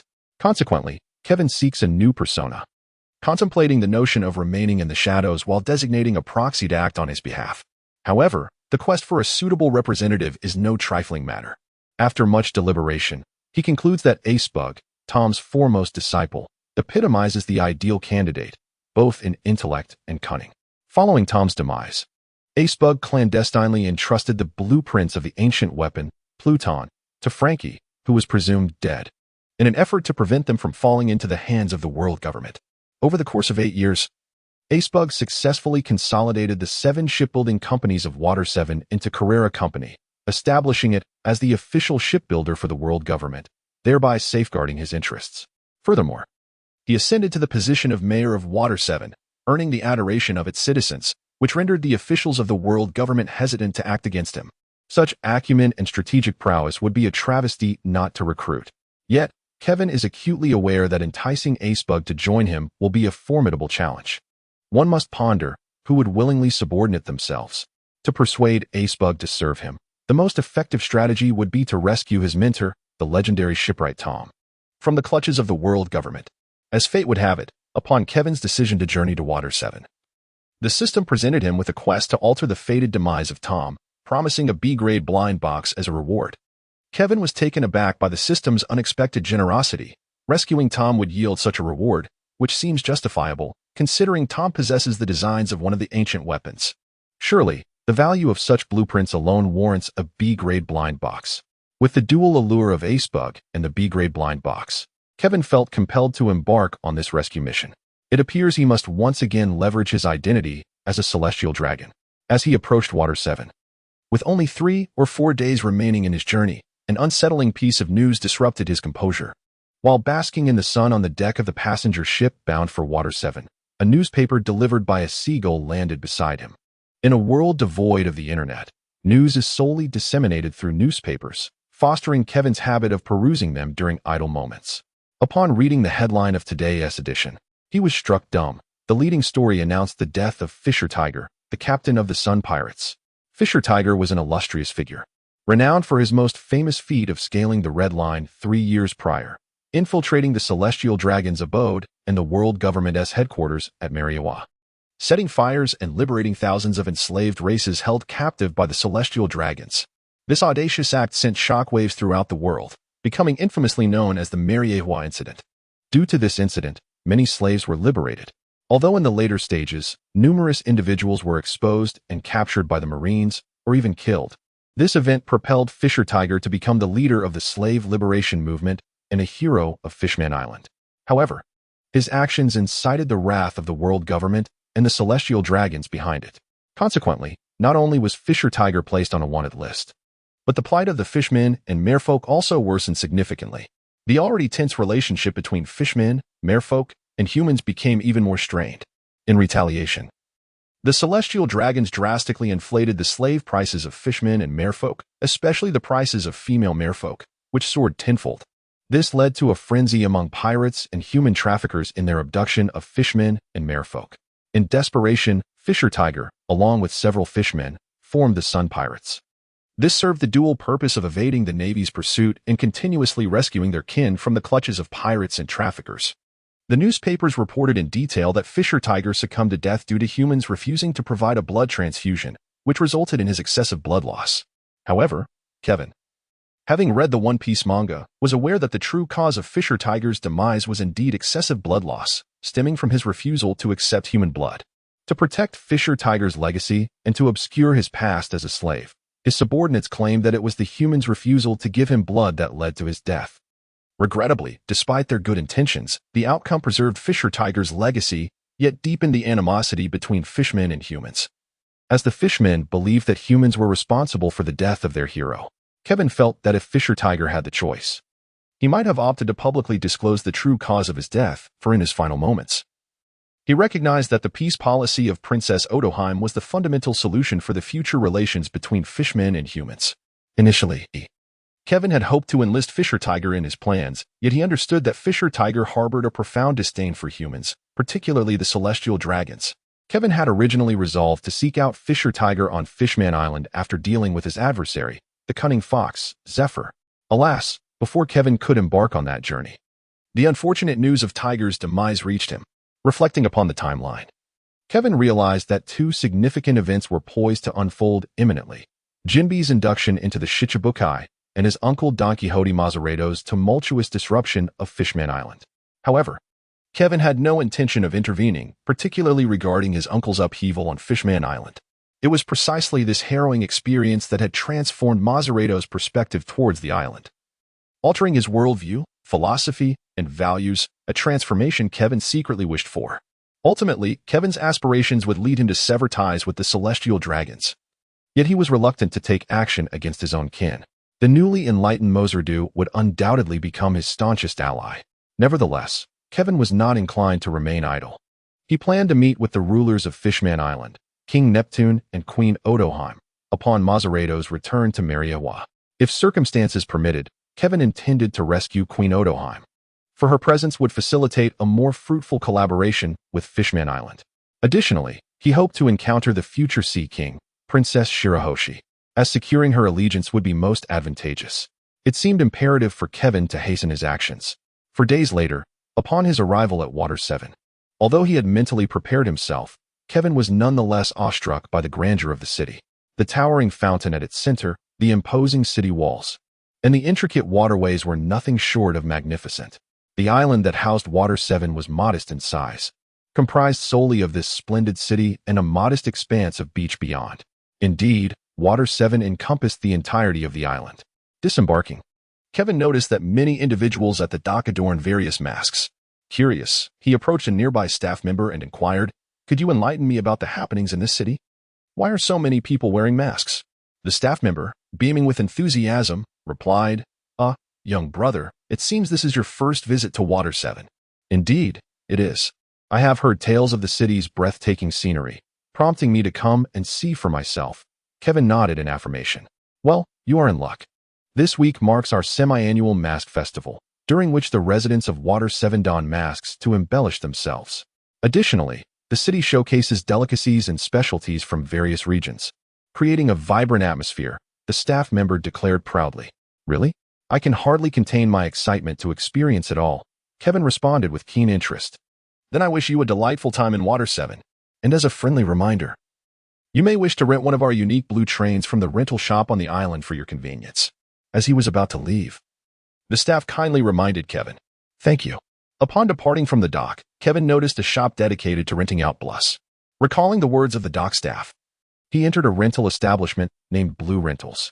The owner, noticing a customer had entered, promptly rose and warmly inquired, "Welcome, esteemed guest. Are you interested in renting a blue?" Kevin nodded and replied, "Indeed." The boss then inquired, "How many individuals do you have?" Kevin pointed at himself and said, "Just me." The boss then inquired, "Is that so? What type of brew would you like to rent?" Kevin scratched his head and said, "Well, this is my first visit to the city of Seven Waters. Could you enlighten me on the various types of brew? Of course, the proprietor replied, proceeding to elucidate the different varieties of brew available. Here we have the Agalara, the Lakapa, and the Kengu. However, if you are alone, I would recommend renting an Agalara brew. It is a compact type that accommodates 2 individuals, and its carrying capacity is quite robust. Many residents utilize it for moving purposes, and the rental fee is quite reasonable, merely 1,000 berry per day. Then I shall take that one. I would like to rent it for 7 days, Kevin declared, producing 7,000 berry to hand over to the proprietor. The proprietor accepted the payment and swiftly prepared everything for Kevin. As he sat in the small boat carried by the Agalara brew, admiring the scenery along the waterways, Kevin felt as though his long-held dream of exploring the water city of Venice had been indirectly fulfilled. Suddenly, the phone bug in Kevin's pocket began to ring. "This is Kevin. Who is this?" he inquired, retrieving the phone bug. "Young Master Kevin, this is Liahu," came the voice from the other end. Kevin inquired, "What is it? Do you have any news?" Respectfully, replied, "Indeed, Master Kevin. The CP5 commander, Spandam, has dispatched a team to Water 7 with the intent of acquiring the blueprints for the ancient weapon known as Pluton, held by the shipwright Tom." Upon hearing this revelation, Kevin was taken aback. According to the storyline of the pirates, Tom was not meant to be approached by Spandam for the blueprints until 2 years later. After Tom's refusal, the enraged Spandam would conspire to frame him, leading to Tom's death sentence. However, Spandam was now seeking Tom 2 full years earlier than the narrative dictated. What could possibly account for this deviation? Could it be a consequence of my own arrival, a butterfly effect of sorts? Did you not accompany Spandam on this mission? Kevin promptly inquired, realizing that if had followed, he could have gathered intelligence. Shaking his head, responded, "I apologize, Master Kevin. I had other assignments. Thus I did not journey to Water 7. However, I do have 2 trusted subordinates shadowing Spandam, and it was they who relayed the information regarding Spandam's pursuit of Tom for the Pluton blueprints." "Very well. Ensure you instruct them to remain vigilant regarding Spandam's movements, and any developments must be reported immediately. I am currently in Water 7, Kevin commanded with urgency. "Master Kevin, do you desire the blueprints for Pluton as well? If that is the case, perhaps we could devise a plan to procure them once Spandam secures them," suggested.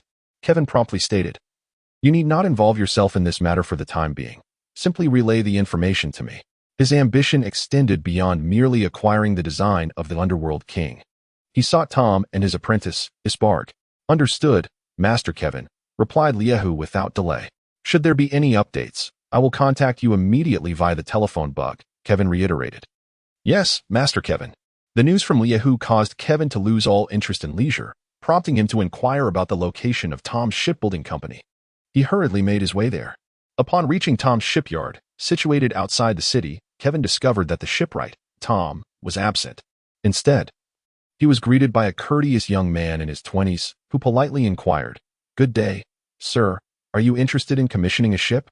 Kevin immediately recognized that the young man before him was Acebug, the future apprentice of the renowned Tom, who would later be known as Iceberg. When Acebug inquired about his purpose for being there, Kevin understood that he could not disclose the imminent trouble the CP5 commander from the world government intended to bring upon Tom. Such a revelation would likely lead Acebug to perceive him as a madman and dismiss him. Thus, Kevin chose to follow Acebug's lead and replied, "Indeed. I have heard that Water 7 is the shipbuilding capital of the world, and the legendary shipwright Tom is the foremost craftsman in existence. Hence, I have journeyed from afar in hopes that Mr. Tom might assist me in constructing a vessel." Upon hearing of a potential business opportunity, Acebug initially considered agreeing to the request. However, he quickly recalled that his mentor Tom was currently immersed in a critical phase of constructing the sea train. And thus he apologetically responded, "I regret to inform you, sir, that my teacher is unable to build a ship for you at this time." Kevin, fully aware that Tom was currently preoccupied with the construction of the sea train, feigned ignorance and inquired, "Is there something else of great importance that Mr. Tom is attending to? I am willing to double the fees." "Sir, it is as follows. My mentor, in his earlier years, was deemed an accomplice of the pirate king Gold Roger for constructing his pirate ship, the Oro Jackson. He was sentenced to death. However, he proposed the idea of building a sea train to the world government, which then decreed that if he could indeed realize this vision, his sins would be pardoned. The time limit set was 10 years, and now, as the deadline approaches, the construction of the sea train has entered a critical phase. Thus, my mentor has been engrossed in this endeavor and has no time to build a ship for you. Explained Acebug. A sea train? What on earth is that? A train that can traverse the ocean? Kevin exclaimed in astonishment. He was familiar with the concept of a sea train, having watched One Piece, yet in the current world of pirates, the notion of a sea train was non-existent. Even 8 years hence, it remained unknown beyond the Grand Line. Acebug then asked, Sir, what do you think of the current Water 7? Kevin pondered for a moment and remarked, This is my first visit here, and I must say, it is a truly beautiful and romantic aquatic city. Isbard responded, Indeed. This sentiment is shared by many first-time visitors. However, in reality, this city has gradually fallen into decline. You may have heard that it was once the capital of shipbuilding in the world, but due to transportation issues, acquiring materials for shipbuilding has become quite inconvenient.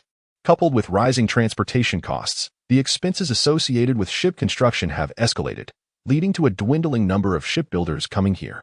In response to this predicament, the teacher proposed the innovative concept of constructing sea trains, essentially connecting the islands with specially designed tracks and utilizing uniquely crafted trains to traverse these routes. Is that so? What a remarkable idea.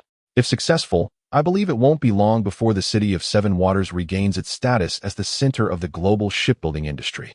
I am eager to experience the sensation of traveling on a sea train, Kevin exclaimed with genuine admiration.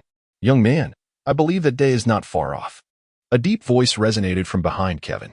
The teacher, upon seeing the newcomer, promptly greeted him. Kevin turned around and finally beheld the legendary shipwright, Tom. He had often criticized the physique of characters in the world of pirates, noting that many of their designs lacked scientific rationale. For instance, before him stood a man of considerable stature, yet his legs were surprisingly slender. It left Kevin wondering about Oda's thought process during the design phase. Nevertheless, setting aside his critiques, Kevin politely addressed Tom. I presume you are Mr. Tom? Indeed, I am Tom, the shipwright replied in a deep, hearty voice. What brings you here? Young man? Before Kevin could respond, Iceberg interjected, Sir, this gentleman seeks your assistance in shipbuilding. Tom chuckled. Ah, I see. You wish to construct a ship. Of course. I can assist you. May I inquire as to what kind of vessel you envision? Kevin pondered for a moment and said, something larger, with greater offensive power. And not too lacking in defense. Ideally, it should possess the might of a vessel akin to Hades. I believe, dear sir, you have sought the wrong place. I am unable to construct a ship as magnificent as Hades. You would do well to seek expertise elsewhere. Upon hearing the name Hades, Tom's smile vanished instantaneously, and his demeanor shifted, as he directly issued an eviction to Kevin. Listening to Tom's words, Isbard began to regard Kevin with a newfound wariness. Kevin smiled and said, Mr. Tom, I harbor no ill intentions. Allow me to introduce myself. I am Tang Kevin, a descendant of the Don Quixote family of the Celestial Dragons, and also a disciple of Vice Admiral Garp. At present, I am merely an ungraduated recruit of the Navy. Kevin did not conceal his identity but candidly revealed it to Tom. Tom furrowed his brow. As a fisherman, he held no fondness for the Celestial Dragons, for it was their interference that led to the enslavement of countless fishmen. However, upon hearing that Kevin was a disciple of Garp, he inquired, as far as I know, Celestial Dragons typically ascend to high-ranking positions within the world government. What compels you to join the Navy and become a disciple of Vice Admiral Garp? Kevin was acutely aware that revealing his Celestial Dragon identity would undoubtedly impact his attempts to recruit Tom and Frankie. However, in pursuit of his forthcoming plans, he felt compelled to disclose his true lineage. Mr. Tom, he began, though I belong to the Celestial Dragon lineage, I find myself at odds with certain actions of my kin. For instance, regarding the matter of Fishman Island. I firmly believe that the fishmen and merfolk are not fundamentally different from humans. They merely differ in race. Upon hearing Kevin's words, Tom's expression softened slightly. It is important to note that the mass capture and enslavement of fishmen has been significantly exacerbated by the influence of the Celestial Dragons. Nevertheless, Tom inquired, what is your stance on the issue of slavery? Kevin spoke solemnly. I do not believe that slavery should exist in this world. Not just slavery, but even nobility should not have a place. Do you truly believe this? Tom replied with a look of disbelief. In his view, the Celestial Dragons had always held themselves above others, and even if they regarded all races as equals, they would never consider any race as equal to nobility. Indeed, Kevin continued, Mr. Tom, if you were well versed in the history of this world, you would know that 800 years ago, 20 kings from various lands united to establish the current world government, which is now represented by the 20 celestial dragon families. If we trace back several centuries further, the ancestors of these 20 kings were merely ordinary individuals. Therefore, I firmly believe that all people should be born equal in this world. My aspiration is to strive towards a world devoid of nobility and royalty, where everyone is equal, free from war, and enveloped in peace and stability. Tom gazed at the young man before him in astonishment and remarked, "Young man, your words are the boldest and most astonishing I have ever heard in my lifetime, especially coming from one of the exalted celestial dragons. In truth, my master, Garp, took me as his disciple not only for my talent, but perhaps also due to my ideology," Kevin replied. Tom said, "Kevin, I shall temporarily place my trust in your words. So, what is the true purpose of your visit today?" Kevin scratched his head and said, "In truth, I have come to seek your assistance in shipbuilding. Of course, this is merely one of my objectives.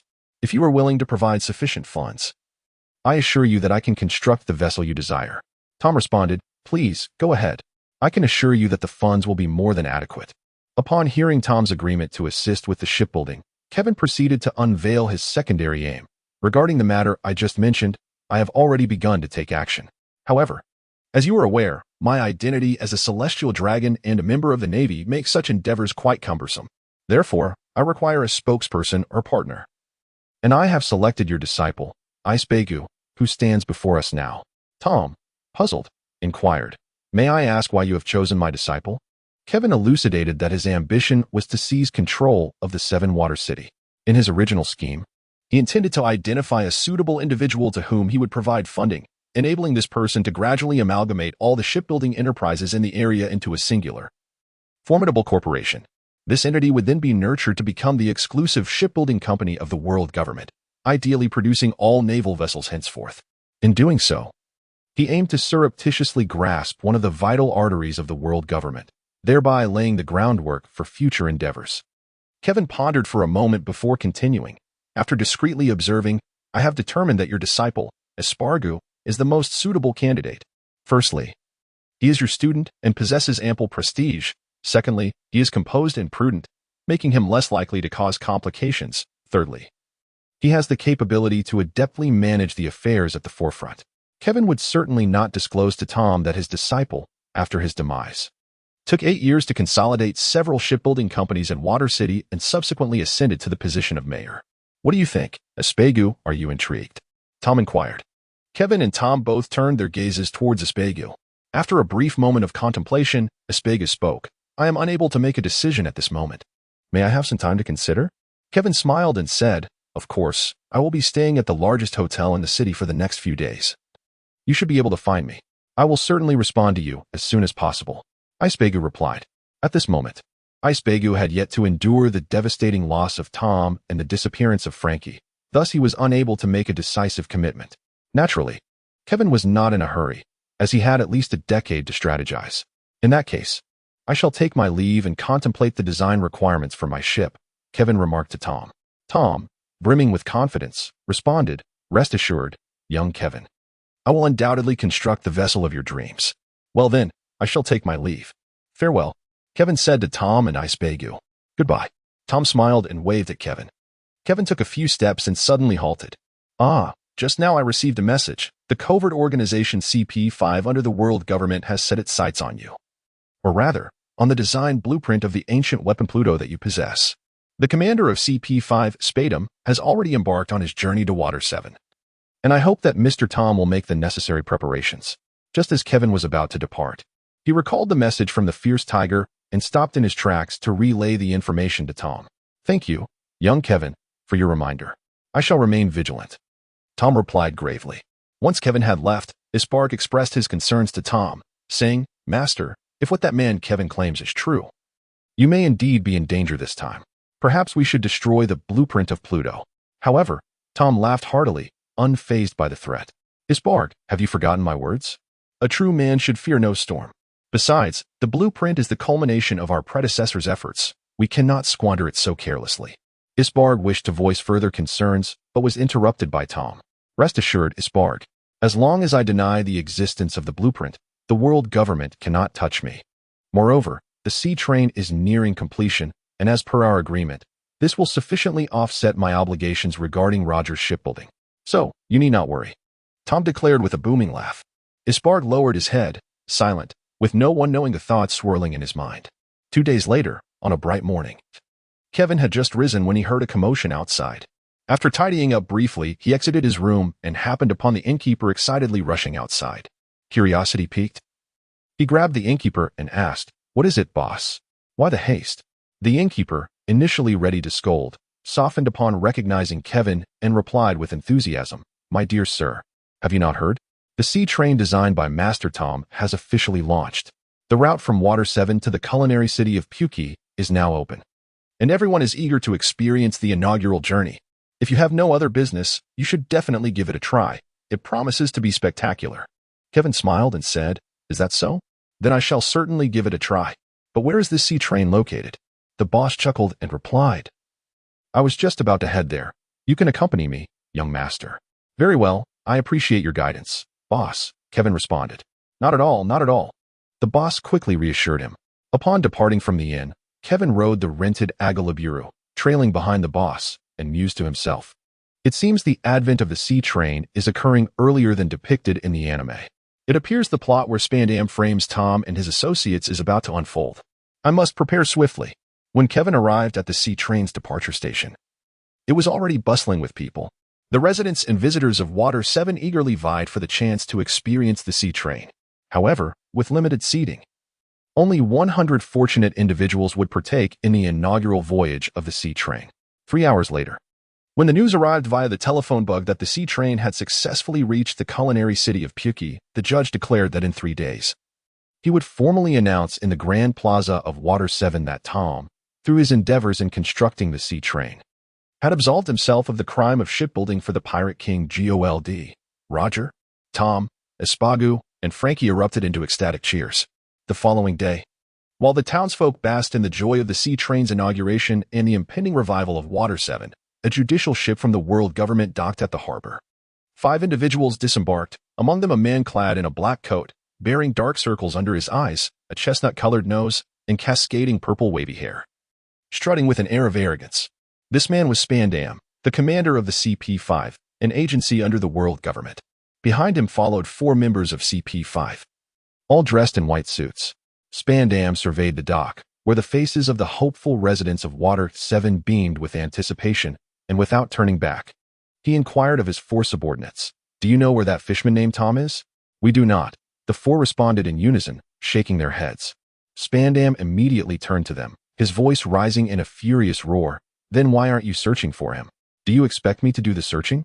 "Yes," they replied collectively. "Get moving and find him," Spandam shouted. One of the rotund subordinates approached a local and asked, "Excuse me, do you know where Master Shipwright Tom is?" Upon hearing that they were in search of Tom, the local exclaimed with excitement, "Are you looking for Master Tom to build a ship? He is the finest shipwright on this island. Do you know about the sea train? It was crafted by Master Tom himself. If you wish to find him, head to the eastern beach. His shipbuilding company is located there."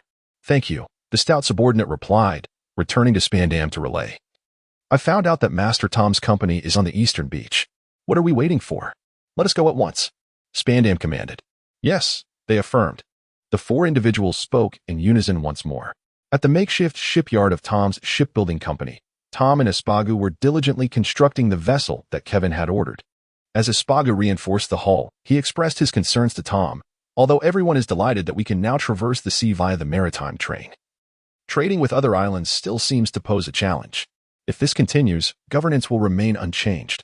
Tom laughed heartily and replied, "However, people are inherently spirited, and the anticipated results cannot be achieved so swiftly. As long as we commit to what we can accomplish, a man should hold his head high." Espagu nodded thoughtfully and inquired, "Master, do you think I should agree to Kevin's request?" Tom responded, "Simply follow your heart. It shall provide you with the answer." At that moment, 5 individuals arrived at the makeshift shipyard, led by Spandam. As he approached Tom, he remarked, "Greetings.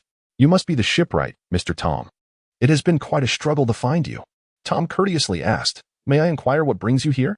Spandam feigned sophistication as he replied, "I apologize, but I do have matters to discuss with you, preferably in private."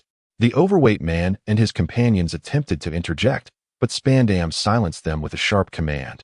"Do not interrupt. Step aside." Initially, the group intended to warn Spandam of an impending cannonball landing directly where he stood, but he dismissed their concern. Consequently, the four had no choice but to obey and swiftly retreat to a safer distance. Spandam continued, "Where was I? Ah, yes, I have something to discuss with you." Yet, before he could finish, a cannonball descended, propelling him skyward. In midair, as he performed a somersault, he proclaimed, "I am Spandam of CP5, before crashing down amidst a wreckage of shattered ship parts. It was unmistakably the handiwork of Frankie. Espaga rushed over and delivered a kick that sent Frankie sprawling, exclaiming, "You troublemaker! Haven't you learned from past lessons? Do you realize you just injured a member of the world government?" While kicking Frankie, Espaga recalled Kevin's earlier mention of the CP5 agents targeting Tom's design for the Pluton. Upon seeing the visitor, it became evident to him that Kevin had spoken the truth. "I had no idea." Frankie rolled away to evade Espaga's onslaught, then sprang to his feet, engaging in a scuffle with him. "Ha! Espagu, cease this at once," Tom interjected as he approached. Espagu, gripping Frankie's collar, turned to Tom and stated, "Master Tom, you must also admonish Frankie for continuously constructing these warships without reason. Is this truly an attempt to tarnish our company's reputation?" As Frankie prepared to retort, Spandam, who had just risen from the ground, interjected, "Please wait a moment. I would appreciate an apology from all of you before I proceed to explain my purpose." Tom inquired, "You are a representative of the world government, correct? Are you here regarding the trial?" With his hands shoved into his pockets, Spandam grimaced and replied, "I have no idea what you are talking about. I am here for another matter." Tom mused internally. It seems Kevin was right. Spandam's true objective must be the design of Pluton. Nevertheless, he remarked, "Then let us converse in the warehouse. It will be quieter there." He turned to his two disciples and instructed, "Espinac, Frankie, you may return for now." He then proceeded with Spandam to the shipbuilding company's warehouse. Upon arriving at the warehouse entrance, Spandam commanded 4 subordinates to stand guard outside, preventing anyone from approaching, and entered the warehouse behind Tom. After securing the door, Spandam bluntly stated, "Mr. Tom, I represent the world government, and I request that you hand over the design of the ancient weapon, Pluton." Tom erupted in laughter to the point of tears, exclaiming, "Though I am unaware of where you acquired this information, I assure you I do not possess such designs." Seeing Tom's denial, Spandam leaped onto a table, gripping Tom by the collar and shouted, "I have humbly shown you respect, yet you still feign ignorance. I have thoroughly researched the history of Water 7, and I am certain that a search would yield results immediately." "Unyielding," Tom countered. "Do you have the authority to investigate me?" Spandam replied with a smirk. "Of course I do. I have determined that you are the notorious architect behind the ship of pirate King Joel D. Roger. Since you are a criminal, I have the liberty to deal with you as I see fit." In the face of Spandam's threats, Tom remained unfazed, asserting, "What does it matter? The world government has been aware of this matter for a long time." Spandam, incredulous, retorted, "What? How is that possible? Then why have you not been arrested and continue to work as a shipwright here?" Tom seized Spandam, flung open the door, and cast him out, declaring loudly, "Aren't you an intelligence officer? Go do your own investigation. Farewell." He then slammed the door shut with great force. Enraged, Spandam took his subordinates to a tavern in the city to gather information. The tavern owner, upon hearing Spandam inquire about why Tom had not been apprehended, did not withhold the truth, explaining, "Well, the people on the island are well aware of that situation. Initially, the world government had sentenced Mr. Tom to death. But at that time, Mr. Tom proposed the concept of the sea train.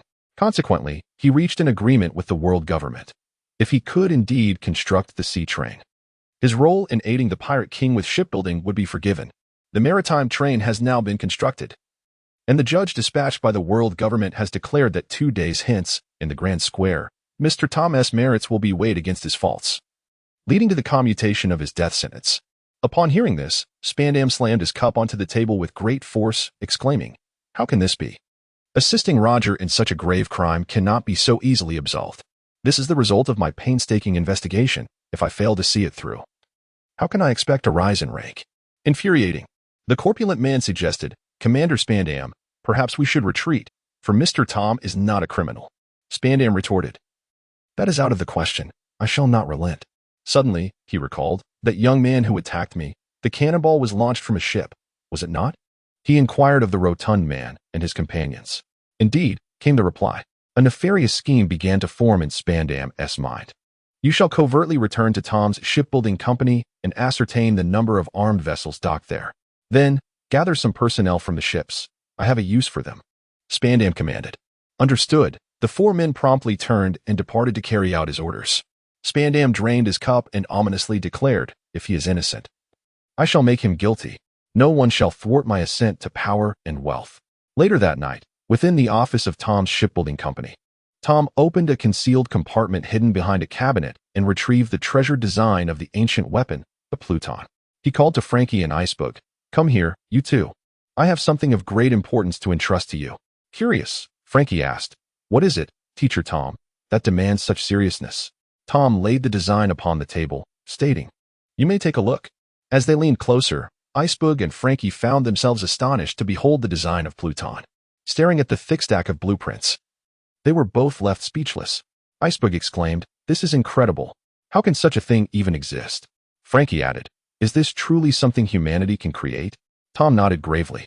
This is the most fearsome monster in shipbuilding history. The world government has already become aware of the design's existence and has begun to act. The man named Spandam who visited today is here to acquire the blueprints. It is far too dangerous to keep it in my possession. Iceberg furrowed his brow in contemplation before replying, Though terrifying, I understand. I shall take responsibility for this. Excitedly, Frankie interjected, This is truly remarkable. Iceberg, let us construct it. Iceberg, annoyed, raised his fist and struck Frankie on the head, chiding, You fool. Could you not engage your brain before speaking? This matter is under my guardianship. If it were to resurface in the world, it would likely bring about its demise. Tom chuckled and remarked, How you choose to proceed is entirely your prerogative. If it poses a danger, then discard it. Just as Iceberg was about to interject, Tom silenced him with a glance and continued, Moreover, allow me to share another unsettling factor. With that, Tom produced a bounty notice featuring a young girl. He placed the notice on the table and said, This is yet another cause for concern. The girl's name is Nico Robin, the sole survivor of O'Hara. She possesses the ability to decipher the ancient script on this blueprint. Should the world government acquire both her and the design of Pluton, it could lead to even greater complications. Therefore, remember this. If you hear news of her capture by the world government, you must destroy the blueprint immediately. Do you understand? Iceberg nodded and replied, I will, Tom-sensei. The following morning, Frankie departed the shipyard to procure supplies in celebration of the impending trial of innocence. However, upon returning to the dock, he was horrified to discover that the warship he had constructed was being used to assault the judicial ship, leaving him momentarily stunned. Meanwhile, Iceberg, receiving the same news, hurried back to the office and exclaimed to Tom and Kokoro, who were engaged in preparations, It's terrible, Tom-sensei. Someone has used Frankie's warship to attack the judicial ship. What? Tom was taken aback. Kokoro quickly added, This cannot be Frankie's doing. He has gone to the city to shop. I know, which is precisely why this is dire. Iceberg responded. As Tom dashed outside, he urged, We must act quickly to stop this. Who is responsible, pirates or agents of the world government? As he ran, Tom pondered the identity of the perpetrator.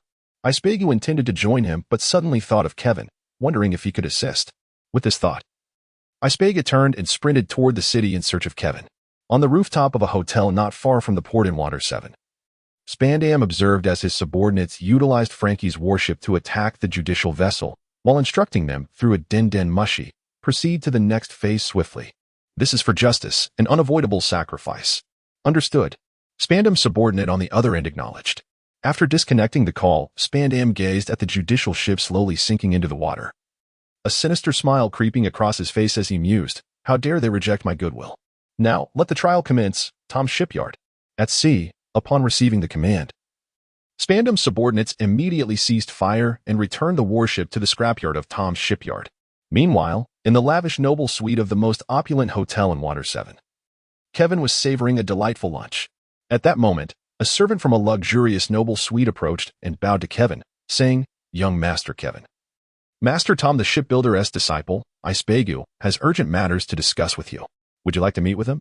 Let him in, Kevin replied, wiping his mouth.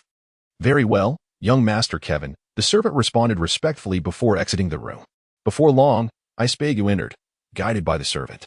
Upon seeing Kevin, he disregarded the opulent decor of the room and urgently addressed Kevin, Mr. Kevin, I am in need of your assistance. Kevin smiled and said, Well, Iceberg, we are all friends here. You may simply call me Kevin. Addressing me as Mr. Kevin feels rather distant. Is there something I can assist you with? Ispega nodded eagerly and replied, "Indeed, someone has stolen the battleship designed by Frankie and attacked the judicial vessel that was supposed to announce the teacher's pardon today. I believe this is a deliberate attempt to frame the teacher, so I hope you can help save him." Kevin inquired, "Has that CP5 officer named Spandam come to see Mr. Tom?" Ispega quickly affirmed, "Yes, he visited the teacher yesterday, and as you mentioned, he was indeed seeking the blueprints for the Pluton. I assume Mr. Tom did not acquiesce to his demands?" Kevin asked. Ispega replied truthfully, "No. The teacher did not acknowledge possessing the blueprints and even sent that Spandam away." Kevin pondered for a moment and said, "I suppose the individuals who stole the warship to assault the judicial vessel must be Spandam's subordinates. How could this be possible? Aren't they also part of the world government? Why would they attack a judicial ship of the world government?" Espagu inquired incredulously. Kevin scoffed dismissively and remarked, "There is nothing impossible about this. Although they belong to the same world government, the CP organization is an intelligence agency engaged in espionage, infiltration, and assassination. As long as they can accomplish their mission, they are capable of any deed. Moreover, is there any evidence implicating them? Before undertaking such actions, they would certainly devise strategies to handle various situations." Acebug was at a loss for how to respond. Furthermore, if Mr. Tom were acquitted, Spandam would not be able to brazenly demand the design blueprints from him. Only if Mr. Tom remained a convicted felon could Spandam operate with ease. Additionally, I have heard that Spandam is an unscrupulous individual who will stop at nothing to advance his own interests. Therefore, it is likely that he is the one behind this scheme, aiming to ensure that Mr. Tom remains a criminal. Kevin elucidated the reasoning to Acebug. Acebug, feeling uneasy, asked, "What shall we do then? Are we truly to stand by and watch as Spandam takes our teacher away?" Kevin pondered for a moment and said, "There are indeed ways to save Mr. Tom. I currently have 3 options to choose from." "What are they? Please tell me." Aspiku exclaimed excitedly upon hearing that Kevin had a solution, and moreover, 3 of them. "The first option is for me to intervene directly, utilizing my status as a celestial dragon to secure Mr. Tom's safety. The rationale is that his contributions in shipbuilding for me, a celestial dragon, should outweigh the charges of attacking a judicial vessel. Even Spandam would hesitate to contest this. However, the drawback of this method is that while I may protect Mr. Tom this time, I would be powerless should Spandam choose to strike again in the future, as I cannot remain in Water 7 indefinitely. The second option involves someone stepping forward to confess, claiming that the warship was constructed by Frankie. This would ensure Mr. Tom is acquitted.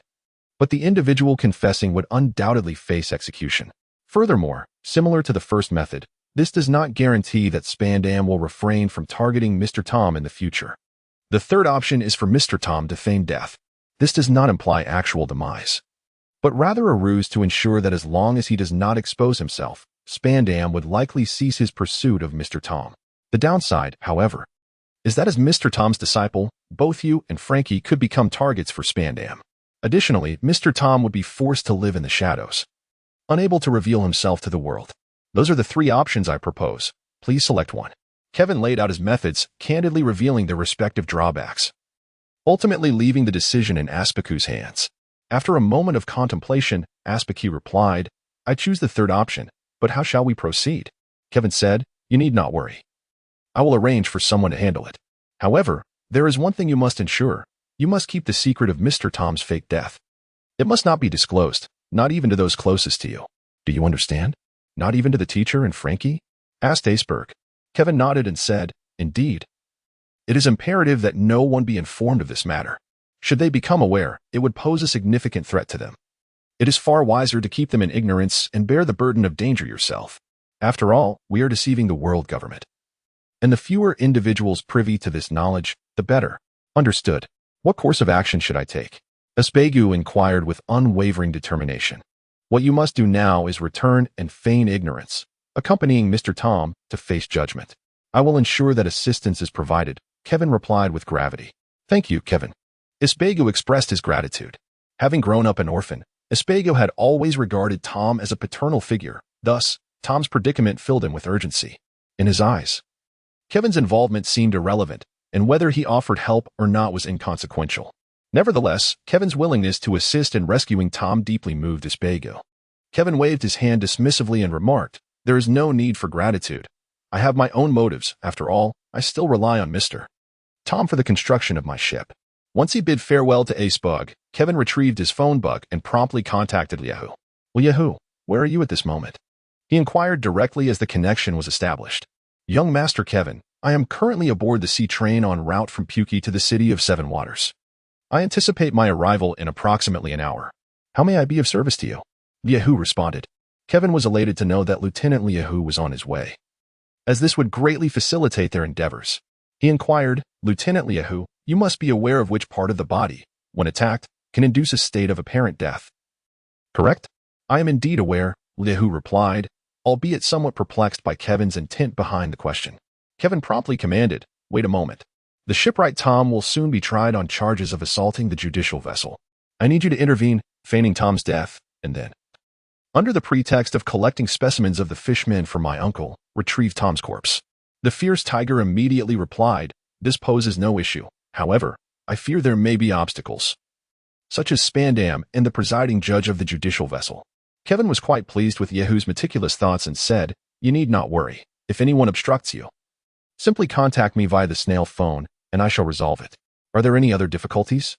Liahu replied, none. Rest assured, Master Kevin, I shall undoubtedly complete the task. When Esbagu returned to Tom's shipyard, he happened upon Spandam and a group of individuals attempting to apprehend Tom and Frankie. Recognizing Esbagu as Tom's disciple, they captured him as well. In the grand square of Water 7, the injured Tom and his two disciples were held captive, as depicted in the anime, under Spandam's incitement. The presiding judge declared Tom guilty. However, Tom's accomplishments in constructing the sea train mitigated Frankie's offense of attacking the judicial ship with the warship he had built. Tom retaliated by delivering a powerful blow to Spandam, sending him sprawling to the ground, just as Spandam intended to give the order to shoot Tom. A gunshot rang out from the crowd, and Tom collapsed. The crowd parted to reveal a man in a white suit wearing a tiger mask. The CP5 members present immediately saluted him in unison, saying, greetings, Captain. The newcomer was none other than Captain Liahu of CP5. Captain Liahu, thank you, Spandam remarked, his tone ambiguous. However, if I am not mistaken, you were supposed to be on a mission in the culinary capital, Puki. What brings you here? Abandoning your post is a serious offense. Thank you for your concern, Chief Spandam. I have completed my mission in Puki. My presence in Water 7 is also at the behest of the celestial dragons, tasked with a particular matter, Liahu replied, seemingly oblivious to Spandam's undertone. It was well known within CP5 that Spandam and Captain Liahu had a contentious relationship. Oh? And what task have the celestial dragons assigned you? Spandam was skeptical, doubting that Liahu was indeed there on the dragon's orders. He suspected that Liahu aimed to claim credit for the design of the Pluton. I am here on behalf of the young master of the Don Quixote family, Don Quixote Kevin Saint, to retrieve the legendary shipwright, the Fishman Tom. As a gift for Kevin Saint's uncle, Masquerade Saint, Liahu stated, adhering to Kevin's instructions. That will surely disappoint you, Captain Liahu. The individual you shot is Tom. A corpse cannot serve as a gift, Spandam declared with a smirk of schadenfreude. That need not concern you, Chief Spandam. Prior to my arrival, Kevin Saint instructed that should Tom be deceased, his body should be returned for preservation, to be presented to Masquerade Saint as a collectible, Liahu replied calmly. Spandam scoffed. I see you are using the celestial dragons as a pretext to usurp my credit. Liahu cast a contemptuous glance at Spandam, retrieved a snail phone from his pocket, and began to contact Kevin. I am Kevin Saint. Who are you? The voice of Kevin emanated from the transponder snail, his tone dripping with arrogance. Greetings, esteemed Don Quixote Kevins, revered patriarch of the Saint family. I am the captain of CP5, known as the Fierce Tiger. The mission to apprehend the Fishman shipwright, Tom, which you entrusted to me, shall be executed by my hand.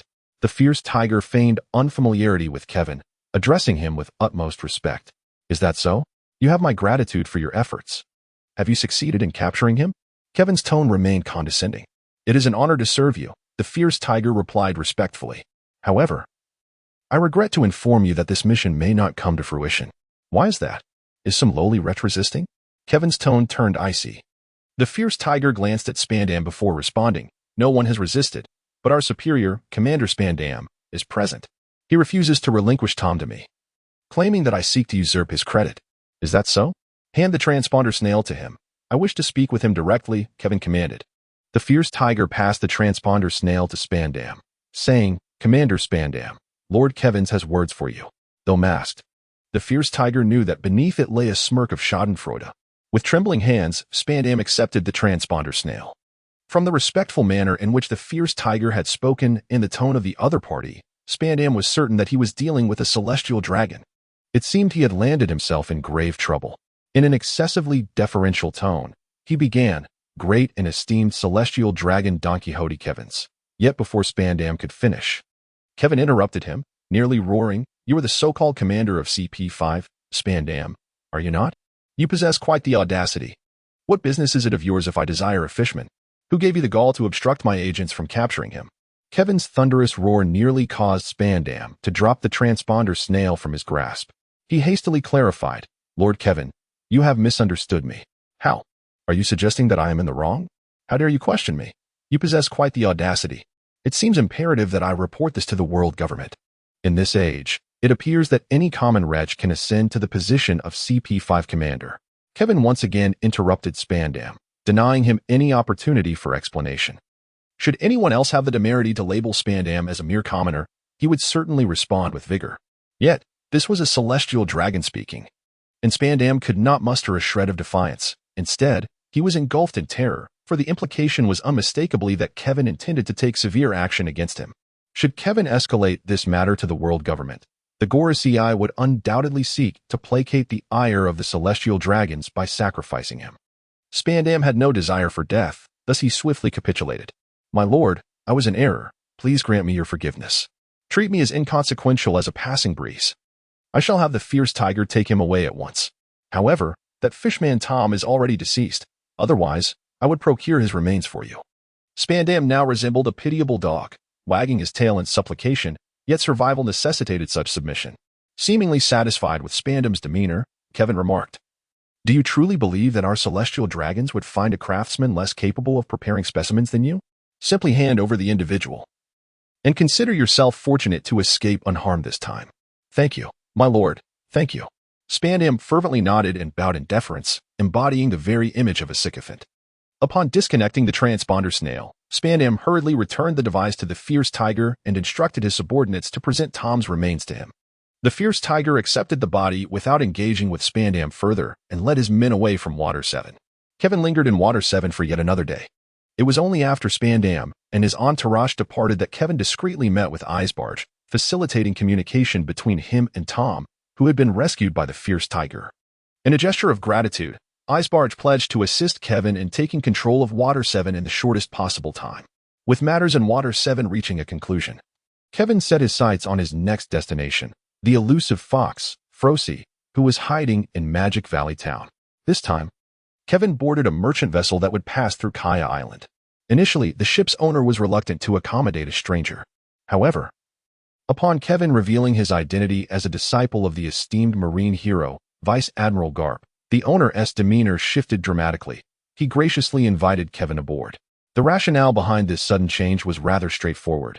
Kaya Island was notorious for being a lawless region rife with pirates, posing a constant threat of plunder to any merchant ship traversing its waters.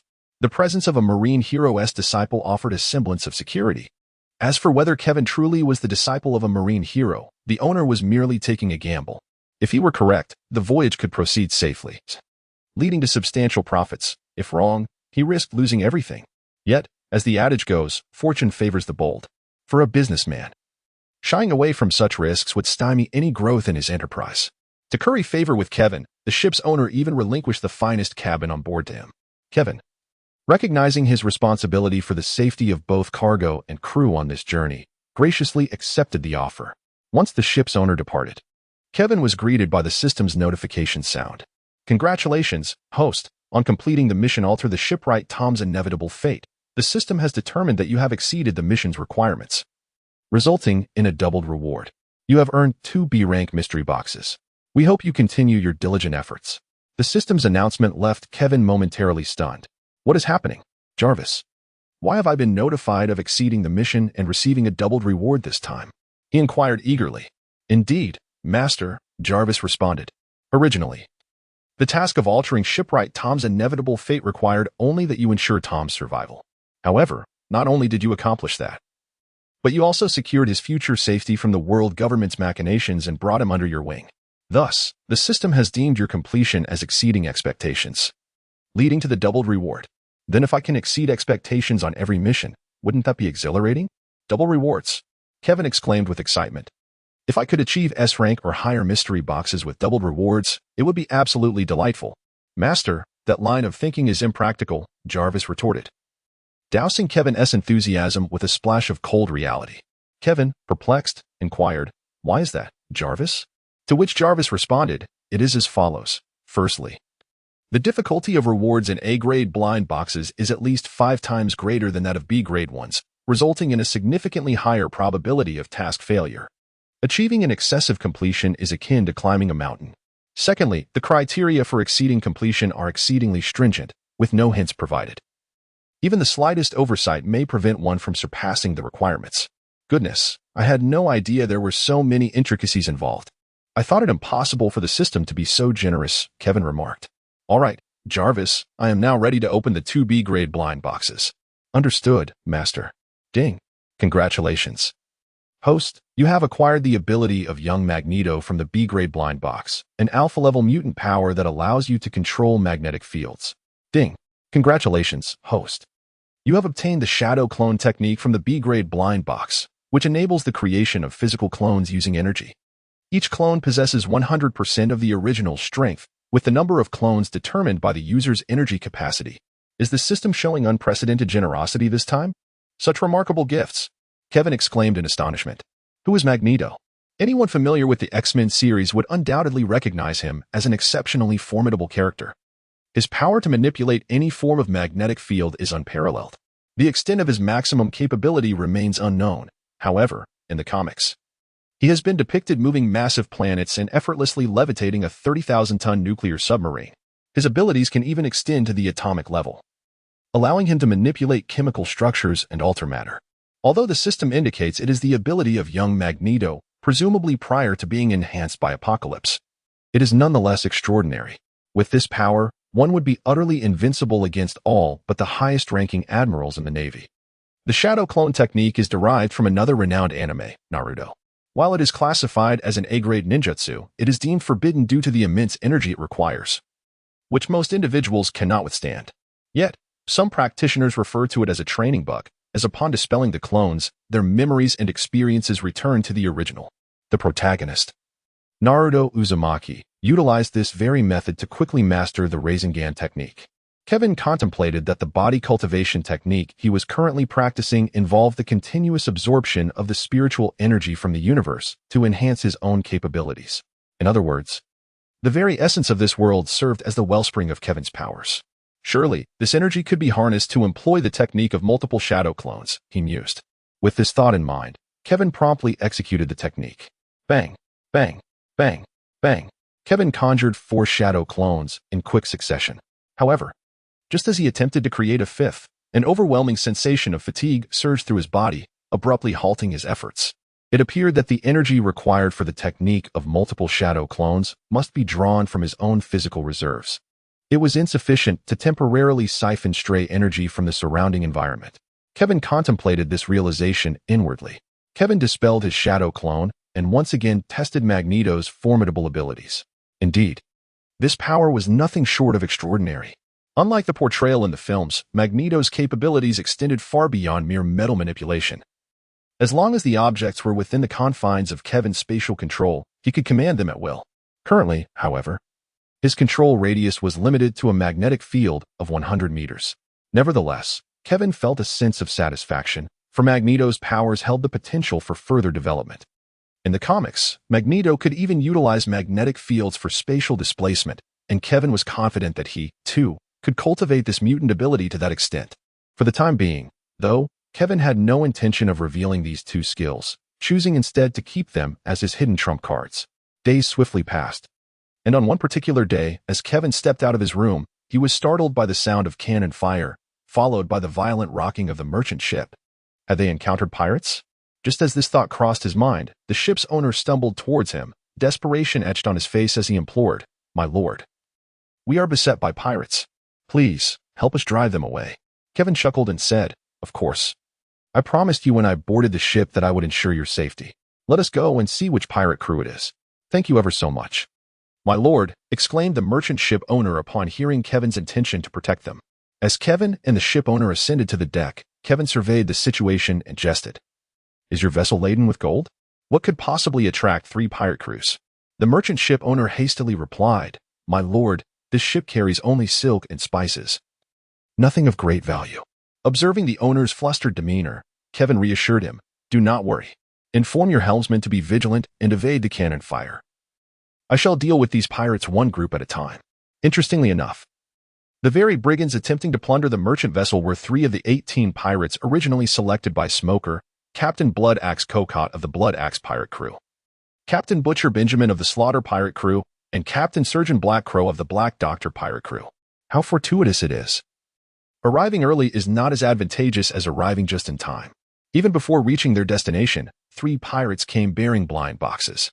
Although vanquishing these 3 foes would yield only a D-grade blind box, even a mosquito, no matter how small, is still a morsel.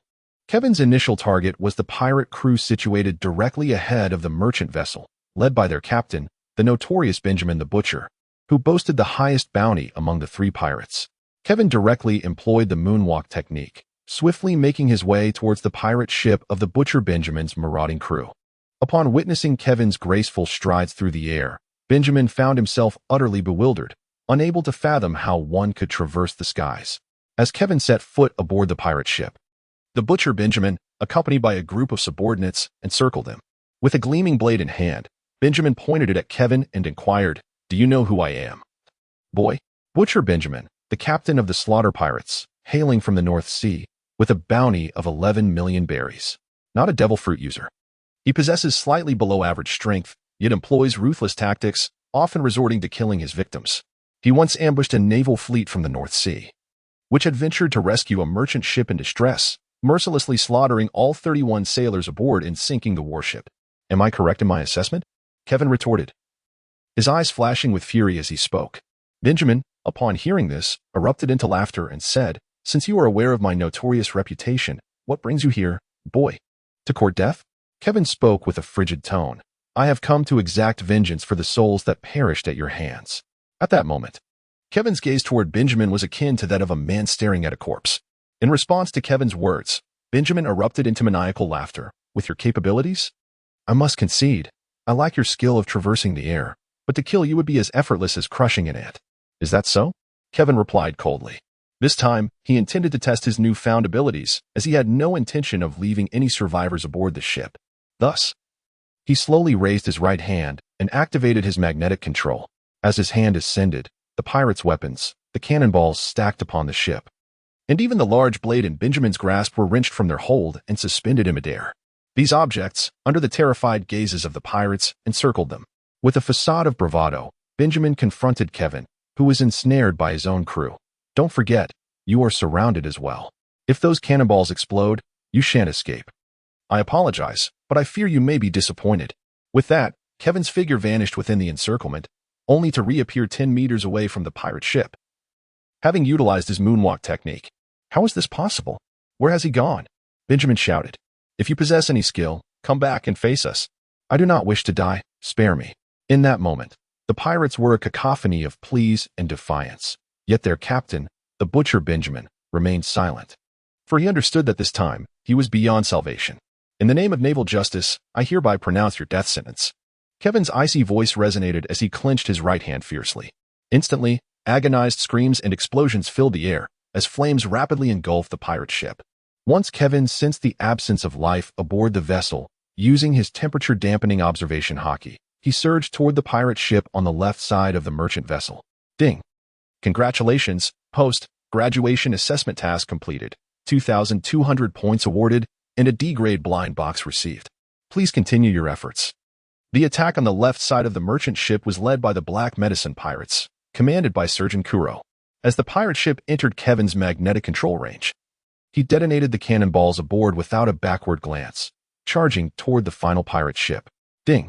"Congratulations, host. Graduation assessment task completed. 3,200 points awarded and a D-grade blind box received. Please continue your efforts." Seeing the other 2 pirate ships sink in an instant, Blood Axe Kokot abandoned any thought of pillaging the merchant vessel and swiftly signaled his crew to retreat. However, Could Kevin allow him to escape? The answer was, of course, no. As soon as the pirate ship turned, Kevin had already landed on the deck. Kokot and his men, weapons drawn, cautiously braced themselves against Kevin's sudden assault. Yet, Kevin addressed Kokot directly. You must be blood, axe Kokot. I must say, you are far more handsome than your wanted poster suggests. I have heard you are skilled in hand-to-hand combat. Is that true? Let us engage in a contest, shall we? Should you emerge victorious, I shall grant you your freedom. If I prevail, however, the lives of your crew of pirates shall be forfeit. What say you, young one? This is a promise you have made. Do not limit your choice later. Keket initially believed his demise was inevitable, especially after witnessing this individual effortlessly detonate the ship's cannonballs. Yet, he was taken aback when Kevin proposed a duel of physical prowess, his own forte. It appeared that his life would be spared this time. Rest assured. I am a man of my word, Kevin declared. To oblivion with you. With that, Keket raised the massive axe in his hand and brought it crashing down towards Kevin's head. Upon witnessing the clash, Kevin clenched his left fist and forcefully struck the colossal axe, enveloping his fist with a dark, formidable haki. With a resounding crash, Kevin's left fist collided violently with Kokoti's axe, sending it flying while Kevin remained utterly unfazed. What manner of technique is this? Kokoti inquired, perplexed. Kevin, with a tone laced with sarcasm, remarked, Your strength is commendable, but is this truly all you can muster after my slight inquiry? Such potential wasted on your considerable stature. Infuriated by Kevin's derision, the towering Keket, standing at 3 meters tall, let out a roar and swung his fist toward Kevin. However, this time, Kevin chose not to engage in a direct confrontation. Utilizing the technique known as paper drawing from the 6 forms, he effortlessly evaded Keket's powerful blows. When Keket's initial punch missed its target, he immediately retaliated with a flurry of strikes, unleashing 7 or 8 punches in rapid succession. Yet, employing the paper drawing technique, Kevin danced through the gaps between Keket's fists like a butterfly amidst blossoms. As Keket turned to pursue him, Kevin delivered his swift kick to Keket's rear, causing the off-balance giant to tumble face-first into the ground. Kevin, clutching his forehead, lamented, The quality of this generation of pirates is exceedingly poor. Setting such a high bounty is nothing short of a waste of resources. Kokot, rising to his feet, opened his arms and lunged at Kevin, intending to embrace him tightly enough to suffocate him. Upon witnessing this, Kevin thought to himself, What is this? Do you wish to execute a sisterly embrace kill on me? I am no delicate flower, and shall not permit your embrace. With this resolve, Kevin charged towards Kokot, unleashing a punch enveloped in the formidable haki of armament. Executing the technique known as Meteor Fist, Kevin's punch was indeed as swift and fierce as a shooting star. Before Kokot could react, it landed heavily against his chest. In that instant, Kokot seemed to hear the shattering sound of his own heart. His eyes widened in disbelief and resentment as he fixed his gaze on Kevin.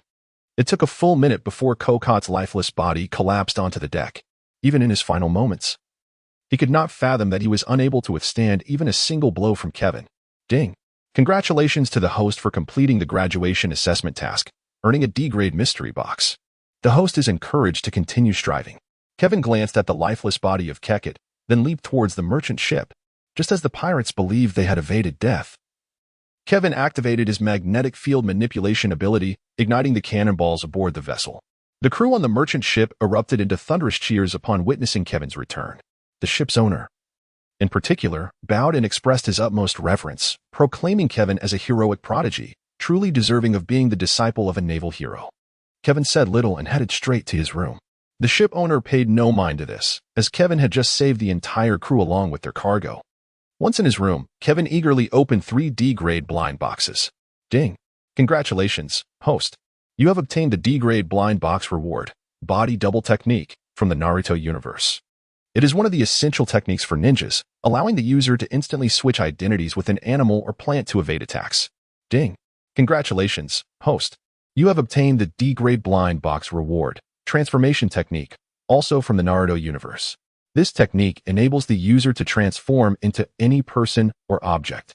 Ding! Congratulations, host.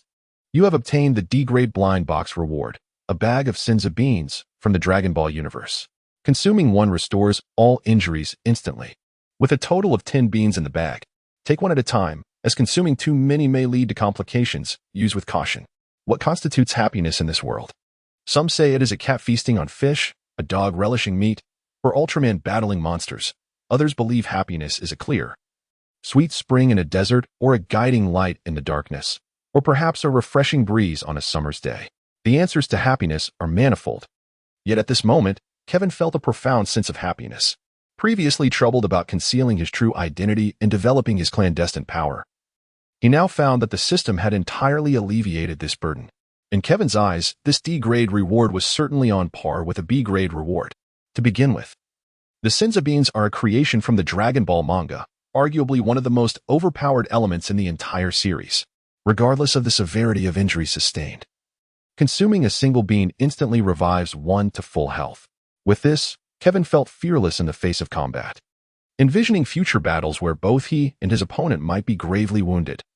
Only for him to consume a Senza bean and regain full vitality, such a scene was too beautiful to contemplate. Regrettably, these beans cannot mend broken limbs, or else they would be truly invincible. Nevertheless, the system was quite generous, providing him with 10 beans, effectively granting Kevin 10 additional lives. As for the body double technique, while it may be a fundamental skill, it is undoubtedly a remarkable one among basic techniques. It serves as an essential means of survival within the Naruto realm. This technique is employed in at least 8 out of 10 battles. It can be said that a ninja who lacks proficiency in the body double technique is unlikely to survive for long. In the world of pirates, this skill is equally invaluable for preserving one's life. The transformation technique, though less renowned than the body double technique, is nonetheless the finest skill for concealing one's identity. Previously, Kevin had acquired the art of shadow clone technique, and now he has obtained the transformation technique. This allows Kevin to present himself under various identities, enabling him to cultivate his clandestine influence without the anxiety of exposure. Contemplating this, Kevin once again summoned his attribute panel. Hostname: Don Quixote Kevin S. Current alias: Don Kevin Race. Human bloodline: Bloodline of the Earth Purity. 22. Talent: Law of Earth Mutant Ability. Control of magnetic fields. Alpha level. Power level: 2600. Without skill bonuses. Skills: Conqueror's Haki. Armament Haki Master Level. Observation Haki Master Level. Second layer of body refinement technique. Marine 6 styles. Fundamental combat techniques of the Witch Clan. Shadow clone technique. Substitute technique. Earth release substitution. Transformation technique. Possessions: 8 sets of small blood vials. 64 vials. 1 resurrection coin. A pair of sea prison stone handcuffs. A pack of universal bullets. 100 rounds. 1 point-to-point teleportation talisman. 1 vitality potion. A bag of divine beans. 10 beans. Weapons: Golden Desert Eagle. Blade of Carnage. Blind boxes. 0. Kevin glanced at his current attribute panel and felt a sense of satisfaction. At that moment, the ship owner knocked on the door. Upon opening it, the owner entered and handed Kevin a small package, respectfully stating, "My lord, here is 10 million berries. A token of our gratitude for your assistance in saving us. Please, accept it graciously." Kevin did not hesitate to accept the money and inquired, "How long until we reach Gaia Island?" The captain pondered for a moment, then, feeling quite embarrassed, replied, "According to the schedule, we should arrive in no more than 3 days. However, as you are aware, that area is notoriously chaotic, and I truly cannot risk bringing my ship too close. Thus, you will have to take a small boat to reach the island." "That's perfectly fine," Kevin responded nonchalantly. "After all, your vessel is a merchant ship, and getting too close could easily attract pirates. Here's what we can do. When we are a day's journey from Gaia Island, you can provide me with a small boat, and I shall make my way over myself." He understood the merchant's predicament. The ship was laden with cargo and passengers, making it a prime target for pirates, especially given that Gaia Island was a notorious haven for them. "Thank you immensely. I wanted to keep you from your rest any longer," the captain exclaimed, visibly relieved. With that, he departed from Kevin's room. 3 days later, Kevin arrived at his destination, Gaia Island, aboard a small boat. However, upon reaching the island, he did not immediately head to Magic Valley Town. Instead, he navigated his small vessel around to the other side of Gaia Island, intending to meet with the descendant of the great adventurer, Wimbalin Nolan, named Wimbalin Kulik. After all, Kevin planned to venture to Sky Island in the future, and he would need Kulik's assistance to do so. Kevin held a great admiration for the individual known as Wimbalin Kulik. As a descendant of Wimbalin Nolan, the protagonist of the legendary tales, Kulik had devoted his life to proving the existence of the fabled land of gold. Despite his skepticism, he resolutely sought to break the curse that plagued the Wimbalin family, a pursuit truly worthy of respect. Upon spotting a half-built house adorned with cardboard castle walls, Kevin realized he had arrived at the correct location. He moored his small boat and approached the front door, knocking gently, but received no response, indicating that no one was home. Fortunately, a few wooden stumps lay outside, and he chose one to sit upon. After more than half an hour, a figure emerged from the water, or rather, a person with a chestnut-like head. This was indeed Wimbalin Kulik, the descendant of the great adventurer Nolan. Surprised to find someone at his doorstep, Kulik, unaccustomed to visitors, tossed a bag onto the ground and took a seat opposite Kevin, asking, "What brings you here, young man? You must be the descendant of the great adventurer Nolan." Kevin smiled, acknowledging his lineage. Kulik lit a cigarette, took a drag, and replied, "As much as I would prefer not to admit it, I am indeed that man's descendant." "Prefer not to admit it?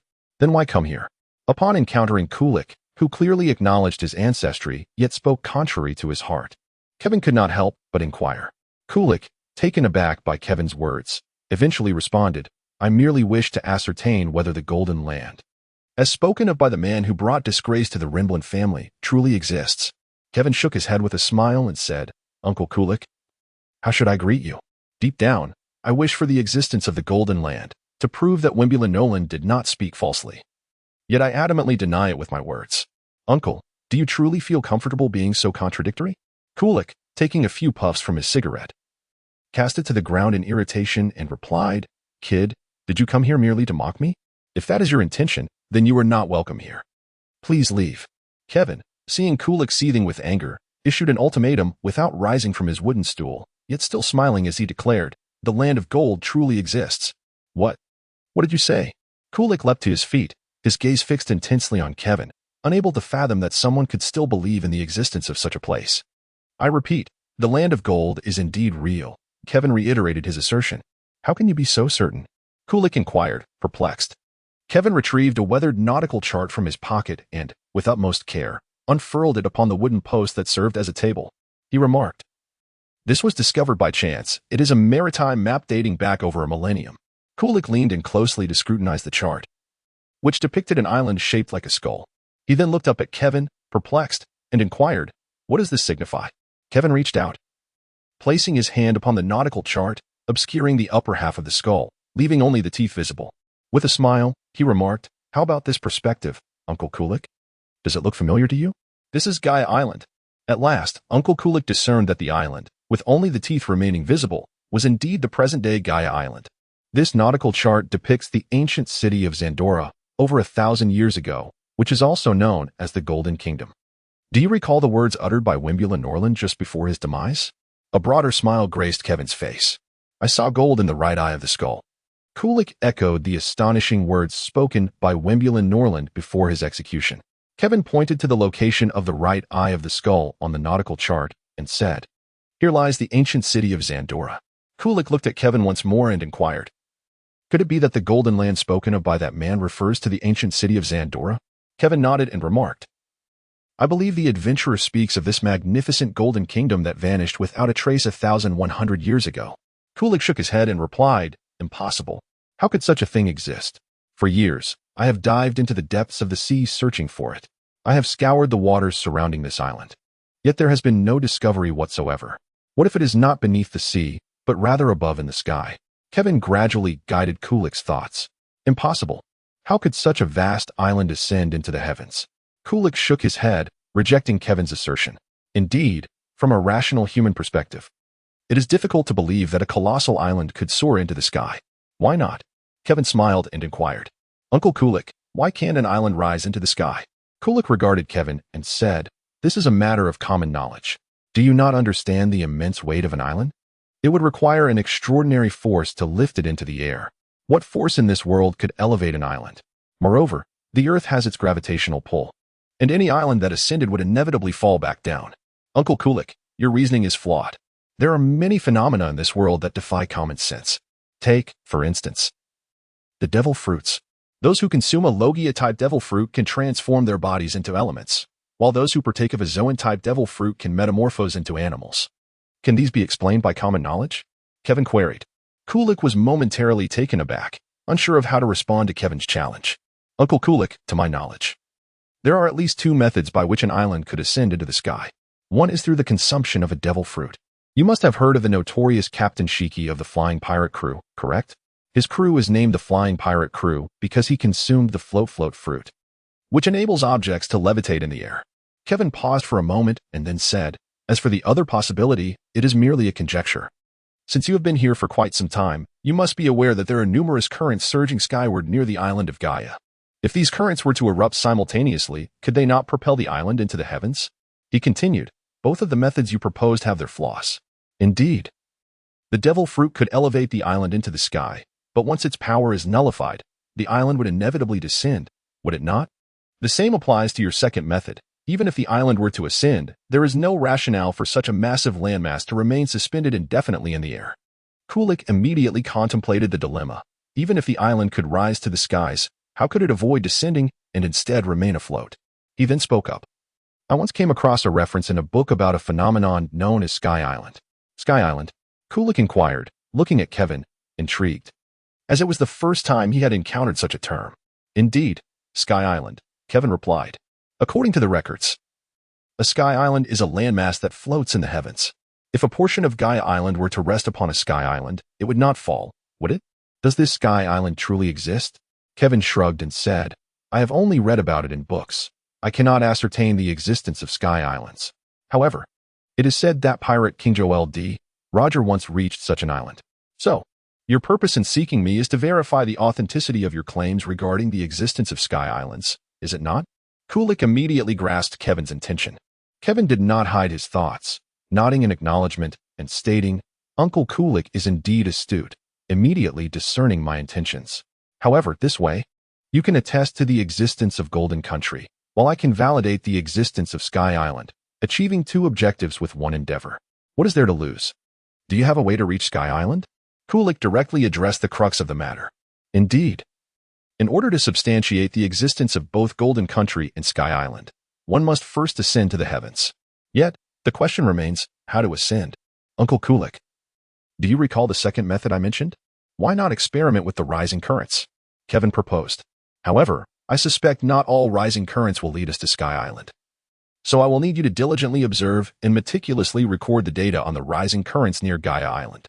Kulik inquired, since you already have a plan. Why did you come to seek my assistance?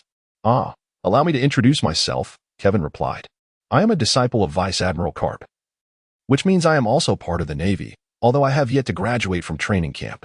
There are numerous responsibilities within the Navy, leaving me with little time to remain here to observe and record such data. Thus, I sought someone with more availability. Thus, you have found me, Kulik remarked. Kevin nodded and remarked, Indeed, for no one is more suited for this task than you. Suddenly, Kulik burst into laughter and replied, Very well. I shall agree to your request. I, too, am curious to behold the fabled land of gold spoken of by that man. I appreciate your assistance, Uncle Kulik. Kevin, pleased by Kulik's willingness to help, felt a surge of joy. Kulik lit another cigarette and said, Young man, you are perhaps too jubilant too soon. The task of observing the ascending ocean currents will likely take no less than 5 or 6 years to complete. Furthermore, even if we deduce the patterns of the currents, what about the vessels capable of withstanding their force? Until these issues are resolved, any further discussions would be futile. Rest assured, as long as you decipher the currents patterns, I shall handle the matter of the vessels. Provided the requirements are not excessively stringent, I can procure them, Kevin confidently asserted. Then, let us embark on this collaboration with great pleasure. Indeed, let us. Kevin and Kulik ultimately reached a collaborative agreement. With the matters he needed to address with Kulik now concluded, Kevin decided not to linger any longer. After bidding farewell to Kulik, he navigated his small boat to the opposite side of Gaia Island, where the town of Magic Valley is situated. As Kevin docked his vessel at the pier, 2 pirates approached, blocking his path. One of the pirates, Pirate A, inquired, Hey, kid, do you know where you are? Kevin cast a glance at Pirate A with an expression of incredulity and inquired, Isn't this the town of Magic Valley on Gaia Island? Pirate B retorted, If you know. Then scram. This place is no haven for a whelp like you. Then who is deemed worthy to be here? Kevin asked. Pirate A, with a hint of arrogance, replied, Why, it is none other than the notorious pirates. Do you see that? As he gestured towards the harbor, where dozens of pirate ships lay anchored, he continued, This locale is home to 27 illustrious pirate crews. Currently, The mightiest among them is the infamous captain of the penetrating pirates, the penetrator Kohler, who has a bounty of 14,500,000. So, are you scared? It sounds quite formidable. What other pirates are present here? Kevin feigned fear as he questioned.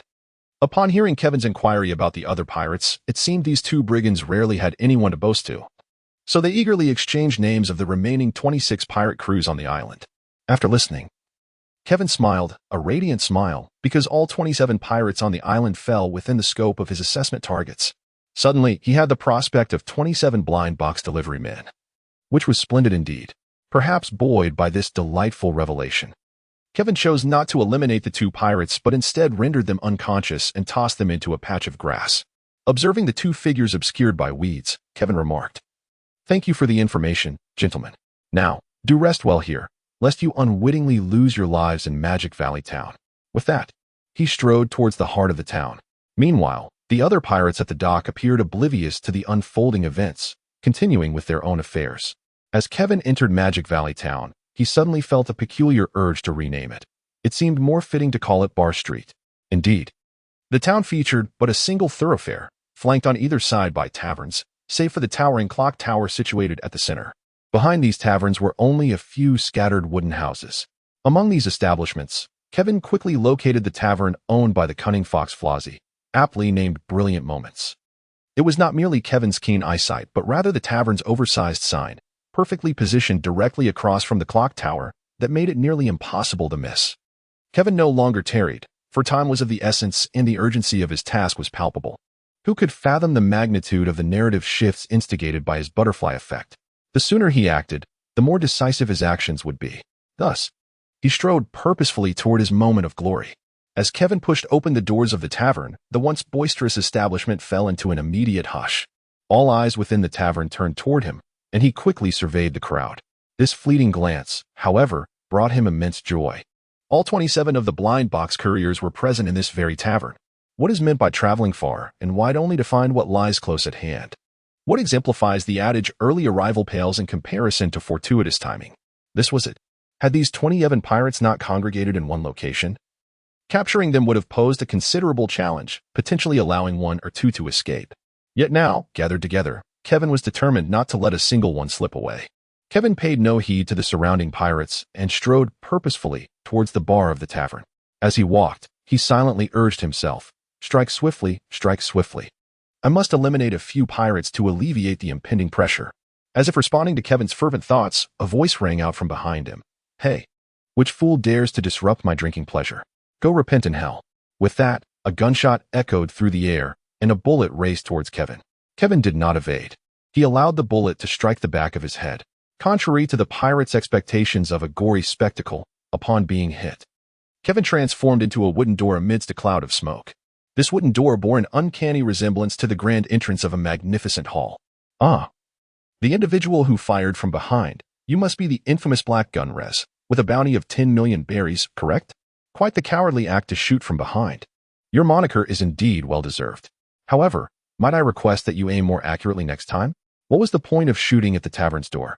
As everyone stood in stunned silence, gazing at the door lying on the ground, a voice echoed from the entrance of the tavern. When the pirates turned to look, they discovered Kevin leaning against the doorframe, casting a disdainful glance at Black Gun Res. It turned out that as Kevin entered the tavern, he had been utilizing his observation hockey to monitor his surroundings. The moment Res pulled the trigger, Kevin had seamlessly swapped places with the tavern door, using his substitution technique. You're seeking death. Res roared in fury, raising his handgun. Bang, bang, bang, bang. He fired 4 shots in rapid succession. Kevin vanished from his original position. And in the next instant, he appeared beside Res, wielding the blade of carnage. A droplet of crimson blood cascaded from the lowered blade, and as it touched the ground, Rez's handgun clattered to the floor. He clutched his neck with both hands, blood seeping through his fingers. In the fleeting moment of their exchange, Kevin had severed Rez's throat with the blade of carnage. Rez managed to utter a single word before collapsing, convulsing uncontrollably. Within moments, he lay still. A notification chimed. Congratulations, host, on completing the graduation assessment task. You have earned a D-tier blind box. The system's voice prompted a faint smile to grace Kevin's lips. As he settled at the bar, a gaunt middle-aged man behind it chuckled. You're quite impressive, young man. You dispatched a pirate with a bounty of 10 million so swiftly. Too kind.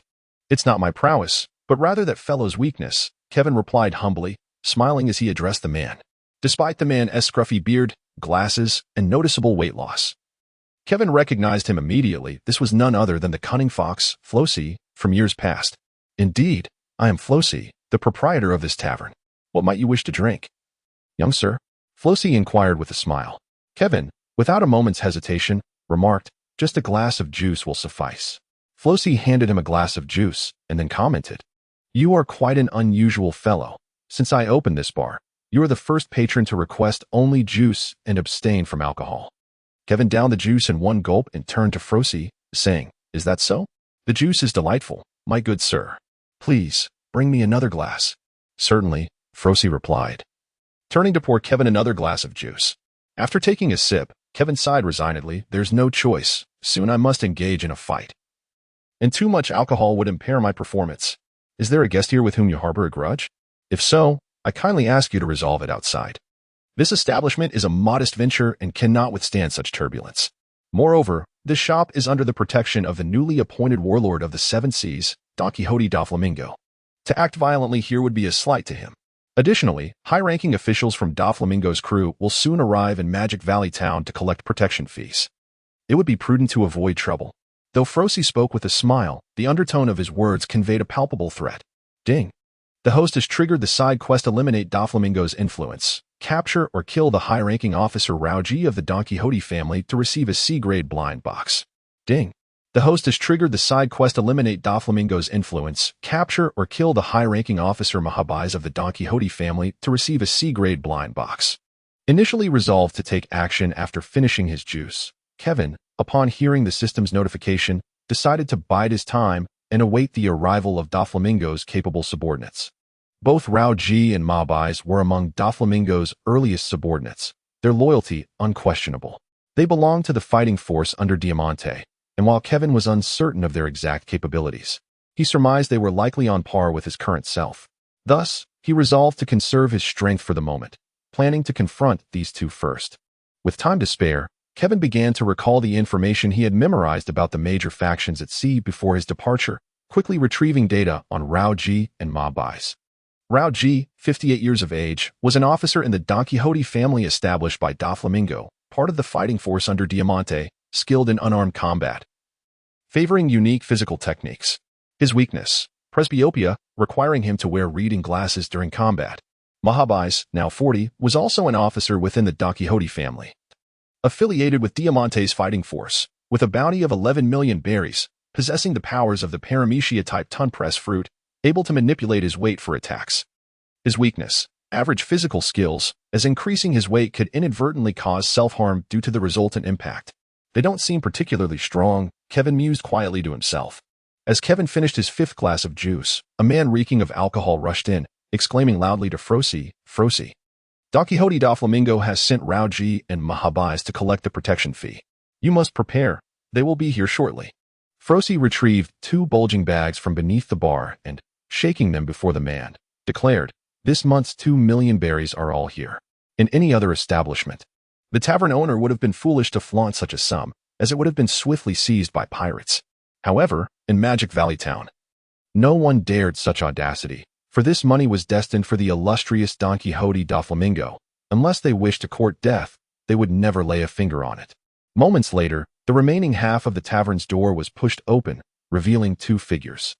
One was an elderly bald man adorned with a pointed hat and clad in a skin-tight outfit emblazoned with lightning patterns, while the other was a robust man with long, curly hair, donning a black hat and a revealing bodysuit, his right arm tattooed with the insignia of a pirate crew and a tuft of chest hair peeking through. The latter also carried a large bag slung over his shoulder. The elder was Rauji, and the muscular man was Mahabais. Mahabais gestured towards the half-open door and inquired, Flosi, has someone been causing trouble here? Flosi glanced at Kevin before pointing to the unclaimed corpse of Black Gun Re-Eyes on the floor, replying, It was this fellow, causing a drunken ruckus and disturbing the other patrons, but he has been dealt with by the other guests. Mahabais, somewhat disappointed, remarked, What a letdown. I was hoping for a chance to spar with someone. Rauji coughed lightly and addressed Mahabais, do not let your desire for competition distract you from our master's affairs. Can you bear the consequences of such negligence? Old man, I am well aware of that. Mahabais retorted, his tone indicating his annoyance.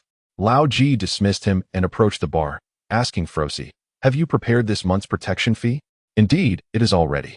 Frosi replied, bowing slightly as he presented the 2 large bags to the men, saying, Honorable sirs, this is the 2 million berries for this month's protection fee. Please count it and ensure it is not short. Mahabais reached for one of the bags to inspect, but was halted by Lao Ji, who stated, that will suffice, Mahabais. In Magic Valley Town, I believe no one would dare deceive our master. It is not worth one's life over a trifling sum. Lao Ji's words, though directed at Mahabais, were implicitly a warning to Frosi. Frosi, whose nickname Cunning Fox aptly described his shrewdness, understood the implication all too well. He quickly asserted, Lord Doflamingo has ensured our safety in Magic Valley Town. I am grateful beyond measure. What significance does this sum hold? How could I even contemplate deceit? Oh, it seems Frosi is a wise man. Lao Ji nodded approvingly, clearly pleased with Frosi's understanding. Shall we not count it after all? Mahabais inquired from the side, fool. Of course not. Lao Ji replied irritably, Mahabais, collect the money. We must move on to the next establishment. Understood, Mahabais responded. Pouring the coins into the pocket he carried on his back, spacious enough to accommodate himself. Just as Lao Ji and Mahabais were about to depart, Kevin, who had been seated at the bar, spoke up. Are you two leaving just like that? The pair halted, turning to see that the speaker was a young lad.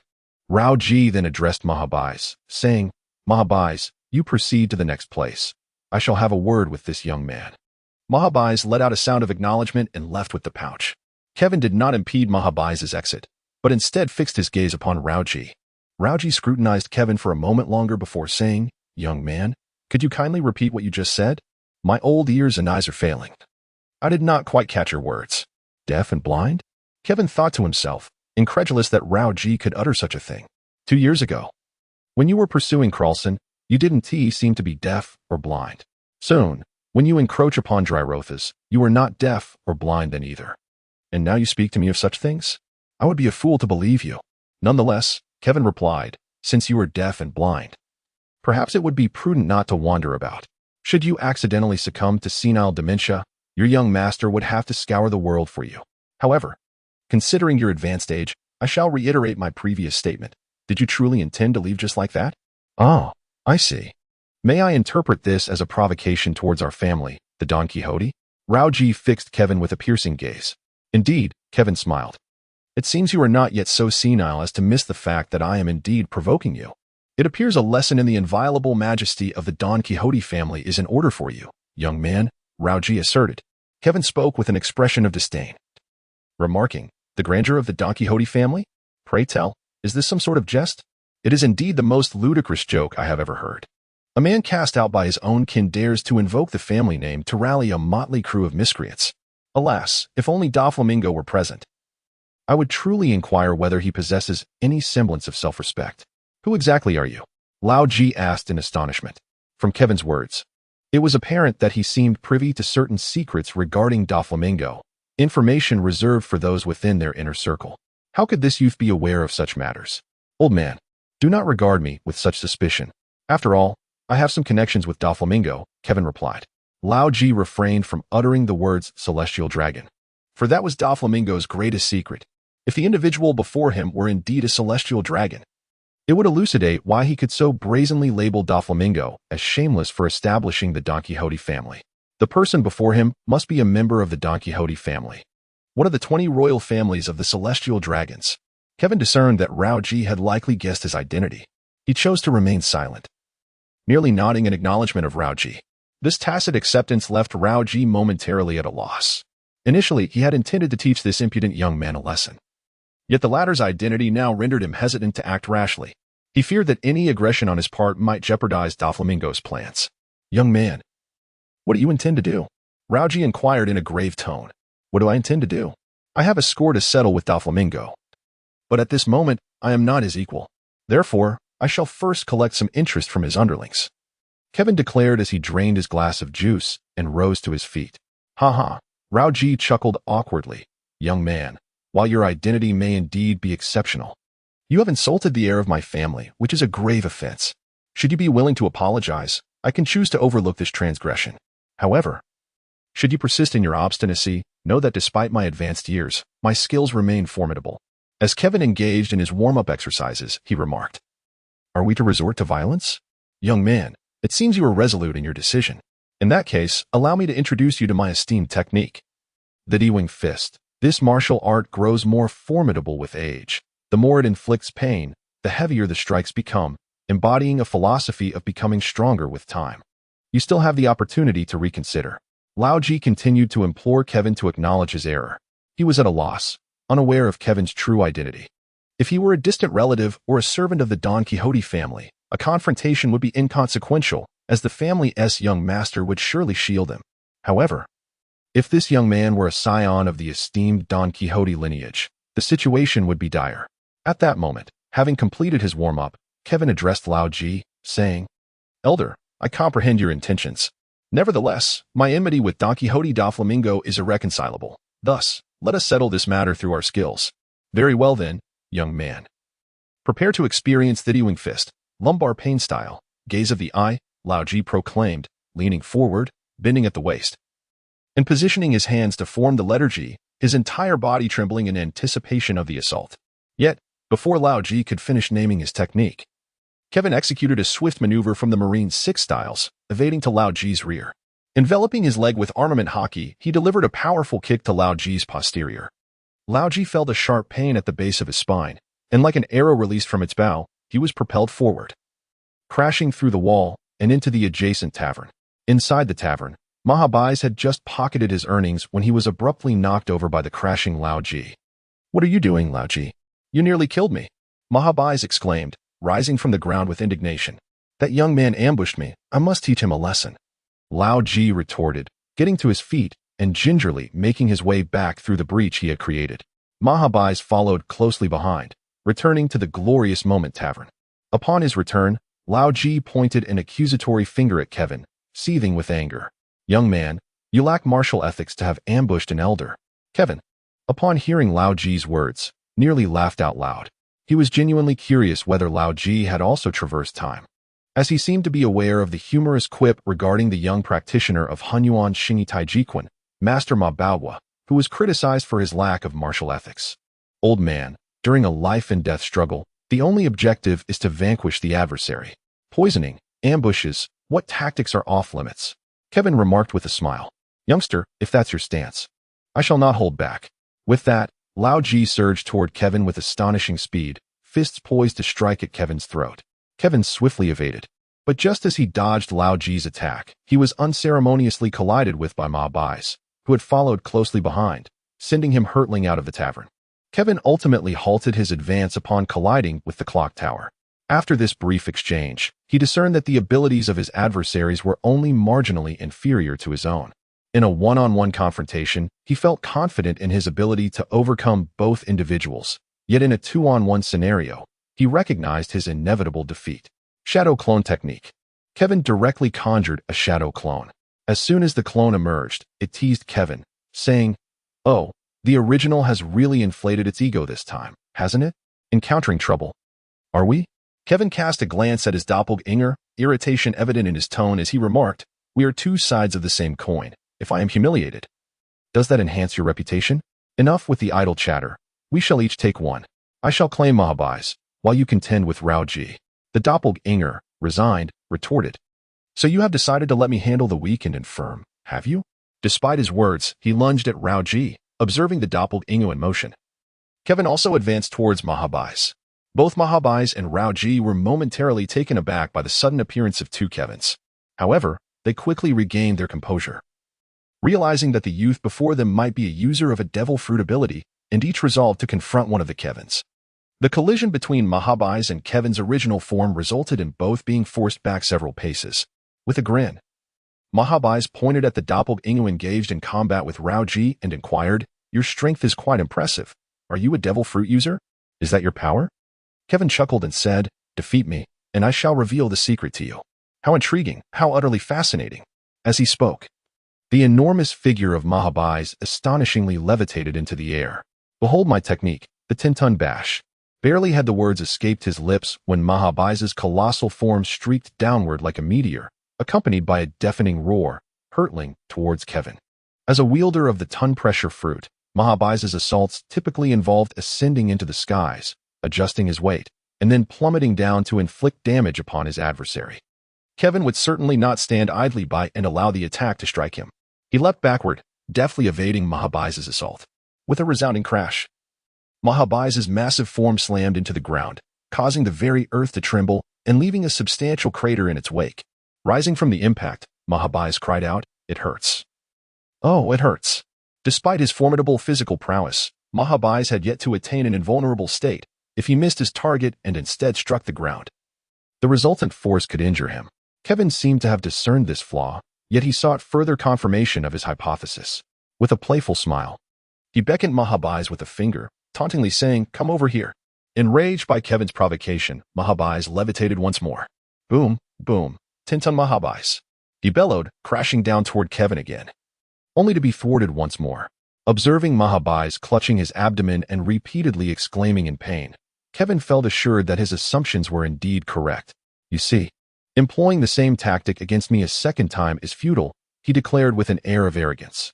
"You are quite annoying," Mahabai's retorted angrily, subsequently ascending into the air again. From his aerial position, Mahabai's shouted, "Then allow me to demonstrate my move." Boom, boom, destructive 1,000-ton Mahabai's. As Mahabai's descended once more, Kevin reached out with his right hand, conjuring a massive sphere of earth beside him. With a swift series of moonwalks, he positioned himself directly above Mahabai's. As he launched a small clump of earth, he remarked, "Let me add a bit more weight for you." In an instant, Kevin executed a substitution technique, swapping places with the earthen sphere, and then again exchanged with the small clump he had just thrown. Although Mahabai's could not see the unfolding scenario behind him, he sensed impending peril. The colossal earthen sphere struck him with tremendous force, and the ground's powerful rebound combined with the impact caused him to vomit blood and lose consciousness. With Mahabai's dealt with, Kevin turned his attention to Luchi, joining forces with his clone to launch a coordinated assault. Luchi, already besieged by his clone, was soon overwhelmed and left bloodied and unconscious. The 26 pirate captains, who had been spectating from the sidelines, were taken aback by Kevin's effortless defeat of 2 high-ranking officials under Doflamingo. Without hesitation, they began to contemplate an escape from Magic Valley Town. Remaining there posed a risk if Doflamingo were to arrive afterward and exact his wrath upon them. However, just as the captains took a few steps, a fissure 1 meter wide appeared before them, effectively blocking their path. "Are you all just going to leave?" Kevin's voice resonated from behind them. The 26 pirate captains turned in unison to face Kevin, with the highest bounty among them, the penetrative Cole, speaking up. "What does this mean, young brother?" "Nothing much," Kevin replied. Kevin shrugged slightly and proceeded with his self-introduction, having just realized he had neglected to do so earlier. "My name is Kevin, and I am a disciple of Vice Admiral Monkey D. Garp, the renowned naval hero who once pursued the pirate king Gold. Roger. I have come here to fulfill the requirements of my graduation assessment from the Navy's elite training camp." Upon hearing that Kevin was indeed a protege of the legendary Vice Admiral Garp, who had once relentlessly chased the infamous pirate king, a wave of unease washed over the group of pirates. Cole, renowned for commanding the highest bounty, remained remarkably composed among the captains and inquired, "Ah, so you are the favored apprentice of the naval hero Vice Admiral Garp. Truly, heroes emerge from youth. Might I inquire what your assessment entails?" Kevin chuckled and remarked, "What else could it be but capturing pirates?" Upon hearing that Kevin's mission was to apprehend pirates, the 26 captains instantly grew tense. Their vigilance heightened as they scrutinized one another, fearful of becoming targets themselves and being turned over to Kevin by other pirates. "I wonder who among us is the little brother that is this time's target?" Kohler inquired further. "You may be somewhat mistaken," Kevin replied, still wearing a smile. "Indeed. My task is to capture pirates, but all of you are on my list. Therefore, I kindly ask that you all surrender." When Kevin spoke, he appeared quite composed. However, those listening became increasingly agitated, with some even bursting into laughter. The bounty, second only to Kohler, was held by the mocking Carrot, who directed his derision at Kevin, saying, "Kid, have you lost your mind? Don't think you're impressive just because you took down 2 high-ranking officials from the Don Quixote family. One of them doesn't even have a bounty, and the other only has a mere one. 1,000,000 berries. Here, the lowest bounty is 2,000,000 berries. Defeating such lowly figures does not imply you can triumph over us. Indeed, Well said. Captain Carrot is absolutely right. If you're unconvinced, bring it on. Following Carrot's remarks, all the pirate captains, except for Kohler, began to raucously shout in agreement. Kohler, being significantly more astute than the other pirate captains, remained silent. For he was uncertain of the extent of Kevin's prowess, based on the recent encounter between Kevin and the two officials from the Don Quixote family. It appeared that Kevin was a user of a devil fruit. However, his ability to manipulate the earth into spheres and split them in half raised questions about which particular devil fruit he possessed. Could it be that this young naval recruit had mastery over two devil fruit abilities? If that were indeed the case, might he also possess a third? Kevin stroked his chin and remarked, "Indeed, it presents quite a challenge. However, what if I could eliminate a few individuals in advance?" Kohler was taken aback, unsure of Kevin's intent. Suddenly, a cacophony of bodies hitting the ground erupted behind Kohler. They swiftly turned to find 11 versions of Kevin standing behind them, with 22 pirate captains sprawled at their feet, each possessing a finger-sized hole in their backs, from which blood flowed incessantly. It became evident that while Kevin had just used his earth manipulation ability to create fissures, he had simultaneously conjured 11 earth clones, poised for an ambush. It was remarkable how effective this mutated soil clone from the blind box proved to be. The original soil clone merely served to deceive foes. But Kevin's variant possessed 1/3 of his actual strength, and as his power grew, so too could the number of soil clones. Resembling a low-grade version of the multiple shadow clone technique. Although the strength of Kevin's soil clones was modest, they served as an excellent means for surprise attacks. While he conversed moments ago, he had successfully captured the pirates' attention, allowing the clones to spring forth and pierce the hearts of most of the pirates with their finger guns. What on earth just happened? Stammered the previously arrogant Carrot. That must be one of his abilities. He is a devil fruit user, Kohler asserted confidently. The Black Panther Carrot, in disbelief, questioned, "What? He is a devil fruit user? Could it be the clone fruit?" Kevin clapped his hands and, with a smile, remarked, "Look at that. Captain Kohler is indeed well-versed in various matters. I possess the abilities of the nature type Earth fruit. What I just demonstrated was merely a minor skill known as Earth Escape, though a more precise name would be Earth Doppelganger." As he spoke, Kevin snapped his fingers, and the 11 replicas of himself instantly transformed into blocks of stone. At that moment, one of Kevin's shadow clones, who had been standing aside, interjected, "Master, considering the 22 pirates we just dispatched, along with that one you recently eliminated, what was it called? Black Gun? Only 4 remain. However, these 4 seem rather formidable." Kevin cast a glance at his doppelganger, who then remarked, "These 4 are no ordinary foes. The Piercer Kohler, wielder of the nature-type devil fruit, the transparent fruit, the Black Panther Carrot, Zoan-type devil fruit user with the cat fruit, Black Panther form, the frenzied blade bewuxing, a master of the dual sword style, and the sonic cannon Pompeo, an exceptional user of the paramecia-type sound fruit. What are your plans to confront them?" Without a moment's hesitation, Kevin conjured 2 shadow clones and declared, "Isn't this perfect? One for each of us. I'll take on the sonic cannon first." One of the clones, dissatisfied, retorted, "Why do you get to confront the weakest opponent?" Kevin smiled faintly and remarked, "When it comes to persimmons, one must certainly seek the soft ones." With that, he lunged towards Pompeo. Sensing Kevin's advance, Pompeo quickly inhaled deeply and unleashed a thunderous roar, from which a colossal beam of blue light erupted. Kevin swiftly lowered his stance to evade the sonic wave, yet even so, the residual force of the wave left his back aching. Recognizing the familiar technique, Kevin recalled that it was indeed the same fruit ability wielded by the character Adralgo in the theatrical version of One Piece, Adventure on Golden Island. How could it possibly manifest in this individual? However, he soon deduced that this fellow had likely been dispatched by the Navy or rival pirates not long ago, allowing the sound wave fruit to re-emerge and be claimed by the one known as Adralgo.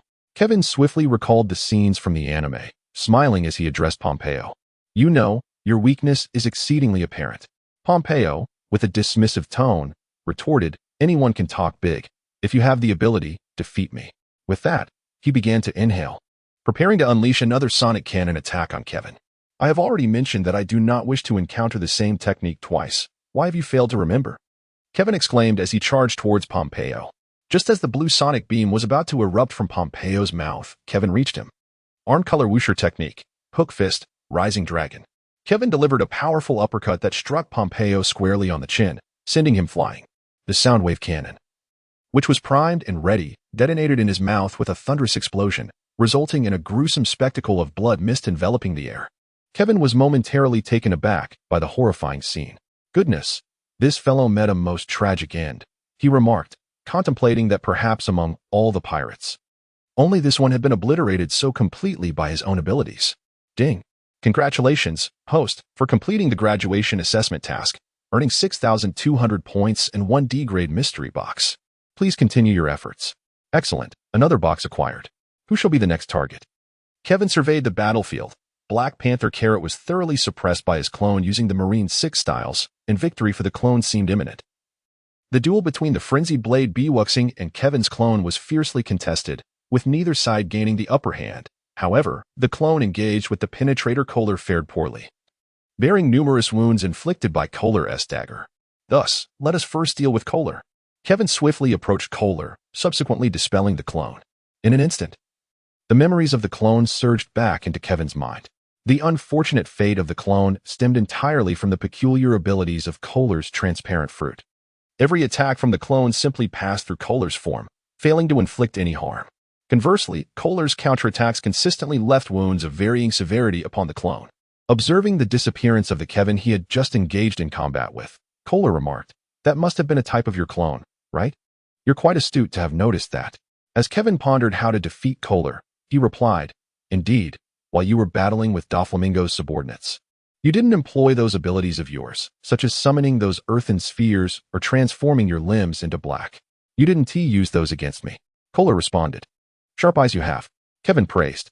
In truth, the most significant flaw of Kevin's shadow clone technique was that while it could manifest certain skills he had personally mastered, such as the Navy's 6 styles and swordsmanship, it could not utilize abilities acquired from the system, and the 3-color hockey was entirely off-limits.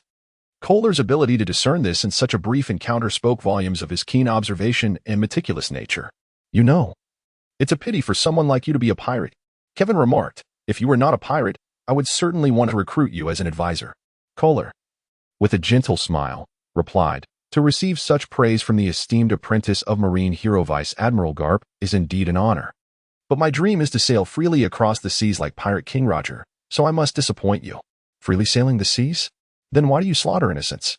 "To my knowledge, you have destroyed no fewer than 5 villages in the year since you set sail, killing over 3,000 civilians." "Roger never committed such inhumane acts," Kevin scoffed. "The weak must yield to the strong. If those people do not resist, why should I kill them?" Kohler replied nonchalantly, as if discussing trivial matters. "Your logic is quite peculiar. So, it appears that between us, who is the strong one and who is the weak one?" Kevin dismissed Kohler's bandit-like reasoning with contempt. "What? Is it permissible for you to bully others while they are not allowed to fight back?" Kohler chuckled and said, "That's difficult to say. If we are to consider physical prowess alone, I am truly not your match. However, my transparent fruit grants me an unassailable advantage. Yet, you would be unable to withstand my counterattacks. So, you consider yourself the strong one, and I the weak?" Kevin inquired. "I made no such claim. I merely stated a fact," Kohler replied. "In truth, we need not resort to such violence." Kevin listened and chuckled, saying, "What, have you decided to surrender? If that is the case, we can spare ourselves the trouble of fighting." Kohler shook his head and replied, No. I believe you misunderstand my intentions. I mean, you cannot harm me, and I certainly do not wish to be pursued by Vice Admiral Garp for injuring you. I am not Pirate King Roger. I lack the ability to escape from Vice Admiral Garp, so the best course of action is for you to let me go." "Are you jesting?" Kevin inquired, taking his stance as a Navy officer. "How could I possibly allow a pirate, stained with the blood of innocent civilians, to escape?" With that, Kevin assumed a fighting posture. "Ding. Congratulations, host. You have completed the graduation assessment task, earning 1 D-grade blind box. Please continue your efforts." "Ding. Congratulations, host. You have completed the graduation assessment task, earning another D-grade blind box. Please continue your efforts." Just as Kevin was about to engage in combat with Kohler, 2 system notifications echoed in his ears. Shortly thereafter, the 2 avatars that had just battled against the Black Panther Carrot and the Frenzied Blade Bewuxing returned to Kevin's side.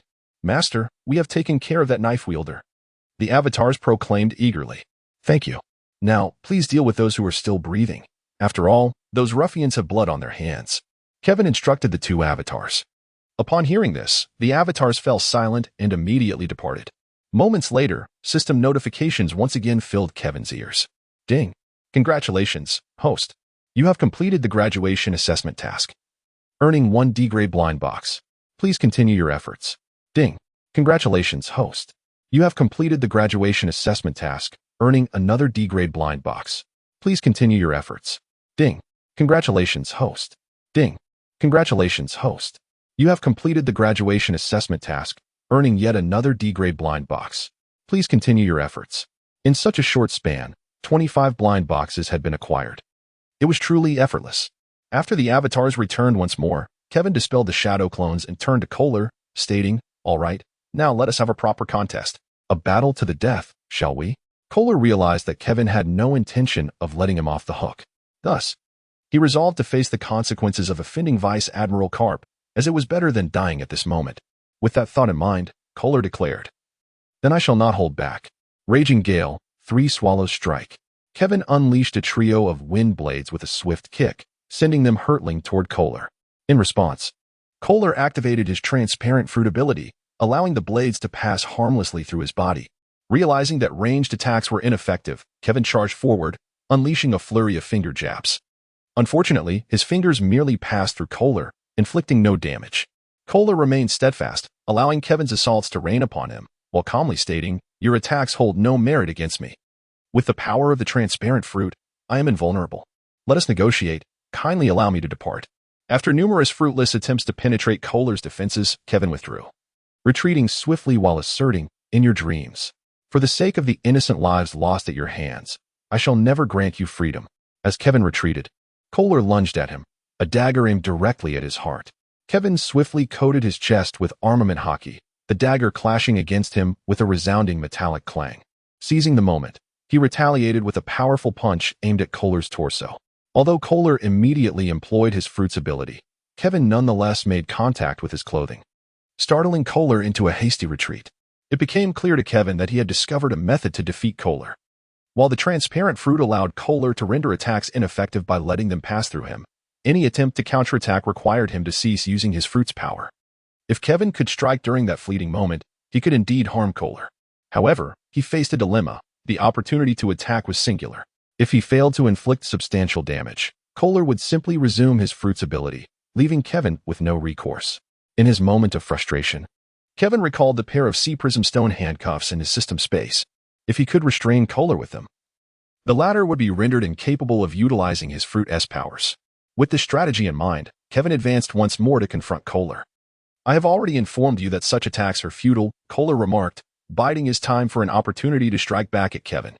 Kevin remained silent as he relentlessly attacked Kohler. Suddenly, in a moment of excessive force, Kevin delivered a punch that propelled him through Kohler's body, causing him to stumble forward. Recognizing this as an opportune moment for a counterattack, Kohler swiftly ceased utilizing his fruit ability, pivoted, and raised a dagger to strike at Kevin's exposed back. As Kevin fell forward, he twisted at the waist, landing on his back, and unexpectedly produced a pair of handcuffs, which he promptly secured around Kohler's wrist that grasped the dagger. In the midst of Kohler's astonished gaze, Kevin transformed into a small stone. "In truth, your fruit ability is not invincible." Reappearing, Kevin positioned the blade of slaughter against Kohler's throat and spoke calmly. Kohler, unable to fathom that his seemingly infallible transparent fruit ability harbored a weakness, exclaimed, "No, this cannot be. There is nothing impossible. While you may evade attacks with your fruit ability, you must relinquish its use when you strike, which constitutes the greatest flaw of your power. Once this point is grasped, defeating you is not an insurmountable task. Is this not the most compelling evidence?" Kevin asserted. "Please, spare me. I can offer you money, an abundance of it. If you release me, all my wealth shall be yours." In that moment, Kohler's initial composure evaporated as he implored Kevin for mercy. Kevin gazed at Kohler and coldly remarked, "Perhaps the innocent lives you extinguished in the past once pleaded for mercy as well, yet you showed them no leniency. Thus, may you now descend into hell and repent at your leisure." With that, Kevin severed Kohler's throat amidst his unwilling gaze. Ding. Congratulations, host. Graduation assessment task completed. You have received a D-level blind box. Please continue your efforts. Finally, it is all resolved. Kevin exhaled deeply and turned to return to the tavern owned by Frosai, aptly named Brilliant Moments, where matters awaited his attention. Upon re-entering the bar, Frosai hastily donned a facade of fear and implored Kevin, esteemed Navy officer. I run a modest establishment here, and the protection fees for those pirates were thrust upon me out of necessity. Please, do not hold me accountable. Ha! Cunning fox Frosai. Must you persist in this charade? Is it truly entertaining? Kevin chuckled, observing Frosai's earnest performance. Truth be told, Frosai's acting was commendable in Kevin's previous life. He would have easily garnered an Oscar for Best Actor. Had Kevin not been privy to Frosai's true identity, he might have been deceived. What are you saying? I truly don't comprehend. Frosai continued his desperate act. The pirate cunning fox Frosai orchestrated an attack on former Admiral Blackarm Zephyr and his family years ago, leading to their demise.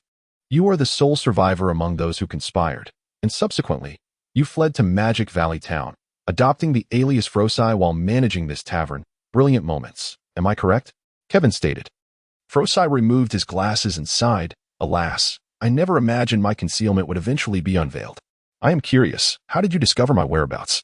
Truth be told, the world government's intelligence organization has long been aware of your movements, yet for reasons unknown, they did not inform the Navy. Otherwise, do you think you could evade capture until now? Kevin replied. Frosai pondered for a moment and said, perhaps it is because Zephyr resigned from his position as admiral. To the world government, he has lost his value, which is why they did not notify the Navy. That I cannot ascertain. My purpose today is to apprehend you and deliver you back to Master Zephyr. Kevin shook his head. He was indifferent to the reasons behind the world government's silence regarding Frosai's whereabouts. His sole desire was to return Frosai to Zephyr as a gesture of gratitude for the guidance he had received over the past 6 months. Frosai exhibited no inclination to flee.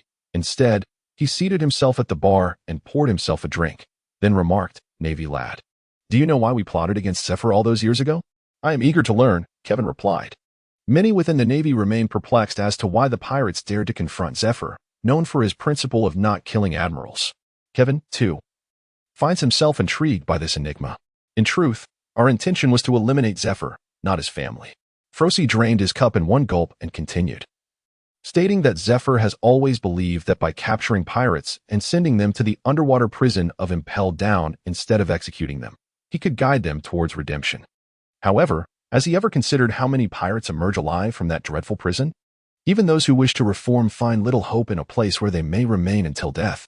He fancied himself a benefactor, yet for those pirates, his actions were akin to a swift execution, offering them a more merciful release. Those of us who conspired against him did so out of a desire for vengeance. Fueled by the loss of loved ones sent to Impelled Down by Zephyr, Frosai poured himself another drink and, after downing it, elaborated, stating that our original plan involved using Zephyr's family as leverage to compel him to take his own life. Yet, unexpectedly, a rogue among us seized the opportunity to murder Zephyr's family, thereby shattering our carefully laid plans, forcing us to scatter in disarray. Are you saying you initially had no intention of killing Zephyr's family? Kevin asked incredulously. Frosai, in a surge of emotion, shattered his cup upon the ground and declared loudly, You may review my records from my time as a pirate. I plundered merchant ships and villages, yet I can assure you, by the honor of my cunning self, Frosai, I have never taken the life of a civilian. My sole aim was to see Zephyr perish. I never wished harm upon anyone else, not even his family. For all these years, my concealment here has not solely been to evade the Navy's pursuit, but also to escape the haunting memory of the innocent, pleading eyes of Zephyr's wife and child at the moment of their demise. Kevin gazed at the anguished expression on Frosai's face and let out a sigh. But the deed is done. What good does it do to wallow in self-reproach? Frosai rose and approached the liquor shelf, seizing a bottle and uncorking it, consuming its contents in one swift motion. His demeanor regained a semblance of tranquility as he turned to Kevin and said, Navy lad, I hope you will convey my words to Zephyr. You can tell him yourself. My sole responsibility is to bring you back. Kevin assumed Frosai sought to flee and immediately became alert. Fear not. I have no intention of running away. After all these years, I am weary, and it is time to reconnect with my long-lost friends. Seemingly perceiving Kevin's thoughts, Frosai continued. As he spoke, he retrieved a handgun from beneath the bar and pressed it to his temple, pulling the trigger without hesitation. The sequence unfolded too rapidly for Kevin to intervene. Observing Frosai collapse with a serene smile, he let out a deep sigh. Ding! Congratulations to the host for completing the side quest avenging the master. You have slain the pirate cunning fox Frosai, responsible for the demise of teacher Zephyr's family, and are rewarded with a C-grade mystery box. Kevin had not anticipated that with Frosai's suicide, his own mission would also come to fruition. He discovered a flammable substance within the tavern and subsequently set ablaze the establishment where Flosi had concealed herself for many years. As he gazed at the tavern engulfed in flames, Kevin found himself at a loss, uncertain of the emotions that coursed through him in that moment. Kevin turned to glance at the two subordinates of Doflamingo, who remained in a state of unconsciousness. A thought seemed to cross his mind, prompting him to approach and rummage through their belongings. Shortly thereafter, he discovered a Din Din Mushi in Mahabai's pocket. "Hello, Raoji, Mahabais. How goes your endeavor in Magic Valley Town? Also, could you kindly scout for any potential recruits there?" A voice resonated from the Din Din Mushi. "I'm seeking Doflamingo. I have matters to discuss." Upon hearing the response, Kevin discerned that the individual on the other end was not Doflamingo, and thus directly conveyed his intention. "Who are you? Where are Raoji and Mahabais?" The voice on the Din Din Mushi inquired with a note of suspicion. "Your inquiry into my identity is unnecessary. Seek out Doflamingo instead." "As for those two, they are merely incapacitated by my hand," Kevin retorted. After a brief silence, another man's voice emerged. "Hello, this is Doflamingo. May I ask who is calling? I have come to collect a debt. What you owe me will be retrieved bit by bit.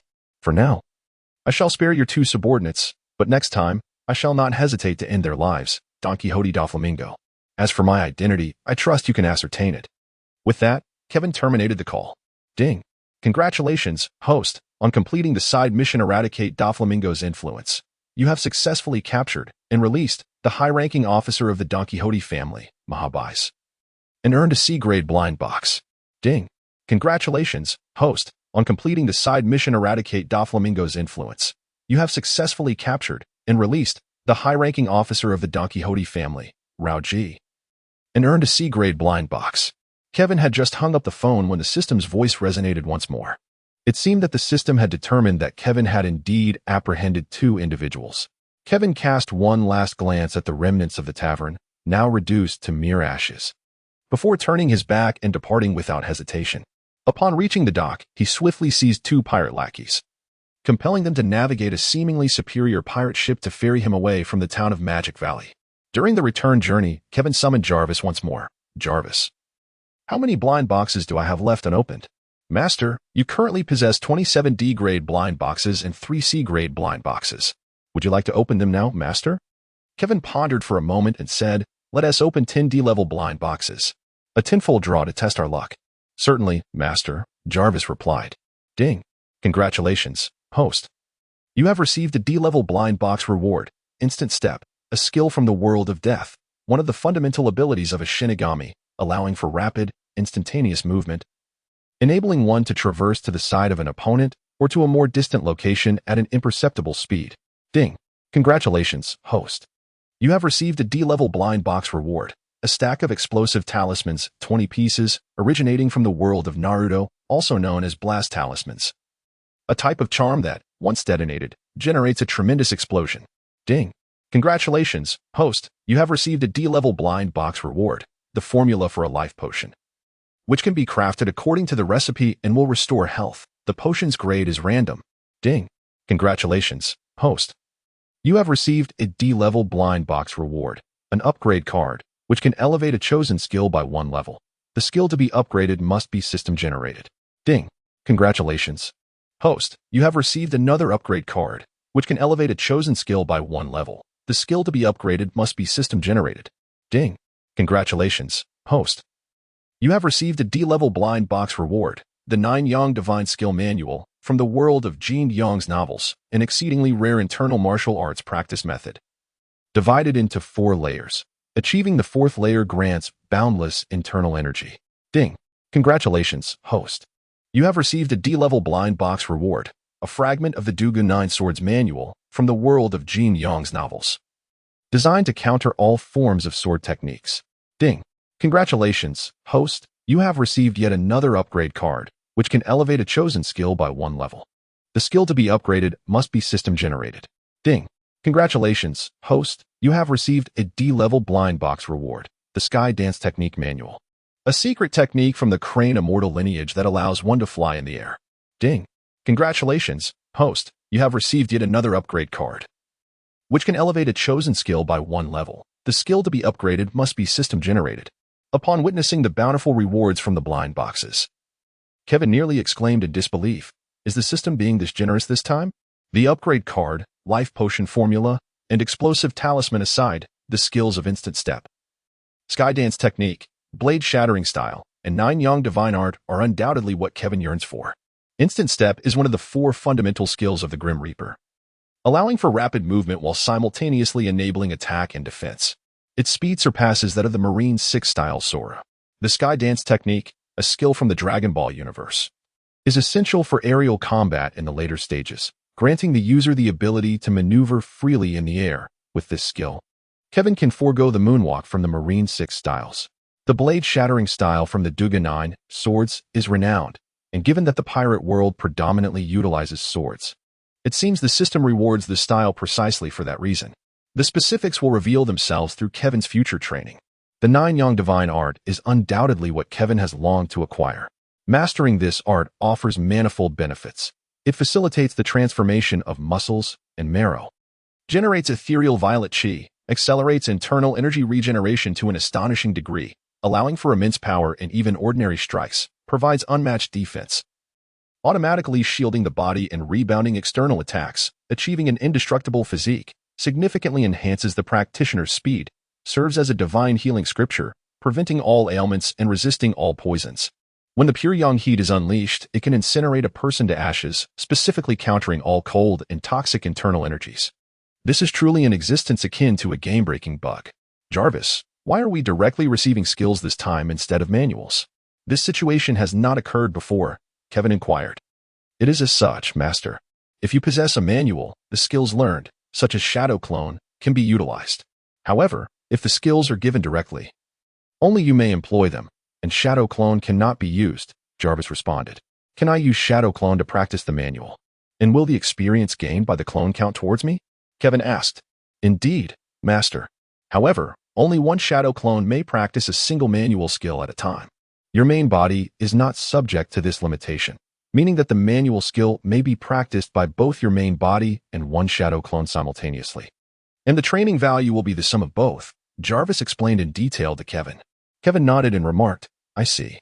While I cannot train using a multitude of Shadow Clones like Naruto Uzumaki, having one clone to assist in my training is certainly better than none.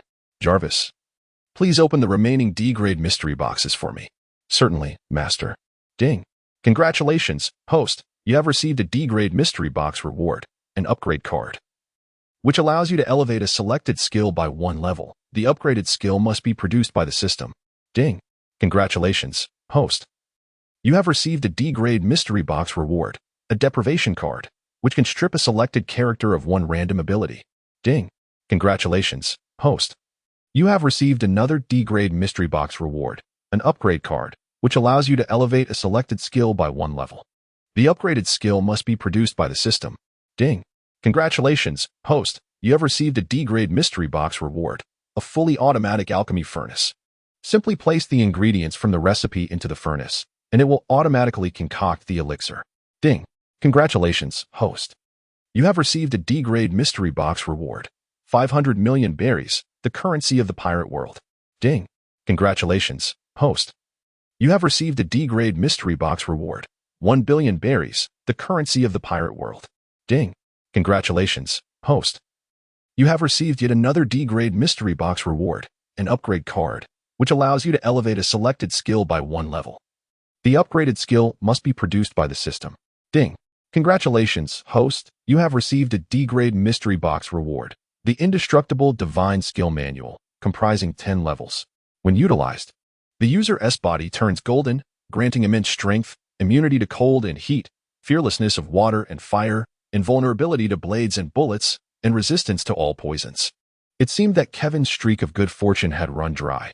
After opening 17 D-grade mystery boxes, aside from acquiring a fully automatic alchemy furnace, a deprivation card, and a manual for the Indestructible Divine Skill, the remaining 8 boxes yielded nothing but berries, accumulating to a staggering 85 billion berries. Kevin gazed at the mound of berries in the system space, uncertain whether to laugh or cry. What on earth am I supposed to do with so many berries? Master, you currently have 3 C-grade mystery boxes. Would you like to open them?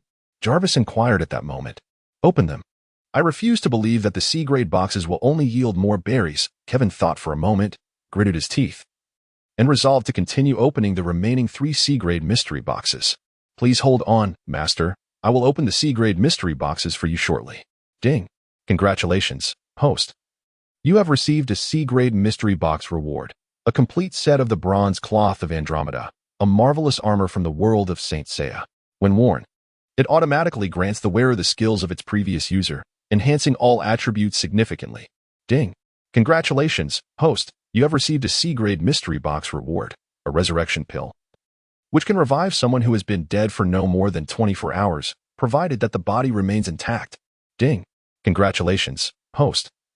You have received a C-grade mystery box reward, the Thunder Fruit, a wondrous devil fruit from the pirate world.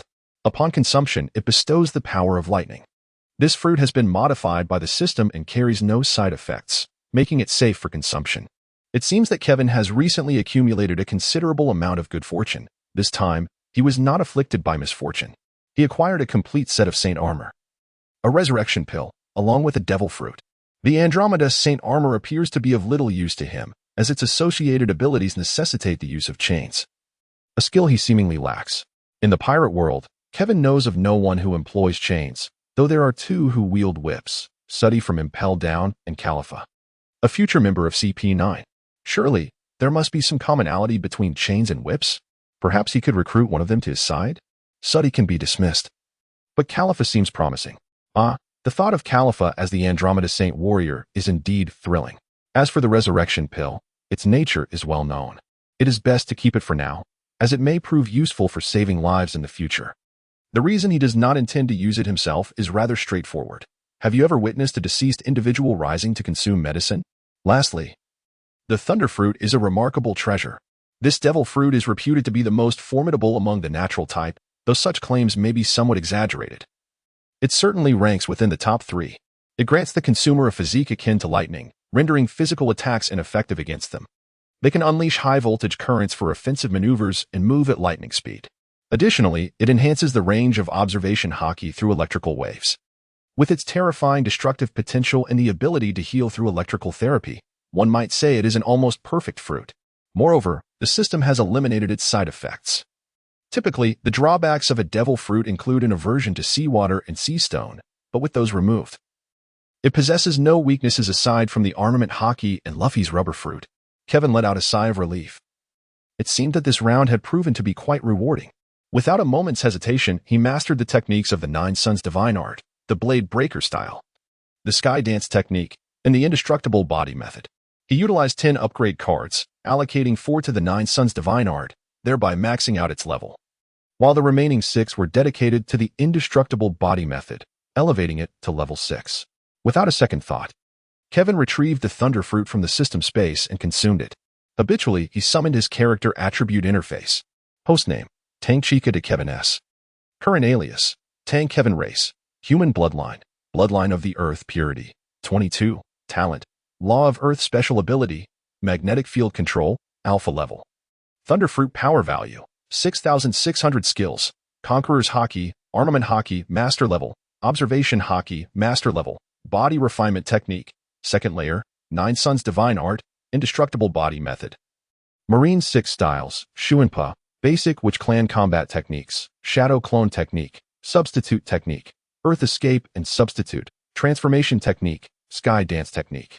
Blade Breaker Style Possessed Items, 8 sets of small blood bottles, 64 bottles, 1 resurrection coin, 1 pack of universal bullets, 100 rounds, 1 teleportation talisman, 1 vitality potion, 1 bag of fairy beans, 10 beans, 1 revitalization pill, 1 stack of detonation talismans, 20 pieces, life potion recipe, 1 fully automatic alchemy furnace, 1 deprivation card, 1 revitalization pill weaponry, golden desert eagle, blade of carnage, bronze holy armor of Andromeda, spatial ring mystery boxes owned, 0 What in the world?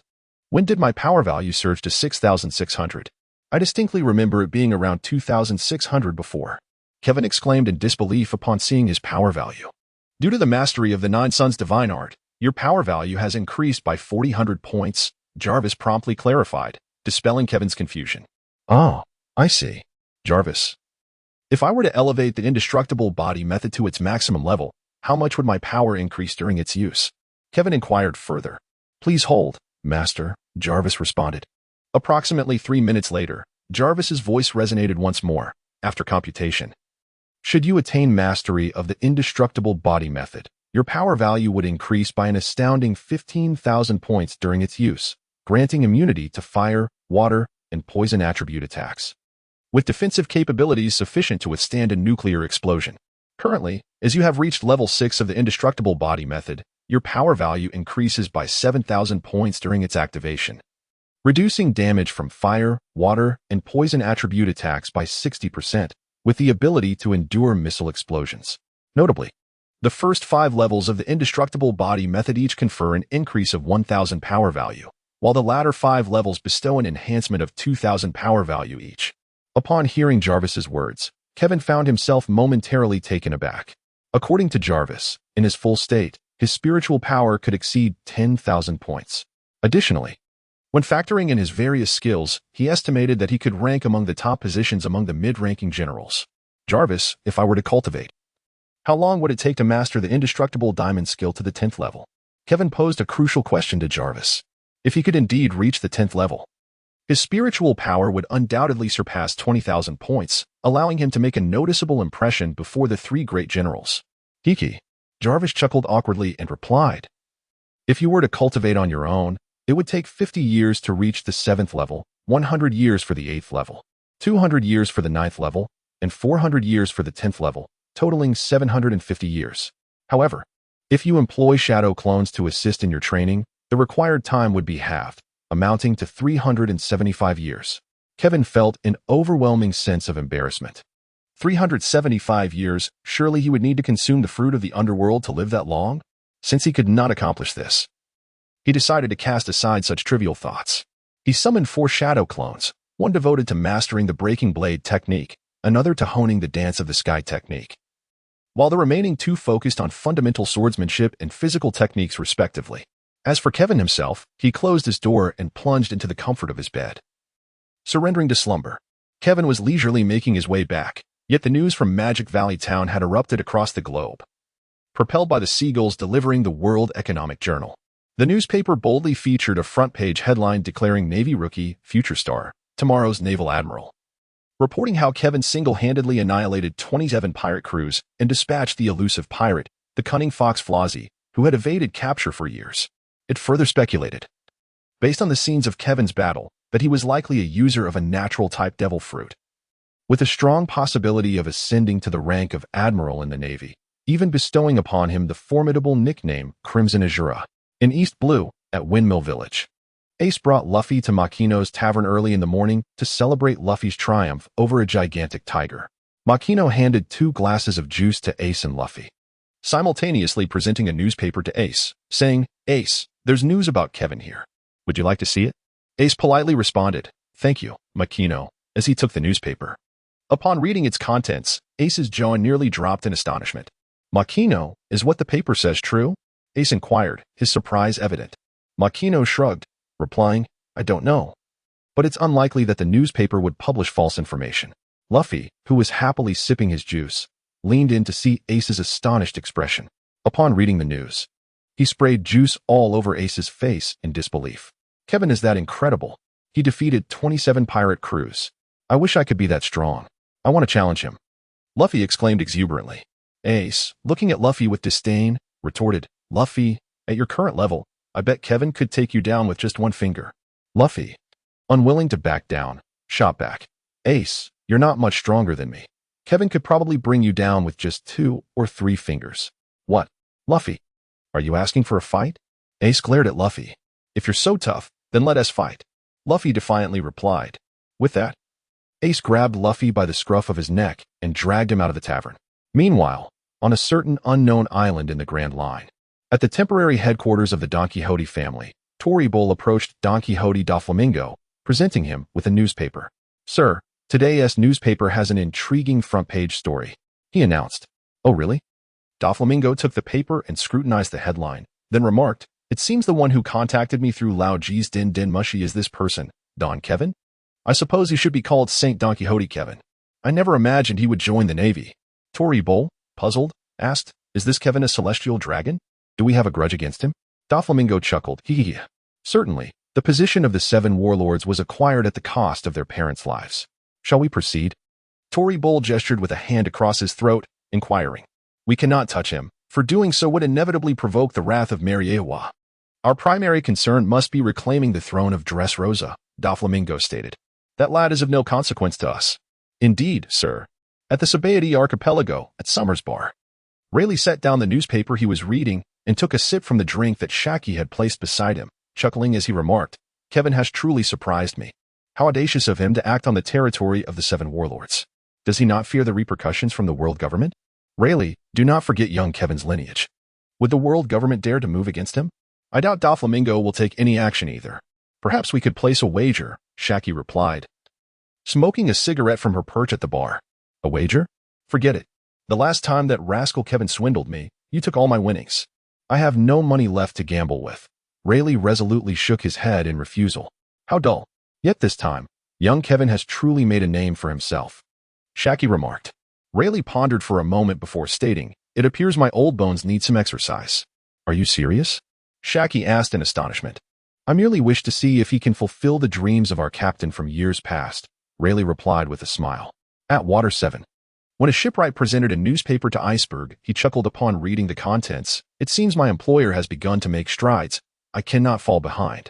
He then turned to the shipwrights laboring nearby and proclaimed, Did you see the article about this new Navy recruit?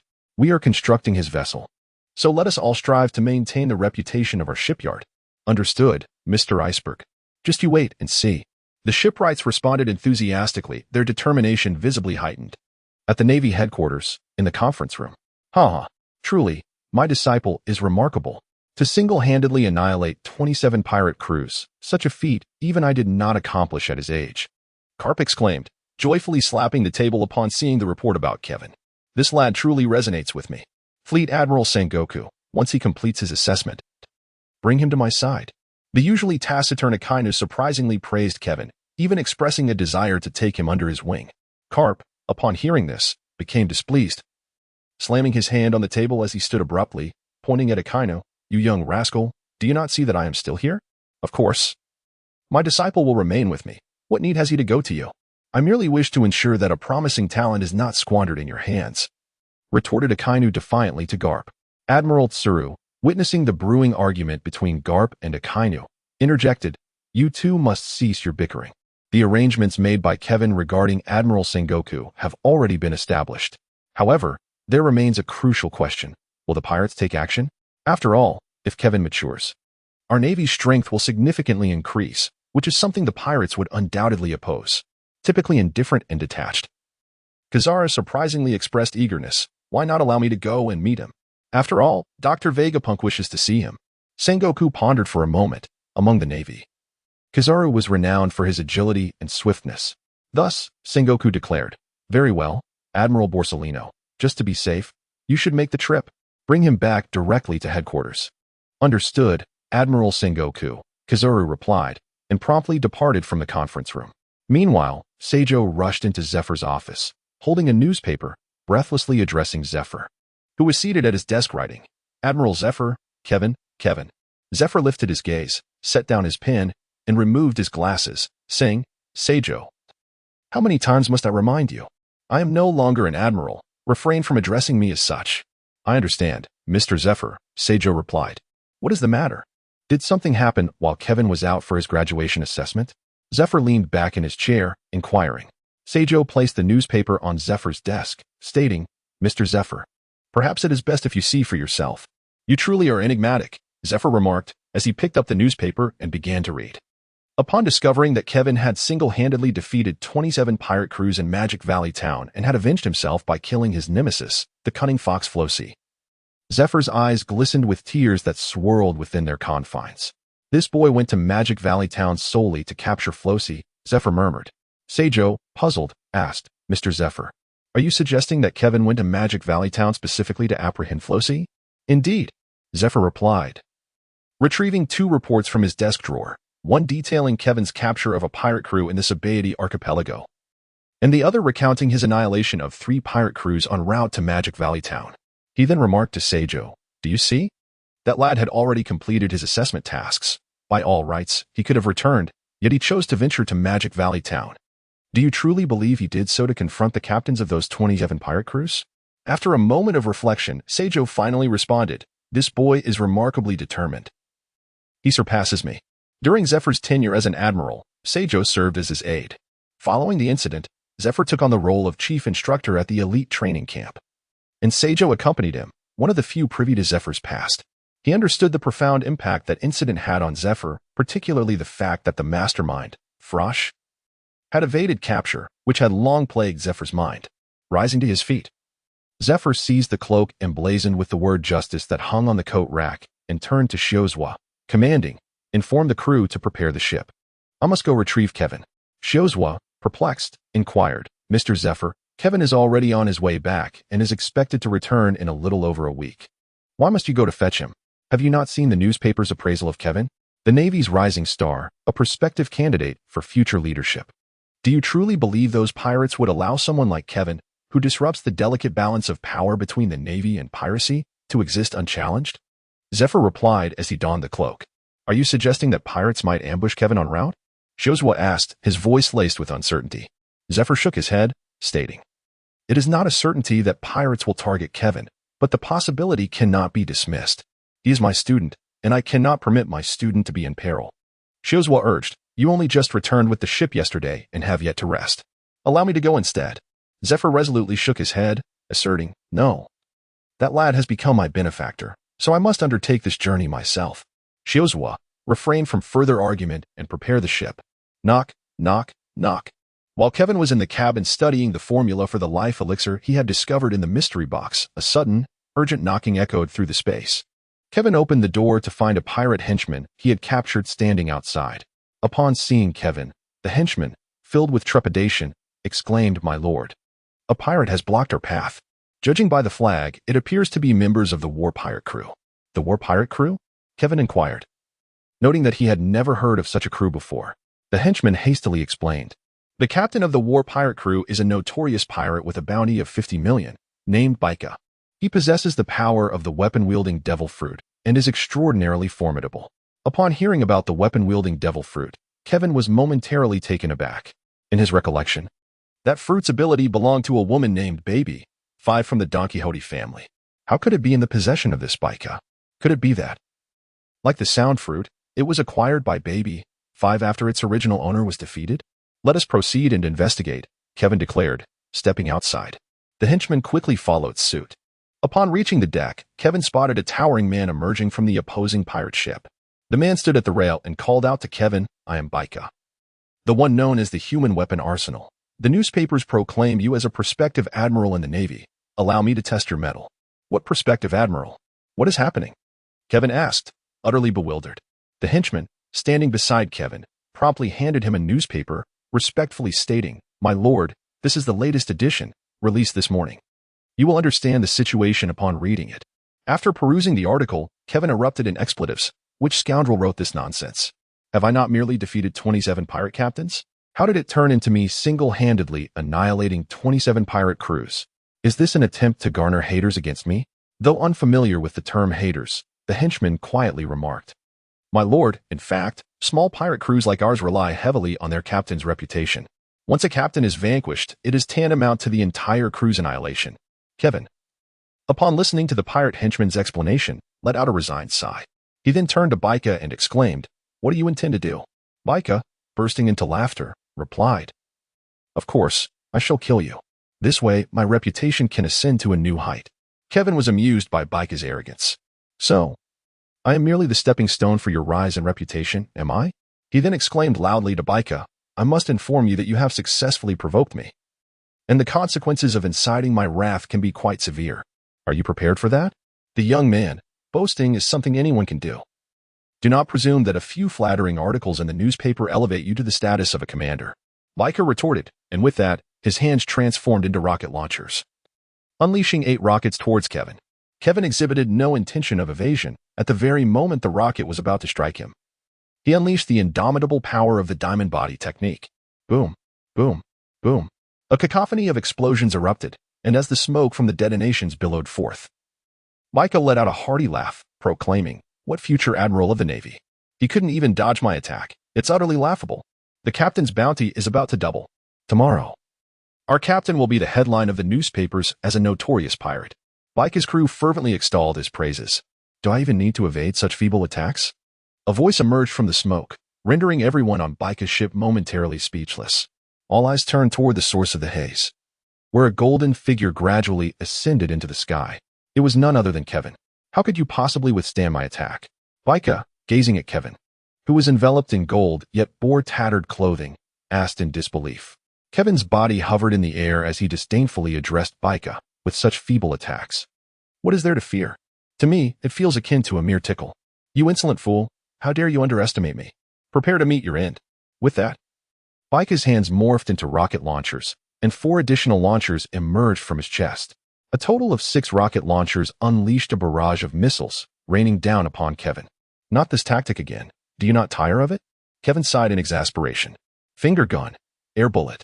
Extending his hands, he executed a technique he had meticulously developed, his 10 fingers resembling 10 firearms. The air bullets he unleashed precisely intercepted the missiles in midair. Amidst the astonished gazes of Baika and his crew, Kevin traversed through the smoke and landed upon Baika's pirate ship. Baika quickly rallied his subordinates to encircle Kevin, before stating, "You are indeed formidable. I am well aware of my strength." Kevin interrupted Baika, inquiring, "Is your ship sturdy?" Baika, baffled by Kevin's question, nonetheless responded, "Of course, my ship is remarkably robust." "Then allow me to test it." With that, Kevin's body began to shimmer with blue arcs of electricity, crackling ominously. "What are you planning to do?" Baika asked warily, sensing an ominous premonition that something dreadful was about to unfold. Kevin raised his right hand, and a blue arc gradually connected to the clouds above. The once pristine white clouds turned ominously dark, suffused with electric arcs. Soon, the storm clouds enveloped the pirate ship, and observing that the time was ripe, Kevin smiled at the awestruck Baika and his companions, inquiring, "Are you prepared to face the divine retribution from above?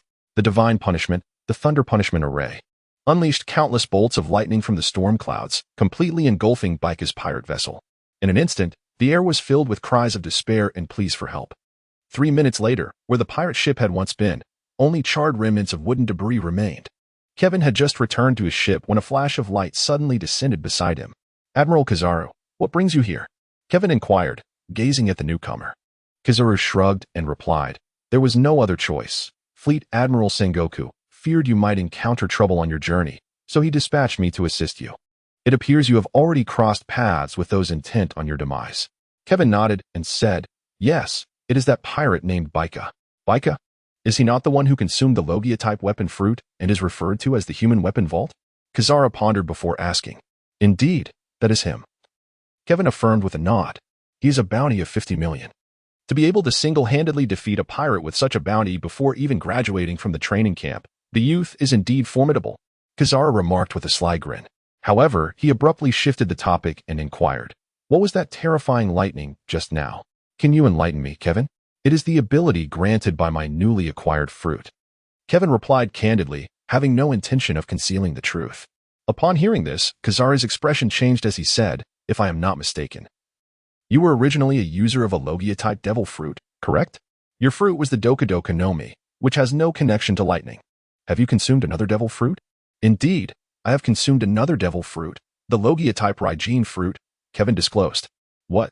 "It is a well-known fact that consuming 2 devil fruits should result in one's body exploding. How is it that you remain unscathed?" Kizaru asked in astonishment. It is no wonder Kizaru questioned this. The notion that a person can only consume 1 devil fruit in a lifetime is a hard and fast rule. Many have attempted to consume a second fruit, and without exception, they met with fatal consequences. Thus, hearing that Kevin had indeed ingested a second fruit left Kizaru utterly bewildered. Kevin, feeling a touch of embarrassment, spoke, "Admiral Kizaru, please rest assured that I am unharmed. As for the reason I am able to consume 2 devil fruits simultaneously, I must, for the time being, refrain from divulging that information. Upon our return to Marineford, I shall provide an explanation to Admiral Sengoku." Kizaru, merely curious, noted Kevin's reluctance to elaborate and chose not to press further, simply stating, "Since you prefer not to share at this moment, I shall let it be. Do you have any other matters to address?" "None at all." "Is there an issue, Admiral Kizaru?" Kevin inquired. Kizaru replied with a smile, "If you are indeed untroubled, let us return to Marineford at once." This journey has been perilous, and an early return would surely bring comfort to Admiral Sengoku and the others. Kevin politely addressed Admiral Kazuru, saying, I have completed my graduation assessment task and am now preparing to return. Given this, I entrust my safety along the way to you. Admiral Kazuru. Kazara chuckled and replied, what a courteous newcomer indeed. Rest assured, if you find yourself in peril, Admiral Sengoku will not spare me. A week later, under Kazuru's protection, Kevin safely returned to Marineford. Upon seeing his proud disciple return unharmed, Garp laughed heartily, patting Kevin on the shoulder as he remarked, well done, young Kevin. You've managed to eliminate 32 pirate crews during your travels. At your age, I certainly did not achieve such magnificent feats. Kevin winced in pain as Garp's hand struck his shoulder, quickly grimacing and exclaiming, it's all thanks to the teacher's excellent guidance. Zephyr, standing beside Garp, stepped forward and bowed to Kevin, saying, Kevin, I am grateful to you. Upon encountering Zephyr bowing to him, Kevin hastily remarked, Teacher Zephyr, what are you doing? Such an act would only humiliate a student. Zephyr replied, young Kevin, this bow is in honor of my deceased wife and child, expressing my gratitude for avenging them. You deserve this gesture. Kevin initially intended to convey Frosh's last words to Zephyr, yet when the moment arrived, he found himself unable to articulate them. Ultimately, he decided to keep Frosh's message a secret, believing that some truths were better left undisclosed to spare others from unnecessary distress. In the conference room of the Marine headquarters in Marineford, the atmosphere was notably lively. Not only were the 6 high-ranking officers present, Sengoku, Tsuru, Garp, Akainu, Akiji, and Kazaru, but even the retired Admiral Zephyr was in attendance, alongside all the Marine vice admirals stationed at headquarters. Kevin was permitted to stand behind Garp and listen in. Sengoku surveyed the room, ensuring nearly everyone was present before he began. I have convened you all to discuss an important matter. You must have seen the recent reports regarding the Marine's new stars, correct? Today, our supernova has returned, Kevin. Hearing his name called, Kevin immediately stood at attention and saluted, exclaiming, Present. Sengoku was pleased with Kevin's demeanor and remarked, as you can see, this young man possesses great vigor. He is still a student in the elite training camp. But I believe he will successfully graduate today. Yes, Zephyr? Zephyr nodded and stated, indeed. His graduation assessment was to apprehend a pirate with a bounty between 10 million and 15 million berries.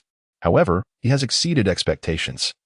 In addition to the 27 pirates he eliminated in Magic Valley Town, he also vanquished 3 target pirate crews en route there and captured another crew at Sabaody Archipelago. With such accomplishments, he is more than qualified to graduate from the training camp, and I have no objections to this. As soon as Zephyr finished speaking, Kazuru interjected. By the way, when I went to retrieve young Kevin, he single-handedly eliminated the pirate crew led by Baika, known as the Human Weapon Arsenal, whose bounty stands at 50 million berries. Garp erupted in laughter, exclaiming, he was able to take down a pirate with a bounty of 50 million? Kevin, you truly do honor your old master. You make me proud. Sengoku cast a glance at Garp, cautioning, all right, Garp, we are in a meeting. If you wish to praise him, please wait until we finish. Garp, seemingly producing a pouch of senbei from nowhere, began munching while replying, speak your mind. I'm listening. In a moment of exasperation, the general cast an irritable glance at Garp and continued, since Kevin is ready to graduate, he shall officially join our Navy. Traditionally, a graduate from the elite training camp begins as a private. However, Kevin's circumstances are rather unique. During the graduation assessment, he single-handedly eliminated 33 pirates, whose combined bounties exceed 500 million berries. This indicates that his military achievements warrant a rank beyond that of a mere private. Therefore, I summoned you all to discuss the appropriate rank for Kevin. Admiral Crane interjected, this conclusion aligns with the discussions I've had with the 3 admirals. If we allow him to start as a private, it might dampen the enthusiasm of the newcomers. After all, it would be disheartening for them to achieve such remarkable results only to be met with the same treatment as those of lesser accomplishments. I invite all admirals to share their perspectives. The cold and ruthless Admiral Ghost Spider was the first to speak. While I hold great admiration for this newcomer, I firmly believe that a Navy recruit who has not yet undergone the crucible of experience is unfit for a higher rank. Hence, it would be prudent for him to commence as a private. Any recruits who feel unfairly treated by this decision can be excused from the Navy. Admiral Doberman chimed in. I find merit in Admiral Ghost Spider's assertion. It is best for him to start as a private. After all, this has been the established protocol. In all these years, No one has emerged from the elite training camp to assume a higher position directly. Admiral Fire Mountain, known for his mild demeanor, puffed on a cigar and countered.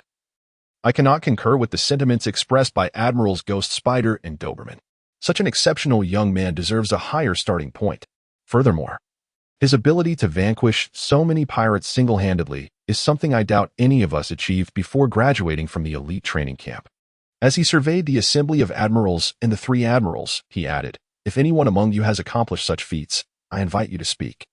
Both Ghost Spider and Doberman wished to retort, yet regrettably, they lacked comparable illustrious records from their youth, leaving them speechless. Noticing the silence, Fire Mountain continued. Since there are no dissenting voices, why should we not set this precedent? Admiral Dalmesia, maintaining a stoic expression, stated, I align myself with Admiral Fire Mountain's viewpoint. Admiral Weasel remained silent but nodded in agreement. At this juncture, Admiral Crane addressed the fellow member of the staff, Admiral Kongming, I would appreciate your input as well. With a graceful wave of his feather fan, the sagacious Kongming pondered for a moment before articulating, indeed, each of you has valid points. Nevertheless, I believe that a talent such as Kevin's demands special consideration. Moreover, as the newspapers have proclaimed, he is a veritable rising star of our Navy. If we were to allow him to commence as a private, it could render our Navy a laughingstock among the pirates, suggesting that we are incapable of accommodating new talent. I believe the position of Colonel is relatively suitable for Kevin. Firstly, his personal strength is undeniably impressive, and secondly, his military achievements are sufficient to warrant this rank. What do you all think? Jonathan, who was enjoying dessert, had previously served as the commander of the Navy's G8 branch. Today, he returned to headquarters to report on some matters and was summoned by Sengoku to attend the meeting. Although Jonathan typically maintained a low profile, his intellect was no less formidable than that of the strategists at Navy headquarters. After listening to Kongming's opinion, he spoke up. Indeed, General Kongming's suggestion is commendable. However, he has overlooked one critical aspect. While Kevin's individual prowess is beyond question, his ability to command an army remains unproven. After all, serving as a Navy colonel entails leading a team into battle at sea. Should they encounter pirates, it would be unreasonable for the colonel to charge ahead alone while the rest of the Navy merely observes. Thus, I propose that Kevin start as a lieutenant colonel, allowing him to train alongside a major general for a few years before being promoted to colonel. This approach would prevent accusations of the Navy suppressing newcomers while simultaneously honing his leadership skills. General Tsuru nodded in agreement, stating, Jonathan, your suggestion is indeed excellent. Achieving two goals at once. What say you, Fleet Admiral Sengoku? She turned to look at Sengoku, who contemplated the proposal before nodding in affirmation. This is indeed a viable approach. Let us consider promoting Kevin directly to lieutenant colonel. As he munched on sunbae, Garp interjected, Kevin is my disciple, so I shall refrain from involvement in this matter. You all decide. Sengoku then turned his gaze to the three admirals, asking, Admiral Akainu, Admiral Kazu, Admiral Akiji. What do you three think? The usually laid-back Akiji spoke first. I have no objections. Kazara followed suit. I have high hopes for Kevin. All eyes turned to Akainu, the hawkish leader of the Navy. After a moment of reflection, he stated, Jonathan's opinion is sound. I am in agreement. Seeing that all three admirals supported Kevin's promotion to lieutenant colonel, those who had initially expressed dissent, such as the Ghost Spider and Doberman, fell silent, reassured by their leader's consensus. Ultimately, the senior officials of the Navy unanimously approved Kevin's appointment as lieutenant colonel. With no objections remaining, Sengoku cleared his throat and announced, since everyone has agreed, Kevin shall henceforth be our headquarters lieutenant colonel. He then turned to Kevin, who stood behind Garp, and said, Kevin, once you complete your graduation formalities tomorrow, report to headquarters. Yes, sir, Kevin saluted. To be honest, Kevin had not anticipated being appointed a lieutenant colonel immediately upon graduation. He had previously learned that, under normal circumstances, graduates from the Navy training camp began as third-class soldiers, while those from the elite training camp commenced as corporals. However, he had not anticipated that he would be fortunate enough to leap 9 ranks in succession.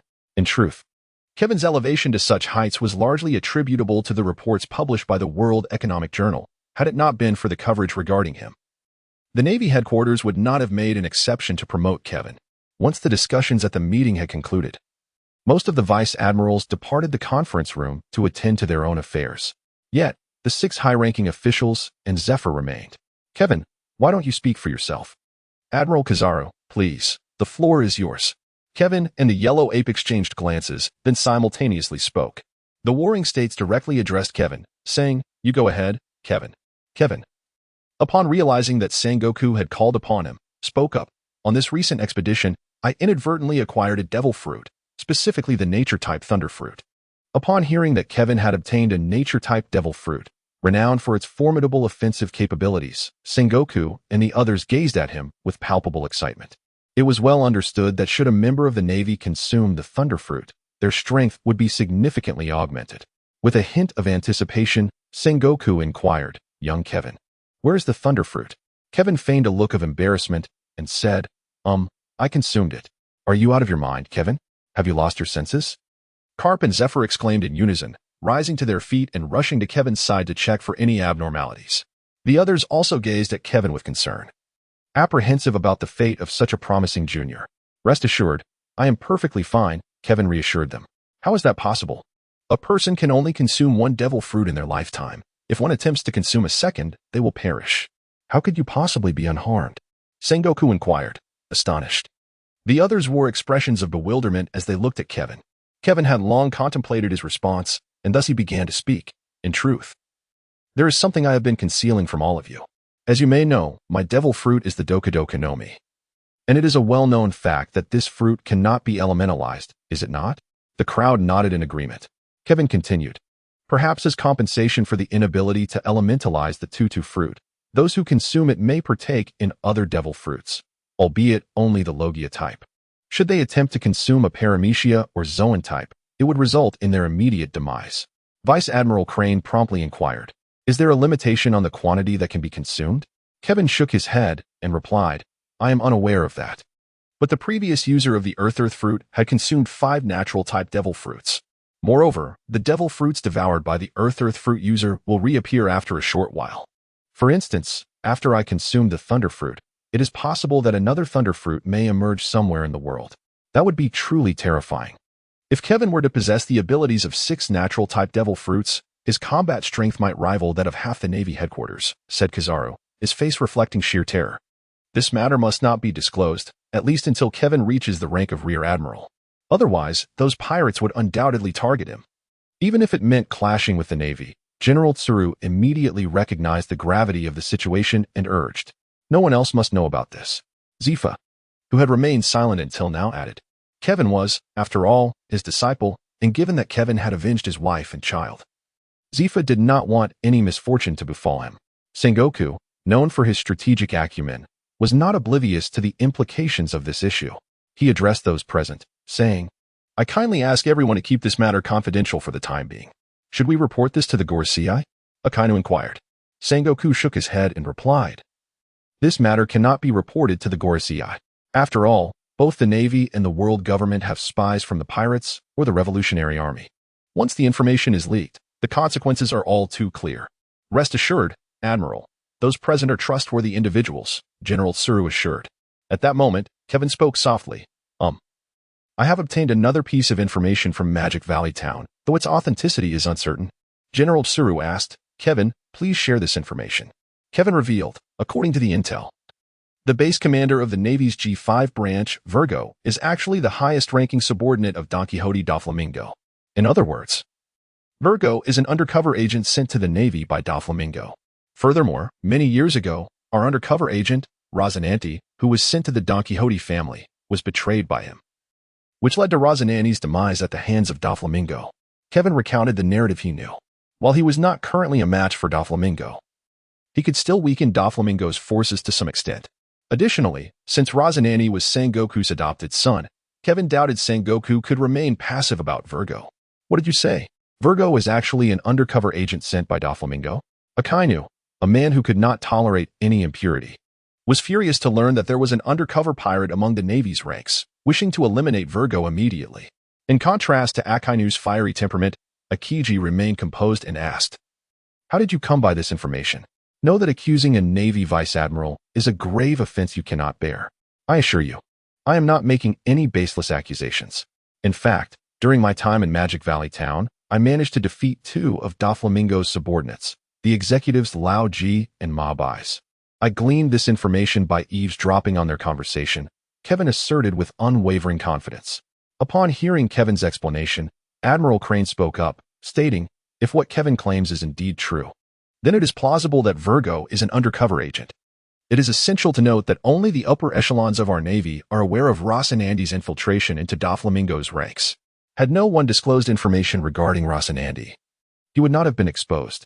The strategist Sengoku, known for his intellect, suddenly turned and fixed his gaze intently on Kevin, inquiring, Kevin, as of now, only I, Garp, Crane, and the three admirals are privy to Rocinandi's situation. How did you come to know about it? The others, upon hearing Sengoku's words, also directed their attention toward Kevin. Kevin, upon being questioned by Sengoku, recognized the flaws in his previous statement. However, he quickly devised a response and replied, this is what I deduced. Deduced, you say? Sengoku remarked, his expression one of skepticism. Kevin nodded and remarked, at that time, Lao Ji mentioned to Ma Bai's, Virgo is indeed quite fortunate. Had he not discovered that Rocinandi was an undercover agent for the Navy, it is likely that with his current assignment in managing the Naval Division, devoid of access to the headquarters' confidential matters, the young master would not hold him in such high regard. This dialogue prompted me to contemplate several points. Firstly, our Navy's undercover agent, Rocinandi, was uncovered by Virgo. Secondly, Virgo is presently stationed at the Naval Division rather than the headquarters, and his role involves management, indicating that his rank must be considerable. The only one who meets such criteria is likely Vice Admiral Guizhu Virgo, the base commander of the G5 division. Thirdly, Lao Ji's assertion that Don Quixote Doflamingo places significant importance on this individual named Virgo suggests that, given Doflamingo's character, only the senior officers who were among the first to establish his so-called Don Quixote family would receive such preferential treatment.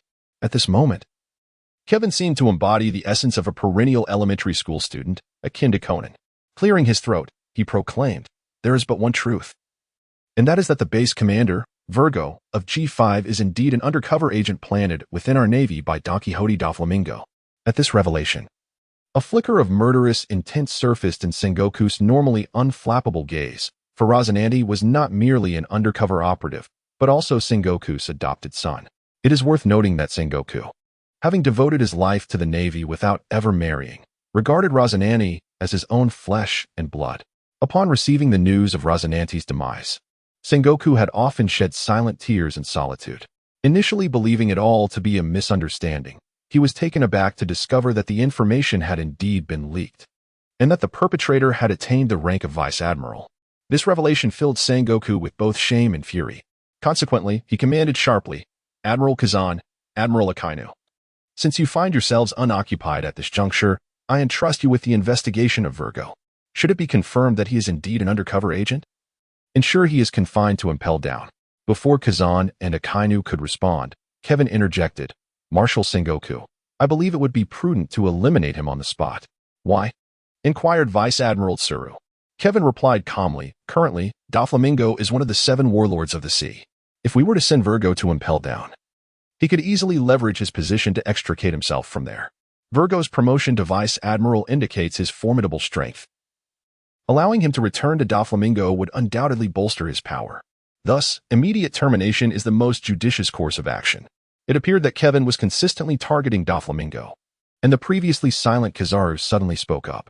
Kevin's expression darkened as he spoke. It is entirely reasonable. My parents' demise is inextricably linked to Don Quixote Doflamingo. The one-eyed pirate crew that murdered my parents was indeed under his command, a band of marauders emerging from the North Sea. It raises suspicions as to why they would venture into the East Blue without cause. Moreover, a month prior to the tragedy befalling my parents, Doflamingo sought out my grandfather, desiring to acquire all the privileges afforded to a celestial dragon. However, my grandfather rebuffed him, and shortly thereafter, my parents were slain by the one-eyed pirates. Subsequently, Doflamingo approached my grandfather once more, coercing him by threatening my safety to assist him in attaining the title of Warlord of the Sea and securing the privileges of a celestial dragon. Kevin, if what you assert holds true, then Doflamingo indeed stands as the prime suspect, Garp stated with an unusual seriousness. Kevin nodded and said, precisely for this reason, I am particularly invested in the affairs concerning Doflamingo. If you, Admiral Akiji and Admiral Akainu, ascertain that Virgo is indeed an underling of Doflamingo, please inform me. I wish to deal with Virgo personally. After all, I am not yet a match for Doflamingo, I cannot afford to miss any opportunity that may weaken him. Upon hearing Kevin's words, both Akiji and Akaina turned their gazes towards Sengoku, who remained silent yet nodded in acknowledgement. Akaina then remarked, in that case, I shall inform you when the time comes. I am grateful to both of you, admirals, Kevin responded politely. Upon departing from the Navy headquarters, Kevin was promptly pulled back to the elite training camp by Zifa. Throughout their journey, neither spoke a word, but upon reaching the entrance of the training camp, Zifa finally broke the silence, saying, Kevin, you have been away for over 2 months. Those fellows have missed you. First, handle your graduation procedures, then go and see them. After all, it is quite challenging to return once you have left the training camp. Understood, Master Zifa, Kevin replied. With that, he proceeded towards the logistics building. Inside the logistics building, Kevin found Raylo, who was responsible for processing graduation paperwork. Upon seeing Kevin, Raylo praised his performance while assisting him with the necessary procedures. Before they knew it, they had been conversing for over an hour when suddenly a trainee burst in, breathless, and exclaimed to Raylo, Instructor Raylo, the CP9 commander has brought new recruits to our elite training camp to stir up trouble. Commander Zifa has instructed all instructors and trainees to assemble. Raylo sighed in resignation. Well, it seems your paperwork still requires the signature of the commander-in-chief. It appears that will not happen today. Are you interested in witnessing the commotion? Kevin spoke without a second thought. Let's go. It's just the right time. Relu and Kevin set down their belongings and headed outside. As they walked, Kevin inquired, How come CP9 has come to our elite training camp? Relu replied, Originally, there was no such issue. Ever since that fellow Spandam took command of CP9, he has been bringing promising recruits to our elite training camp to flaunt their skills. Ostensibly, it's a competition, but in reality, it's merely a way to humiliate the Navy. Have you all simply tolerated this? Kevin asked. Relu shook his head, saying, How could we? Each time, the newcomers in our training camp challenge them, but the CP9 members strike with lethal force. Moreover, in recent years, the caliber of our Navy recruits has not been high, leaving us embarrassed each time. We hadn't seen them for the past 2 years and thought that Spandam had settled down, but here he is again. Never mind. Let us go take a look. Ein, Binz, Smoker, and Tina are all quite capable. They should manage just fine. If it comes to it, I'll step in since I haven't graduated yet, and my involvement wouldn't be considered a breach of protocol, Kevin remarked with a smile. Upon hearing this, Relu clapped his hands and exclaimed, Right. How could I forget about you? You can now take on pirates with a bounty of 50 million berries. You should be able to handle those under Spandam. When Kevin and Relu arrived at the training ground, the contest had already commenced. Upon seeing the members Spandam had brought along, Kevin nearly burst into laughter. Rob Luchi, Kaku, Bruno, the Lion, the Owl, Khalifa, and Kaku, who was engaged in battle with Smoker, were all present. This lineup was reminiscent of the chaos Luffy caused at Eni's lobby. It seems that Spandam and his father Spandam are truly lacking in skill, relying on the same crew for over a decade. What a disgrace. Kevin suddenly recalled a storyline from a comic he had once read. The Straw Hat crew embarked on a mission to rescue Robin, engaging in a full-scale confrontation with CP9 at Judicial Island. Ultimately, CP9 faced defeat and subsequently found themselves pursued by the world government. The reason for this pursuit stemmed from Spandam and his father Spandine, who shifted the blame for their failure onto the members of CP9. In their desperate attempt to evade capture, the CP9 members returned to their homeland, which in reality was a clandestine training base for new recruits of the CP organization.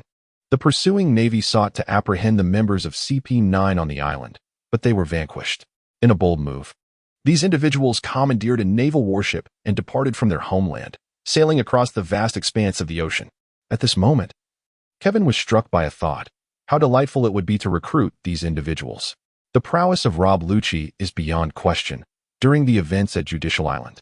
Had it not been for Luffy's protagonist aura, his demise would have been a certainty. Kaku, Gabra, and Bruno all possess commendable strength, while Khalifa might be slightly lacking. However, I have prepared a set of sacred attire for her, have I not? The only individual that Kevin looked down upon was the soundless owl, for his incessant chatter rendered him incapable of keeping secrets. With this in mind, Kevin began to contemplate in silence how he might successfully entice them to join his ranks. As Kevin pondered, Ein, bearing wounds, squeezed her way over to him and said, Kevin, it is a relief to see you back. Upon noticing the bandage wrapped around Ein's arm, Kevin inquired, What happened to your arm? How did you sustain this injury? With a heavy heart, Ein sighed and replied, There is no remedy. My skills were inferior, and I succumbed to that fellow on stage. The one with the square, elongated nose? Kevin asked. I nodded and continued. Not only I, but both Tina and Binz were defeated as well.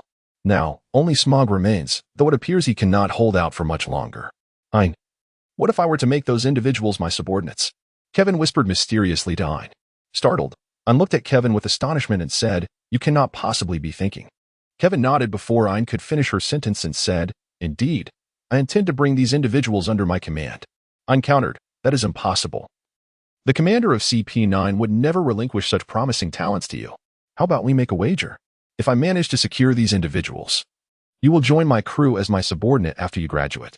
If I lose, I shall teach you how to wield my blade of slaughter as a gift. What do you say? Kevin proposed to Ein. Without a moment's hesitation, Ein agreed.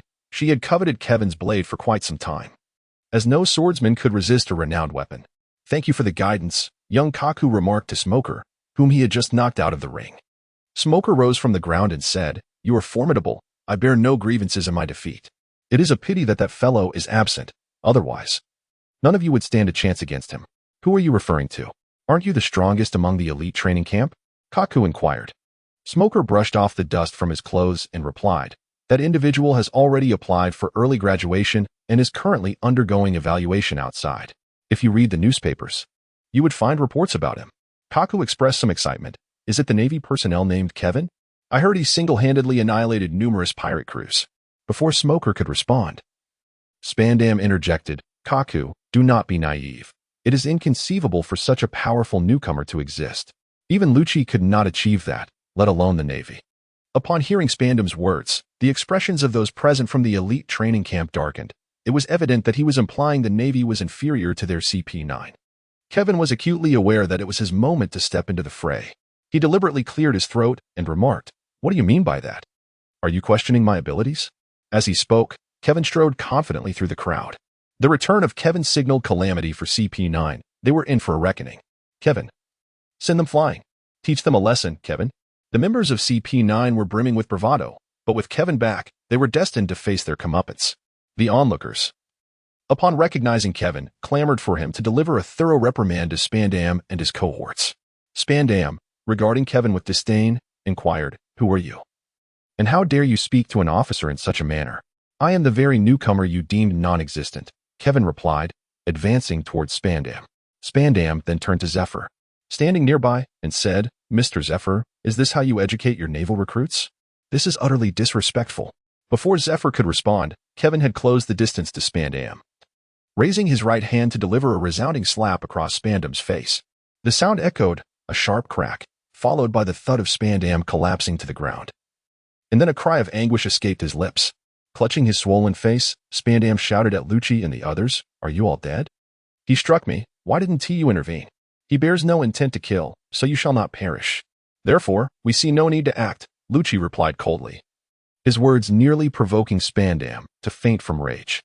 Spandam, turning back to Kevin, threatened, Do you wish for death? How dare you assault a CP9 officer? Delay any further, and I shall bury you. Kevin, crouching before Spandam with a menacing smile, responded, What do you intend to do? Let me remind you. Attacking a world government official is a grave offense. Kevin chuckled and remarked, It's nothing. From your tone, I gather you hold a high opinion of your new recruits. How about we make a wager, shall we? What do you propose to bet? Spandam inquired. I will compete against your subordinates. If they triumph, I shall grant you 5 billion berries. If I prevail, your subordinates will belong to me. What do you say? Kevin asserted, confident that the avaricious Spandam would be tempted by the substantial sum. Indeed, upon hearing Kevin's offer of 50 billion berries, Spandam's interest was piqued, and he responded, A wager sounds enticing, but do you, a mere naval rookie, possess such wealth? As he spoke, he cast a glance at Zephyr. Zephyr, having learned from Garp about Kevin's lineage as a celestial dragon, understood that while 50 billion berries might seem a staggering amount to an ordinary person, it was a trifling sum in the eyes of a celestial dragon, particularly for someone like Kevin, the scion of a prominent family. Thus, he confidently stated, Rest assured. Young Kevin has ample resources. I only fear you might lack the courage to accept. Can Mr. Zephyr vouch for him? I worry this young lad may renege on the deal. Spandam expressed his apprehension. Observing Kevin's unwavering confidence and acknowledging the lad's capabilities, Zephyr mused that only Rob Luchi, renowned as the prodigy of the CP organization, could rival Kevin's prowess. He declared, "Very well, I shall act as his guarantor. But, Spandane, do not even think of defaulting?" In truth, Zephyr underestimated Kevin, only recalling the latter's abilities prior to his graduation assessment. Kevin's strength had since more than doubled. Should he fail to win, it would indeed defy all reason. Spandane, rising from the ground, retorted, "I am not one to resort to dishonesty." Zephyr thought to himself, "You may wish to cheat, but I advise against it. To deceive a celestial dragon is to court death." However, he remained silent, eager to witness Spandane's folly. Turning to Kevin, Spandane declared, "Youngster, while I accept your wager, you must compete against each of my subordinates individually. A single loss counts as your defeat. Do you dare?" The members of CP9, hearing their commander Spandane's audacious demand for Kevin to face each of them, felt an overwhelming urge to vanish into the earth. Mortified by their leader's shamelessness, Kevin nonchalantly remarked, "Let us compete. Who is afraid?" His audacity stemmed from a past encounter when Luffy and his crew wreaked havoc on Judicial Island.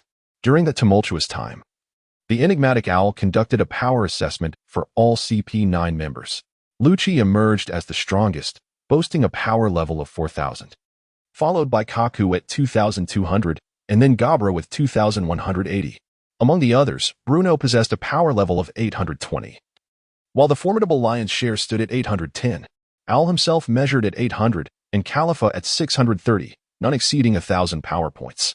Moreover, the prowess of CP9 back then was significantly superior to their current capabilities, implying that even if the entirety of CP9 were to unite now, they would still falter against Kevin.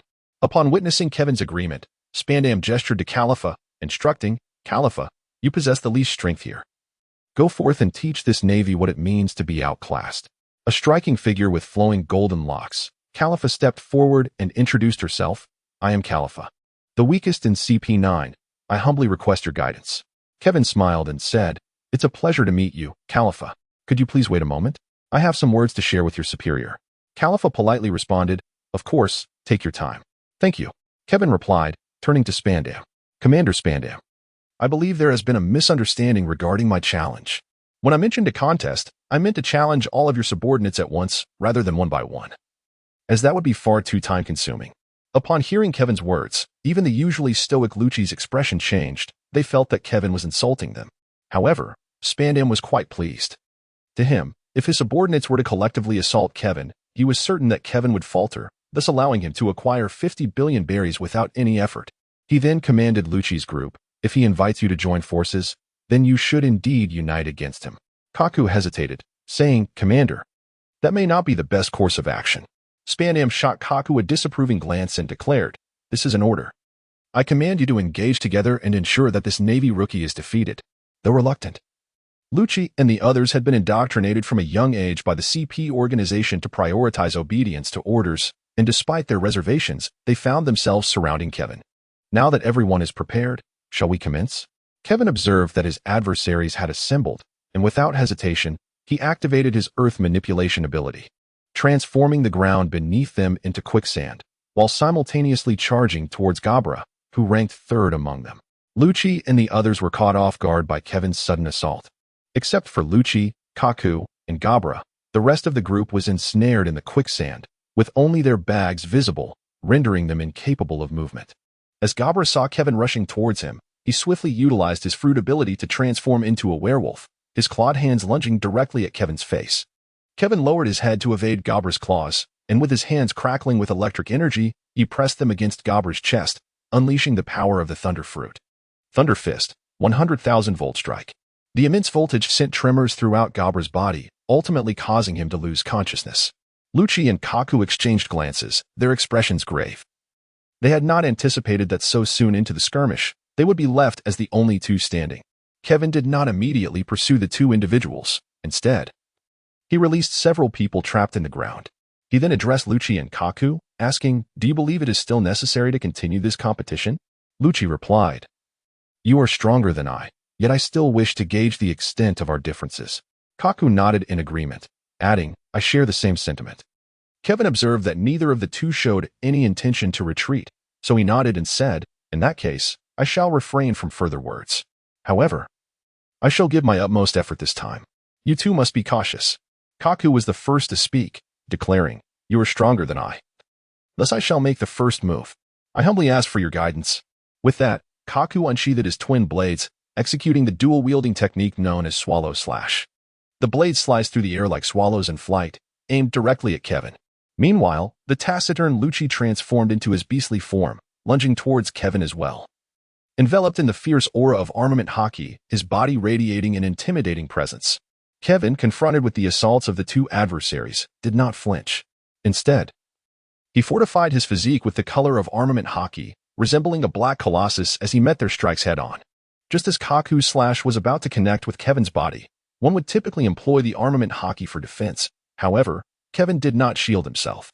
Instead, he extended a single finger and deftly pointed at the vulnerable point of Kaku's attack, causing the slash to shatter instantaneously.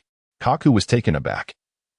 He had not anticipated that Kevin could nullify his assault with merely a finger, realizing that his strongest attack had been effortlessly thwarted. Kaku understood that any further attempts would prove futile and could potentially jeopardize Luchi. Thus, he sheathed his blade and stood aside, refraining from further engagement. The reason Kevin was capable of such a feat lay in the mastery of the breaking blade technique from the solitary nine swords. Although Kaku's strike fell within the realm of energy manipulation, Kevin discerned the moment Kaku initiated his attack and identified its weak point. This vulnerability in Kaku's offensive became the very crux of its downfall, enabling Kevin to obliterate the assault with a mere fingertip. While Kaku's strike had been thwarted, Luchi was already upon Kevin, unleashing a barrage of finger jabs, akin to a torrential downpour, aimed at Kevin's chest and face. Kevin acknowledged the skillful maneuver with a commendatory remark. He halted mid-air, suspending his forward momentum, and then propelled himself backward, allowing Luchi's strikes to find only empty space. As Kevin retreated, he remarked to Rush, "Your technique, while formidable in a direct confrontation, proves utterly ineffective if the opponent evades or retreats. Your efforts would be in vain." Observing the futility of his attacks, Rush pressed forward relentlessly, launching himself once again at Kevin, inquiring, "Then how should one strike?" "Quite simply, like this," Kevin replied, executing a sudden dash that brought him face to face with Rush. He extended a single finger towards him. Due to the velocity of Rush's advance, he had no time to dodge, and his chest collided directly with Kevin's finger, as if he had intentionally aimed for it. Upon contact, Kevin transformed the fingertip into a palm, using a gentle force to send Rush staggering backward, the soft power propelling him to retreat over 10 paces before he regained his balance. After Kevin steadied himself against Luchi, he said, "Did you see that? Just like this. Once you make contact with your opponent's body, you should launch your attack. This way, you can serve your strength while maximizing the effectiveness of your strike. Haven't your instructors taught you this?" Luchi shook his head and replied, "What I have learned is solely about how to kill, how to deliver a fatal blow. The techniques you speak of have not been part of my training." Kevin inquired, "Shall we continue this contest?" After a moment of contemplation, Luchi replied, "I concede. Yet I am eager to understand the extent of your strength. Please unleash your full power upon me, so that I may experience the magnitude of your prowess." Kevin sighed and remarked, "Honestly, if I were to exert my full strength, you would be defeated. Therefore, I shall employ merely 50% of my power. If even that is sufficient to vanquish you, then I would truly be disappointed." "Very well," replied Luchi, preparing himself. "Are you ready?" Kevin inquired, flexing his wrists. Luchi promptly assumed a defensive stance and then said to Kevin, "Come at me." With the force of 50% of Kevin's strength, his punch descended like a meteor, striking Luchi squarely in the chest before he even had a moment to react. Bang! Luchi crashed heavily to the ground, blood pouring from his mouth. Kaku and the others rushed to his side, concerned for his injuries. After a considerable time, Luchi, with Caliph's assistance, managed to rise and addressed Kevin, "You are formidable. I concede defeat. From now on, we are family, and there is no need for such hostility. If you wish to grow stronger, I can assist you." Kevin waved his hand dismissively at Luchi and the others, saying, upon hearing that Kevin could aid them in their quest for strength, excitement sparkled in Luchi's eyes. However, considering their current circumstances, that spark dimmed once more. How could the CP organization possibly allow them to leave so easily? Kevin turned to Spandane and remarked, "So, Spandane, it appears your subordinates have all lost. Does this mean I am the victor of this contest?" Spandane, his expression somewhat grim, replied, "Your skills are commendable. To have bested Lucy and the others suggests that the prowess of this new generation of Navy recruits is indeed impressive. Having concluded our match, Mr. Zifa, I must take my leave. With that, Spandane attempted to signal Lucy and the others to depart. Noticing Spandane's intent to evade the matter, Kevin, feeling a tinge of displeasure, interjected, Spandane, it seems you may have forgotten something crucial. Forgotten what? I have forgotten nothing. Spandane feigned ignorance, hoping to escape the situation. We have established a wager. Should I lose, I owe you 50 billion berries, and if I win, your subordinates become mine. Has Spandane truly forgotten so swiftly? Kevin asserted. Spandane had been momentarily dazzled by the prospect of 50 billion berries, never believing Kevin could emerge victorious. He had accepted the wager under such assumptions. But the thought of surrendering his subordinates to Kevin filled him with dread. The elders would certainly not spare him. After all, the resources and efforts invested in cultivating a competent cadre of CP organization members were substantial. Resolute in his decision to prevent Kevin from appropriating his personnel, Spandane declared, You, a mere novice in the Navy, should abandon such aspirations. Lucy and his ilk are the future pillars of the CP organization. Are you not concerned about the consequences from the world government? I was merely jesting to amuse you. Now, I must take my leave. With that, Spandane strode away. Intent on departing the scene, Kevin swiftly stepped in front of Spandane, his voice cold as he uttered, Spandane, are you toying with me? The latter retorted, You shall address me as Commander Spandane. Now step aside quickly. I have official duties to attend to. Should you delay me, I assure you, the consequences will be dire. Realizing that his tricks had failed, Spandane immediately resorted to threatening Kevin. Kevin let out a cold laugh and said, Are you threatening me? This is not a threat. It is a piece of advice. Lucy and his companions have been meticulously cultivated by the world government. How could they so easily become your subordinates? Spandam replied, It seems, Spandam, that you are deliberately trying to renege on your promise. Do you comprehend the consequences of deceiving me? Kevin replied icily, Consequences? What consequences? All I know is that you are currently threatening an official of the world government. Spandam retorted defiantly. An official of the world government? Are you aware of my identity? Did Spandam not inform you of who had berated him over the transponder snail not long ago? Kevin inquired. Spandam was taken aback by Kevin's words. His son had been scolded recently? Suddenly, he recalled that Spandam had contacted him about having inadvertently offended a significant figure among the celestial dragons. The young master of the Don Quixote family. Could this be the very youth before him? Are you that esteemed person? Spandam asked cautiously. It appears that Spandam has shared my identity with you. My status is not to be mentioned in front of so many people. Otherwise, the repercussions could be dire. Kevin stated, How can you prove that? You cannot expect me to simply take your word for it. Impersonating someone of that stature is a grave offense. You must think this through, Spandam countered. Unlike Spandam, who was timid and greedy, Spandam was more cunning and shrewd. He was reluctant to readily accept Kevin's claim of being a celestial dragon. After all, who would believe a Navy officer suddenly declaring themselves a celestial dragon? Regrettably, Kevin was indeed a celestial dragon with nothing better to do. Noticing Spandam's lingering skepticism regarding his identity, Kevin couldn't help but reflect that Spandam was still somewhat inexperienced compared to his father. You may inquire with Admiral Zifa. He is aware of my identity, Kevin suggested. Spandam turned his gaze toward Zifa, who glanced at Kevin and, seeing him nod, spoke up, Indeed, Kevin hails from that esteemed lineage. The 5 elders should be aware of this matter. Upon hearing that his superior, the 5 elders, was also informed, Spandam realized Kevin must truly be a celestial dragon. However, this revelation only added to Spandam's woes. The reason was straightforward. He had just wagered with Kevin, and now that he had lost, his subordinates would have to serve Kevin. Yet, these new recruits from CP9 were the result of significant investment by the world government. Moreover, there was a genius among them, said to appear once every 800 years. If he were to hand them all over to Kevin, he would have no means to explain himself. Conversely, refusing Kevin could lead to fatal consequences. In that moment, Spandam truly found himself at a loss. You must have a transponder snail that can reach the 5 elders, correct? Kevin seemed to perceive Spandam's thoughts, and thus spoke up. Spandane hurriedly nodded in affirmation, exclaiming, Yes, indeed. As he spoke, he retrieved a telephone bug from his pocket and presented it to Kevin. Kevin took the phone bug, surveying his surroundings. He noticed that apart from Zephyr, all others at the elite training camp were quite distant, likely unable to overhear his conversation. Thus, he lifted the device and spoke, Spandane. Do you have any matters to report? An elderly voice emanated from the phone bug, presumably one of the 5 elders. I am Kevin Saint of the Don Quixote family. Kevin declared his identity directly. The elder immediately responded with respect. May I inquire what request you have for us, Kevin Saint? It's nothing of great consequence. I just placed a wager with Commander Spandane of CP9. The stakes were several newcomers under his command. If I won, they would belong to me, and if I lost, I would pay Commander Spandane 50 billion berries. As it turns out, I inadvertently won, yet Commander Spandane seems reluctant to honor the agreement, hence my appeal to you. Kevin spoke nonchalantly to the 5 elders. The 5 elders were taken aback for a moment before responding. Might we inquire what you intend to do with those individuals? Kevin Saint? Kevin cast a glance at the members of CP9, deep in contemplation.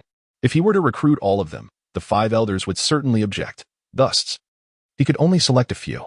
Khalifa, who had been undercover in Water 7 as Iceberg's secretary, managed the affairs of the Korea company with remarkable efficiency. Proving herself to be a valuable asset in domestic affairs, she was a definite keeper. On the other hand, the soundless owl, Keitetsu, had never been to Kevin's liking. His incessant chatter made him incapable of keeping secrets, which was a significant concern for Kevin, as some of his undertakings required utmost confidentiality. Therefore, Keitetsu would not be retained. As for the lion-hearted Rob Luchi, Kevin found him rather unsatisfactory. His penchant for self-destruction was unbearable. Although his ability to return from death was commendable, indeed, he ranked highest among CP9 in that regard, Kevin had no desire to keep him. Bruno's prowess was comparable to Luchi and Keitetsu, but as a devil fruit user wielding the Dordor fruit. He possessed a spatial ability that the 5 elders would likely not approve of. Gabra, cunning in nature, could serve as a useful tool against adversaries, making him a suitable choice to retain. Furthermore, his strength was second only to Kaku and Luchi. Intelligent, devious, and formidable, he was quite appealing to Kevin. Kaku, on the other hand, was the most idealistic member of CP9, possessing a gentle disposition and lacking any significant malice, which led Kevin to decide to keep him as well. Luchi, renowned as an unparalleled genius in the CP organization for the past 8 centuries, was someone Kevin greatly desired. However, the likelihood of the 5 elders permitting his release was slim, yet Kevin resolved to make the attempt. Thus, he took up the Den Mushi and addressed the 5 elders. I wish to acquire Rob Luchi, Kaku, Gabra, and Khalifa. Is that agreeable? The 5 elders hesitated momentarily before responding. Please hold for a moment, Lord Kevin. We need to deliberate. Very well. I hope you do not disappoint me, Kevin replied. From the tone of the 5 elders, Kevin discerned that they were not inclined to grant him all he sought. After all, apart from Khalifa, the other 3 were among the top 3 in CP9. It was improbable that they would relinquish all 3 aces at once. Approximately 5 minutes later, the voice of one of the 5 elders echoed again through the Den Mushi. Lord Kevin, we regret to inform you that we cannot hand over Rob Luchi. However, the other 3 are acceptable. Should you desire additional members, we can discuss this with Spandam. Indeed, the 5 elders were unwilling to release Luchi. Kevin sighed internally, contemplating his next move. Suddenly, a spark of inspiration ignited in his mind. Wasn't he the fierce tiger also part of the CP organization? Why must he insist on having them by his side? If he could persuade Luchi to serve under him while remaining in the CP organization, it would be far more advantageous for his own endeavors. Thus, Kevin addressed the 5 elders on the other end of the Den Mushi, proposing, how about this? I shall take both Kaku and Khalifa under my command, while I temporarily retain Luchi and Gabra in a hired capacity to ensure my personal security. I am willing to compensate the world government with 1 billion berries annually for their services. What say you? The 5 elders on the other end hesitated momentarily. Kevin subsequently remarked, during the period of my employment of them, all expenses will be borne by me. Furthermore, should the world government require their services, they are free to depart at any moment. I would never obstruct them. Is this agreeable? Please hold on a moment, Your Excellency Kevin. The 5 elders responded from the telephone bug. Very well. I trust you will be swift, for my concessions have been considerable. Kevin feigned a hint of impatience. Indeed. Your Excellency Kevin, the 5 elders replied. After merely a minute, they conveyed, Your Excellency Kevin, we accept your proposal. However, you must specify the duration of their employment, as the payment must be made in a lump sum. The 5 elders' rapid acquiescence stemmed from a sense of resignation. After all, Kevin was a celestial dragon. If he was resolute in employing Luchi and the others as his bodyguards, the 5 elders would find it impossible to refuse, especially since Kevin was offering financial remuneration. Moreover, the world government was in dire need of funds. despite the annual contributions from allied nations and the support of the Celestial Dragons. The government still had to finance the Navy, the CP organization, and other affiliated entities, leaving their budget rather strained. Employing 2 members of the CP organization would yield a return of 1 billion berries annually, and during this time, their expenses would not burden the world government, essentially. It was akin to a monetary windfall for them, making it impossible for the 5 elders to decline. However, they were also wary of Kevin potentially reneging on the agreement. After all, should the Celestial Dragons choose to act unscrupulously, they would be left with no choice but to acquiesce. Hence, they insisted on the requirement for a complete and immediate payment. Kevin contemplated for a moment and remarked, "Let us employ them for a duration of 2 years." According to Kevin's recollection, Luchi and his companions would infiltrate the Carella Company 2 years hence. Thus he proposed this 2-year time frame. A span of 2 years posed no issues. However, how did the esteemed Saint Kevin intend to cover the costs of their employment? The 5 elders secretly rejoiced at the prospect of acquiring 20 billion berries so effortlessly. They began to ponder whether they should consider expanding their hiring ventures in the future to augment the revenues of the world government. Kevin glanced at Spandane, and then spoke to the 5 elders on the transponder snail. "Since Commander Spandane is present, I shall have him take the money back. Is that acceptable?" "Absolutely, Sir Kevin Street," the 5 elders replied. "Please hand the transponder snail to Spandane. I have a few matters to discuss with him." Kevin handed the phone bug back to Spandam and remarked, "The 5 elders seek you."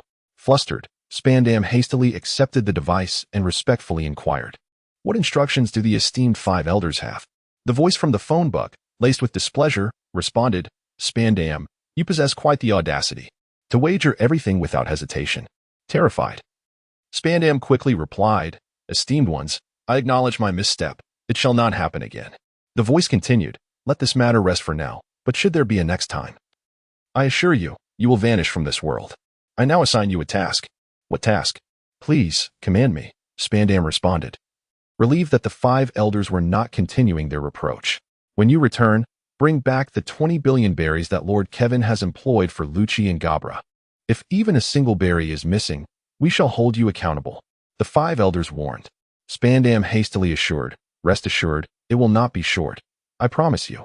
"Esteemed ones, how should we arrange that individual?" inquired the 5 elders. "Let Luchi and Gabra remain by Lord Kevin's side, as they were hired to safeguard his security.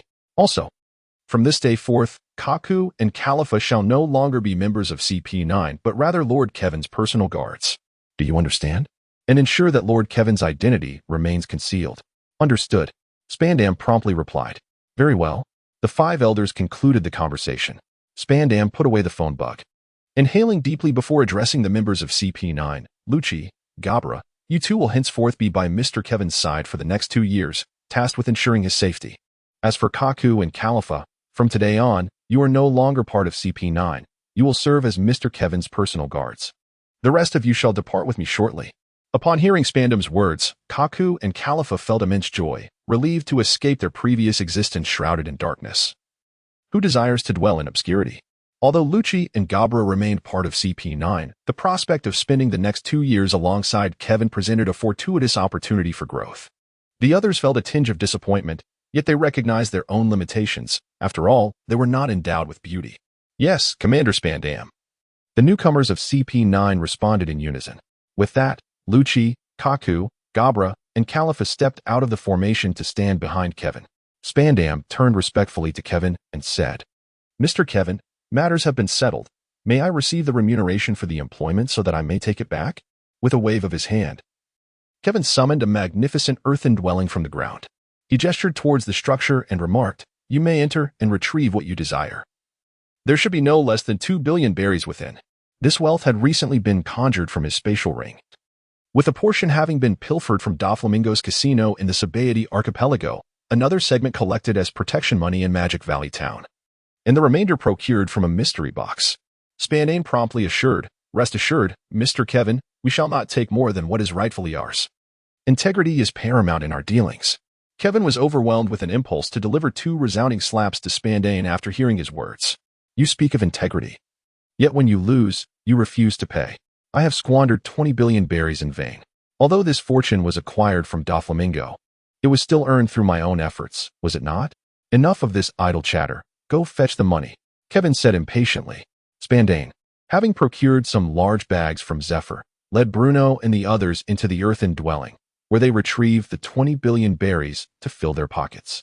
Upon exiting the hut, he addressed Kevin, saying, "Mr. Kevin, the money has been accounted for. We shall take our leave now." Kevin waved his hand dismissively, saying, "You may leave now." He then gestured towards Tachia, who promptly sank back into the ground, with all the money being reclaimed by Kevin into his spatial ring. Upon hearing Kevin's permission to depart, Spandam, along with several other members of CP9 and the staggering sum of 2 billion berries, hurriedly exited the elite training camp. Once Spandam had left, Kevin turned around to find Zifa observing him with a bemused expression, feeling increasingly uneasy under Zifa's gaze. Kevin finally could not hold back any longer and spoke up, "Teacher Zifa, if you have something to say, please do so directly. I find your persistent stare quite disconcerting." Zifa chuckled and replied, "You seem to be quite wealthy. With all that money for the world government, why not spare a little to show appreciation for your teacher?" Kevin thought to himself, so that's the reason behind it. It nearly frightened me to death. Kevin then spoke, "Teacher Zephyr, you spend your days in the training camp with students or leading them out to sea to confront pirates. Is there any financial benefit in that?" "Humph," Zephyr scoffed. "I do not require money for myself, but the training camp, both inside and out, necessitates funding." Confused, Kevin inquired, "Isn't the funding for the camp provided by the Navy headquarters?" "That meager sum allocated by the headquarters is utterly insufficient," Zephyr replied. "Just look at this training camp. The infrastructure has been in use for over a decade and has not received a single update." Upon hearing this, Kevin immediately understood that the teacher intended for him to contribute some funds to the training camp in order to upgrade the facilities. Thus, he replied, "Teacher Zephyr, your words have made it clear to me. After all, I have more than enough money to spare. I shall provide 20 billion berries for the renovation of our facilities. I will deliver the funds to your office shortly, if that is agreeable." Zephyr chuckled heartily and responded, "It seems you possess a kind heart, young man. Allow me to express our gratitude on behalf of the training camp." Kevin hastily remarked, "Teacher Zifa, you are being rather distant. After all, you are my mentor. For your sake, I shall regard this modest sum as a token of my respect and gratitude. Is it not the duty of a disciple to show such appreciation?" Zifa appeared quite pleased with Kevin's words and, with a smile, inquired, "How are your graduation formalities progressing?" "Instructor Lalo has nearly completed them for me. I only require your esteemed seal now," Kevin replied.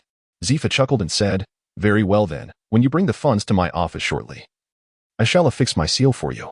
Kevin, with a playful tone, inquired, "Teacher Zephyr, would this be considered accepting a bribe?" Zephyr chuckled and retorted, "Scram, you little rascal. Just don't forget to come to my office later."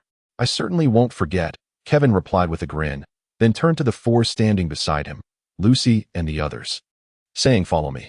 With that, he led them to the secluded hillside behind the training camp. This area was quite desolate, typically devoid of visitors, only frequented by Kevin, Benz, Smoker, Ein, and Tina during their sparring sessions, as it offered a tranquil environment free from disturbances. Kevin gazed at the four members of the Luchi group and said, "Now I present you with a choice. Should you wish to part ways, you are free to do so. However, should you decide to accompany me, I shall require your unwavering loyalty." The four members exchanged glances, and then Luchi spoke first, inquiring, "I would like to know what it is you wish us to do." Kevin smiled and remarked, "Establishing a new era. What do you think? Isn't that a magnificent idea?"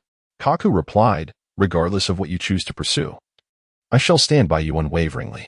You have liberated me from that forsaken place, freeing me from a life shrouded in darkness. In gratitude, I offer you my unwavering loyalty." Kevin was delighted to discover that his favored Kaku had made a choice, and it was him. Khalifa pondered for a moment before inquiring, "What exactly is your identity? It seems that Spandam is rather fearful of you." Kevin inquired, "Is this significant?" To which Khalifa replied, "Of course, if you can assist me in avenging my grievances, I shall be at your service." As she spoke, an unexpected flush crept across Khalifa's face. "Hey, what are you thinking, sister?" Kevin stated, "Since you have inquired, I shall no longer conceal it. Sooner or later, you will come to know. My name is Tang Kevin, a naval soldier, but I also bear another identity, Don Quixote Kevin Saint, the young scion of the Quixote family." Karifa's expression darkened as she replied, "Perhaps it is best to leave it be." Noticing Karifa's intention to depart, Kevin asked, "Who is your adversary? Perhaps I could assist you." Karifa responded, "He is also a celestial dragon. As a celestial dragon yourself, would you slay another celestial dragon for the sake of a subordinate?" Kevin spoke without a moment's hesitation. As long as he is not a member of my family. Feel free to tell me who he is. I may not be able to kill him myself, but I assure you, he will meet his demise. Khalifa gritted her teeth and replied, his name is Charlemagne Saint. Are you capable of killing him? Charlemagne Saint? That name rang a bell. Kevin began to reflect on where he had heard it before. His knowledge of the celestial dragons was limited. So who exactly was this Charlemagne Saint? After a moment of contemplation, he finally recalled the identity of this individual. It was he who, during a visit to the East Blue Kingdom of Goa aboard a world government vessel, had deemed it a hindrance when he saw Sabo preparing to set sail and had mercilessly destroyed Sabo's small fishing boat with a cannon, killing both him and the vessel. Is this Charlemagne Saint the one who always wears a square headpiece? Kevin inquired. Khalifa nodded, affirming, yes. Do you know him? If it is indeed him, then there is no doubt. I shall see to his end, Kevin declared. Even if it were not for Khalifa. He could not overlook the fact that he had used a cannon against Sabo, although he had only met Sabo once. Having shared a bond of brotherhood with Ace made Sabo a brother in his eyes. He could not tolerate an attack on his family. Thank you. In that case, I choose to stay, Khalifa said. Kevin turned his gaze towards Gabra and Luchi, inquiring, what are your choices, esteemed gentlemen? Gabra asked, if I were to become your subordinate, would I gain strength? His question mirrored my own. Luchi also spoke up. Kevin smiled and said, if you were my subordinates, I would certainly desire for you to grow stronger, so I would exhaust every means to facilitate your development. Are you both satisfied with this answer? I accept this response. But what is it that you require from us? Lucy inquired. Kevin smiled as he spoke. I require your loyalty. In the event that my commands conflict with those of the world government, I expect you to execute my orders rather than those of the world government. It is as simple as that. Luchi began to ponder the implications of such a choice. For if he were to choose between the orders of the world government and those of Kevin, siding with Kevin would undeniably constitute a betrayal of the world government, which would not let him off lightly. However, Kevin's status as a celestial dragon afforded him a degree of protection. Thus, Luchi inquired, if I were to choose to obey your commands, it would undoubtedly be a betrayal of the world government. Would you be able to shield me? Kevin replied, there is no issue. After receiving Kevin's affirmative response, Luchi said, very well, I promise you that as long as you can ensure my safety while empowering me, I am willing to follow in your footsteps. Upon witnessing Lucy's affirmative response, Kevin turned his gaze towards the indecisive Gabra. What is your choice, Gabra? Kevin inquired. Observing Lucy's commitment, Gabra, with determination, declared, I too wish to pledge my loyalty to you and become your devoted subordinate, but I have the same request as Lucy. Can you acquiesce? Not a problem. Kevin replied, welcoming everyone aboard. You may refer to me as either young master or boss, or simply Mr. Kevin. Lucy pondered for a moment before suggesting, let us call you Mr. Kevin, as it will not expose our relationship. Very well, since we are now a family. Allow me to bestow some benefits upon you, Kevin announced with a smile. The prospect of acquiring 4 capable subordinates delighted him. And thus he resolved to present something of value, not only to win their favor, but also to genuinely enhance the prowess of his followers. The expressions on the faces of Lucy and the other 3 were filled with confusion, as they were uncertain of what Kevin's words entailed. Kevin first presented a purple crystal necklace, extending it before Khalifa, saying, Khalifa, this is for you. Thank you, Khalifa replied. Her cheeks flushed as she accepted the exquisite purple crystal necklace. Does he have feelings for me? To bestow such a precious gift is quite significant. Should I accept his gesture? Yet, I truly adore this necklace. Besides, he is undeniably handsome. Being his girlfriend would indeed be delightful. Upon observing the youthful and infatuated demeanor of Khalifa, Kevin discerned that the girl was undoubtedly harboring impure thoughts. He then spoke, Khalifa, pierce your fingertip and let your blood drip onto this necklace. Without questioning the rationale behind his request, Khalifa complied, allowing her blood to cascade onto the crystal of the necklace. In a matter of moments, the violet crystal absorbed the drop of her blood at a visibly astonishing rate, prompting Khalifa to furrow her brow and shut her eyes. What do you feel, Khalifa? Kevin inquired. The other 3, perplexed by Kevin's question, gazed at Khalifa with curiosity. After a considerable pause, Khalifa opened her eyes, her expression peculiar as she remarked, It seems there is a voice urging me to call its name. Upon hearing this, Kevin understood that it must be the soul of the Saint Cloth summoning its user, Khalifa. With a smile, he suggested, in that case, why not try calling its name and see what delightful surprises await? Khalifa nodded and proclaimed, in response to my call, appear before me, Virgo Saint Cloth. No sooner had her words left her lips than a brilliant light erupted from a purple crystal. Subsequently, a deep pink armor materialized before the astonished onlookers. As they watched in amazement, the armor divided into various components, adorning Khalifa's shoulders, forearms, chest, thighs, knees, calves, feet, and hands. What is this? Witnessing Khalifa clad in the Virgo Saint cloth, exuding an air of elegance and grace, Luchi and the others turned in astonishment towards Kevin. Kevin observed the astonished expressions of the crowd with a sense of satisfaction, and then began to elucidate. The armor currently adorning Khalifa is known as the Sacred Garment, a relic from an ancient civilization. This sacred garment is not merely an enigmatic armor crafted from a super metal. It possesses the extraordinary ability to transcend space and safeguard its bearer through its own volition. This is the essence of its mystery. The sacred garment is imbued with will. It is alive. The voice that Khalifa just heard is the consciousness of the garment, or perhaps its very soul. When the bearer dons the sacred garment, their strength can multiply several times over. Who among you wishes to test the power of the sacred garment? I shall, Kaku proclaimed, stepping back a few paces. He unsheathed the blade at his waist and launched a fierce strike toward Khalifa, channeling 80% of his strength into the blow. Under ordinary circumstances, Khalifa would have been unable to defend against such an assault and would have had to evade it. However, this time, Khalifa did not flinch. Andromeda Nebula. The chains of the nebula, which had been entwined around Khalifa's arms, suddenly began to whirl, forming a vortex around her. Kaku's formidable strike, powered by 80% of his strength, collided with the vortex created by the nebula chains and was astonishingly shattered. How is this possible? Kaku exclaimed in disbelief. He had not anticipated that even his most potent attack would fail to breach Khalifa's current defenses. This is the power of the sacred garment. What do you think? Kevin inquired. Impressive was the singular thought that resonated within the minds of Luchi and his companions at that moment. Kevin then remarked that, according to legend, that ancient civilization had crafted a total of 88 sacred armors, consisting of 12 golden armors, 24 silver armors, and 48 bronze armors. Among them, the golden armor is the most formidable, while the bronze armor is the weakest. The Andromeda armor is classified as a bronze armor. Regrettably, I have only managed to acquire this one piece. Within our group, Khalifa possesses the least strength and, being a girl, the Andromeda armor is most fitting for her. Hence, I have decided to present this armor to Khalifa. Do you have any objections? Lucy and the others shook their heads, indicating their agreement with Kevin's decision.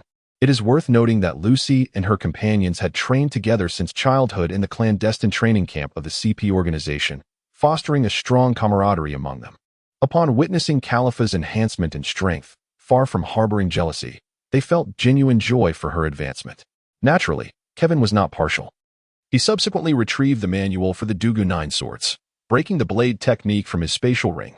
Kevin handed the secret manual of the broken blade technique to Kaku, stating, Kaku, I have observed your remarkable skill with dual blades. You must be a true swordsman. Fortunately, I possess a tome on swordsmanship that you may peruse. It is bound to inspire you. The ease with which I countered your strikes during our recent encounter stemmed from insights gleaned from this very book. I hope you too can derive wisdom from its pages. However, remember, this manual is meant solely for your study. It must not be shared with others. Indeed, Mr. Kevin, Kaku replied as he briefly glanced through the manual. His eyes sparkled with excitement, and he looked up at Kevin, saying, the concepts within are utterly fascinating. If I master them, will I be able to effortlessly counter my own strikes, just as you do? Kevin pondered for a moment and replied, I cannot guarantee this. But as I mentioned earlier, it is precisely because I have studied this secret manual that I was able to discern the weaknesses in your strikes during your attack. Consequently, I was able to counter them. Whether you can reach that level depends on your comprehension, but I believe you should have no trouble with it.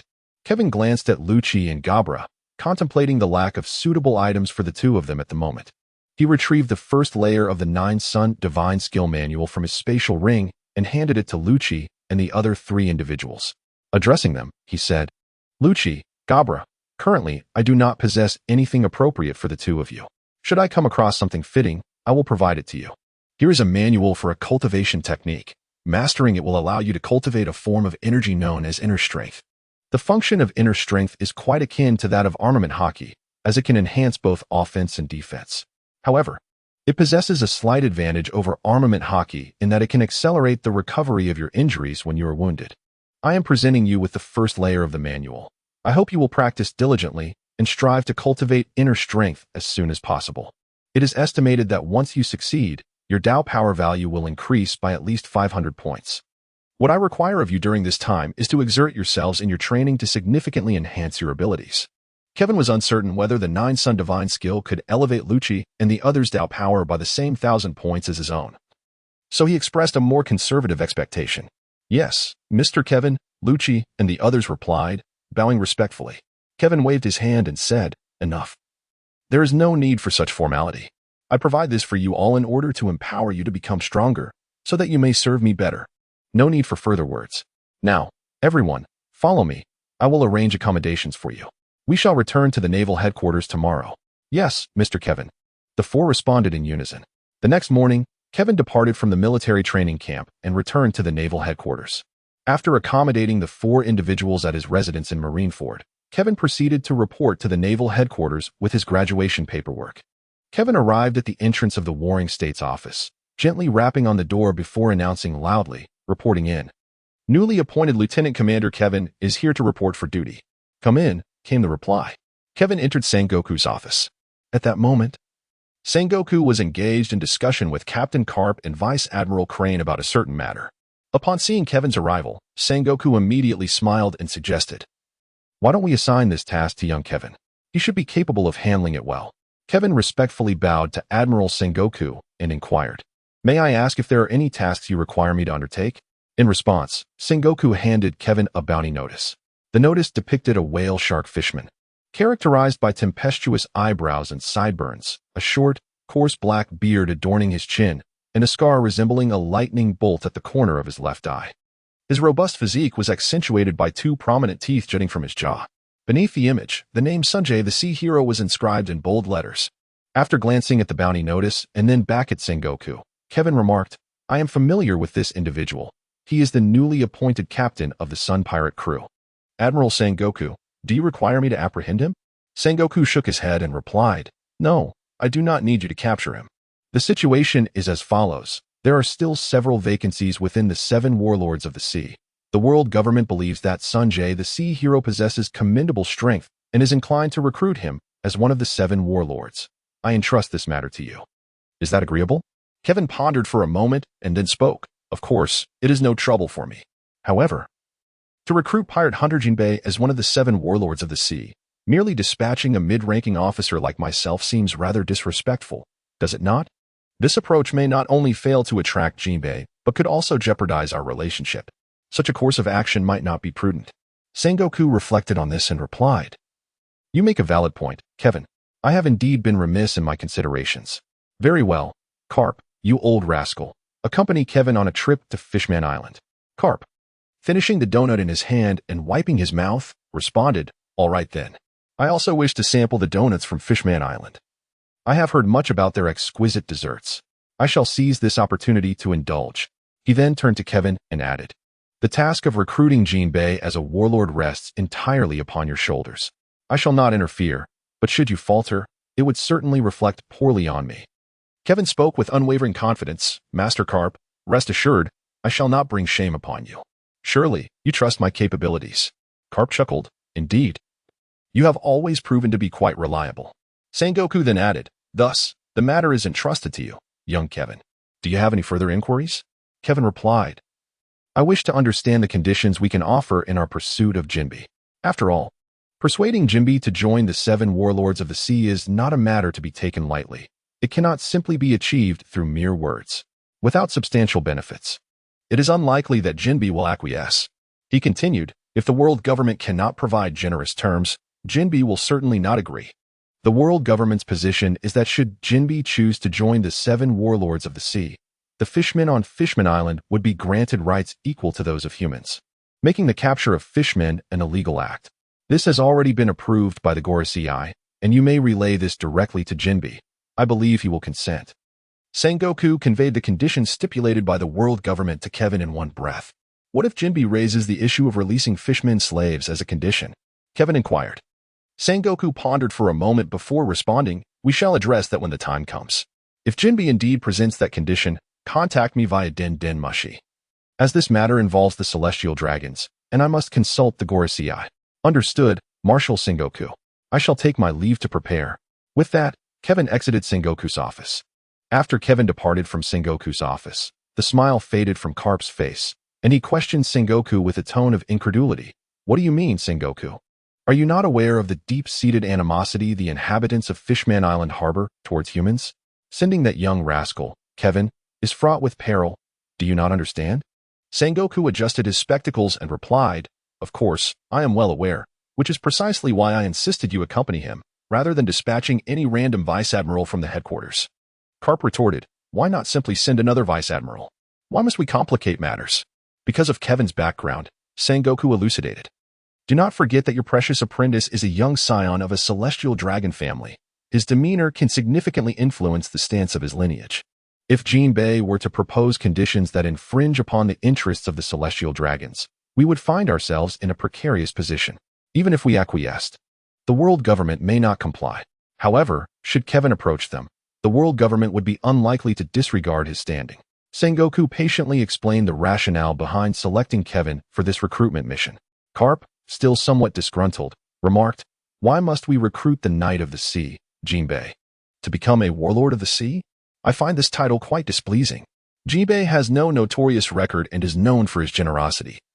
Having such a person among the warlords would actually mitigate harm to the common folk. If we were to appoint someone with a checkered past, it is the civilians who would ultimately suffer. Sengoku sighed, acknowledging, if it were possible, I too would prefer the absence of the warlords of the sea. However, the current circumstances dictate that the world government must rely on the warlords to achieve a balance of power with the four emperors. I must prepare as well. Tomorrow, I shall take my apprentice to Fishman Island for a visit. Garp huffed, rising to leave Sengoku's office, casually pocketing a large bag of sunbae from Sengoku's desk drawer. Garp truly cares for his disciple. It is rare to witness him so invested. Since the day Dragon defected from the Navy, Garp has not shown such concern for anyone else, remarked Vice Admiral Tsuru, who had been silent until now. Sengoku nodded in agreement, reflecting, Indeed. It has been a long time since I have seen Garp like this. I hope Kevin does not disappoint him like Dragon did. That boy will not, Tsuru assured. Sengoku replied, Let us hope so.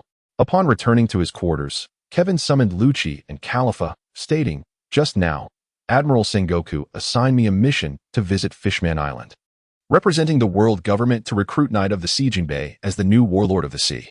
I wish to take Luchi and Khalifa along. Do you have any objections? As Kevin finished speaking, Khalifa embraced him and gently pressed her rosy lips against his cheek before shyly stepping aside, her face flushed. What just happened? Kevin was momentarily taken aback, wondering if he had just been unexpectedly kissed. What was going on with Khalifa? Khalifa, what do you mean by that? Kevin inquired, gazing at her blushing visage. With a hint of embarrassment, Khalifa replied, Please don't misunderstand, young Master Kevin. I was simply overwhelmed with excitement. I've always heard that Fishman Island is a beautiful place I've longed to visit, but I never had the opportunity. When I heard you were planning to take me there, I couldn't help myself. Didn't I mention that you could just call me Mr. Kevin? He remarked, observing how Khalifa's head was nearly bowed to her chest. He relented, saying, Well, since you are no longer part of the world government, you may call me young master if you wish. In truth, Kevin was bubbling with joy inside. Having such a beauty as Khalifa address him as young master filled him with immense satisfaction, though he would never openly admit it. What about you, Luchi? Kevin adjusted his demeanor and turned to Luchi, inquiring. Mr. Kevin, I have no issues, Luchi answered without a moment's hesitation. The reason Kevin wanted Luchi and Khalifa to accompany him was clear. Luchi's combat prowess was the highest among the four, and he had faced bloodshed before, ensuring he would not falter in a crisis. After donning the fairy costume, Khalifa's strength had surpassed that of Kaku and Gabra. However, Kevin's initial intention was not to make Khalifa a fighter, but rather to have her as his aide, assisting him with economic and administrative matters, which is why he brought both of them along. All right, everyone, let us get to work. Luchi and Khalifa, please gather the items we need to take. Tomorrow, we shall head to Fishman Island with Teacher Garp. Kaku, Gabra, ensure your training does not fall behind. Strive to reach the rank of Lieutenant Commander, as I have another task in store for you too. Yes, Mr. Kevin, they all replied in unison. The next morning, Kevin arrived at the port with Luchi and Khalifa. After a long separation, Bogart, spotting Luchi and Khalifa trailing behind Kevin, teasingly remarked, Well, Kevin, it's been a while since I last saw you. And now you're out with a bodyguard and a beautiful lady. Kevin glanced at Bogart and remarked, I never expected that after such a long time, you, with your ice-cold demeanor, have learned to crack a joke. Quite an achievement. Bogart retorted with a chuckle, you rascal. Come on. Admiral Garp has been waiting for you on the ship for quite some time. Admiral Garp arrived this early? That's rather uncharacteristic of him, Kevin responded. Bogart continued, well, it is only natural for the Admiral to be concerned about your safety. So, do you feel confident about persuading Jinbei to join the 7 warlords of the sea this time? Kevin shrugged and remarked, who knows? In matters like this, no one can offer a definitive answer. Bogart, sensing that Kevin might feel uncertain about the situation and fearing it would weigh heavily on his mind, patted him on the shoulder and reassured him. Don't dwell on it too much. Just do your best. Success is ideal, but if it doesn't work out, no one will hold it against you. Now, let us not linger. We must board the ship quickly. If we keep Admiral Garp waiting, we'll be the ones to suffer. Let us go, Kevin replied. Together, Bogart and Kevin boarded Admiral Garp's flagship. Upon arriving on the vessel, Kevin immediately spotted Garp seated on the second deck, indulging in a donut. He called out exuberantly, Master Garp, why are you indulging in donuts again? At your age, it would be wise to limit such treats. Mind your own business, you scamp, Garp retorted, tossing the half-eaten donut back into his pocket as he rose to address Kevin, who stood on the first deck. Once we reach Fishman Island, feel free to act as you wish. If anything goes awry, I shall take the blame. Garp's words were imbued with genuine affection for Kevin. The efficiency of the Navy was commendable. Soon, all necessary provisions for their journey to Fishman Island were ready to board Garp's ship. Fishman Island lies at a depth of 10,000 meters beneath the holy land of Mariehua, serving as a vital waypoint to the New World, and is also the birthplace of many fishermen and merfolk. Often referred to as the undersea paradise, it is a dreamlike haven. All vessels destined for Fishman Island must first dock at the Sabaody archipelago for hull coating, allowing them to navigate safely through the currents. The Navy has its own skilled coaters, so there was no need to travel to Sabaody, yet they still needed to sail close to the archipelago to catch the currents. Thus, Garp's ship gradually descended into the ocean as they neared the Sabaody archipelago. As the vessel entered the water, sunlight still penetrated, illuminating the breathtaking underwater scenery, which was clearly visible at that depth. Kevin and Khalifa gazed in awe at the enchanting sights below, their excitement reminiscent of children at play. It was no wonder Kevin was so exhilarated. Whether in his past life or this one, he had only ever seen the ocean from above, and experiencing the underwater world firsthand was a novel delight. Many who witnessed such beauty for the first time would surely share his enthusiasm. Admiral, this fellow Kevin truly resembles an excited child, Bogart observed, chuckling as he noted Kevin's exuberance. Garp, hearing this, burst into hearty laughter and replied, after all, Kevin is merely a 13-year-old lad. At his age, I had yet to join the Navy, and now he is already a lieutenant commander. Truly, the youth are formidable. Bogart nodded in agreement, stating, indeed, Kevin is the youngest lieutenant commander in the Navy. I believe his prowess may even surpass that of a captain. Kapu smiled silently this time. Hey, Kevin, be a bit quieter. Hurry back to the cabin. We are about to leave the waters of the Sabaody archipelago and prepare to enter the sea currents. Soon, darkness will envelop us, and the journey will be quite tumultuous. It is perilous to remain on deck, and visibility will be virtually non-existent. Although our warship is equipped with sea prism stone, we cannot light anything, as it would easily attract the lurking sea kings. Observing the diminishing light in the water, Kapu leaned over the second-floor railing and called out to Kevin. Understood, Master Kapu. Kevin replied, his voice tinged with reluctance. Once they returned to the cabin, Luffy and Khalifa seized the opportunity to diligently practice the Nine Sons' divine art. After all, now that they had discovered the means to grow stronger, who would willingly choose to remain weak? Kevin began to explore the fusion of his martial arts skills. Indeed, it was about integrating the techniques he had currently mastered. Although there were instances when skills obtained from blind boxes could be utilized immediately without further training, they came with significant drawbacks. For instance, when utilizing his shadow clone technique, the clones could only employ skills that Kevin himself had cultivated. None of the directly applicable skills from the blind boxes could be harnessed by the clones, thereby severely diminishing their combat effectiveness. Furthermore, Kevin discovered that many of the skills he currently possessed exhibited considerable redundancy. Take, for example, the technique Swordsmanship. One originates from the world of pirates and the other from the realm of soul reapers. Both are high-speed movement techniques, yet Shave emphasizes explosive speed while Schwimpa focuses on overall mobility. In Kevin's contemplation, merging these two techniques could elevate his movement speed to unprecedented heights. Moreover, the three techniques, armament haki, Nine Suns divine art, and indestructible diamond technique, possess both similarities and complementary attributes. Armament haki is more versatile in application, allowing for localized hardening, which can conserve stamina during battles. Yet it only enhances the user's external defenses and attacks, leaving internal defenses almost non-existent. Conversely, while the Nine Suns divine art cannot form formidable external protection, its internal defensive capabilities far surpass those of armament haki and the indestructible diamond technique. Additionally, its healing properties and rapid recovery features are unmatched by the latter two techniques. The defensive and offensive enhancements provided by the indestructible diamond technique far exceed those of armament haki, but its usage requires the entire body to assume a golden state, resulting in significantly higher energy consumption compared to armament haki.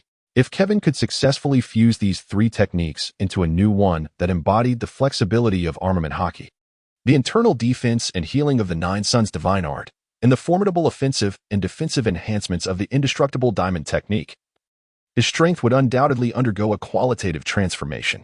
However, Kevin was acutely aware that merging these skills would require not only relentless experimentation but also inspiration, a feat that could not be accomplished overnight. Thus, he was merely in the nascent stages of his attempts.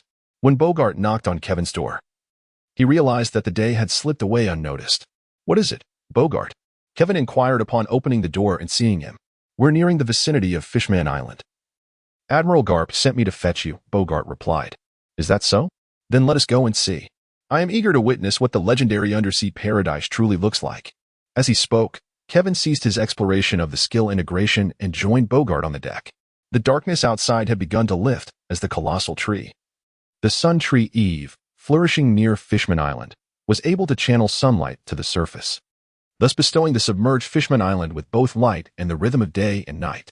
Remarkably, even though it lay beneath the depths of the oceans, Fishman Island was graced with a sky adorned with clouds. Kevin began to observe Fishman Island from a distance. A colossal, double-layered, semicircular membrane shield enveloped the entire island, with an air layer nestled between the two shields. It is said that if vessels coated in the special film from the Sabaody archipelago venture into Fishman Island without adhering to the designated path, the film will automatically detach and merge with the island's shield. Some ships may even plummet into the air layer below, even if they manage to breach the shield. The invading vessels will be swept away by the waters contained within. At that moment, a naval warship had just entered the main entrance of Fishman Island and had yet to approach the second layer of protection when it was halted.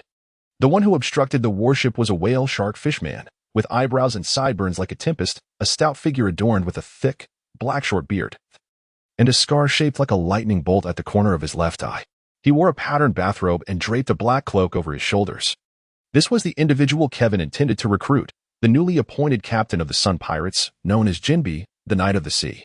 Jinbe stood before the warship, addressing those aboard with a commanding voice. "Ahoy, Navy personnel on the warship, kindly state your intentions, otherwise, I cannot allow you passage." Upon hearing Jinbe's words, Garp approached the bow of the ship and inquired, "Are you Jinbe?" "Indeed, that is I," Jinbe replied. "And you are?" Garp let out a hearty laugh. "I am Vice Admiral Garp of the Navy." "Ah, it is indeed an honor to meet the legendary Vice Admiral Garp. I wonder what brings you to Fishman Island?" Jinbe remarked, feeling a slight loosening of the tension that had gripped him upon realizing Garp's identity. Garp cheerfully responded, "I have come primarily to indulge in the culinary delights of Fishman Island. As for matters of importance, that responsibility falls to this young man beside me." He gestured toward Kevin. Jinbe replied, "Vice Admiral Garp's visit to sample our island's delicacies is most welcome. However, it seems there are other matters at hand. I kindly request that either you, Vice Admiral Garp, or this young gentleman clarify your intent, as I must ensure the safety of Fishman Island." Kevin leapt directly from the warship, unleashing his armed color hockey like chakra from the soles of his feet, firmly establishing his stance upon the water's surface. He addressed Jinbe, saying, "Fear not, Sea Hero Jinbe. Our arrival at Fishman Island bears no ill intent. Rather, it is a fortuitous event for your domain." Curiosity piqued, Jinbe inquired, "What may that be?" "I implore you to enlighten me. Let us engage in combat first. Upon its conclusion, I shall reveal my true purpose." Kevin replied, shaking his head. Yet a fierce battle spirit ignited in his eyes.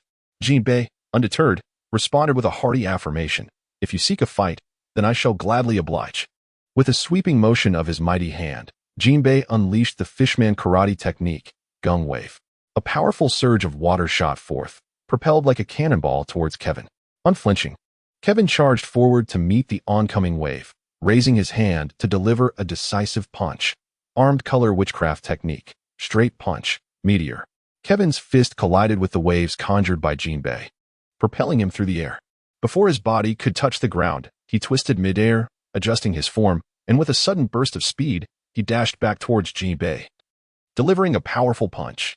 What astonishing speed the young Marine possesses!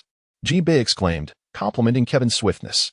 Yet, his hands moved with equal alacrity, effortlessly deflecting Kevin's strike by swiping at his wrist, while his other hand landed a solid blow against Kevin's chest. Once again, Kevin was sent flying. This time without a moment to regain his balance, crashing heavily onto the ground. As Kevin struggled to rise, blood trickled from the corner of his mouth. Wiping it away with his sleeve, he praised, truly, the renowned sea hero Jinbei possesses formidable strength. Given such prowess, I shall not hold back. Diamond hard, indestructible technique. Kevin's body instantaneously transitioned into a golden state, and shortly thereafter, he unleashed the power of the thunder fruit. Blue arcs of electricity crackled around him, creating a symphony of sound. Observing Kevin, now enveloped in a golden hue, Garp raised an eyebrow, pondering how this young lad bore a striking resemblance to the old man Sengoku when wielding his fruit abilities. However, this boy had consumed the earth fruit and the thunder fruit. Perhaps this was a variant of his armament haki? Upon reflection, it indeed bore a resemblance to the full-body hardening characteristic of armament haki. It seemed that in the past 6 months, Kevin had significantly strengthened his prowess.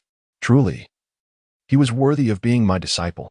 Witnessing Kevin in this state, Jinbei could not help but adopt a more serious demeanor, for he sensed an undeniable pressure emanating from Kevin.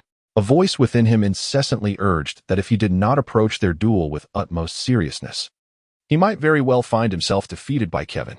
Consequently, Jinbei once again assumed the stance of Fishman karate, remaining ever vigilant.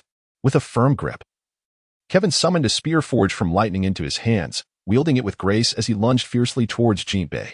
The Fishman karate technique, shark wave, was unleashed by Jinbei with all his might, delivering a formidable punch. The collision between Jinbei's fist and Kevin's lightning spear resulted in a cataclysmic explosion, sending shockwaves that propelled both combatants several meters away.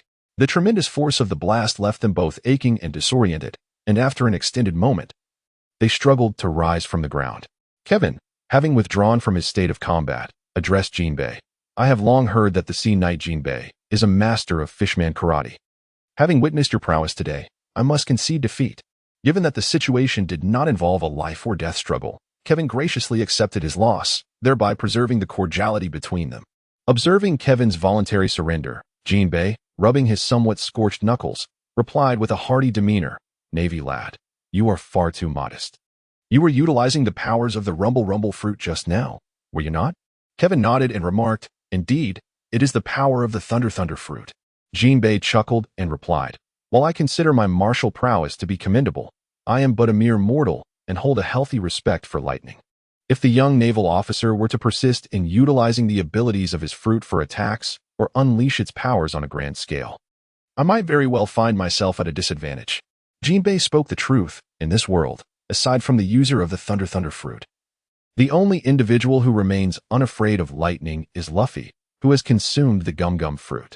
After all, the force of lightning does not merely assail the exterior of the body, its formidable currents can wreak considerable havoc upon the internal organs as well. Kevin chuckled and said, now that we have competed, let us address the matter at hand. Jinbei responded, please, go ahead, young Navy officer. Kevin continued, allow me to introduce myself. My name is Kevin, and I am the newly appointed commander at Navy headquarters. I have come to Fishman Island to extend an invitation from the world government for you. Jinbei, to join the 7 warlords of the sea. The 7 warlords of the sea? Jinbei inquired, his expression one of confusion as he gazed at Kevin. The relationship between Fishman Island and humanity has always been fraught with tension, especially after the demise of Fisher Tiger, which plunged their rapport into a deep freeze. How could those fishmen who harbored such intense hatred for humans even begin to contemplate understanding human affairs? Although Jinbei had traveled the seas for many years alongside Tiger and had heard of the 7 warlords, He remained somewhat bewildered about the true nature of this organization. Upon encountering Jinbei's perplexed expression, Kevin began to elucidate. The warlords of the sea are the 7 notorious pirates recognized by the world government. As the name implies, upon becoming a warlord, one's original bounty is suspended, and the world government refrains from pursuing any previous transgressions, even if members of the warlords engage in acts of piracy. Such conduct is tacitly overlooked by the world government, provided they pay tribute if discovered. Jinbei raised an eyebrow, dismissively replying, "Kevin, you truly underestimate me. I have no intention of becoming a pawn of the world government." "Is that truly the case?" Kevin remarked, casting a glance at Jinbei. "In theory, the warlords of the sea possess catastrophic destructive capabilities and formidable strength comparable to that of nations. However, this is somewhat challenging to realize. Thus, only those pirates with substantial renown or overwhelming power that can instill fear in others are deemed worthy of such a title. Moreover, becoming a warlord is not devoid of advantages. What advantages could there possibly be?" Jinbei retorted skeptically. "The first, as I have mentioned, is that one's bounty is halted upon becoming a warlord, and the world government will no longer pursue any prior crimes. Even acts of piracy are tolerated by the world government. Secondly, aside from the obligatory summons from the world government and a requisite tribute from their earnings, warlords are granted the freedom to act autonomously without governmental interference. They possess the right to refuse execution of orders unless compelled by the world government. The third advantage is that the world government, in order to maintain a collaborative relationship with the warlords, will acquiesce to certain individual requests.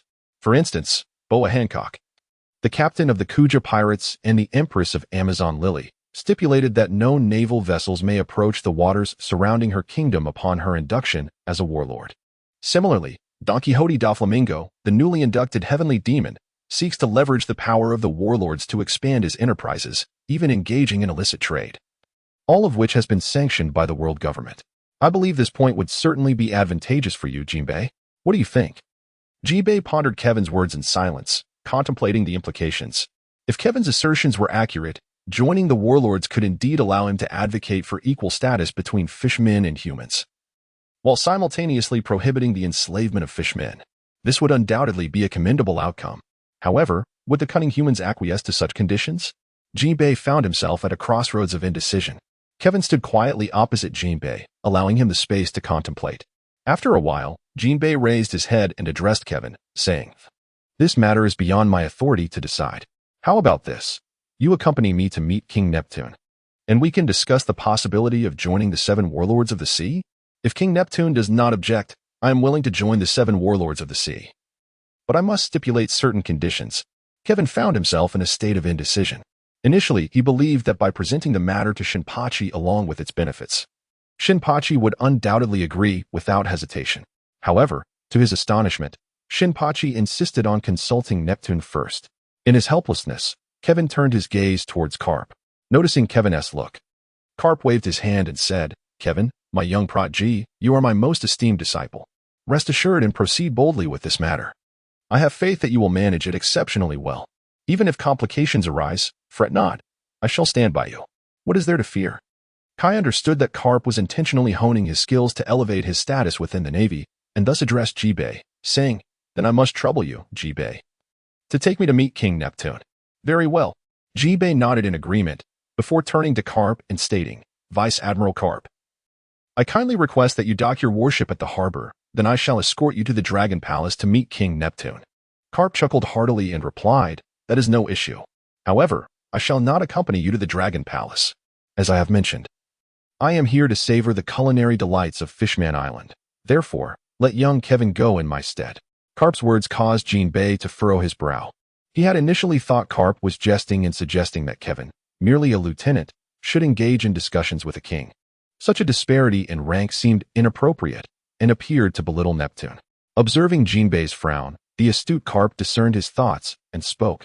"Jinbei, do not take offense. I harbor no disdain for Neptune. Young Kevin's rank is indeed sufficient for this task, and his presence could yield greater benefits for your Fishman Island." Though uncertain of Garp's reasoning, Jinbei, recognizing the esteemed reputation of the naval hero, felt reassured. With this in mind, he relaxed his brow and addressed Garp, "Vice Admiral Garp, I apologize for my rudeness. Since you wish to indulge in the local cuisine, might I arrange for someone to serve as your guide?" That would be splendid, thank you. Jinbei, Garp replied with a grin. Soon, Garp's warship passed through the second layer of protective barriers and docked at the harbor. Upon arrival, guards from the Dragon Palace approached for inspection. After a brief exchange, Jinbei dismissed the guards and instructed Aladdin, the first mate of the Sun Pirates, to lead Garp to the Mermaid District for a culinary experience, while he took Kevin to the Dragon Palace. This time, Kevin invited Rosai and Khalifa to join him in visiting King Neptune of the Dragon Palace. From a distance, they beheld the Dragon Palace, a grand edifice perched atop the sunlit Fishman Island, constructed from colossal coral reefs, shells, and other materials, with a magnificent dragon coiled around it. As Jinbei and Kevin approached the vicinity of the Dragon Palace, a squad of guards intercepted them. The lead guard, with a stern countenance, inquired, "Jinbei, what brings you here with 3 humans? Do you not know that Fishman Island does not welcome humans?" Jinbei responded, "Byros, what is the meaning of this? These 3 are from the naval headquarters, here on behalf of the world government to discuss matters with His Majesty Neptune." The Navy? The Fishman guard named Byros scrutinized Kevin and his companions with skepticism, asking incredulously, "These youngsters are part of the Navy? Jinbei, surely you are not deceived by these humans. They're notoriously cunning." Kevin stepped forward and declared, "I am Commander Kevin of the Navy headquarters. These 2 are my guards, and we have urgent matters to discuss with King Neptune. I kindly ask that you do not impede our passage." Bilo scoffed in response, "Ha ha ha. You've truly amused me. You, a mere child, claim to be a Navy commander? If you are indeed a commander, then I must be the illustrious Admiral Garp." Enraged, he continued, "You seek death. You seek death." As he spoke, Kevin retrieved the blade of carnage from his spatial ring and advanced toward Bilos.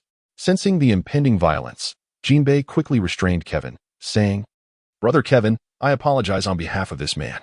I implore you, do not harm my compatriot."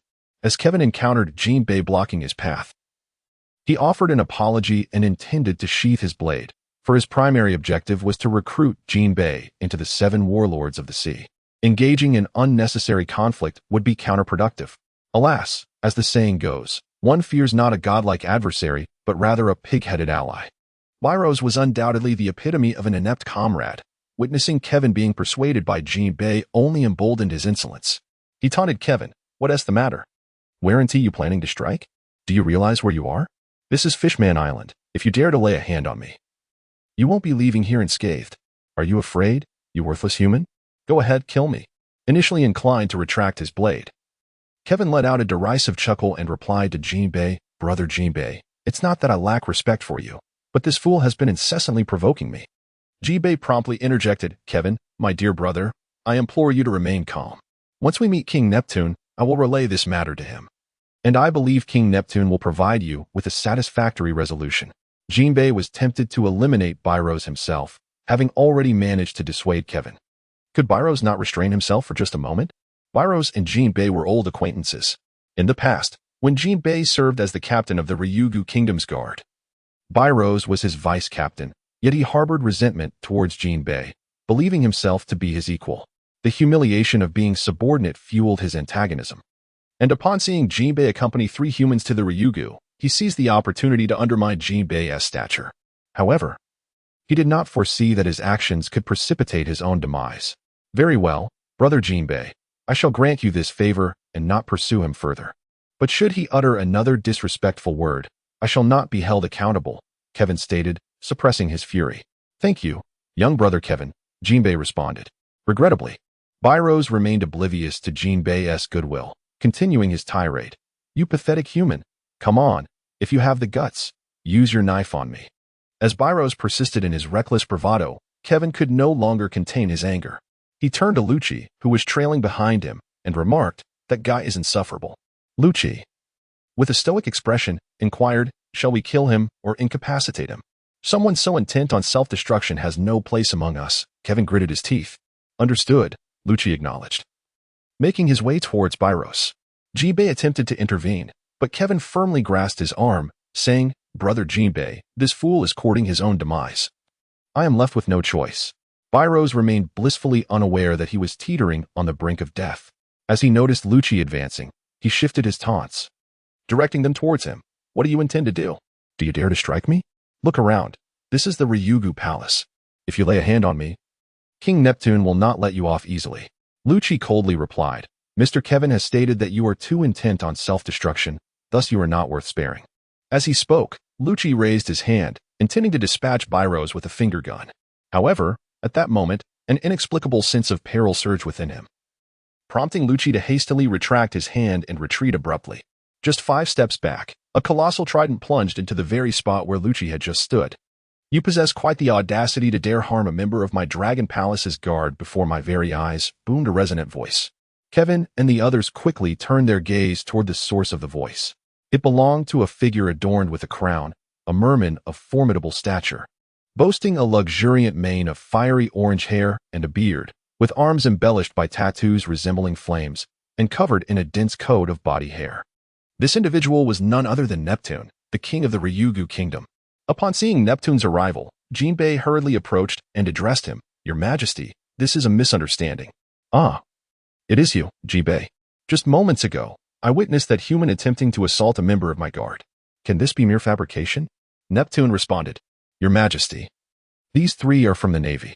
The young naval officer, Kevin, is a disciple of Vice Admiral Garp. He was on his way to the Dragon Palace to discuss matters with you, but was intercepted here by Byros. Byros has repeatedly provoked young Kevin with his words, prompting him to take action against Byros in order to teach him a lesson. Jinbei explained promptly. Given this clarification, let us consider the matter settled, Neptune declared. Waving his hand dismissively, Kevin listened and scoffed, remarking, What great authority King Neptune wields. Your subordinate provokes me, and you dismiss it so casually.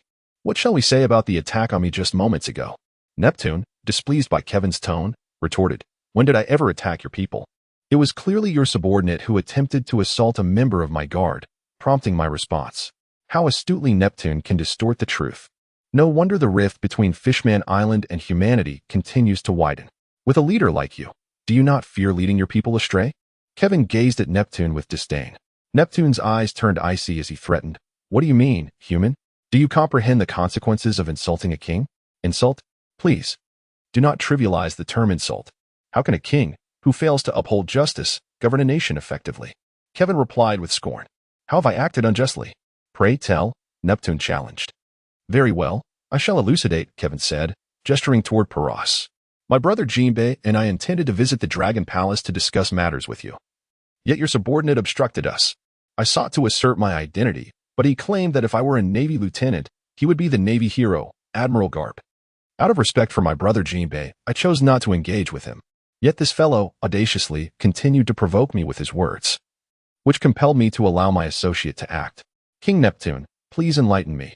This individual first questioned my affiliation with the Navy, then disrespected my mentor, Admiral Garp, while persistently provoking me. Whose fault is it truly? If this reflects the sentiments of your Dragon Palace kingdom, may I interpret it as a challenge against the Navy? Kevin's words rendered Neptune momentarily speechless, uncertain of how to respond. Kevin's incisive remarks left Neptune at a loss for how to respond. Acknowledging that the fault lay with Buroth would mean admitting to his own unfairness in handling the situation. However, to deny that Buroth was at fault, as per Kevin's assertions, would imply that he was provoking the Navy, or even the world government, a consequence that could prove exceedingly dire. Given the already strained relations between Fishman Island and humanity following Fisher Tiger's demise, being perceived as antagonistic towards the Navy or the world government could ignite a catastrophic conflict. There was a looming threat that the Navy might deploy a force akin to the demon-slaying order to Fishman Island. It would not even require an admiral, as merely the vice admirals could raise the island to the ground. Reluctant to compromise his pride by admitting fault, Neptune found himself in a quandary, torn between his dignity and the potential calamity that could befall Fishman Island.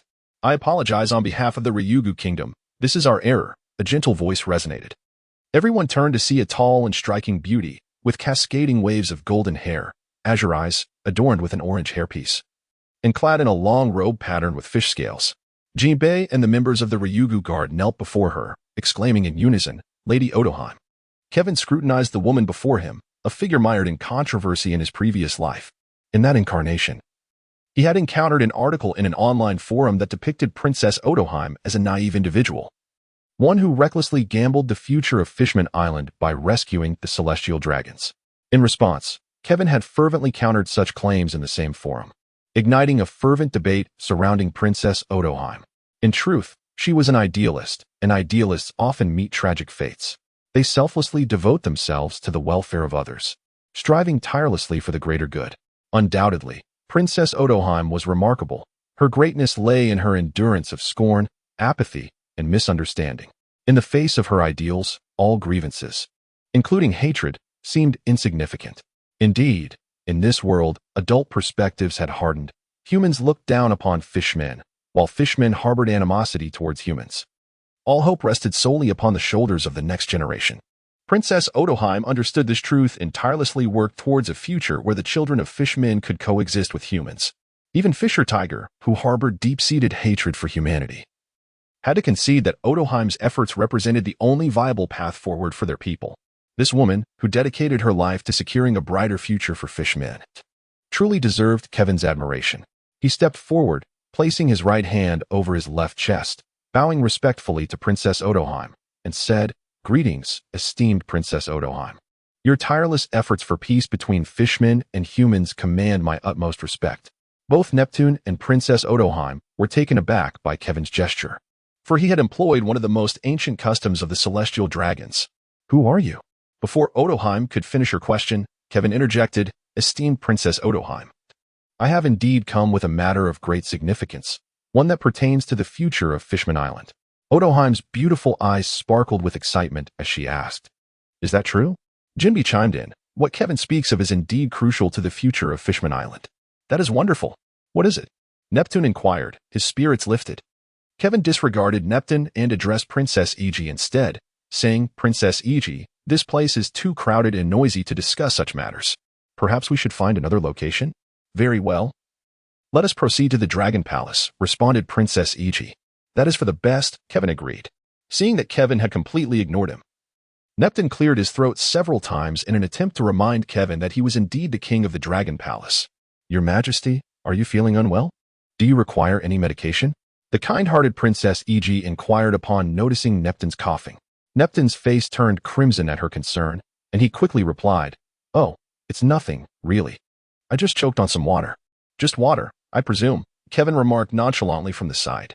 Neptune's face turned as purple as an eggplant at Kevin's words. Observing Neptune's expression, Princess Iji could not help but stifle a laugh, then turned to Kevin and remarked, "You are quite the amusing fellow." Neptune shot Kevin a fierce glare, but regrettably,